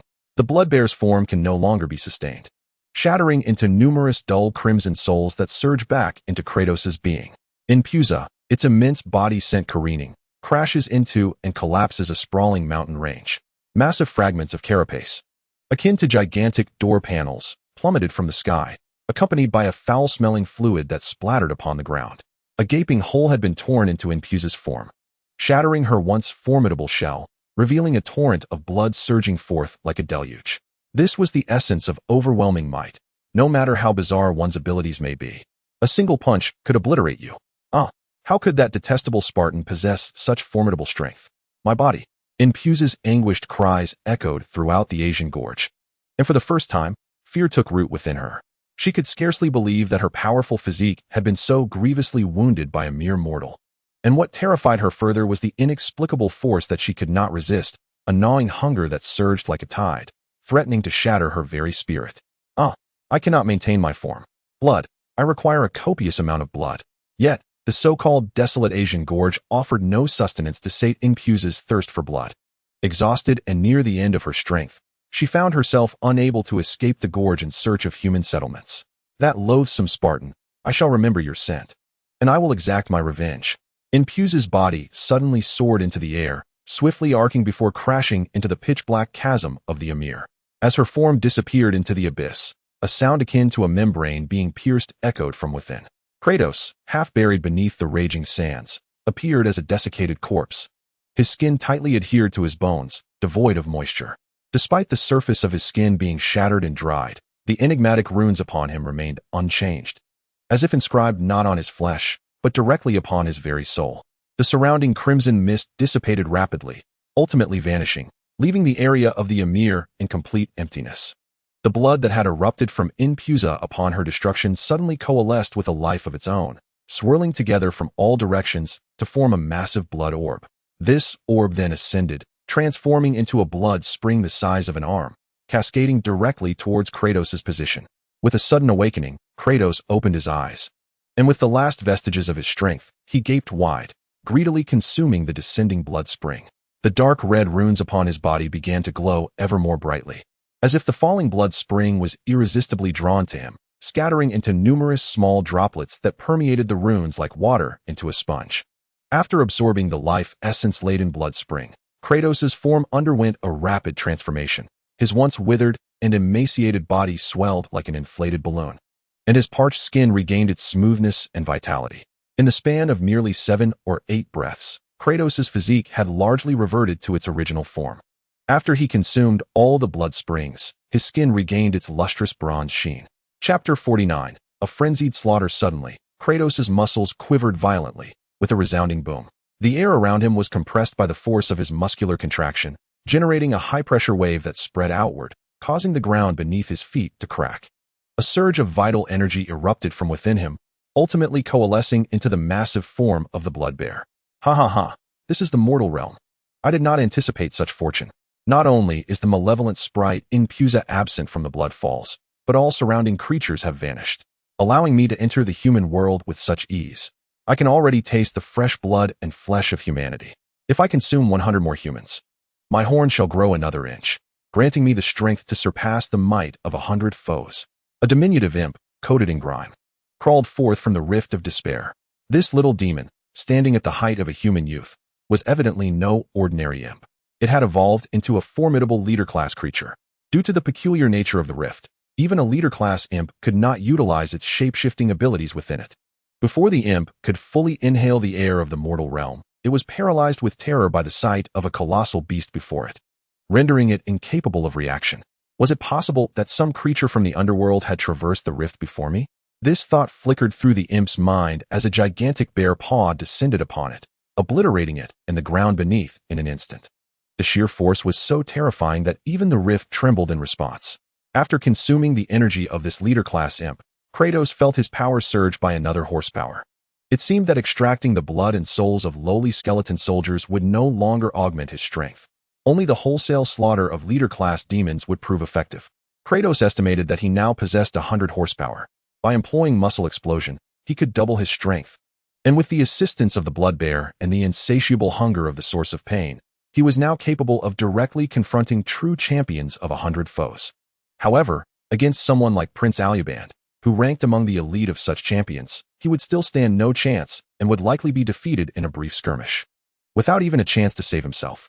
Kratos was acutely aware that during their encounters in the arena, Prince Aegean had only exerted about 1/10 of his strength. If he unleashed his full power, calling upon the might of the sun god Apollo, he could likely contend with the fully empowered malevolent sprite Inpusa. Kratos' ability to repel Inpusa was, in truth, a stroke of immense fortune. Were this feat to spread, he would be lauded by all nations, his renown rivaling that of heroes from epic tales. The name of the malevolent sprite, Inpusa, is also whispered in the legends of the continent. Being a formidable servant of the goddess Hecate, second only to the lord of the underworld, Hades. After traversing the spatial barrier, Inpusa nearly exhausted her powers, yet found herself in the desolate Aegean gorge, where she was compelled to reveal her true form under the pressure exerted by Kratos, unable to sustain the immense strain. Historically, Whenever humanity stood guard against the monstrous entities emerging from the Emi Rift, they dispatched tens of thousands of their most elite soldiers. Impusa could hardly fathom her misfortune in encountering the princely Arthur Evans, who had been sent alone into such a dire predicament.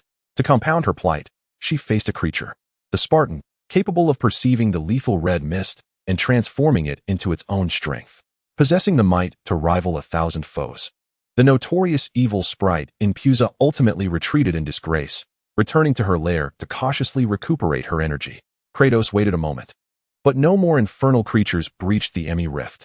Realizing that Impusa had devoured all the monsters from the other side of the rift to reveal her true form, he understood that until the spatial barrier stabilized and the rift vanished, no further monsters would emerge.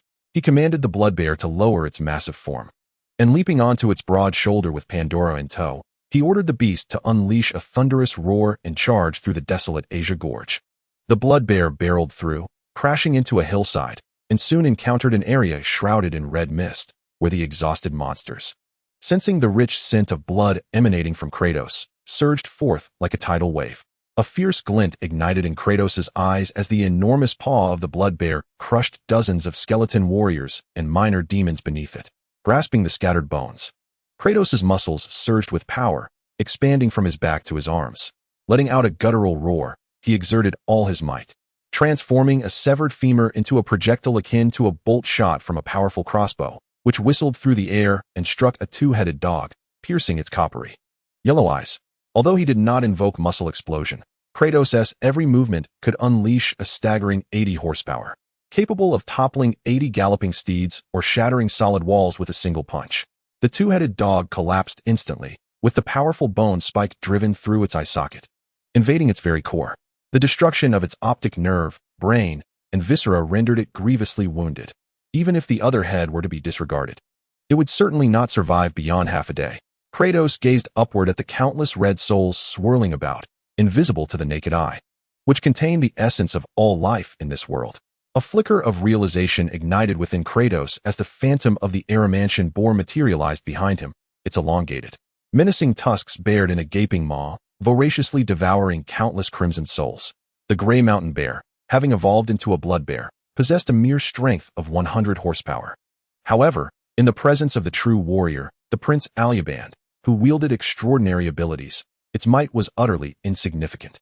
Yet, should he summon all 5 beast souls, a terrifying total of 500 horsepower could be unleashed, augmented by an explosive enhancement of muscular power, yielding a staggering force of over 1,000 horsepower, capable of obliterating even the most formidable adversary. Kratos, akin to a relentless hunter, commanded the blood bear as it rampaged through the Aegean Gorge, voraciously unleashing its feral strength. A plethora of lesser demons, crawling forth from the Emi Rift, were mercilessly slaughtered, while the phantom of the Aramantian boar, having absorbed a vast amount of crimson souls, became increasingly vivid, seemingly on the verge of awakening from its slumber. He plunged directly into the crimson mist, though visibility was obscured and the darkness enveloped him. Kratos remained resolute, navigating towards the location of the Emi Rift, driving the blood bear forward relentlessly. As he sensed an overwhelming pressure emanating from ahead, Kratos recognized he had found his quarry. He gripped tightly onto a prepared arm bone, wielding it like a bone spear, and hurled it deep into the dense red fog. A hollow roar echoed from within the depths of the mist, exclaiming, "Who dares to harm the body of the skeleton king?" The reverberations of the voice rippled outward, disorienting those who heard it. This was a creature of immense soul power, capable of shaking the very essence of one's spirit with mere sound. A colossal figure emerged from the thick crimson fog, its 6-fingered bony foot crashing down upon the ground, shattering the rocks beneath its weight. Towering 3 times the height of an ordinary man and clad in armor forged from bronze, it wielded a blood-stained great sword. Within the eye sockets of its skull burned the flames of its soul. This was the Skeleton King, a once mighty warrior whose corpse, corrupted by the malevolent energy of the underworld, had reignited its soul fire and risen once more. Its bones were as resilient as bronze, and its strength was unparalleled, serving as a leading force among the denizens of the underworld. The Emi Rift served as a spatial barrier connecting the realms of the living and the deceased. With its weak points exploited, legends speak of the gods, who, to protect the mortal realm from the encroachment of the underworld, imbued the Emi Rift with confinement through divine power. All creatures that crossed into the mortal realm via the Arima Rift would experience varying degrees of weakening. The mightier the being, the greater the diminishment. For instance, a formidable entity like Inpusa, nearing the strength of 1,000 warriors with over 500 horsepower, found its power reduced to the brink of 100-warrior threshold upon crossing the rift. Conversely, lowly skeleton soldiers, devoid of will, could traverse the stable confines of the Arima Rift unimpeded. The Skeleton King, relying on his unyielding skeletal frame, unburdened by blood or internal organs, managed to traverse the abyssal rift with minimal injury, his body shimmering with a metallic gleam, marred only by insignificant cracks. Observing the fierce soul fire blazing within the eye sockets of the Skeleton King, Kratos felt an unusual light ignite in his own gaze, as if he were not confronting a terrifying creature, but rather a sumptuous feast awaiting his indulgence. With a surge of muscle power, the blood bear, concealed beneath its fur, trembled violently, its strength doubling to a terrifying 200 horsepower in an instant. The massive paw was poised to strike at the Skeleton King's head. The hunger force surged, dark energy swirling within Kratos' pupils. Following his battle with Inpusa, this insatiable power within him seemed to amplify, allowing the malevolent energy to extend an arm's length from his body. In the moment of confrontation, Kratos unleashed his full combat prowess, employing every tactic to ensure a decisive blow caught his adversary off guard. As the peculiar blood bear lunged forward, the Skeleton King merely raised his blade, convinced that no earthly creature could pose a threat to him. However, upon the collision of blade and paw, the Skeleton King was met with a terrifying force, the soul fire within his eye sockets flickering wildly, revealing his profound fear. In Chapter 50, Breaking Through the Siege, just as the Skeleton King prepared to unleash his formidable strength to resist, an unfamiliar yet haunting sensation surged from the depths of his soul. With a resounding crash, the Skeleton King staggered, struck down by a single blow. What was this feeling? It was the sensation of hunger. Having existed in skeletal form for centuries, he had long forgotten the pangs of hunger, yet an overwhelming and uncontrollable craving assailed his consciousness, causing even the soul fire to emit erratic sparks. Regardless of the Skeleton King's soul-wrenching cries, at Kratos' command, the blood bear pinned the fallen monarch, its paws relentlessly battering against the hardened bones. Though it did not employ muscle explosion, the blood bear's strength reached a formidable 100 horsepower, each strike capable of shattering bones and sending fragments along with debris into the air. The phantom of the Erymanthian boar surged forth from within Kratos, having absorbed an abundance of red souls, allowing it to momentarily materialize. Its formidable tusks signified unyielding destructive power directed at the Skeleton King. The gray mountain bear symbolized absolute strength, granting the materialized blood bear a terrifying might equivalent to that of 100 warriors. In contrast, the Erymanthian boar represented impenetrable defense, its resilient hide capable of withstanding human weaponry, complemented by the battering ram atop its head, making it a formidable force in any charge. From above, the indomitable horn struck heavily against the skeletal king's form, producing a sharp, resonant sound as deep fissures began to spread from the ribcage at its chest. With a thunderous blast, the combined assault of the blood bear and the Erymanthian boar nearly obliterated the skeletal king, its once metallic bones shattering and splintering, its massive frame teetering on the brink of collapse. What manner of beast is this? Am I not in the realm of mortals, but rather in a deeper layer of the infernal abyss? The skeletal king's consciousness was saturated with dread. It could scarcely believe that this was the realm where the fabled fiends roamed unchecked. What curse has befallen me? A gnawing hunger surged within, threatening to extinguish the very flame of my soul. The two beasts, along with the skeletal monstrosity, wrestled fiercely in the canyon, bone fragments and blood mist erupting around them. The landscape devastated, mountains crumbling, and the gorge becoming entombed. The lowly demons crawling forth from the Erymanthian fissure were immediately annihilated by the battle's aftermath, saturating the air with an even denser red fog. A mere mortal dared to. The blood bear's colossal paw crushed the skeletal king's skull, shattering the flickering flame of its soul within. Kratos coldly regarded the skeletal king, marred by the marks of brutal violence, and remarked, "I have heard this sentiment before." The Erymanthian boar emitted a resounding howl, drawing forth vibrant red souls from the skeletal king's being. The boar's form appeared increasingly tangible, its hide, as resilient as stone, began to gleam with a metallic luster, and its horns swelled, resembling an unyielding shield, as its body expanded to twice its original size. Much of it taking on a corporeal essence, it abruptly halted, unable to extricate itself from Kratos' grasp despite its frantic struggles. Kratos furrowed his brow, astonished that, after absorbing a multitude of lowly demons and a skeletal king endowed with the strength of 100 foes, he still could not coalesce a second beast soul into a physical form. Judging by the escalating difficulty of this process, by the time he sought to materialize a third beast soul, merely drawing from the strength of 100 foes would be woefully insufficient. He would likely need to siphon the essence of 1,000. Kratos abruptly cast aside these concerns, roaring defiantly as he leapt back onto the blood-bear's shoulder, resuming his slaughter of the demons surging forth from the Aegean canyon. Based on his previous experience guarding the Erymanthian fissure, the number of demons escaping the spatial barrier was approximately 10,000, with at least one foe of 100 strength emerging from each fissure.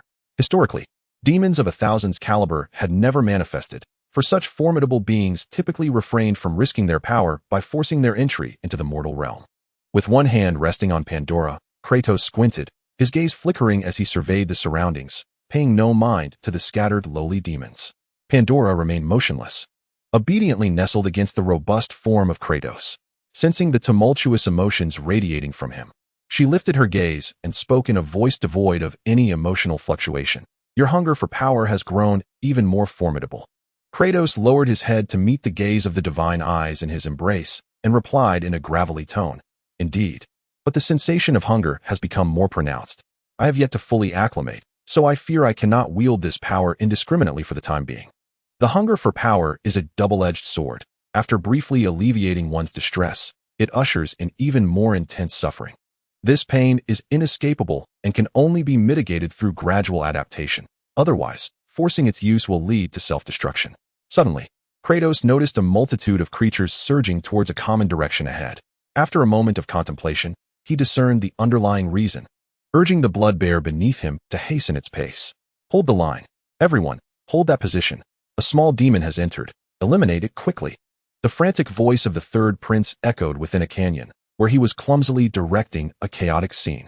The surrounding slave guards, beleaguered and disheartened, dared not defy their master's commands, struggling to comply amidst the tumultuous orders. Arthur Evans and his guards found refuge in the narrow confines of the canyon, where they relied on their advantageous position to endure the relentless onslaught of monsters. However, it was evident that without a change in circumstances, they would eventually exhaust their strength and be engulfed by the tide of creatures. Kohler silently observed the panicking third prince, considering him a fool. Were it not for the intimidation posed by the Spartan's might, he would have long since extricated himself from this tightly enclosed canyon, unable even to escape despite possessing the ability to teleport. Suddenly, a guard collapsed, an arrow still quivering from the wound atop his head. Raise your shields. It's the skeletal archers. Luca could no longer restrain himself and shouted, prompting all guards to lift their shields overhead to deflect the errant arrows. At that moment, Arthur Evans, stunned by the sudden death, quickly dropped to the ground, curling his body to avoid being struck by the incoming projectiles. His display of cowardice, paradoxically, relieved the guards, and under Luca's command, they began to reorganize, bringing a semblance of order to the previously chaotic scene. Yet, without seeking a new path, their escape from the encirclement of monsters remained implausible. Luca surveyed the multitude of creatures blocking the canyon and turned to Kohler, stating, I have heard tales of the famed escape artist. I now wish to know if you possess a means to depart from here. Kohler instinctively raised an eyebrow in surprise and inquired alone. Luca affirmed with certainty, Indeed, just you. We are undoubtedly unable to fight our way out from here. Yet at the very least, someone must escape and locate Lord Kratos. A peculiar glimmer flickered in Kohler's eyes. If it were that Spartan, perhaps they could indeed carve a path through the throngs of monsters. Without further ado, Kohler declared, My teleportation has a maximum range of 10 arms lengths. But the monsters here are so densely packed that there is scarcely room for a solitary soul. Luca nodded, promptly drawing forth the few bronze-tipped arrows from his quiver. Unconventional weaponry bestowed by Kratos upon several archers among the guards. Alongside 2 other captives, 3 bows were drawn simultaneously, and 3 glimmering bronze arrows sliced through the air, striking a minor demon 10 arms lengths away with precise accuracy. The arrows pierced through the first demon and continued onward to impale a second, fastening both creatures to the ground in a singular motion. In a fleeting moment, Kohler seized the opportunity. His figure flickered, and, in the blink of an eye, he materialized within the clear space created by the arrows. Luca did not cease his archery. After releasing 1 arrow, he swiftly nocked another, sending it soaring towards a target 20 arms lengths away. The effective range of an ordinary bow does not exceed 100 arms lengths, and the canyon they inhabited stretched beyond this distance, allowing only a faint glimpse of the exits ahead. After releasing his fifth arrow, Luca halted his shooting, aware that Kohler would have to rely on his own skills from here on out. Kohler's figure emerged amidst the encircling hordes of monsters, yet he could discern no sign of an escape route. However, he did not relent, raising his gaze to the heavens. His pupils constricted sharply as a ghoul's claws descended upon him, and in that instant, he vanished. Kohler had teleported to the air above, where he lingered not a moment, extracting a piece of meat sealed within the entrails of a pig beast from his leather pocket. With a swift motion, he tore through the entrails, releasing a pungent odor that elicited greedy roars from the surrounding creatures, their attention now fixated upon Kohler.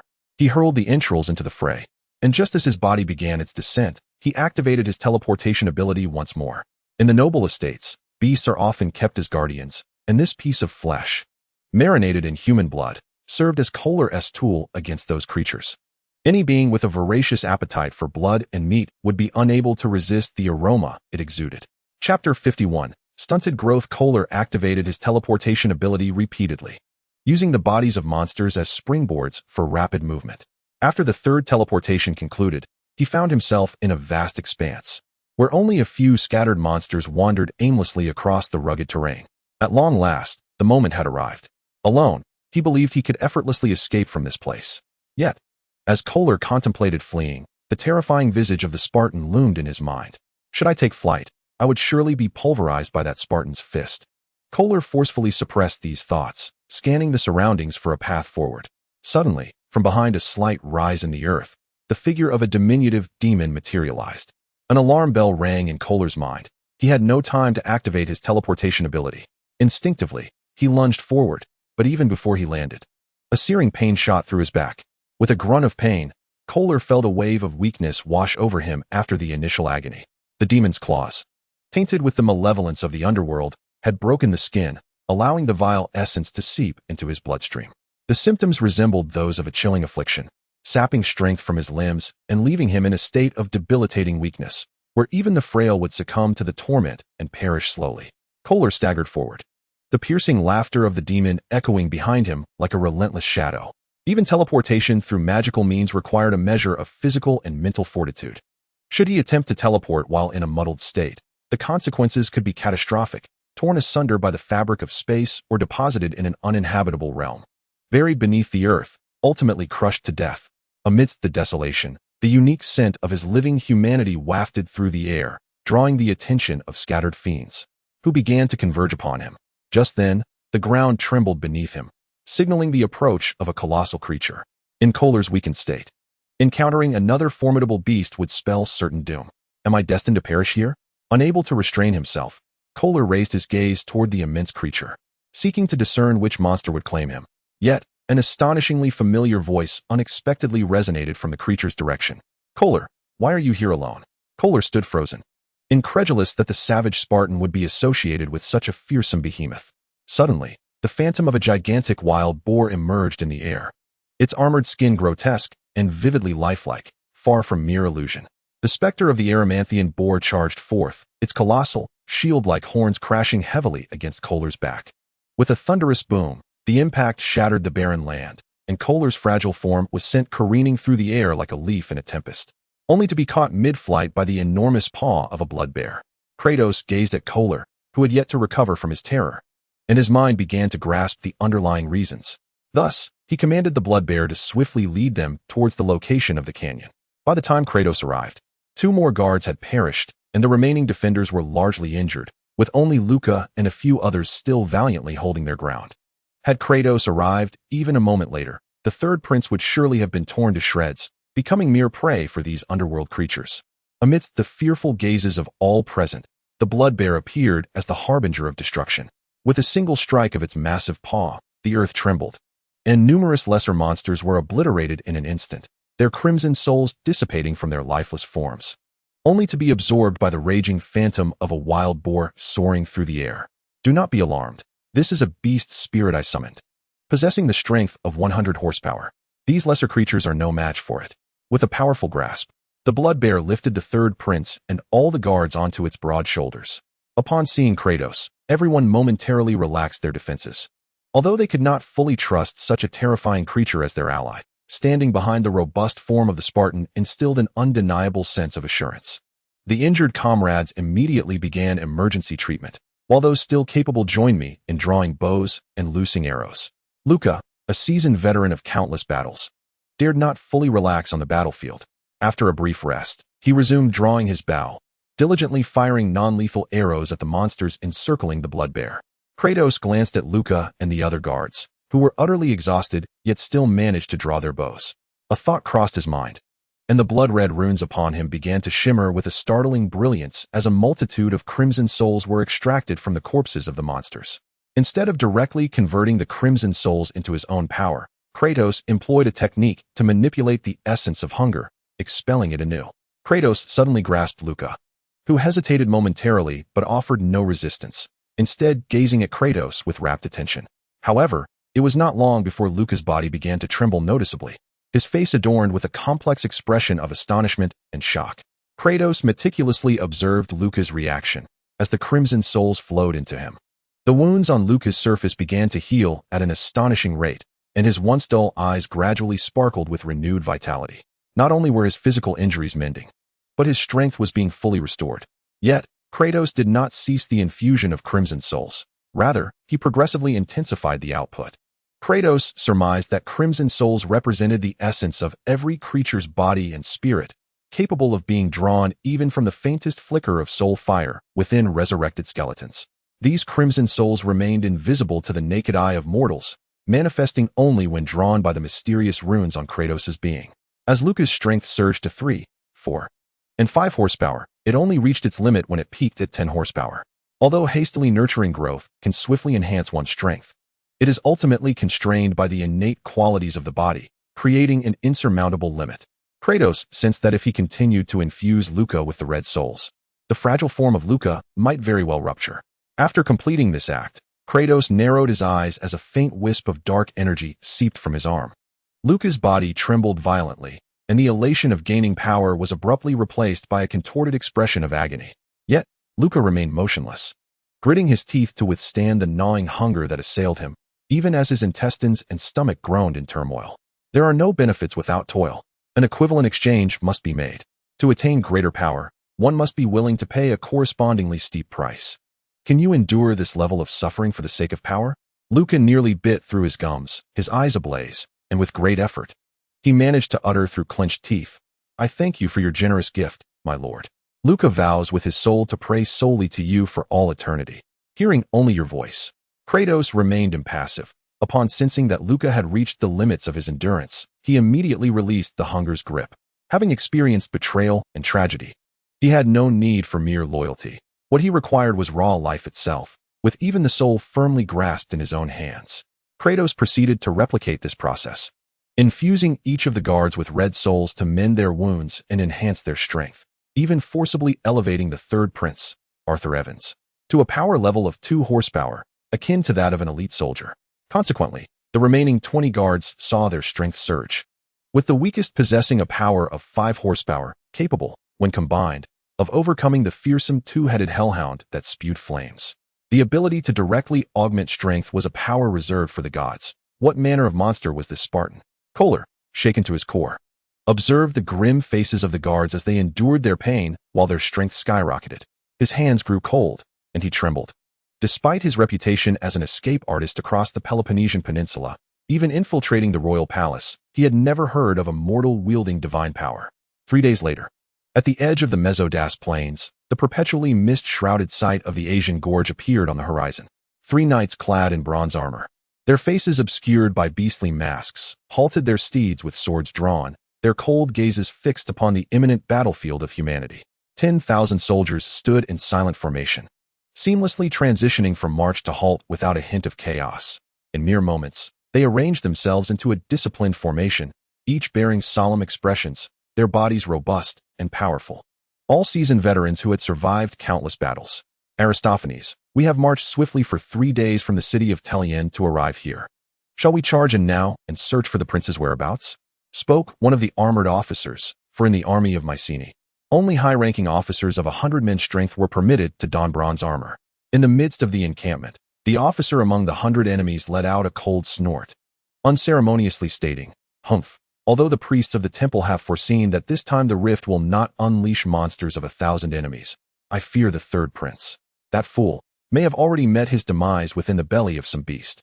Aristophanes was indeed correct. In the art of warfare, haste and the pursuit of immediate success are the gravest of follies.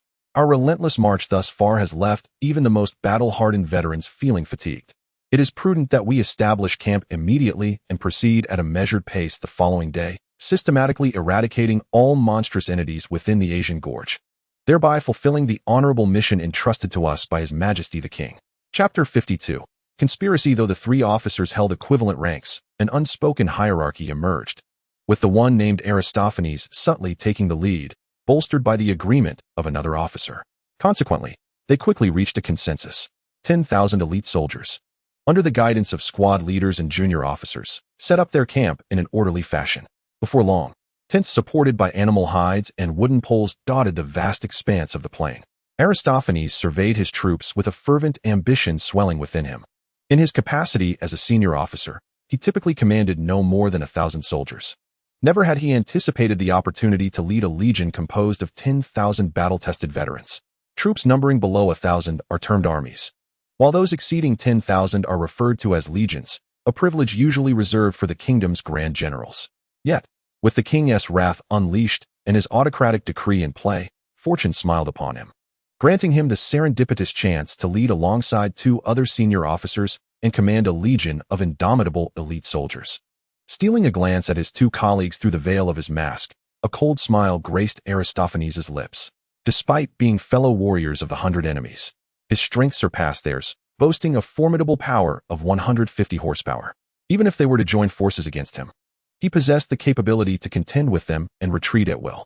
In this world, regardless of the nation, power commands respect. Those who possess it stand as undeniable authorities. Should he achieve merit, a reward from the temple would be within his grasp, allowing him to transcend his limits and reach the realms of 300 or even 500 horsepower. Stabilizing the tumult within his heart, Aristophanes addressed his colleague, the officer who had initially inquired about rescuing the third prince, with a commanding tone, "Medianlos, you are in charge of the camp's defenses and must inspect the weapons and provisions of all soldiers. When the sun rises, I expect nothing less than a flawless legion." Medianlos cast a silent glance at his superior, sighing inwardly before turning without a word and riding into the ranks to commence his meticulous arrangements. The remaining officer, sensing Aristophanes' gaze upon him, promptly bent slightly and ingratiatingly remarked, "My lord Aristophanes, I am not a fool like Medianlos. Within the royal city, I have faintly heard your name. The high priest of the Orphic cult, Oxus, is your elder. The Orphic cult is revered even throughout the entirety of the Peloponnesian continent, wielding immense power within the kingdom. As I stand guard at the Emily Rift, I shall undoubtedly adhere to your directives." Aristophanes displayed a satisfied expression, then spoke in a condescending tone, "Very well, the credit for this mission shall rightfully belong to me alone, yet once we succeed, I shall not withhold the rewards due to you. I will mention your name before His Highness, the second prince." The officer paused, incredulous, and exclaimed, "Your Highness, could it be that you?" Aristophanes wore an enigmatic smile, but just as he was about to respond, a piercing shriek emanated from the direction of the Aegean Gorge. Upon hearing the scout's alarm, Aristophanes could not help but shout, "What is the situation? Why has the scout raised the alarm? All soldiers, immediately arm yourselves." The shrill alarm echoed from an unseen source, yet resonated throughout the entire camp. The soldiers, without need for urging, emerged from their tents clad in leather armor, weapons in hand. In mere 15 breaths, a fully equipped legion stood poised upon the plain. Once the formation was established, a knight's silhouette emerged from the horizon, galloping swiftly towards them. Aristophanes pressed for answers. "What has transpired? Did the monsters from the gorge break forth?" The scout dismounted, speaking in a tone only audible to a select few nearby. "It is His Highness, the third prince. He emerges from the thick fog with his guard." Aristophanes exclaimed in astonishment, "What? The third prince is alive?"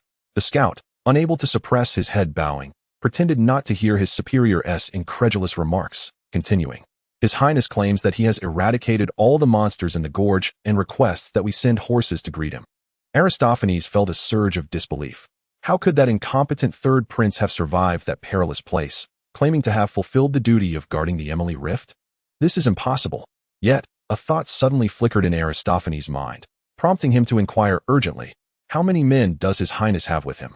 Realizing his tone was perhaps too hasty, he quickly added, what I mean is, how many horses should we dispatch to welcome the third prince and his valiant companions? The scout, without suspicion, replied honestly, a total of 23. His Highness indicated that their mounts suffered heavy losses and requested the finest steeds. The foolhardy prince had originally set forth from Telian City with a mere 26 individuals. Astonishingly, not only had he emerged unscathed from that forbidden realm, but he had also managed to bring back so many.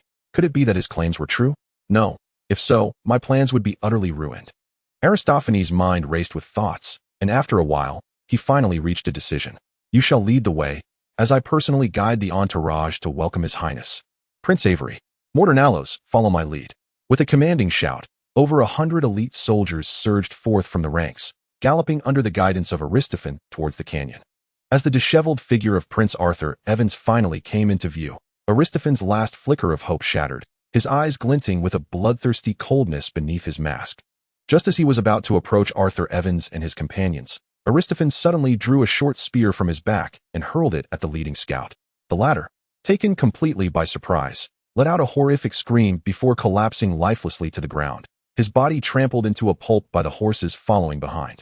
In the midst of the stunned expressions of the onlookers, Aristophanes unsheathed his sword and bellowed, "Damnable succubus Lamia! How dare you use your sorcery to disguise yourself as a human? But with the divine artifact of Orpheus in my possession, you cannot deceive my eyes." The Lamia, a creature of the underworld renowned for her ability to beguile the hearts of men, could alter her form at will, rendering the discerning eyes of mortals nearly powerless to distinguish truth from illusion. Upon hearing Aristophanes' revelation, the crowd exhibited expressions of dawning comprehension, swiftly replaced by a chilling resolve.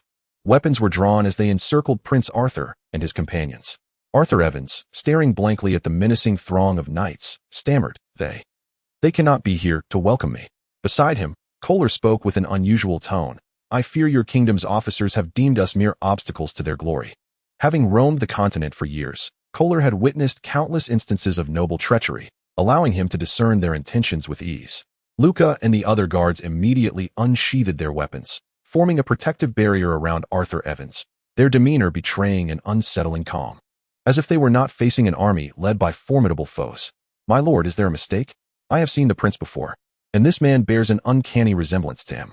Aristophanes cast a chilling gaze towards Mordernalos, who had attempted to intervene, and replied icily, "Mordernalos, do not let the succubus's sorcery blind you.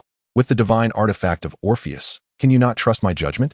Just as Mordernalos was about to respond, Aristophanes shouted, "Do not be deceived by the succubus, attack." Upon receiving the command, the soldiers launched their assault without hesitation, spears and swords falling from all directions, aiming to reduce the prince and his 20 guards to mere flesh and blood in an instant.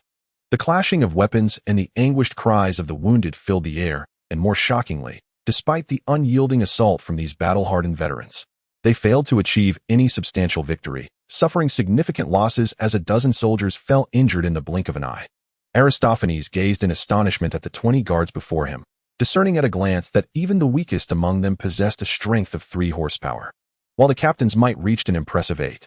Their movements were synchronized and orderly, clearly indicating that they were seasoned veterans with extensive battlefield experience. When had the third prince, a fool in Aristophanes' eyes, amassed such an elite cadre of guards, even outshining the second prince in this regard? As he observed the soldiers sustaining losses, Aristophanes realized that he could no longer afford to delay his actions. In a decisive moment, he raised his long sword and charged forward, cleaving down at the guard named Luca. With a resounding crack, the sword, imbued with a formidable 150 horsepower, split the robust shield in two, and he deftly kicked Luca to the ground. The glint of malice shone in Aristophanes' eyes. Should he eliminate everyone present, the glory would effortlessly fall to him, and he might even have the opportunity to remove any obstacles in his path. At that moment, he began to concoct a scheme for how to slay Mordernalos, contemplating even the potential to frame others for the deed if necessary. Suddenly, he caught sight of a distinctive figure. A Spartan, he realized. The recognition struck him. This was the third prince's sworn brother, a Spartan renowned throughout the royal city. Chapter 53, A Fist That Shatters. What sort of Spartan is this? Lacking the strength of 100 men, he shall be next once I have dealt with the third prince. To possess the head of a barbarian as a goblet would indeed be a peculiar honor. Just as the chilling blade was about to descend upon Arthur Evans's head, Kratos finally made his move. Without so much as a glance at his opponent, he unleashed a straightforward punch. His arm's muscles trembled with a rapid intensity, doubling his strength to a staggering 160 horsepower, tearing through the air and producing a resounding crackle. The moment his fist met the sword, an unexpected metallic clash echoed, and Aristophanes staggered back several steps, his face etched with disbelief and terror. As Kratos slowly retracted his fist, it became evident to all that an eerie glimmer emanated from it, covered in minute, scale-like formations. With a step forward, Kratos summoned forth the immense form of the blood bear, unleashing a thunderous roar directed at the advancing officer, Avery. The ferocious aura sent a tremor through the 100 soldiers, instinctively halting their advance. What manner of beast is this? Are they not mere harpies, but rather something far more terrifying? This presence exudes at least 100 horsepower. Even the most elite soldiers, confronted by the terrifying visage of the blood bear, were struck with primal fear, their eyes wide with shock, bodies trembling involuntarily. It was not that these soldiers lacked prowess. Rather, their bodies reacted instinctively to the overwhelming threat before them. Just as a rabbit perceives a lion and is overtaken by fear, fleeing instinctively due to the disparity in strength and the inherent trepidation towards the powerful, so too does the situation unfold here. However, it is merely a creature of 100 horsepower, Avery. You may restrain it while I eliminate these fiends first. Aristophanes, after a brief moment of astonishment, regained his composure and quickly discerned the true depth of the blood bear's power. Although the force of 100 horsepower is formidable, it is insufficient to deter him. Humph. In that case, allow me to demonstrate what true strength entails. Perhaps you have never experienced the sensation of being obliterated by a single punch. Kratos snorted derisively, crossing his arms over his chest, standing still as he observed the incessantly clamoring Aristophanes with a sense of calm anticipation. The blood bear's crimson eyes glinted fiercely, its massive form trembling 56 times in the blink of an eye, doubling its strength to a terrifying 200 horsepower. Avery struggled to quell the tumult of emotions within. Although he suspected Aristophanes' malevolent intentions, he found himself compelled to act, gripping the hilt of his sword tightly, summoning his strength to confront the strange giant bear head-on. Once I dispatch this beast, I shall feign injury in battle, allowing Aristophanes to strike down the pitiful third prince. Thus, should the truth eventually surface, I shall bear no responsibility. In that fleeting moment, Avery's mind was beset with distractions, yet his actions remained unceasing as he exerted all his might in a downward slash. What is this tremor of power? Avery sensed a peculiar vibration emanating from his sword, sparking an inexplicable curiosity within him. However, he soon felt his entire being begin to vibrate, and just as he sought to comprehend the phenomenon, even his consciousness began to shake. What does it mean to be obliterated by a single punch? The instant Avery's strike met the blood bear's colossal paw, he was sent hurtling backward, not a sound escaping his lips, as his armor, weaponry, flesh, and bones disintegrated midair, a shower of red and white scattering throughout. Witnessing Avery's dismal fate, Aristophanes was struck with astonishment. What manner of creature is this, capable of annihilating Avery with a single blow? Even I would require considerable effort to defeat Avery. It is inconceivable that one could dispatch him so effortlessly. Servant, do not kill. Kratos stepped forward, his voice resonating like a morning bell, reverberating in the ears of all present, extinguishing their fighting spirit in an instant. I am Mordenoloth, willing to pledge allegiance to His Highness the Third Prince. Aristophanes, how audacious you are, to harm the prince in your quest for sole glory. Mordenoloth swiftly regained his composure, stifling the tumult within, and bellowed with a heart-wrenching cry, simultaneously bringing his weapon down upon Aristophanes. Mordenoloth, how dare you? Aristophanes glared furiously, incredulous that the typically subservient Mordenoloth would be the first to brandish a weapon against him. A mix of shock and rage surging within him. Though Aristophanes possessed strength superior to that of Menelaus, the sudden twist of events left him in turmoil, rendering him capable of exerting only 6 or 7/10 of his full power. Consequently, he found himself evenly matched with his opponent for the moment. I cannot perish here. If I can return to Telian City, under the protection of the Second Prince and the Orpheus Church, that ineffectual Third Prince cannot harm me in any way. Having resolved this, Aristophanes ceased to linger in battle, unleashing a burst of 150 horsepower to repel Menelaus. He leaped onto his steed and swiftly bounded away into the distance. Humph, can you truly escape? Kratos scoffed, as the last remnants of his vitality surged forth, coalescing into a fearsome war boar, its armored hide glistening ominously. Its massive form complemented the nearby blood bear, resembling a terrifying creature clawing its way from the underworld. The war boar's legs, akin to pillars supporting the heavens, plunged forcefully into the earth, its head, crowned with shield-like tusks, lowered in anticipation. In but a breath's time, the war boar charged forth with ferocious speed, the ground beneath it shattering under the immense weight of its onslaught, sending fragmented stones flying. The war boar epitomized defense and the relentless spirit of assault, capable of obliterating all obstacles in its path with its indomitable armor and explosive force. Feeling the dreadful tremors approaching from behind, Aristophanes could not resist glancing back, only to witness a scene that chilled him to the marrow. How could a mere steed hope to evade the onslaught of the war boar? Even with the might of 100 men, Aristophanes was rendered nearly lifeless when struck by its tusks. As his body tumbled through the air, he was already on the brink of unconsciousness, ultimately crashing to the ground like a rag doll. Kratos inhaled deeply, and as he opened his eyes, a fleeting glimmer of crimson light flashed within them, while the incantations inscribed upon his skin began to settle. He realized that the blood essence possessed by a human warrior of 100 men was, astonishingly, more abundant than that of a comparable beast, nearly doubling the disparity. After devouring the 2 high-ranking officers, his strength surged by a full 10 horsepower. Now, Kratos' might had finally reached the threshold of 100 horsepower, equivalent to that of a formidable warrior. However, he could sense a slight swelling within his body, and an epiphany dawned upon him. The power he could bear had reached its limit. To further enhance his strength, he must proceed gradually or find a swift method to augment his physical prowess. Having completed these reflections, Kratos turned his gaze to Medinalos and the 100 elite soldiers nearby. I am Kratos, sworn brother to the third prince, Arthur Evans, wielding the formidable power to slay 100 foes at will. Even the beasts must bow before me. What right does a mere Lamia have to masquerade as me? As the ferocious blood bear and the unstoppable war boar transformed back into raw energy and were absorbed into Kratos, all the soldiers exhibited expressions of awe in their eyes. Possessing the strength to vanquish 100 foes rendered one an exalted being, unattainable and supreme. However, this peculiar Spartan, adorned with enigmatic tattoos, astonishingly summoned such formidable beasts capable of indiscriminately slaying 100 warriors, etching an image of a dread deity in their minds.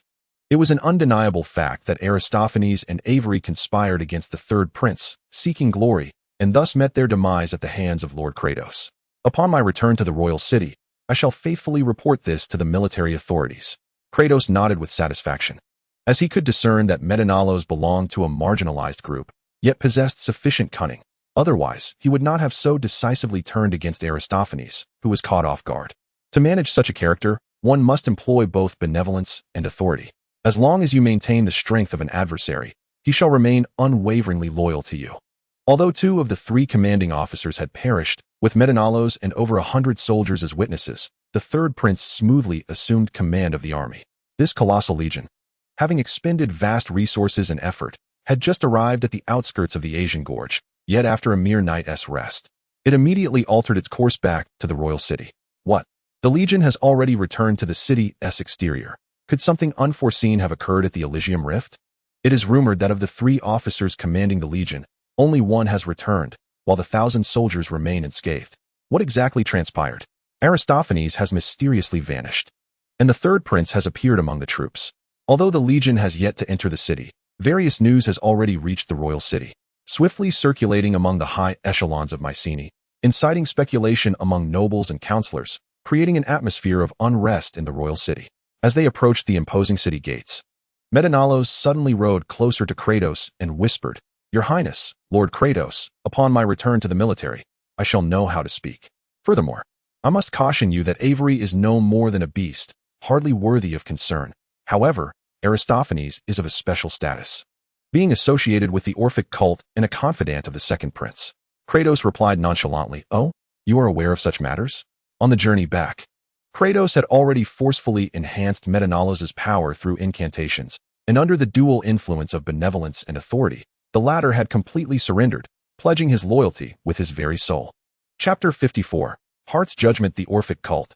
This is a human sect composed of followers who revere the primordial god, Orpheus, as the one true deity.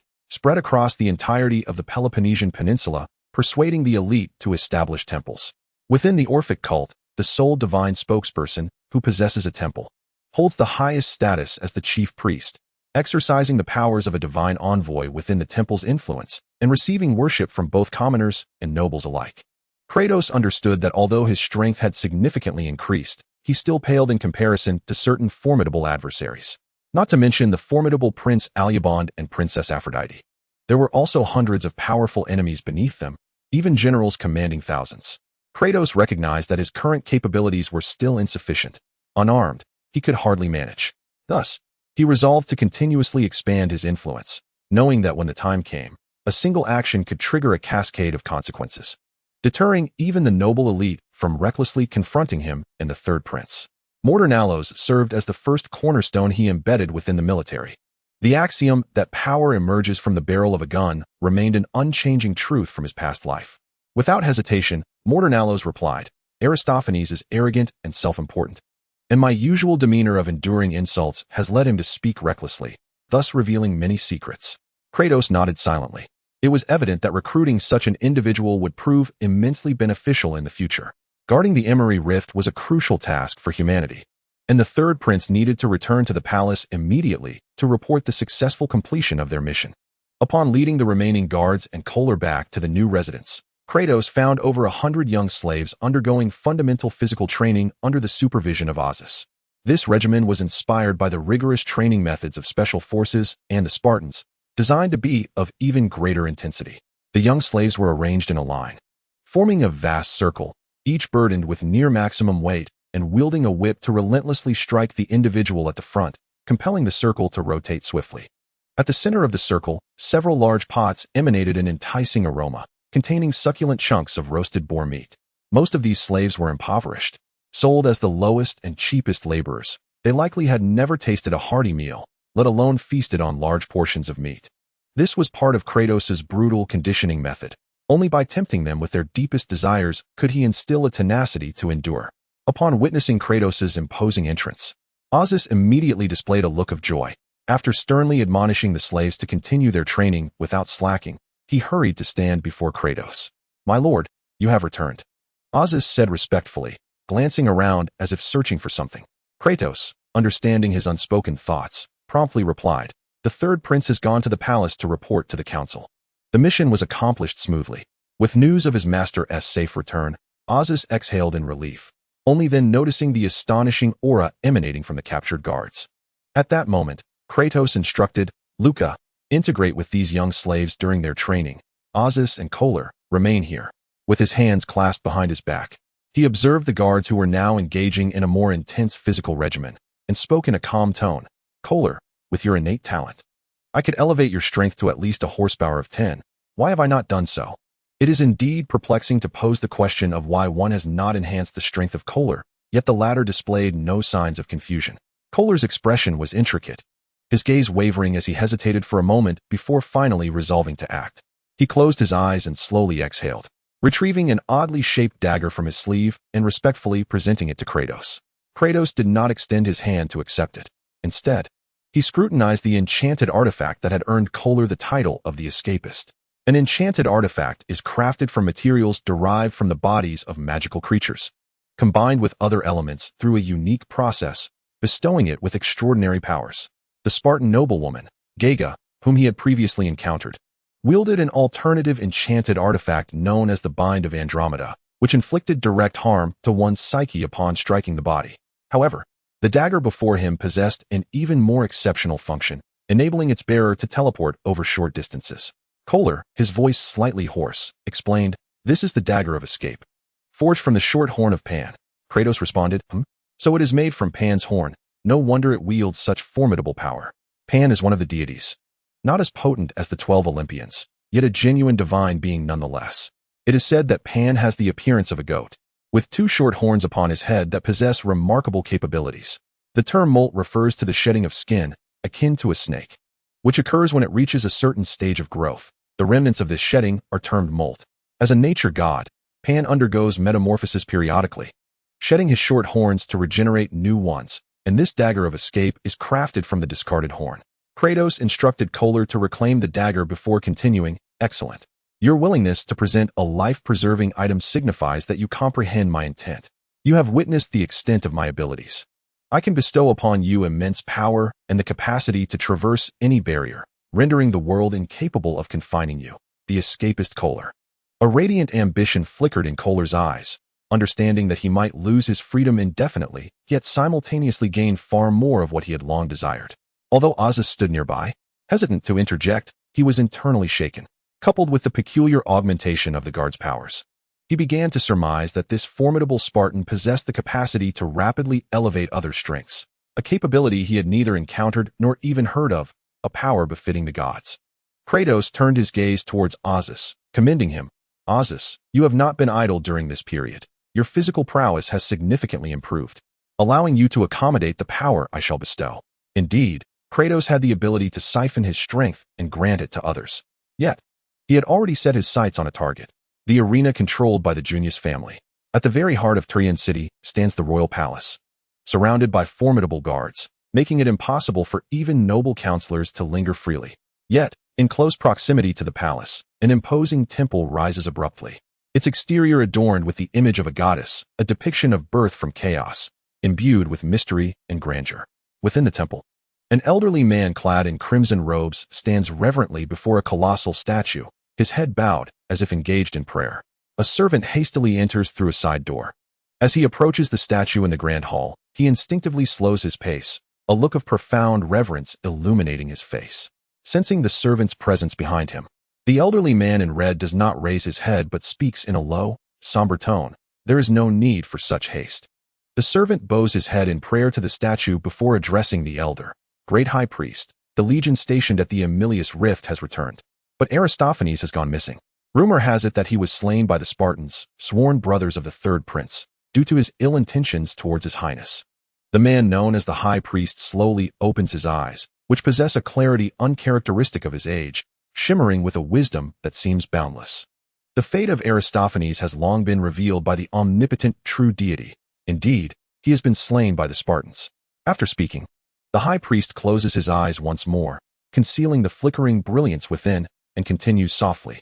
"The life of the temple's omnipotent knight belongs to the true god he worships. No one is entitled to take it away. You may leave." Although the high priest does not draw any explicit conclusions, the servant appears to grasp the underlying implications, bending slightly as he steadily retreats until he exits the temple, at which point he stands upright and hastens towards the inner city. It is only then that the high priest's distant, ethereal voice echoes through the silent temple. "The covenant of the gods has begun." Kratos stands atop the corpse of a Cretan bull, the arena enveloped in an eerie silence, filled only with the stench of various monstrous carcasses strewn across the ground. In the unseen space above mortal perception, a multitude of blood souls is extracted from the monster remains, using Kratos as a conduit, ultimately flowing into the bodies of Azus and Kohler, their powers rapidly escalating. Azus, who originally possessed a strength of 10 horsepower, has significantly enhanced his physique through the special training imparted by Kratos during this period. With the infusion of red souls, his power swiftly multiplies, exceeding threefold, reaching a limit of 36 horsepower. In contrast, Kohler, whose strength had previously reached 8 horsepower, specializes in agile movements rather than raw power, resulting in a final enhancement to 21 horsepower. After absorbing the majority of the remaining red souls, Kratos finds his own strength has only increased by a mere 2 horsepower. He realizes that further slaughter of these lowly monsters offers him little assistance. You have annihilated all my creatures." Kratos raised his head and sneered at Bruno on the high platform, declaring, "Noble sir, this contest has been won by me. Send the gold to the residence of the third prince." Upon hearing the fierce Spartan, who had already wreaked havoc upon much of the arena, demand his winnings, Bruno's face immediately turned a deep shade of crimson, a breath caught in his throat, almost causing him to faint. His attendant, flustered, scrambled to assist him until he finally regained his composure. Chapter 55. The hero's reward. At that moment, a servant clad in the kingdom's livery swiftly ascended the platform. Brandishing a bronze plate that represented the council, he proclaimed loudly, "Spartan Kratos, accompany me to the palace for a meeting." The third prince, Arthur Evans, was quite pleased, as he had not anticipated hearing such exhilarating news upon entering the palace.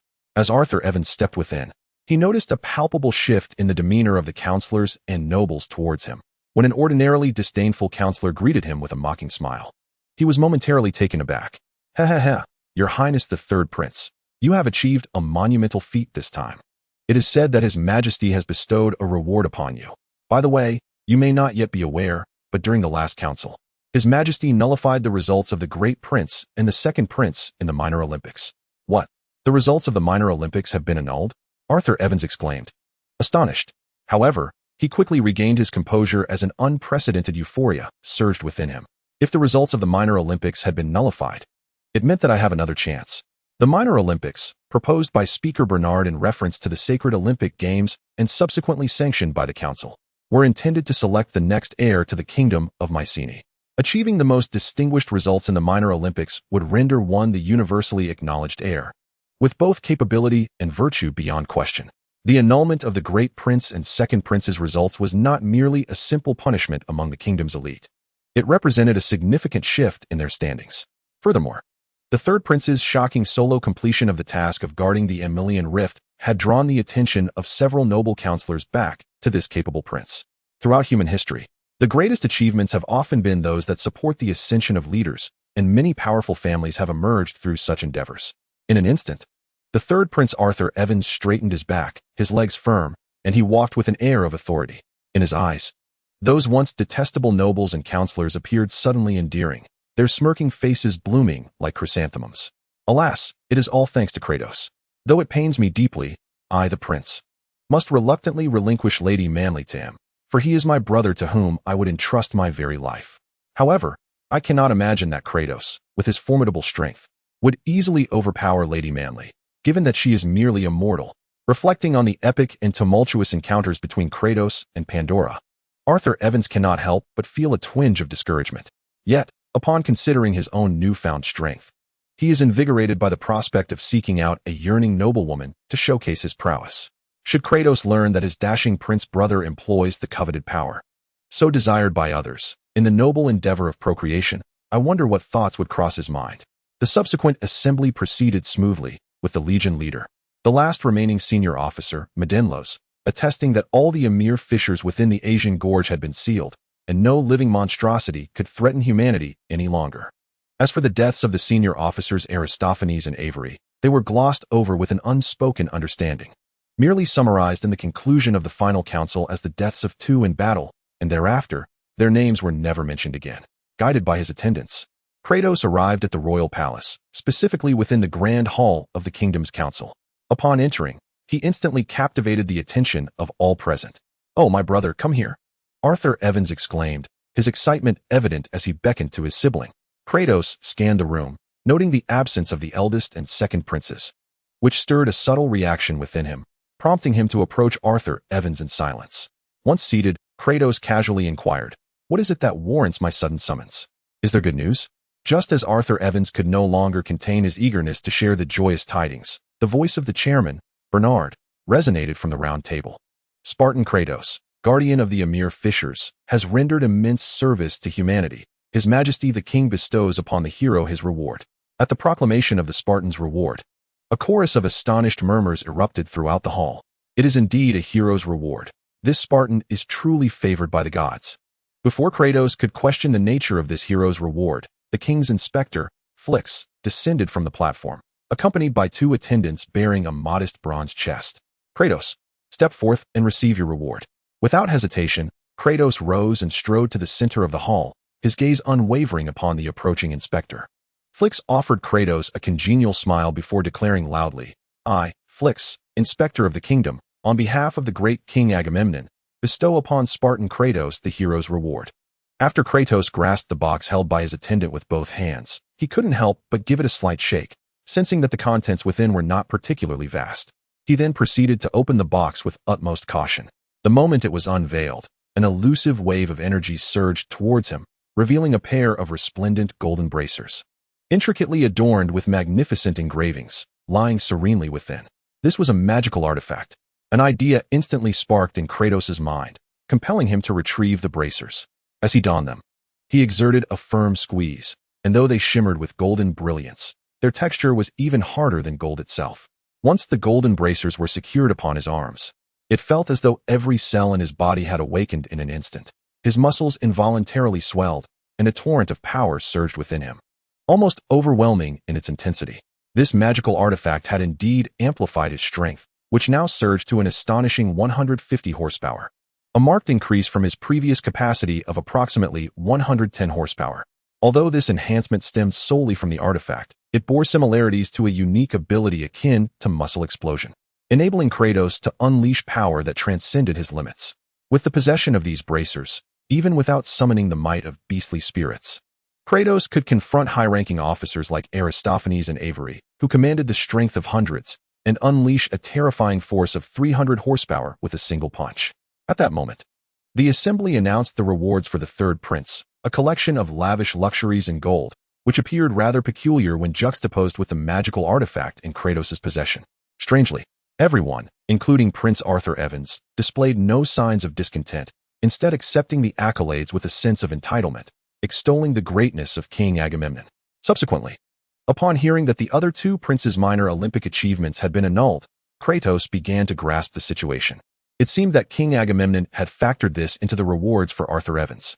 Indeed, for the third prince, who harbored an intense desire for the throne and aspired to be a ruler surrounded by numerous beauties, the opportunity to reclaim his competitive stance for the throne was far more enticing than any reward. When the assembly concluded, and the speaker alongside the 10 chief members exited the grand hall, a considerable portion of the nobles and delegates gathered around, fervently encircling the third prince and Kratos, showering them with flattery and obsequious remarks. After much effort, Kratos finally extricated himself from the throng, feeling as if a foul layer of saliva had coated his bronzed skin. "Kratos, come with me to a certain place." Once they departed the royal palace, Arthur Evans seized Kratos and, without further ado, led him in another direction. The twilight had not yet descended, yet the area was already illuminated by flickering candlelight, with the air infused with a faintly intoxicating aroma, a blend of feminine allure and the scent of alcohol, igniting an irresistible yearning in those who inhaled it. In a previous life, Kratos had frequented similar establishments, where men sought to satiate their desires. This locale was replete with abodes catering to the needs of both men and women. One merely had to select a suitable companion to enter any chamber of their choosing. At the heart of this area stood a compound encircled by walls, within which the candlelight blazed more fervently, casting a soft pink mist into the air. Tonight is on me. No need to be shy," Kratos remarked, casting a sidelong glance at the grinning Arthur Evans. He mused that the prosperity of this establishment was likely due in no small part to the contributions of the third prince. Even before entering, a throng of scantily clad courtesans approached, their bodies provocatively displayed, pressing against Arthur Evans and Kratos with abandon. Even a battle-hardened warrior like Kratos felt a surge of warmth coursing through him. Naturally, Kratos was no innocent. He seized the opportunity presented before him, engaging with the alluring courtesans, their eyes soon sparkling with desire as they gasped in delight. While he reveled in the pleasures of the moment, a sliver of clarity remained in his mind. The aphrodisiac-laden air was likely more potent than musk. In this realm governed by deities, even courtesans were not viewed as lowly. Their status often surpassed that of slaves and was protected by law. Even nobles were mandated to compensate courtesans handsomely for their favors, lest they face severe penalties. Chapter 56. The Temple of Aphrodite. The architecture of this brothel resembled that of a sacred temple, complete with walls, sanctuaries, and pools, crowned by a statue of a goddess in the open square. The statue of the goddess harmonized with its surroundings, exuding an irresistible allure that caused any man who gazed upon it to feel a rush of blood. Even the most impaired would find their vigor restored. Undoubtedly, this was the sanctuary of Aphrodite, the embodiment of love and beauty, where nearly all courtesans were devoted followers. Every temple door stood wide open, revealing courtesans draped in diaphanous veils, their enchanting presence palpable as they reclined on the steps or lounged by the pools, awaiting the affections of men. "Yefet, quickly bring forth your most beautiful women, for this prince intends to craft an epic saga worthy of song tonight." At this moment, the third prince had fully embraced the role of a patron, his legs splayed in an unrefined manner, golden treasures on display, as he shouted with lascivious exuberance. The third prince, renowned as a frequent visitor, summoned several courtesans from the temple with a single roar. Each of these women was a paragon of beauty, their figures varying from voluptuous to slender, captivating beyond compare. Furthermore, Kratos sensed an enigmatic aura emanating from them, a divine light bestowed only upon those favored by the gods. These women were undoubtedly masters of their craft. Just as this thought surfaced in Kratos' mind, he was swiftly engulfed by their soft arms and voluptuous forms. Overwhelmed by their allure, despite possessing the strength to vanquish 100 foes, he found himself utterly powerless at that moment. Like a marionette manipulated by a host of exquisite yet delicate beings, drawn into one of the edifices, the doors sealing shut. Soon after, intoxicating cries of ecstasy resonated from within. It was not until the third day that the third prince, Arthur Evans, returned to his residence, his legs weak and eyes shadowed. Beside him stood a Spartan, clad in leather trousers and barefoot, exuding raw power with a bare torso. Ultimately, the third prince nearly crawled away from the temple of the goddess Aphrodite, while Kratos, embraced by a throng of courtesans who lingered with sweet words, departed with a confident stride. The stark contrast between their experiences led the third prince to silently vow never to indulge in such escapades with this formidable creature again. Upon returning to his estate, Arthur Evans collapsed into a deep slumber, while Kratos summoned Azus, Kohler, and Luca to delineate a series of tasks. The gold previously extracted from the arena had been reclaimed, and with Kratos' notorious reputation and the third prince's rising prominence, even the Junius family dared not offend him. Consequently, they begrudgingly delivered the gold to the third prince's residence, swallowing their pride. Coupled with the riches and luxurious gifts bestowed by the king, Kratos utilized a significant portion of these assets to acquire a multitude of slaves. The ages of these slaves were notably tender, none exceeding 12 years, offering immense potential while avoiding the infiltration of spies with ulterior motives. Azus was appointed as the chief guardian, tasked with overseeing the physical training and individual combat skills of the slaves. Luca served as Azus' deputy, responsible for coordinating formations and imparting methods of slaying on the battlefield. Based on Azus' observations and records of the slaves' characteristics, Kratos selected 80 agile and clever young slaves, establishing an intelligence bureau under Kohler's leadership. Although Kohler found the name Intelligence Bureau rather peculiar, he quickly grasped his role, realizing he would become a concealed blade in the shadows, unsheathed only at critical moments. Once the arrangements were complete, Kratos dedicated several days to refining and imparting the training methods for the slaves, particularly when Kohler witnessed an array of previously unknown secret skills. His resolve solidified, dispelling any thoughts of ever challenging this Spartan. If I were to follow this Spartan, I could truly achieve my goal. Kratos, in a lavishly constructed training room tailored to his needs, unleashed his might with fervor. His limbs and waist were bound with massive meteorites, remnants that had descended from the heavens, dense and formidable. A meteorite the size of an ordinary fist weighed as much as a grown man. The total weight of the meteorites encircling Kratos was at least 100 talents, equivalent to that of 100 robust adults. The floor of this training chamber was covered with peculiar black grass, which, upon closer inspection, resembled miniature hands that swayed and danced around Kratos. This was the hair of the dead, a flora that thrived only in realms rife with miasma and venomous creatures. When stimulated by the vitality of living blood, it would sway rhythmically, exhibiting a potent allure. The more vigorous the lifeblood, the more animated the hair of the dead became. Standing upon it felt akin to being ensnared by the long tresses of the deceased, restricting one's strength and even breath. The entire room was carpeted with this hair of the dead, and any ordinary individual who dared to enter would be drained of life force almost instantly. Kratos' skin glistened, drenched in sweat, droplets falling like rain. And as he nourished the hair of the dead with his sanguine perspiration, it thrived even further. Each time he lifted the colossal barbell, akin to the weight of 2 houses, he exerted every ounce of strength within him, his cells almost groaning in protest. Yet, he showed no signs of cessation. Darkness swirled in his eyes as he relentlessly pushed against the limits of his body. Kratos urgently needed to enhance his physical strength, for only a more robust physique could harbor greater power. Otherwise, should the third beast's soul be successfully condensed, the ensuing ferocity could very well shatter his form. Time passed, though its measure was indeterminate, until a clear, albeit non-sharp, bird call roused him from his exertions. Kratos set down the immense barbell and, with great effort, stepped away from the hair of the dead. As he opened the door, a vibrant green thornbird soared overhead, and a shell inscribed with words descended, landing in his palm. This heralded the triathlon. Almost simultaneously, the citizens of Aegean received news of the impending events of the small Olympic Games. A message rapidly disseminated throughout the Mycenaean kingdom by the Thornbird, a symbol of peace and wisdom. The third prince lounged, one leg crossed over the other, observing Kratos and his companions with indifference, seemingly unperturbed by the forthcoming events. Kohler pointed to an unfurled sheepskin map on the table and explained earnestly, "This triathlon commences in Aegean, traverses north to the terminus of the Mesodas Plain, crosses the Eurotas River, and ultimately reaches the barren lands." Kohler's appearance had transformed significantly. Cloaked in a pitch-black robe devoid of any embellishments, his limbs concealed within its folds. His eyes narrowed, revealing little of his expression. He resembled a blade hidden within its scabbard. The so-called triathlon is a comprehensive test of an individual's strength, speed, and intellect. Upon hearing this, Azus immediately expressed his astonishment, saying, "The wasteland? That desolate realm filled with cold and death, conquered by the Macedonians?" Kohler maintained his composure and continued, "Indeed. It is that very place. According to the directives, the triathlon commences 5 days hence when the sun reaches its zenith. The objective is to reach the wasteland as swiftly as possible and return with one of the heads of the three-headed giant. Our intelligence bureau has compiled information indicating that the three-headed giant is among the most formidable creatures in the wasteland, its exact power unknown.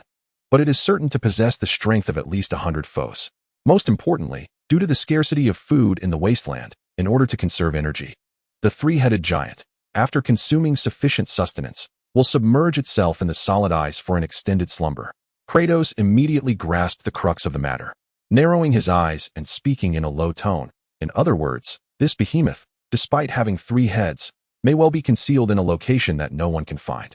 Kohler nodded affirmatively, yet he too was uncertain about how to easily locate the three-headed giant.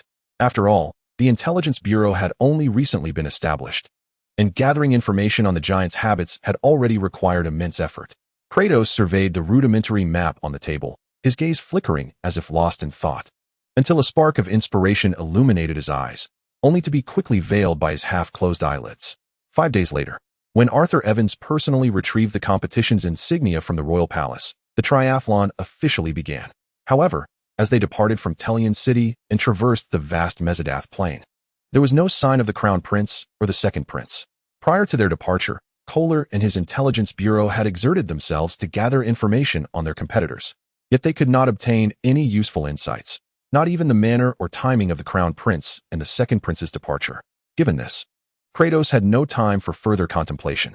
Once Aegean City vanished from sight, he summoned the immense power within him, and the fearsome figure of the war boar materialized before him. Considering the triathlon's intensity, Kratos brought only Azus, responsible for the personal protection of the third prince, while Luca and the other guards remained behind to oversee the training of the young slave. Even Pandora was left at the estate. Kohler concealed himself in the shadows. Having once reigned as the king of spies, Kratos understood that to elevate Prince Arthur Evans to the pinnacle of power, one must wield a dagger laced with potent poison. The war boar's hooves sank deeply into the earth, and after a brief moment of gathering strength, it erupted into a furious sprint, its colossal form racing across the plain. Following the map's guidance, Kratos directed the war boar to charge forward in a straight line, obliterating all obstacles with its indomitable horns.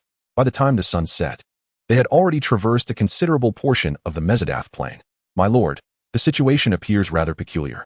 The path we traverse is undoubtedly the most recent, yet we have not encountered any signs of others. Could it be that they remain concealed within the city, yet to embark on their journey?" Kratos, with arms crossed and posture erect, stood resolutely atop the galloping war boar. Upon hearing Azus's words, he inclined his head and remarked thoughtfully, "I fear that the route we are following may not be the swiftest shortcut after all." Chapter 57. Ambush. Suddenly, a sharp cry from a soaring bird pierced the air, and in an instant, the surroundings were engulfed in tumultuous winds. A fierce gale swept through, scattering gravel and stones that clattered against the scales of the war boar, producing sounds reminiscent of popping beans. "What is happening?" The third prince, Arthur Evans, rose to discern the commotion, only to be unceremoniously toppled by Kratos, who then pressed a foot firmly on his back, pinning him against the hard, armored surface. Kratos raised his gaze, squinting towards the source of the cry. Initially a mere speck, it rapidly expanded to dominate his vision. A magnificent flying horse, pure white as snow, adorned with a spiraled horn atop its head, soared through the air, its wings gracefully flapping. In that fleeting moment, Kratos distinctly perceived that among the group seated upon the back of the flying steed, the foremost figure clad in armor was none other than the first prince, Aegean. Aegean, the first prince, and Princess Aphrodite. A cold, contemptuous smile curled at the corners of Kratos' lips, his eyes flashing with a provocative gleam directed at his adversaries. Despite his blatant taunts, they remained unperturbed, their frozen expressions vanishing into the horizon. My lord, what shall we do? At this pace, we surely cannot catch up to them. The triathlon does not impose strict regulations. If they find and sever the heads of the three giants first, our failure is inevitable. Azus, having caught a glimpse of the riders on the flying horse, spoke urgently. What is the matter? That was quite a gust of wind. However, Kratos, if you acknowledge your envy of my appearance, fearing it might attract the attention of the fairies, I shall forgive your earlier disrespect. The so-called fairies refer to special beings born from the natural environments of mountains, rivers, and valleys. They possess no gender but frequently transform into alluring human female forms, clad in scant attire, exuding temptation. Legend has it that there were instances of humans mingling with fairies, their encounters immortalized in poetry, resulting in the sudden emergence of well-dressed nobles amidst picturesque landscapes, their actions aimless and indulgent. The group turned their attention away from the third prince, casting anxious glances at Kratos, who they sensed had already surmised that Princess Aphrodite and the first prince had conspired together. Yet, Kratos remained unfazed. He first directed the war boar to proceed along the correct path before calmly stating, I had anticipated that Aphrodite would align with the second prince. Yet it appears the situation may be slightly more favorable than I had imagined. In response to the puzzled expressions of the crowd, Kratos elucidated. You have likely forgotten about Aristophanes. Arthur Evans, as a noble prince, appeared to have heard of him and expressed his incredulity. Could it be related to the cult of Orpheus? Metanolos had previously remarked that Aristophanes was associated with Prince Actorman and had significant ties to the Orpheus cult, possibly being one of its omnipotent knights. Kratos nodded affirmatively, stating, Indeed, the great Prince Alcibiade is renowned for his valor, commanding the strength of an entire legion. The second prince, however, is a mastermind of intrigue. Skilled in manipulating hearts and forging alliances with the powerful, half of the members in the kingdom's council have vested interests with him, including even the noble Junius, who serves as one of his minions. Upon hearing this, the crowd was engulfed in a tumult of emotions, uncertain whether to feel relieved that such a formidable second prince had not gained further support or to be anxious about the great prince acquiring new allies. As dusk fell, Kratos dispelled the beast spirit, and the group sought a higher ground with a broad view to rest for the night. Since realizing that his elder brother had taken flight and likely left him far behind, Arthur Evans grew increasingly restless. Although he yearned to press on through the night, he understood that every moment Kratos maintained the battle boar spirit form drained a considerable amount of his vitality. Given Kratos' current reserves, even in the absence of intense combat, he could only sustain the boar spirit for half a day. If he continued, he risked depleting his essence and incurring irreparable harm to his body. Do you think, Arthur mused, that in this tranquil and beautiful plain, under the cloak of night, there might be fairies secretly watching me, captivated by my handsome form? He adopted the most refined, noble posture, ostentatiously nibbling on skewered roasted meat, while his keen eyes darted around, scanning the shadows like an eagle. Azus, my brother, I entrust you with the task tonight. You must remain vigilant and understand my meaning. Should any unforeseen circumstances arise, simply incapacitate him. Kratos tossed a chain made of pure bronze before Azus, his impassive face taking on an eerie aspect in the flickering firelight. Arthur Evans gaped at the chain meant to restrain beasts, momentarily stunned before leaping to his feet, gesticulating wildly as he exclaimed, Kratos, you cannot treat me this way. I am your brother, the illustrious third prince of Mycenae, the jewel of all the widows in Telian city. Kratos remained unfazed, casually replying, Oh yes, my brother. Perhaps you have another title. Upon witnessing Kratos' mockery as he adjusted his rather indecorous bulge, Arthur's expression shifted dramatically. After several fleeting changes of countenance, he ultimately capitulated, slumping down to the ground, his desire to seek fairies entirely extinguished. Observing the third prince finally acquiesce, Kratos felt a sense of relief wash over him. The difficulty of this triathlon is immense, compounded by the presence of the utterly burdensome third prince, whom Kratos is compelled to accompany. He must eliminate all internal sources of instability without hesitation, even if it requires employing harsh measures. After a night spent peacefully in the wilderness, they set off again at the crack of dawn, as the sky remained shrouded in a gray mist. The war boar, with its formidable physique, rampaged across the Mesodas plains with reckless abandon, to conserve energy for any unforeseen circumstances that may arise along the journey. Kratos and his companions advanced swiftly on the war boar for half a day before proceeding on foot. As night fell, they made camp. Their pace, though not slow, was insufficient to catch up with their competitors ahead. After 3 consecutive days, both the third prince and Azus were filled with a sense of urgent anxiety. Yet they were at a loss for better strategies. Kratos, however, remained silent, his expression inscrutable as he led the two of them onward, occasionally narrowing his eyes as if calculating something. On the 5th day at noon, the sun blazed overhead, radiating an oppressive heat that distorted the very air around them. Just as exhaustion and numbness began to take hold, Kratos' sudden voice jolted them awake. It has finally arrived. What had finally arrived? As Azus and the third prince pondered this enigma, the air ahead shimmered with palpable waves, and a divine light descended from above, accompanied by a chant that resonated like an incantation.